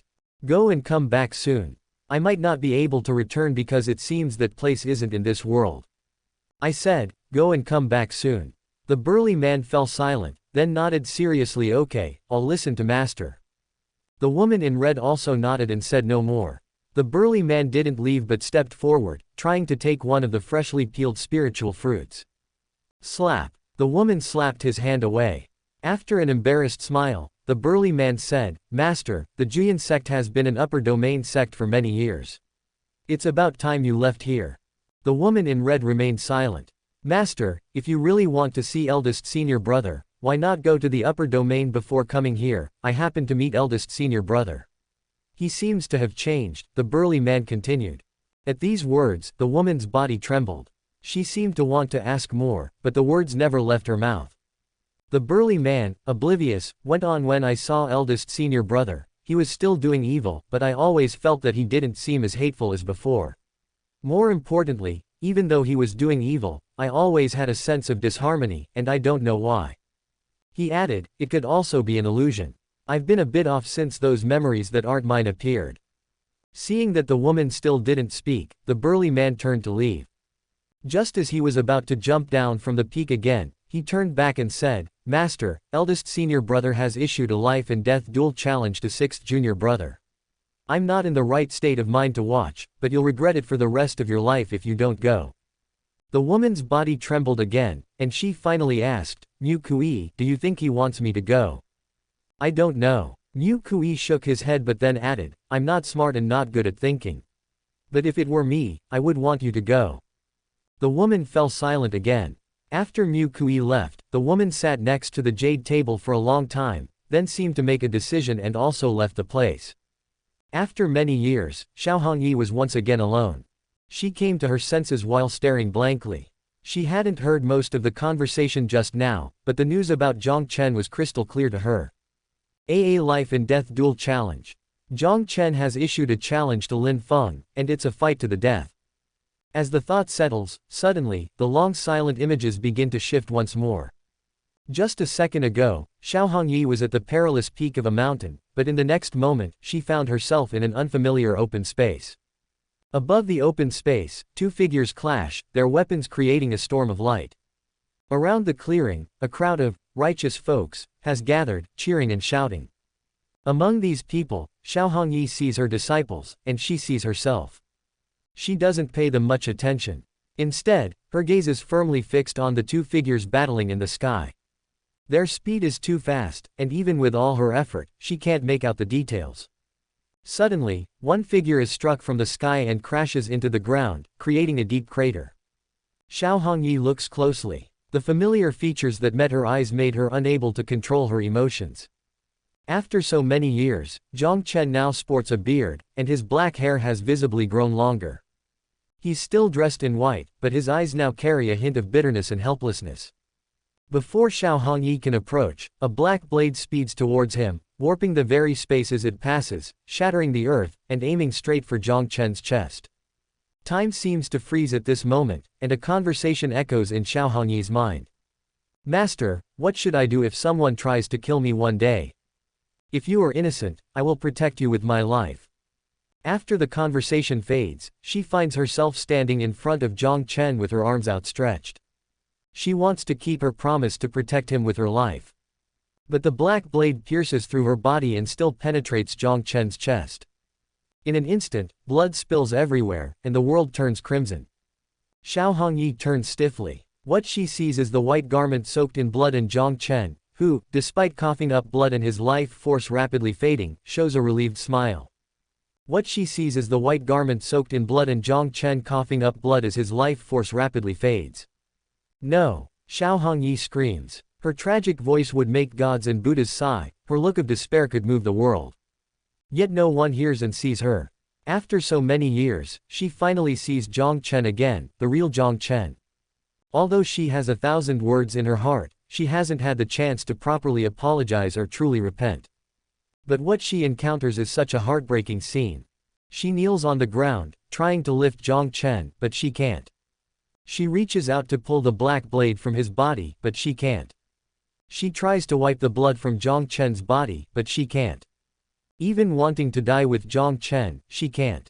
After cursing others with the most venomous words until her voice is hoarse, she collapses on Jiang Chen's body, while sobbing uncontrollably. Jiang Chen, wake up. I don't want you to be good anymore. I don't want you to follow the righteous path anymore. Can we go home, back to the home that's just ours, back to the home that's cut off from the rest of the world? Why has it come to this? It's not your fault. The one who should die isn't you. Suddenly, Jiang Chen is lifted by someone. Disciple, it's my fault for not teaching you well. The person cries with a hoarse voice. Then, she was quickly pulled away. Jiang Chen's lips move as if to say something, and Xiao Hongyi leans in to listen. Spare them. Them, who are they? At this moment, Xiao Hongyi thinks she understands the entire truth, but she still hears something incomprehensible. But she doesn't delve deeper because she can feel that her eldest disciple, the one who supported her weakness, who accompanied her for over a decade, is gone. She screams in anger, her beautiful eyes filled with fury. She rushes at Lin Feng, at herself, and at the other disciples. She wants to avenge Jiang Chen, but she can only repeatedly lunge at nothing and fall to the ground. Then flames rise to the sky and envelop Jiang Chen's body. Her delicate body trembles as she staggers forward, crawling into the raging flames. Even though she's in the midst of the fire, she feels no heat, only watching helplessly as Jiang Chen's body is gradually consumed by the flames and slowly fading away. Why are you so cruel? She cries out to the heavens. The only answer is the roar of the flames. Why can't you discern good from bad, right from wrong? Why must my disciple suffer such injustice? She asks again. Still, only the roar of the flames. She gives in to despair and no longer speaks. The pain in her chest is almost numb, a sign that the phoenix blood is devouring her heart. She doesn't care, she doesn't even resist. Because at the moment Jiang Chen's life force completely vanishes, she vanishes, too. And at this moment, the excruciating pain in her heart is nothing compared to what Jiang Chen has endured so far. In an instant, the pain disappears. She no longer cries, no longer screams. Her indifferent eyes were more numb than ever before. At this moment, except for the vividly colorful figure of Jiang Chen amidst the flames, everything in the world has turned to black and white in her eyes. Except for the flames consuming Jiang Chen's body that crackles softly, the whole world seems dead silent in her ears. She stands there, dazed, with Jiang Chen's past words echoing in her mind. Master, there's no need to straighten your back. Master, why are you here? Master, do you believe in fate? Master. Only after the flames have died down and leaving nothing but ashes on the ground does she crouch down, extending her hands to try to collect her disciples' remains. Still, she can't. At this moment, the only color in her world also vanishes. She stands up while looking up at the sky like a puppet. Her beauty remains unmatched, but now she's just a shell without a soul, empty inside. Time passes, unknown how long. The image shifts, and she is back at the perilous peak. Now, there appears to be a grave next to the spiritual pond. Beside the tombstone was a woman who kept vigil for 100 years. The scene changes again, she sees herself, Jiang Lianyue and others, all dead under Lin Feng's blade. This scene reminds her of Jiang Chen's figure drifting away in front of the red jade pavilion. Master, I'm not afraid of death, but I'm afraid of your death. She remembers being tightly embraced by Jiang Chen in front of the wall of reflection. Master, whether it's 100 years or 1,000 years. No matter what happens in the future, no matter how disappointed you are with me. I just want to say. If one day, I am no longer in this world. If one day, you find yourself all alone. If one day, you wake up from your grief and anger. Please remember this saying from your disciple. I won't let you die never even if you end up hating me for it. Then she remembers Jiang Chen's last words before dying. Spare them. At this moment, she understands everything. Jiang Chen had always wanted to save her. Jiang Chen didn't want to stay in the Red Jade Pavilion and grow old with her because he knew Lin Feng would kill the women to prove his Tao, and there was no escape. Her disciple had always considered everyone else but never himself. Crack. The world suddenly closes, enveloped in darkness and nothingness. She remains standing, her beautiful eyes empty without the slightest ripple. Soon, sunlight dispels the darkness, and she is back in the familiar place and seeing the familiar scene. At the perilous peak of the mountain, her disciple fishes with a rod and the master stands behind him. She looks up at the sky. Second life. These words should be golden, but like the world before her eyes, they remain gray and white. Her expression is still numb and indifferent. Unable to smile, cry, or even speak. Suddenly, her pupils contract, noticing streaks of color gathering around the boy fishing by the pond. Master, do you believe in fate? The boy in white asks. Like before, the woman still doesn't know how to respond. But this time, the boy just sighs, not uttering any bold statements. He doesn't even ask any other questions, just staring blankly at the empty space beside the spiritual pond. Xiao Hongyi remembers that at the end of the last life, there was a grave there. Although still unable to feel emotions, she forces herself to move forward and sits down beside the boy. Thump, thump. She watches the boy in a daze and feels her own heartbeat again.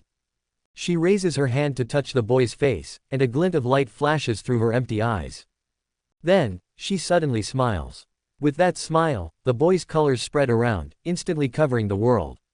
She comes back to life. Disciple, live for yourself in this life. Your master is not afraid of dying, but I'm afraid of you dying, she says softly. The boy, of course, does not respond. Please, she says again. Still, the boy remains silent. After a long while, the boy suddenly turns his head and asks the woman in red behind him, Master, what would you do if I died one day? If you are innocent, I won't let you die, but if you are guilty, the woman beside him frowns in thought. What if I am guilty? I haven't really thought about it. Master, although you haven't really thought about it, I know what you would do. Oh, tell me. You would guard my grave for 100 years. Wishful thinking. Xiao Hongyi quickly realized that although this was his second life, Jiang Chen didn't seem to have any intention of giving up. From the still shining light in Jiang Chen's eyes, she even had the feeling that this second life might not be the last. As she expected, the plot of the second life continued to develop in the same direction. Compared to the first life, Jiang Chen's resistance was more intense and he exerted all his efforts. However, the stronger his resistance, the stronger the suppression he faced.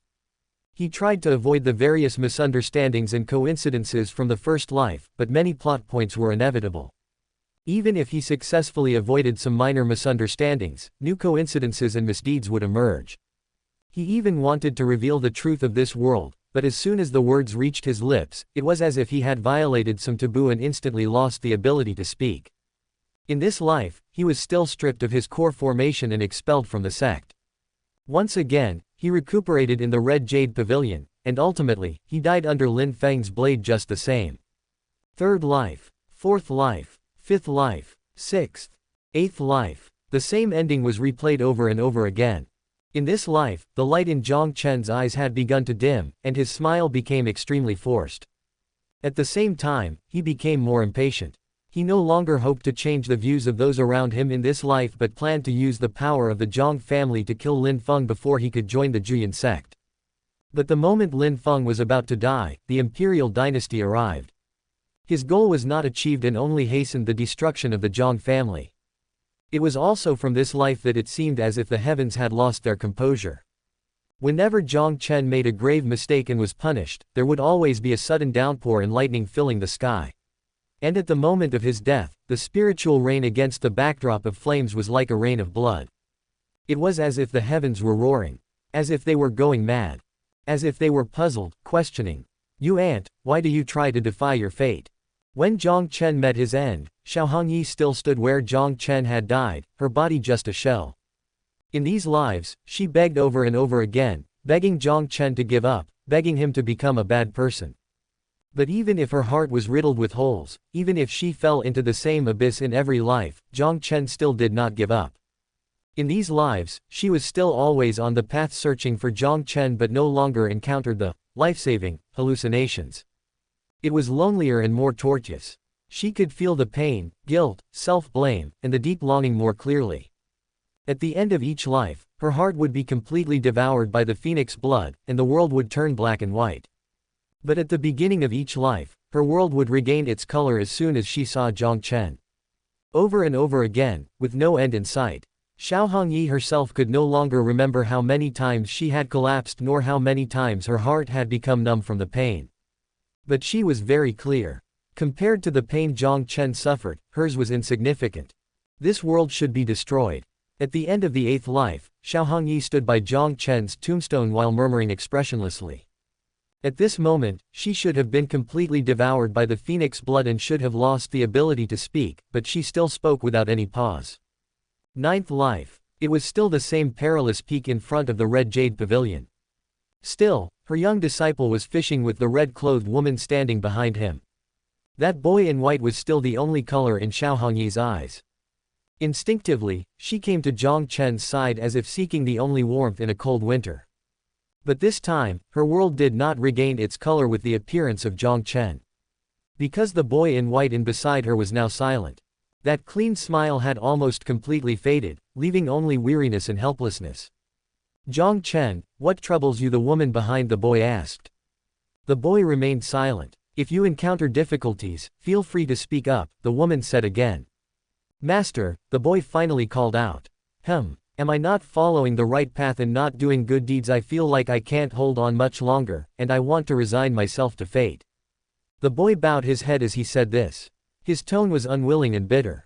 His body trembled and his jaws clenched tightly. His black eyes were filled with tears. The boy tried to control himself, but couldn't. Finally, tears streamed down his face, the grievances, helplessness, and bitterness of several lifetimes all poured out at this moment. Seeing this, Xiao Hongyi also burst into tears. She wanted to hold Jiang Chen tightly, but she couldn't. She wanted to wipe the tears from Jiang Chen's cheeks, but still, she couldn't. She could only crouch beside Jiang Chen, crying her heart out while repeatedly saying, Disciple, it's your master's fault. I shouldn't have made you be good. I shouldn't have made you walk the righteous path. You don't have to hold on anymore, you can resign yourself to fate, you can be a bad person. Whether you are good or bad, whether you follow or defy heaven, whether you are righteous or fall into evil, you are still my disciple, Xiao Hongyi's disciple. Our hearts as master and disciple are united as one, never to part. Although heartbroken, she was also somewhat happy. Because if Jiang Chen truly gave up, then he would no longer suffer so much. If all this was the price of being good, then she would rather her disciple be a bad person forever. But the woman behind stepped forward, hugged the crying Jiang Chen, and said with a pained expression, Jiang Chen, you must not lose your heart to do good. No one is born a bad person. Just hold on a little longer, your master believes you can definitely reform. Upon hearing this, the boy fell silent again. Xiao Hongyi's beautiful eyes widened, fury raging within them. She lunged at her own reflection in the image, her expression ferocious as if she were about to devour someone. She was utterly mad, continuously screaming at herself. Xiao Hongyi, you are unworthy of being his master, unworthy of being human. Why are you so obsessed with righteousness just because it's grandfather's teaching, the guidance of the old ancestor? Let grandfather pursue righteousness on his own. If the old ancestor wants to walk the righteous path, let him crawl out of his coffin and walk it himself. Do you not have a brain of your own, not even a single thought of your own? Open your eyes and see, what has become of the disciple in your arms? Why are you so foolish? Why am I so foolish? Her voice grew lower and lower, and after a burst of hoarse shouting, Xiao Hongyi collapsed to the ground, burying her head and weeping bitterly.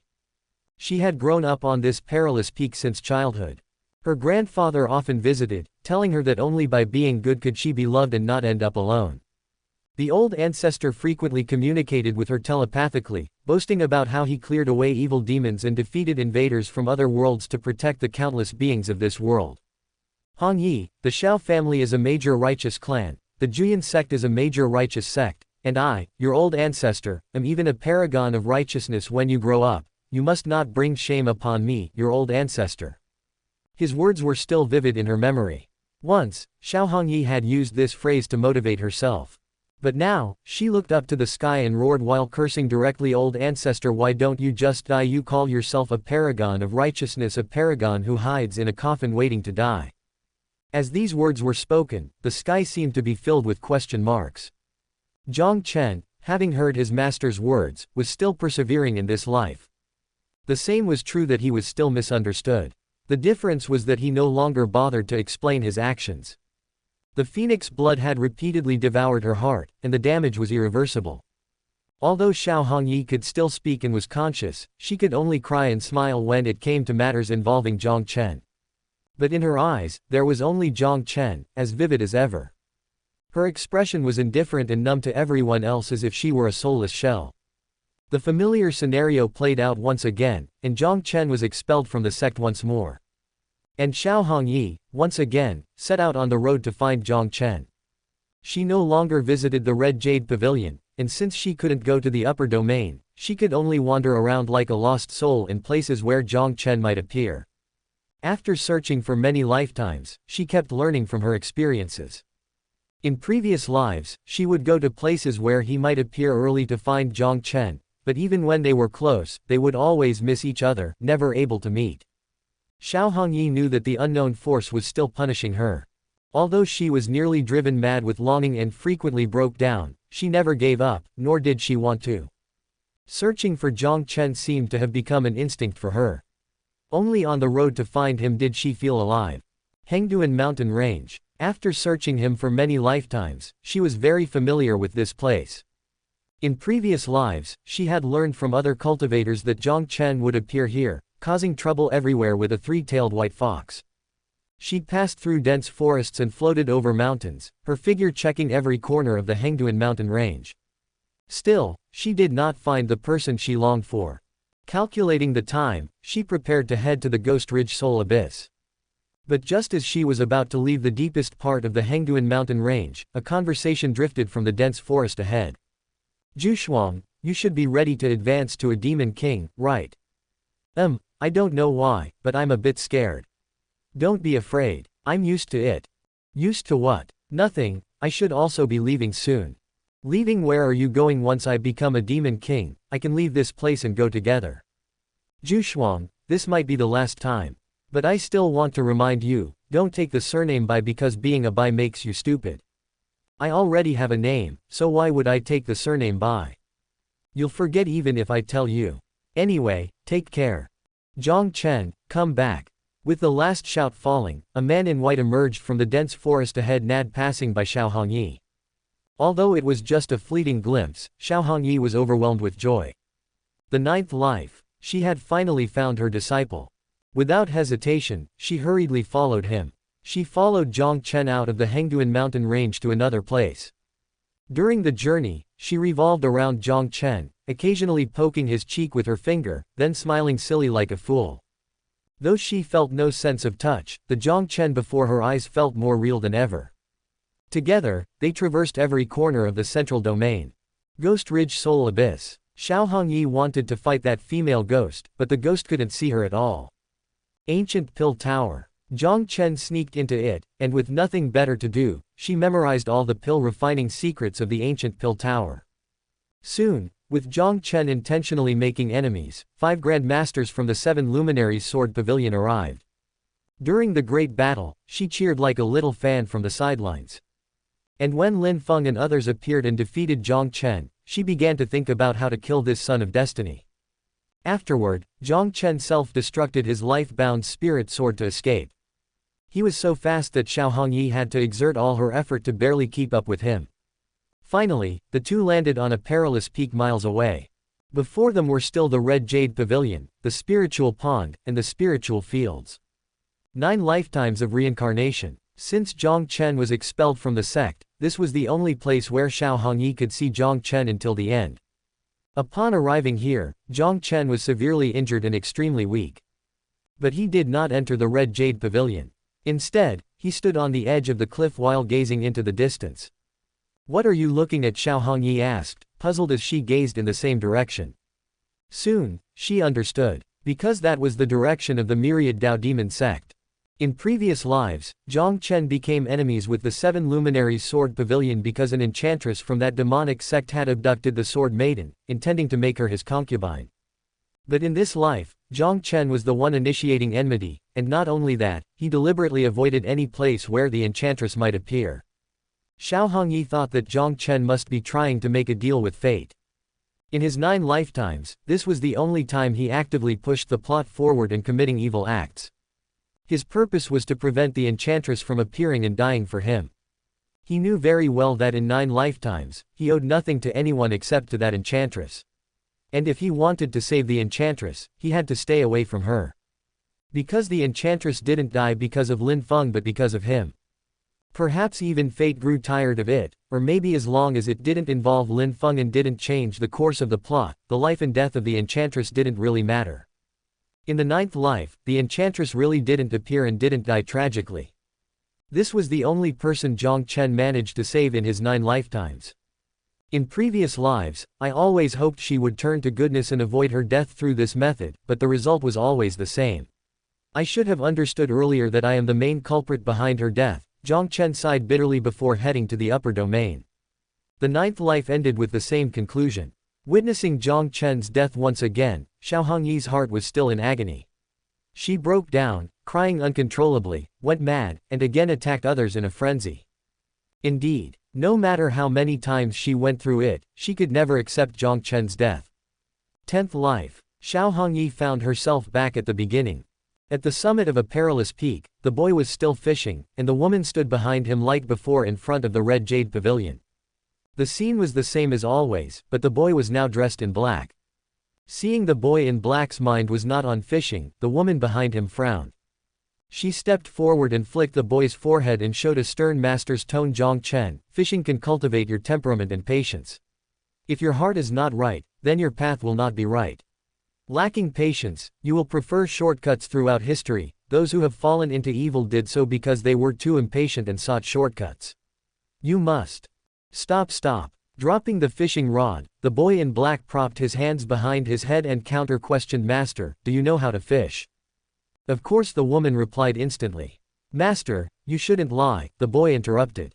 All right, the woman said with a slightly embarrassed expression, speaking softly. When I was young, my grandfather taught me how to fish. But I couldn't catch anything when I tried.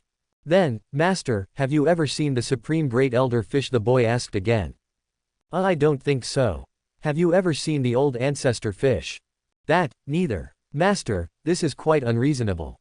The boy stood up, shaking his head. It is said that the Supreme Great Elder was personally taught by the old ancestor, and you were taught by the Supreme Great Elder, yet none of you fish. What does this prove? Think about it, think hard. Are you saying? The woman frowned, and after a moment, she spoke. We've been deceiving each generation that fishing can cultivate temperament is actually false. True or false, I do not know, but how can you expect the disciple to know something even the master doesn't think about this? Master, I understand. The woman realized, her expression firming. You go rest, and once I learn how to fish, I'll teach you. With that, the woman picked up the fishing rod from the ground and began to fish. She sat by the pond while gripping the rod tightly, her beautiful eyes fixed on the spirit pond, not blinking for a long time. So it continued for a full hour. Suddenly, the spirit pond stirred. Jiang Chen, Master has caught something, come quickly. The woman excitedly jumped up while reeling in the line. Then she caught nothing. Meanwhile, Jiang Chen was lying lazily on a recliner behind her. He turned over, picked up an almost core-only spirit fruit from the wooden table beside him, took a couple of bites, and then said, Master, fishing can cultivate patience and temperament. You must not be impatient. Throughout history, those who have fallen into evil did so because they were too impatient and sought shortcuts. You must not make the same mistake. When she learned that Jiang Chen had given up and was determined to be a thorough villain, the 10th life came to an abrupt halt. Xiao Hongyi was still looking up at the sky. It was sunset, and the sky was blood red. Her expression remained indifferent, numb, and it took her a long time to realize she was back in reality. Her beautiful eyes were still empty, but 2 lines of tears slid down, wetting the red garment on her shoulders. Juyin sect. When she first arrived here, she was excited like never before. This place had her grandfather, the old ancestor, and many fellow senior brothers and sisters. She once considered it her home. Ninth Peak. When she first became the Peak Master, she decided in her heart to treat everyone at Ninth Peak as family. Because she was Xiao Hongyi. Someone who appeared strong on the outside but was always weak and afraid of being alone. This place was once her haven, her destination, everything. But now this Juyin sect was unbearably glaring to her. Every corner of Ninth Peak held memories of Jiang Chen being misunderstood and tormented.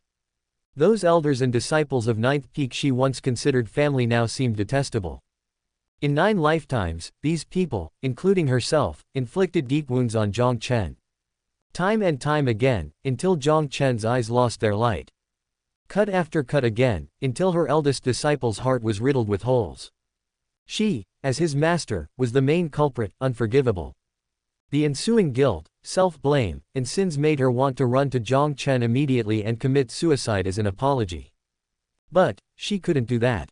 She is a sinner. Jiang Chen saved her for 9 lifetimes, and she hurt Jiang Chen for 9 lifetimes. Committing suicide was merely the simplest form of escape. I won't die. I will stay with you forever, she murmured softly. Looking towards the direction of the main peak, a towering rage reappeared in her eyes.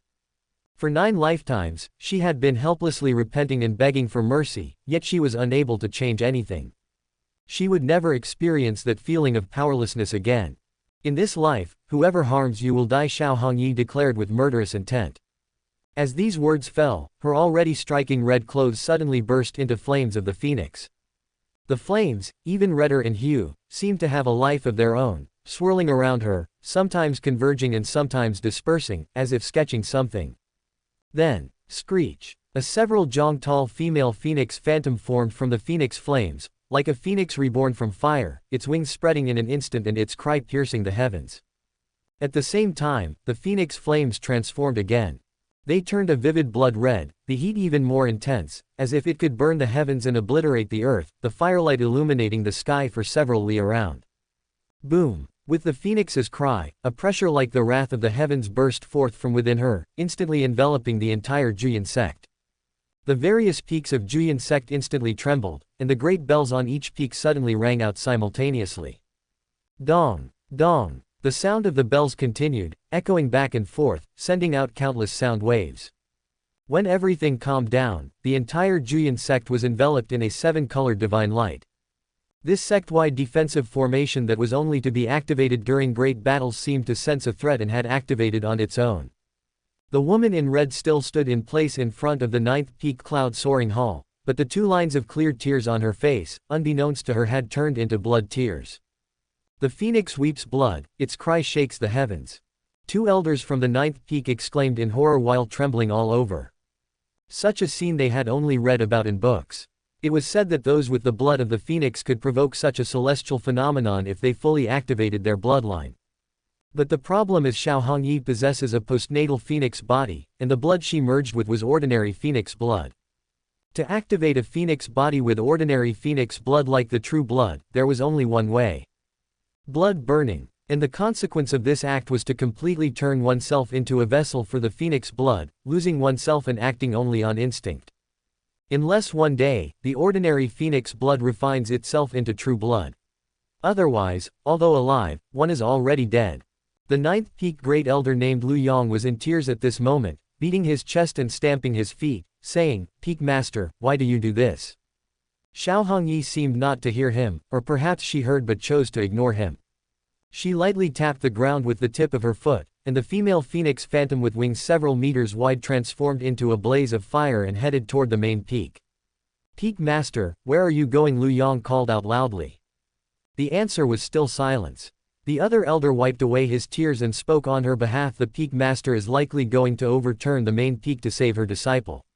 She knows that the Supreme Elders will intervene, which is why she ignited her phoenix blood. Save her disciple. Is it her eldest disciple Jiang Chen, or Jiang Lianyue and the other 3 madmen, or is it to save them all?" Lu Yang didn't understand. In his view, although Xiao Hongyi was biased towards Jiang Chen, she wouldn't go to such lengths. But it seemed unnecessary to make such a big fuss if it was to save Jiang Lianyue and the others. The only thing he was certain of was, Xiao Hongyi might truly never return from this journey. Ring the bell and summon all disciples of the ninth peak. Lu Yong took a deep breath and said. What is this for? The other elder asked, puzzled. To save the peak master, to save the ninth peak. Lu Yong was determined, he gritted his teeth. Although the peak master is the legitimate daughter of the Xiao family, this act will surely start an internal struggle within the sect, which according to the sect rules is an unforgivable crime, and without the peak master, without the true disciple, are we, the ninth peak, to live under others' noses. His eyes hardened as he took another deep breath, and then he asked loudly. The peak master has been generous to you, me, and to the disciples of the ninth peak. This is a crisis for the ninth peak, and as the saying goes, the law does not punish the masses. Do you want to cower here, wringing your hands in regret and being an ungrateful wretch, or do you want to go with the peak master, overturn the main peak, and have a clear conscience regardless of the outcome? Of course, we go together. If not for the peak master, I would have died at the hands of my enemies long ago. It's time to repay that kindness, it's just. The other elder quickly replied, but then hesitated. If we want to rally the ninth peak disciples, we need a justifiable cause, right? After all, this is a life-threatening matter. Lu Yong thought it made sense. But for a moment, he really couldn't think of a reason. Jiang Lianyue and the others attacked the main peak to save Jiang Chen. The three were already mad, so even if they had no reason, no one would hold them accountable. Xiao Hongyi went to save her disciple, no matter which disciple it was, but that could still be justified. But what about him and all the other ninth peak disciples? Save Jiang Chen. That's a joke, isn't it? Who doesn't know that the ninth peak has grievances against Jiang Chen? Save Jiang Lianyue and the others. This reason also doesn't hold up. After all, the three are madmen and haven't caused serious consequences, so they shouldn't be severely punished. Save Xiao Hongyi. This reason is even more far-fetched. After all, Xiao Hongyi hasn't encountered any trouble yet. We will go to save Lu Lin, Lu Yong said after some thought. Lu Lin? Who is Lu Lin? The other elder was confused. How would I know who he is? Lu Yong glared. When he came to me to complain, I only asked for his name, and I was so angry that I couldn't even remember his face. But this person should be a newly promoted menial disciple of the ninth peak, and he was also taken to the main peak. I see, saving him is just a pretext. If the other disciples know that our ninth peak would still stand up even for a mere menial disciple, they will be impassioned and resolute. It's good that you understand. There's no time to lose, so let's move quickly. All right, grab your weapons and save Lu Lin by overturning the main peak.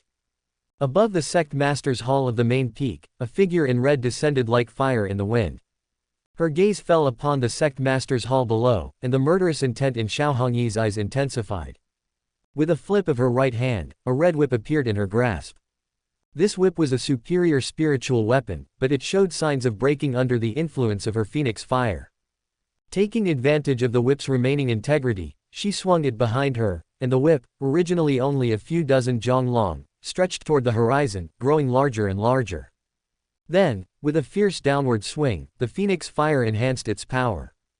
Swoosh! The sound of tearing through the air resounded throughout the entire Juyin sect. Bathed in fire and resembling a dragon with scales like those of a dragon, the whip carried an intense heat as it aimed to crush the great hall below, leaving a trail of red light several dozen zhang wide in the sky. Its momentum was so immense that it seemed to carry the force of heaven and earth, stirring up winds and clouds and making the air tremble. Just as the red whip was about to strike the sect master's hall, a tricolor divine light swirled around, forming a shell-like barrier that protected the hall and repelled the red whip. Coward, Xiao Hongyi uttered coldly. With another flip of her left hand, an ancient red token engraved with the character Juyin 9 floated. The token slowly ascended, and suddenly, a beam of red light shot out from it and struck the tricolor divine light. In an instant, the divine light faded, and the sect master's hall was exposed once more and appeared extremely vulnerable. Junior sister, the peak master's token is not meant to be used like this. As the Juyin sect's ninth peak's peak master, how can you create such chaos for a traitor while you are still sane? Leave at once, otherwise, it will be too late for regrets if I take action. Jiyu Chengqing's voice transmission appeared. Although his words were threatening, Xiao Hongyi could sense the fear in them. Originally at the fate transformation level of the upper four realms, she now carried a hint of the might of heaven and earth after burning her blood to activate her phoenix body. Her combat power was such that not even those in the divine passage realm could withstand her. Not to mention the sect master Jiyu Changqing, she still had the ability to rescue Jiang Chen even if all the supreme elders appeared. She swung her red whip again, aiming to break the sect master's hull. Leave at once. 12 voices echoed from the Juyan sect's second peak, repeating endlessly. In the moment the voices faded, Xiao Hongyi had not yet managed to bring her whip down when 12 elders appeared around her. These male and female elders varied in stature but all wore white robes. Merely standing with their hands behind their backs, they exuded an indescribable pressure like towering immovable mountains. Grandfather, your injuries have not yet healed. I advise you to go back and rest, Xiao Hongyi said while looking directly at one of the elders, her expression still indifferent. Hongyi the elder exclaimed in anguish and anger, do you realize what you are doing? I am doing good, Xiao Hongyi replied. Doing good. You've burned your phoenix blood as the 9th peak's peak master and this Xiao Ting's granddaughter. You also attack the main peak sect master's hall. Is this your idea of doing good? This is rebellion against the sect, the elder asked while suppressing his anger. Grandfather, you misunderstand, Xiao Hongyi shook her head with a myriad of murderous intents flashing through her empty gaze. Since this world does not distinguish between good and evil, then I am doing good and my goodness lies with Jiang Chen. I will make sure whoever touches him will die. What if I want to deal with Jiang Chen? Xiao Ting countered, his voice even heavier. Grandfather, you wouldn't want to know the answer, Xiao Hongyi replied. Yu Xiao Ting was so angered that his face turned so pale that he almost spit blood. Have you gone mad? In the end, it was another supreme elder who spoke these words. Mad? Haha, you say I'm mad? Xiao Hongyi suddenly burst into laughter. She seemed to be laughing. But her numb features and indifferent expression gave off a chilling feeling, making one's scalp tingle. The laughter stopped abruptly. She looked at the supreme elder who had just spoken, returning to her indifferent tone, and said with unprecedented calmness. It's not me who's mad, it's this world. Upon hearing this, all the supreme elders fell silent. They had thought that Xiao Hongyi was acting on impulse when she burned her phoenix blood. Since the phoenix blood devours the heart, it gradually makes one lose their sanity, so when they see Xiao Hongyi appearing mad, they just want to stop her. But these words were too familiar, and the last few people who said them indeed went mad. Trap her once the blood burning ends. I will take her to see the old ancestor to see if there's any way to reverse this, Xiao Ting finally instructed. Upon hearing this, the other 11 supreme elders acted at once. 11 streams of energy converged to form a cage, attempting to imprison Xiao Hongyi. Screech! The phoenix's cry resounded once more, and the phoenix fire spread from Xiao Hongyi, instantly burning the approaching cage to ashes. At the same time, her red whip continued to wave, creating a net of red light in the sky. The net, red as fire, covered the heavens like a scorching net, rapidly enveloping the entire Juyan sect and descending swiftly. Wherever it passed, even the air was sliced into a net-like pattern. The drops of phoenix fire falling from the net were like magma, and their mere temperature turned the entire Juyan sect a glowing red. You lunatic, do you want to destroy the sect? One of the supreme elders exclaimed in disbelief. You know she's mad, and you still ask? Another supreme elder retorted. Below the upper 4 realms, anyone who touches this net will die. Anyway, it's within the sect's great formation, so we must join forces to quickly break it, otherwise, the sect's great disaster will be today. All right. With that, 11 streaks of light shot up into the sky. Seizing the moment, Xiao Hongyi swung her red whip once more to strike the sect master's hall. Xiao Ting, who had remained in place, intended to stop her, but his internal injuries erupted under the influence of the scorching phoenix fire, and although he could still move, he was a beat too slow. The next second, boom, the red whip struck the sect master's hall. The hall, built of jade stones and engraved with several defensive formations, was instantly split in 2 by the whip. Then it collapsed to both sides, revealing a group of people inside who were stunned as if turned to stone. Among them, Xiao Hongyi saw Jiyu Changqing, Li Fadu, and also Jiang Chen. She and Jiang Chen looked at each other across the space. She smiled. Her smile was natural and charming. Jiang Chen, on the other hand, looked at her blankly while rubbing his eyes continuously and even pinching himself a couple of times. Disciple, master will take you away. Let's leave this Juyan sect. From now on, we can go wherever we want, Xiao Hongyi said softly. Xiao Ting blocked her path just as she was about to move towards Jiang Chen. The smile on her face vanished instantly, and she said indifferently again, Grandfather, let me take Jiang Chen away. Isn't this what you and the Juyan sect wish for? I can fulfill your desires today. Hong Yi, calm down. Xiao Ting's eyes were filled with sorrow, and tears glistened in his old eyes. He coaxed her like one would a child, gently persuading her, Hong Yi, burning blood is okay. The old ancestor will surely have a way to save you. It's also okay if the phoenix blood devours your heart, you can surely suppress it with willpower, and going mad isn't a problem either. Grandpa can go and snatch some more 9 abyss soul embryos, but you must not walk down a path of no return. Perhaps sensing the affection in his words, a glimmer of understanding flashed in Xiao Hongyi's beautiful eyes, but she still shook her head. Looking directly at her grandfather, she softly said, Grandpa, on the path of no return, having him is enough. Xiao Ting was left speechless. Moments earlier, the disciples swarmed out after the bell of the 9th peak tolled loudly. They carried various spiritual weapons and rushed towards the location of the main peak, engaging in battle with the elders and disciples of the main peak. The disciples of the 9th peak were high in spirit and fearless of life and death. In contrast, the elders and disciples of the main peak were bewildered, each of them stunned like petrified chickens. By the time they regained their senses and prepared to resist, they were knocked unconscious. Before passing out, an elder of the main peak vaguely heard the leading Lu Yang shout, Grab your weapons and save Lu Lin by overturning the main peak. Ooh. Upon hearing this, the disciples of the 9th peak surged forward with even more vigor. Fuck, who is Lu Lin? I do not know. That elder of the main peak passed out with his eyes wide open. 9th peak's great elder Lu Yang, along with a group of 9th peak elders, were battling fiercely against the elders of the main peak. Although it was called a fierce battle, it was actually just taking advantage of their unpreparedness and the chaos to launch surprise attacks. Lu Wen and Lu Wu, the 2 brothers who were Jiang Chen's followers, led the other disciples in knocking out any main peak disciple they encountered. Their movements became more and more practiced and smooth as flowing water. Thus, an internal struggle within the sect unfolded. By the time the elders and disciples of the main peak came to their senses and prepared to resist with full force, they found that most of their own people had already been knocked unconscious. Lu Yang took the lead and charged into the sect master's hall. At this moment, the sect master's hall had been torn apart, looking like ruins. Jiyu Changqing sat dumbfounded on the sect master's throne, while Jiang Chen, looking up at Xiao Hongyi in the sky, was full of question marks. Affected by the previous attack, Li Fidu and the others from the Hall of Enforcement lay on the side with weak breath while vomiting blood. They saw Jiyu Changqing's face as dark as charcoal, as if he was on the verge of exploding with rage. Lu Yang intended to be tactful and explain the purpose of their visit first, but before he could speak. Save Lu Lin, overturn the main peak. Lu Wen and Lu Wu, the 2 brothers, raised their swords and shouted.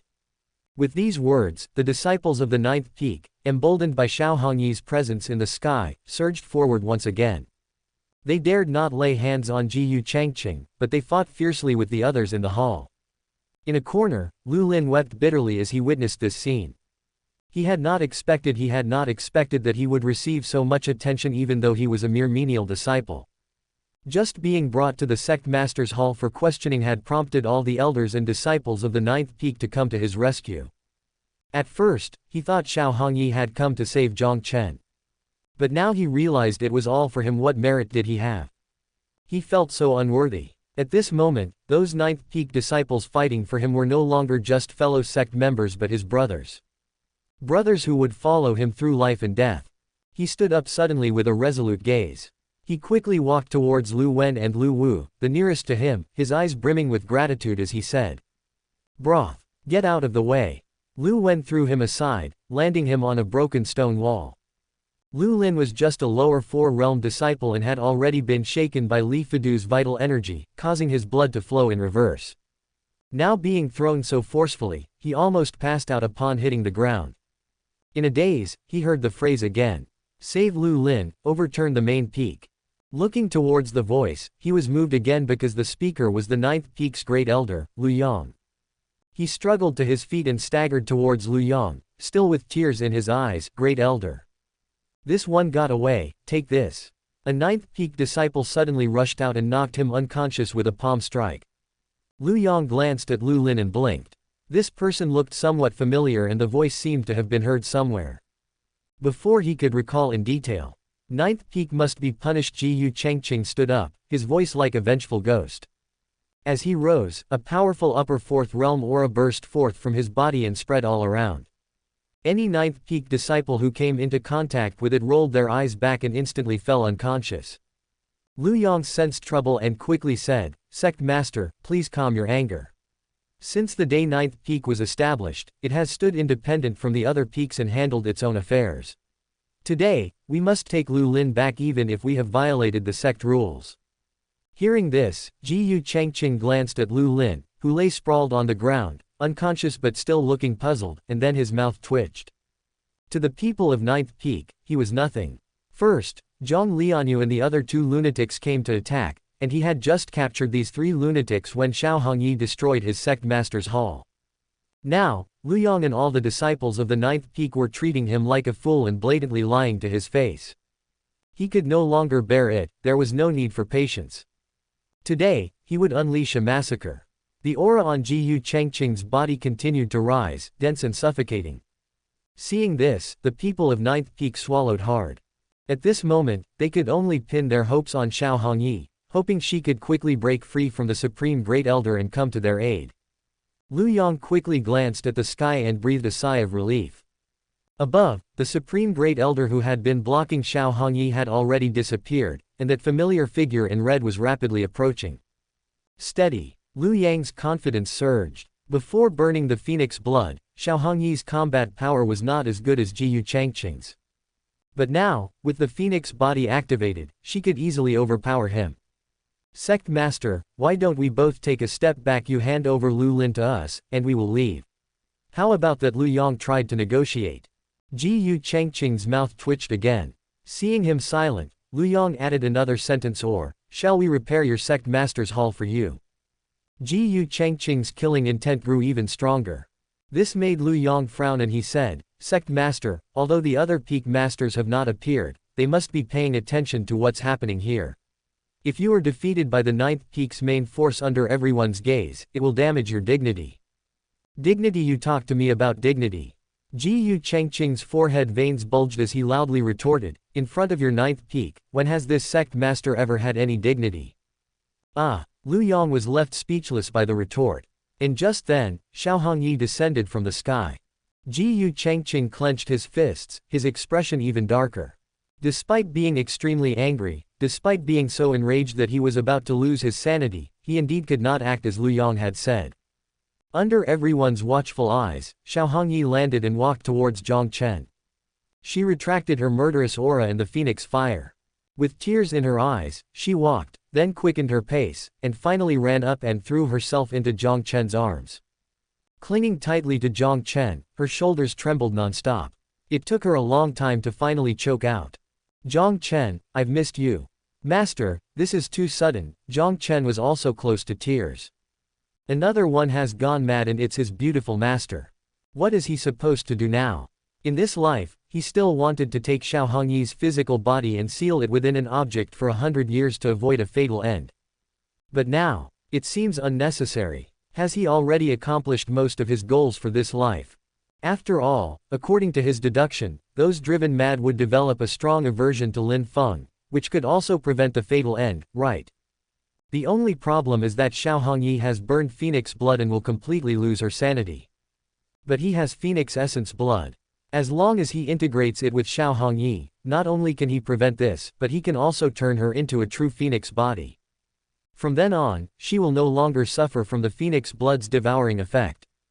There's no need to worry about her madness for now. It can wait.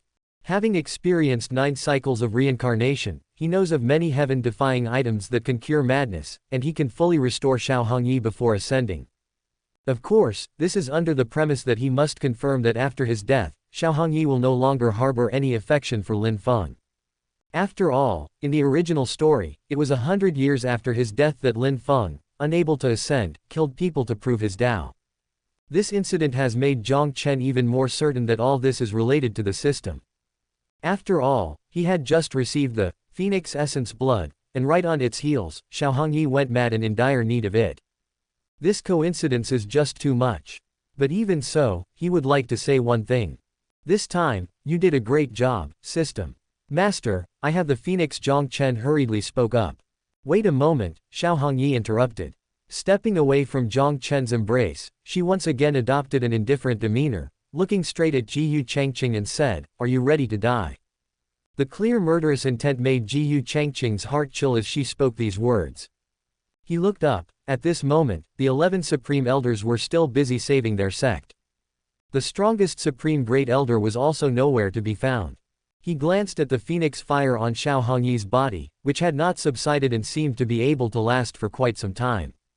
Forget it. Jiyu Changqing sighed. Junior sister, you brought this upon yourself.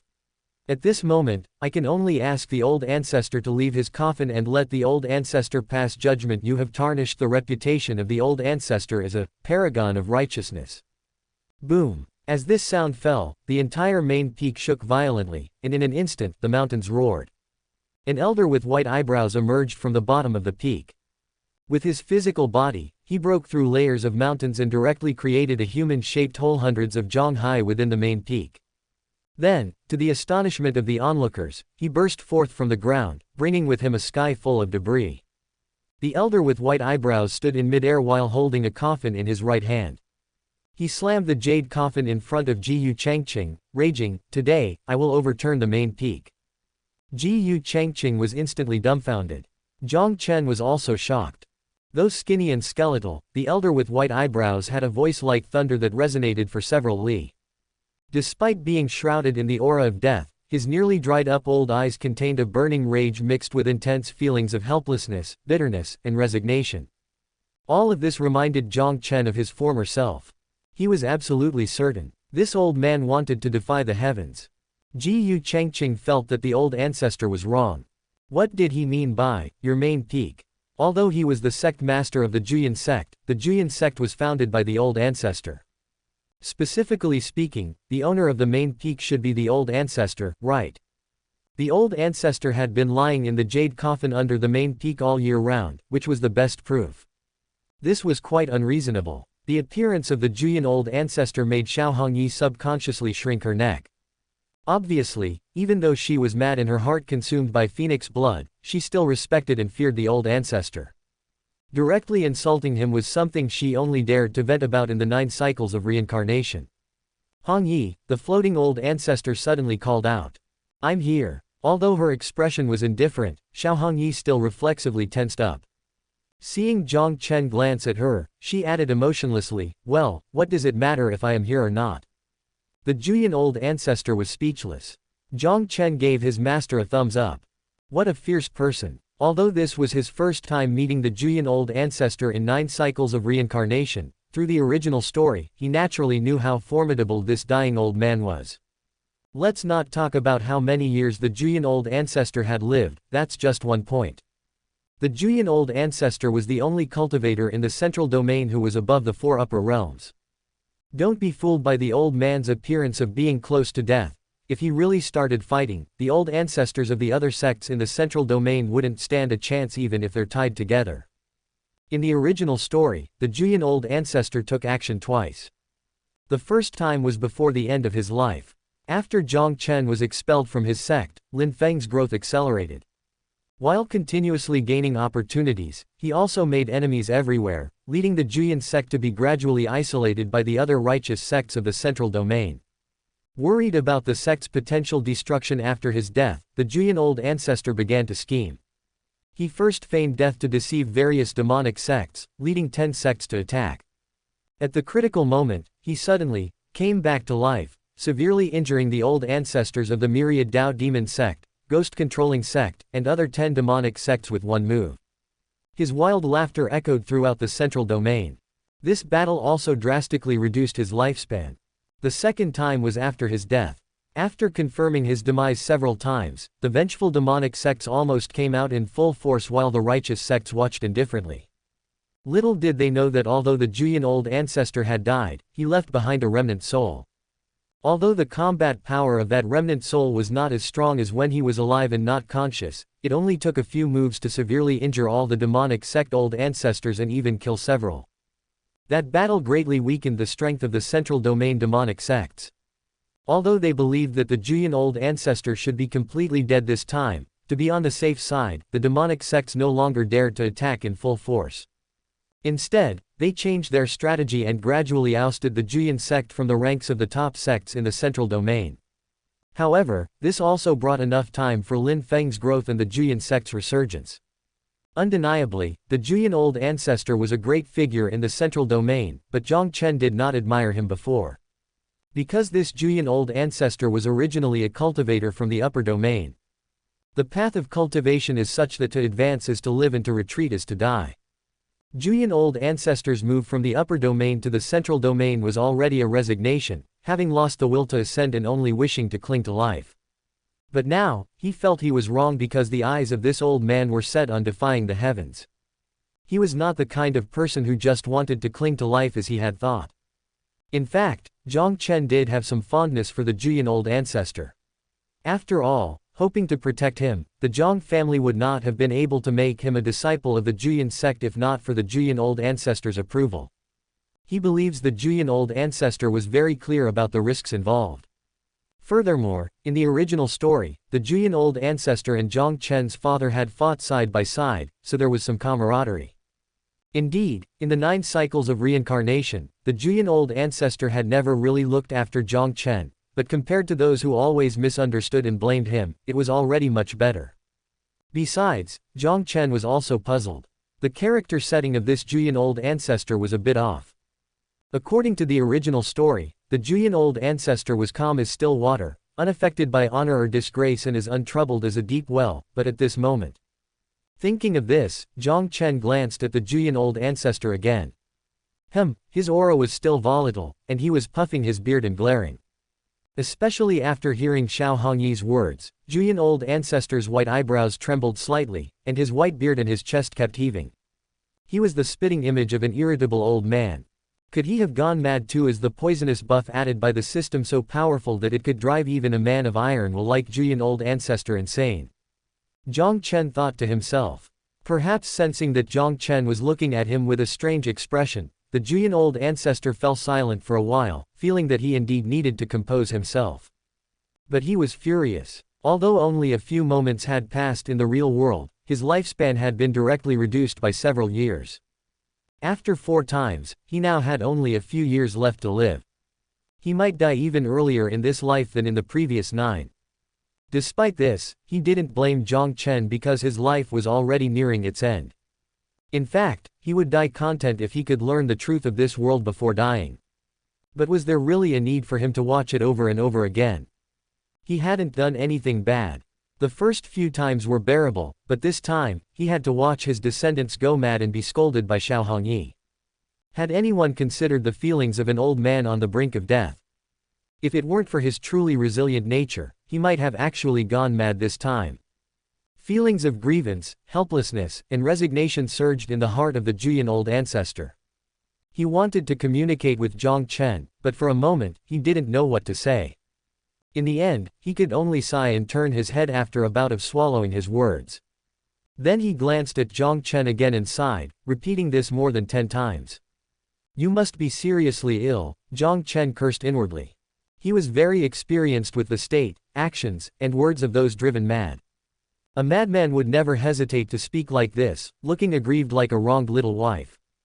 Therefore, the Jiang old ancestor probably wasn't insane, but he was definitely sick.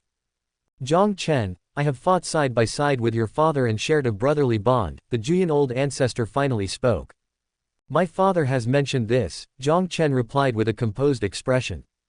After you became a disciple of the Jiang sect, although I spent most of my time in a feigned slumber, I had instructed others not to be overly harsh or biased against you, the Jiang old ancestor spoke again. Jiang Chen knew about this from the original story and nodded in thanks. As the old ancestor of the Jiang sect and with my life nearing its end, I cannot be partial. Everything must be done according to the sect's rules, the Jiang old ancestor continued. Sect rules. These 2 words made Jiang Chen frown. Suddenly, he found the old man before him less agreeable. Because in the 9 cycles of reincarnation, everyone who mentioned the sect rules to him wanted to punish him.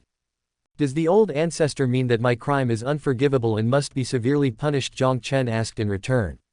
Upon hearing this, Jiyu Changqing, who was still in a dazed state, immediately brightened up. Xiao Hongyi's beautiful eyes flashed with anger again. The elders and disciples of the ninth peak looked solemn and trembled with fear. Everyone understood that if the Juyin old ancestor personally punished Jiang Chen, no one could resist. Under the watchful eyes of all.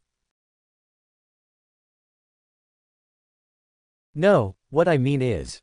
The Juyin old ancestor took a deep breath and said earnestly, would you be willing to take me as your master and, from then on, be above the sect rules, with no one else qualified to punish you except for me? These words shocked everyone. Ji Changqing was confused again. If this were true, then Jiang Chen would leap from being a true disciple of the ninth peak to a true disciple of the old ancestor. In terms of seniority, he would be even higher. Xiao Hongyi was utterly unwilling. She knew she had been a negligent master, but even the old ancestor couldn't compete with her for her disciple. Just as the phoenix fire on her body flared up again, intending to take Jiang Chen and run away. Hongyi, your filial piety has deeply moved me, the Juyin old ancestor murmured softly with a poetic tone. As he spoke, the phoenix fire on Xiao Hongyi's body extinguished itself, retracting rapidly as if encountering a natural predator. She stood frozen in place as if imprisoned by the world, unable to move. Looking at the equally shocked Jiang Chen, the Juyin old ancestor smiled with satisfaction, feeling assured. At this moment, he was all in to help Jiang Chen, an act no less than defying the heavens. He believed that he wouldn't have to witness the 9 cycles of reincarnation anymore. After all, that mysterious power must have wanted to use him to help Jiang Chen, not to drive himself mad. Once the goal was achieved, there was no reason or logic to force him to watch the 9 cycles of reincarnation with his life on the line. Perfect. The Juyin old ancestor stroked his beard and nodded, feeling it was a smart move. Seeing the Juyin old ancestor staring straight at him, sometimes smiling and sometimes nodding, Jiang Chen became even more convinced that the old man was ill. The plot was collapsing. Neither in the original story nor in the 9 cycles of reincarnation had there ever been a plot where the Juyin old ancestor wanted to take him as a disciple. There was something wrong with the old ancestor's character setting. Fortunately, Jiang Chen had gotten used to the collapsing plot. After a brief shock, he replied, no matter what happens and no matter the outcome, my master is only Xiao Hongyi. These words once again silenced everyone. Standing still, Xiao Hongyi was incredibly moved. No matter how many lives, no matter how negligent she had been as a master, her eldest disciple had never given up on her. This further confirmed her decision to take Jiang Chen away from the Juyin sect. Although the old ancestor's behavior was somewhat abnormal, she really didn't want Jiang Chen to continue staying in this place full of misunderstandings. As for Lin Feng, she would find another way to deal with him. The elders and disciples of the ninth peak still looked at Jiang Chen unfavorably, but at least at this moment, they admired him. This was an incredible opportunity for a cultivator, yet Jiang Chen had directly refused. With his actions, he embodied the saying, once a master, always a master. It was also worth it for Xiao Hongyi, who would rather burn her own phoenix blood to save him. Ji Changqing, however, was skeptical, thinking that Jiang Chen must be up to some trick. As for the Juyin old ancestor, he wasn't surprised by Jiang Chen's response.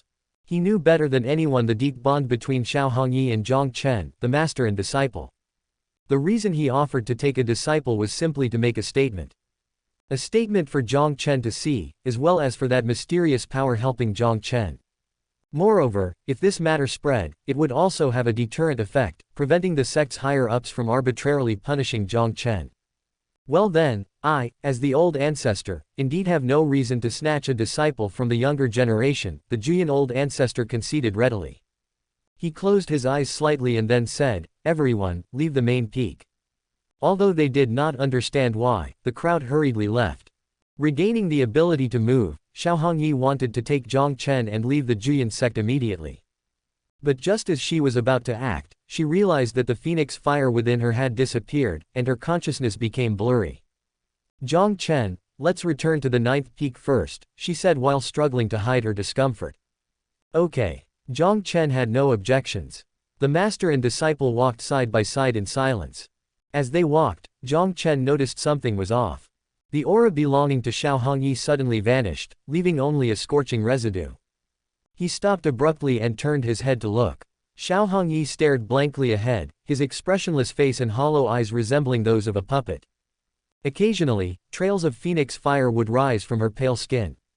Jiang Chen felt a pang of pain in his heart. He knew that the time of blood burning had ended.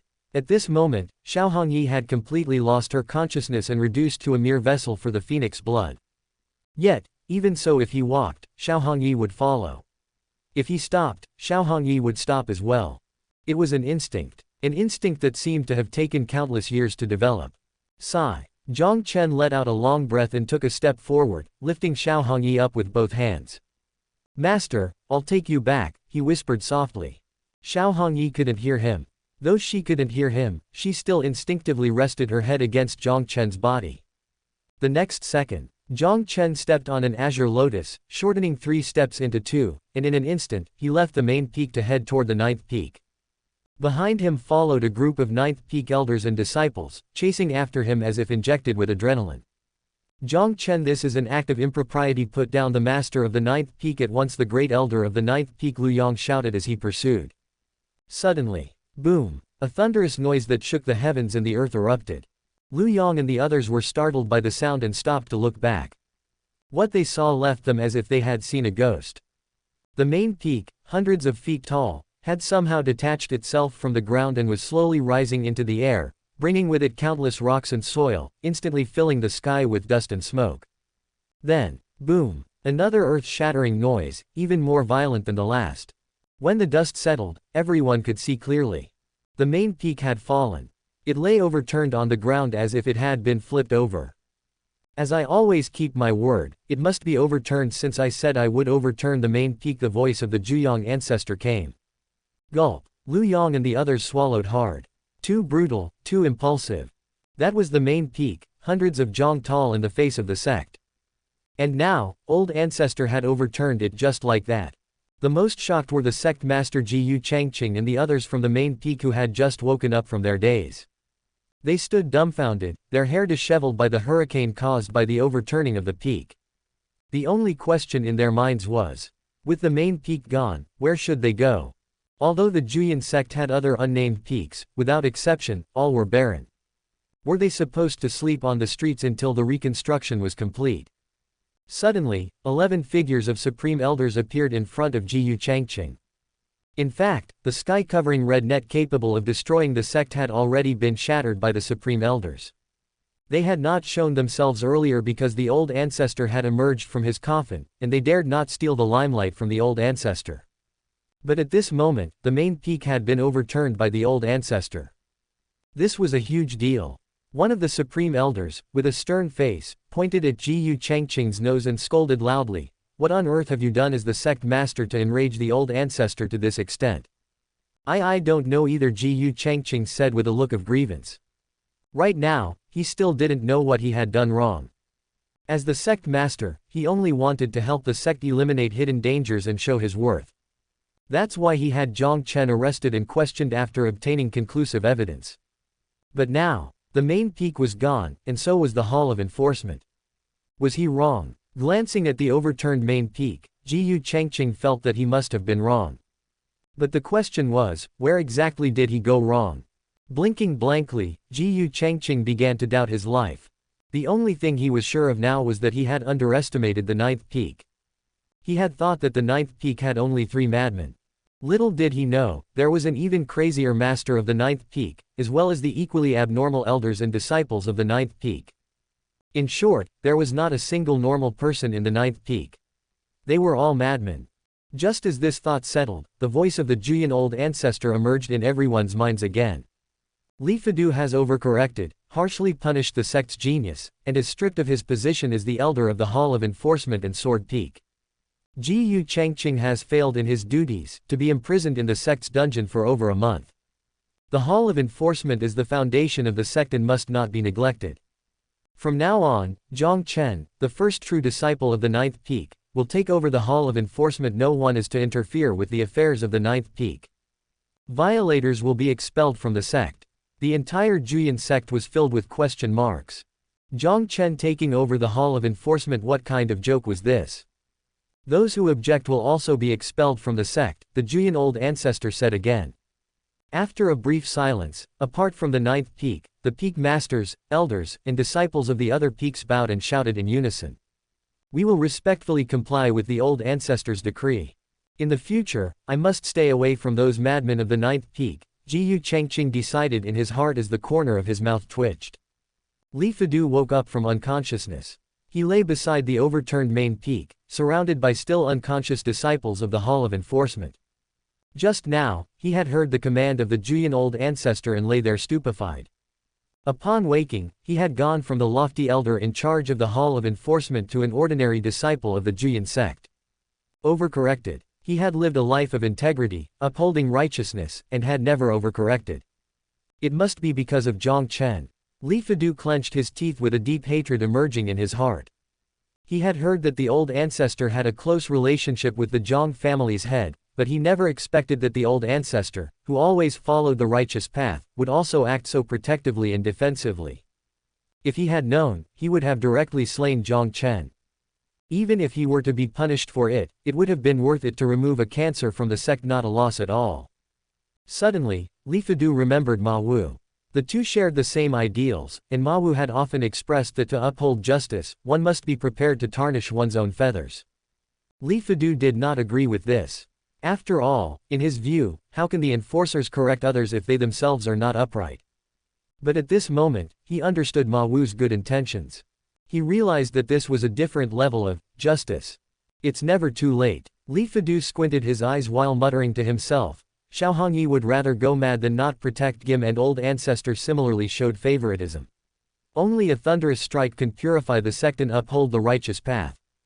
Being unable to control the Hall of Enforcement anymore is actually a good thing. From now on, he will no longer be restrained and can use any means necessary to deal with Jiang Chen. If necessary, he would strike him down with the force of thunder. He was not afraid, even if the consequence was death and the destruction of his path. Having regained his conviction, Li Fadu prepared to get up, but then his brow furrowed. The injuries he had sustained this time were extremely severe. When Xiao Hongyi used the red whip to break the sect master's hall, he bore the brunt of it, facing the phoenix fire head-on. At this moment, not only were his limbs and meridians broken, but his core formation also had several cracks due to the influence of the phoenix fire. His strength as a peak heavenly origin realm swordsman could hardly be utilized to even a tenth of its capacity in the short term. Fortunately, he was within the sect, which was relatively safe. As long as he waited for the other disciples of the Hall of Enforcement to wake up, they could move him to a quiet place where he could heal himself. If he took high-level medicinal pills, he could recover within a month. With nothing else to do, Li Fadu's thoughts turned to Ma Wu. He and Ma Wu had always had a good relationship. They occasionally drank together, shared their ambitions, and swore never to coexist with evil in this life. But right now, Ma Wu had died at the hands of Jiang Chen, and even his ashes had been stolen a few days ago, ending in utter tragedy. This made Li Fadu's heart ache, and his loathing for Jiang Chen intensified.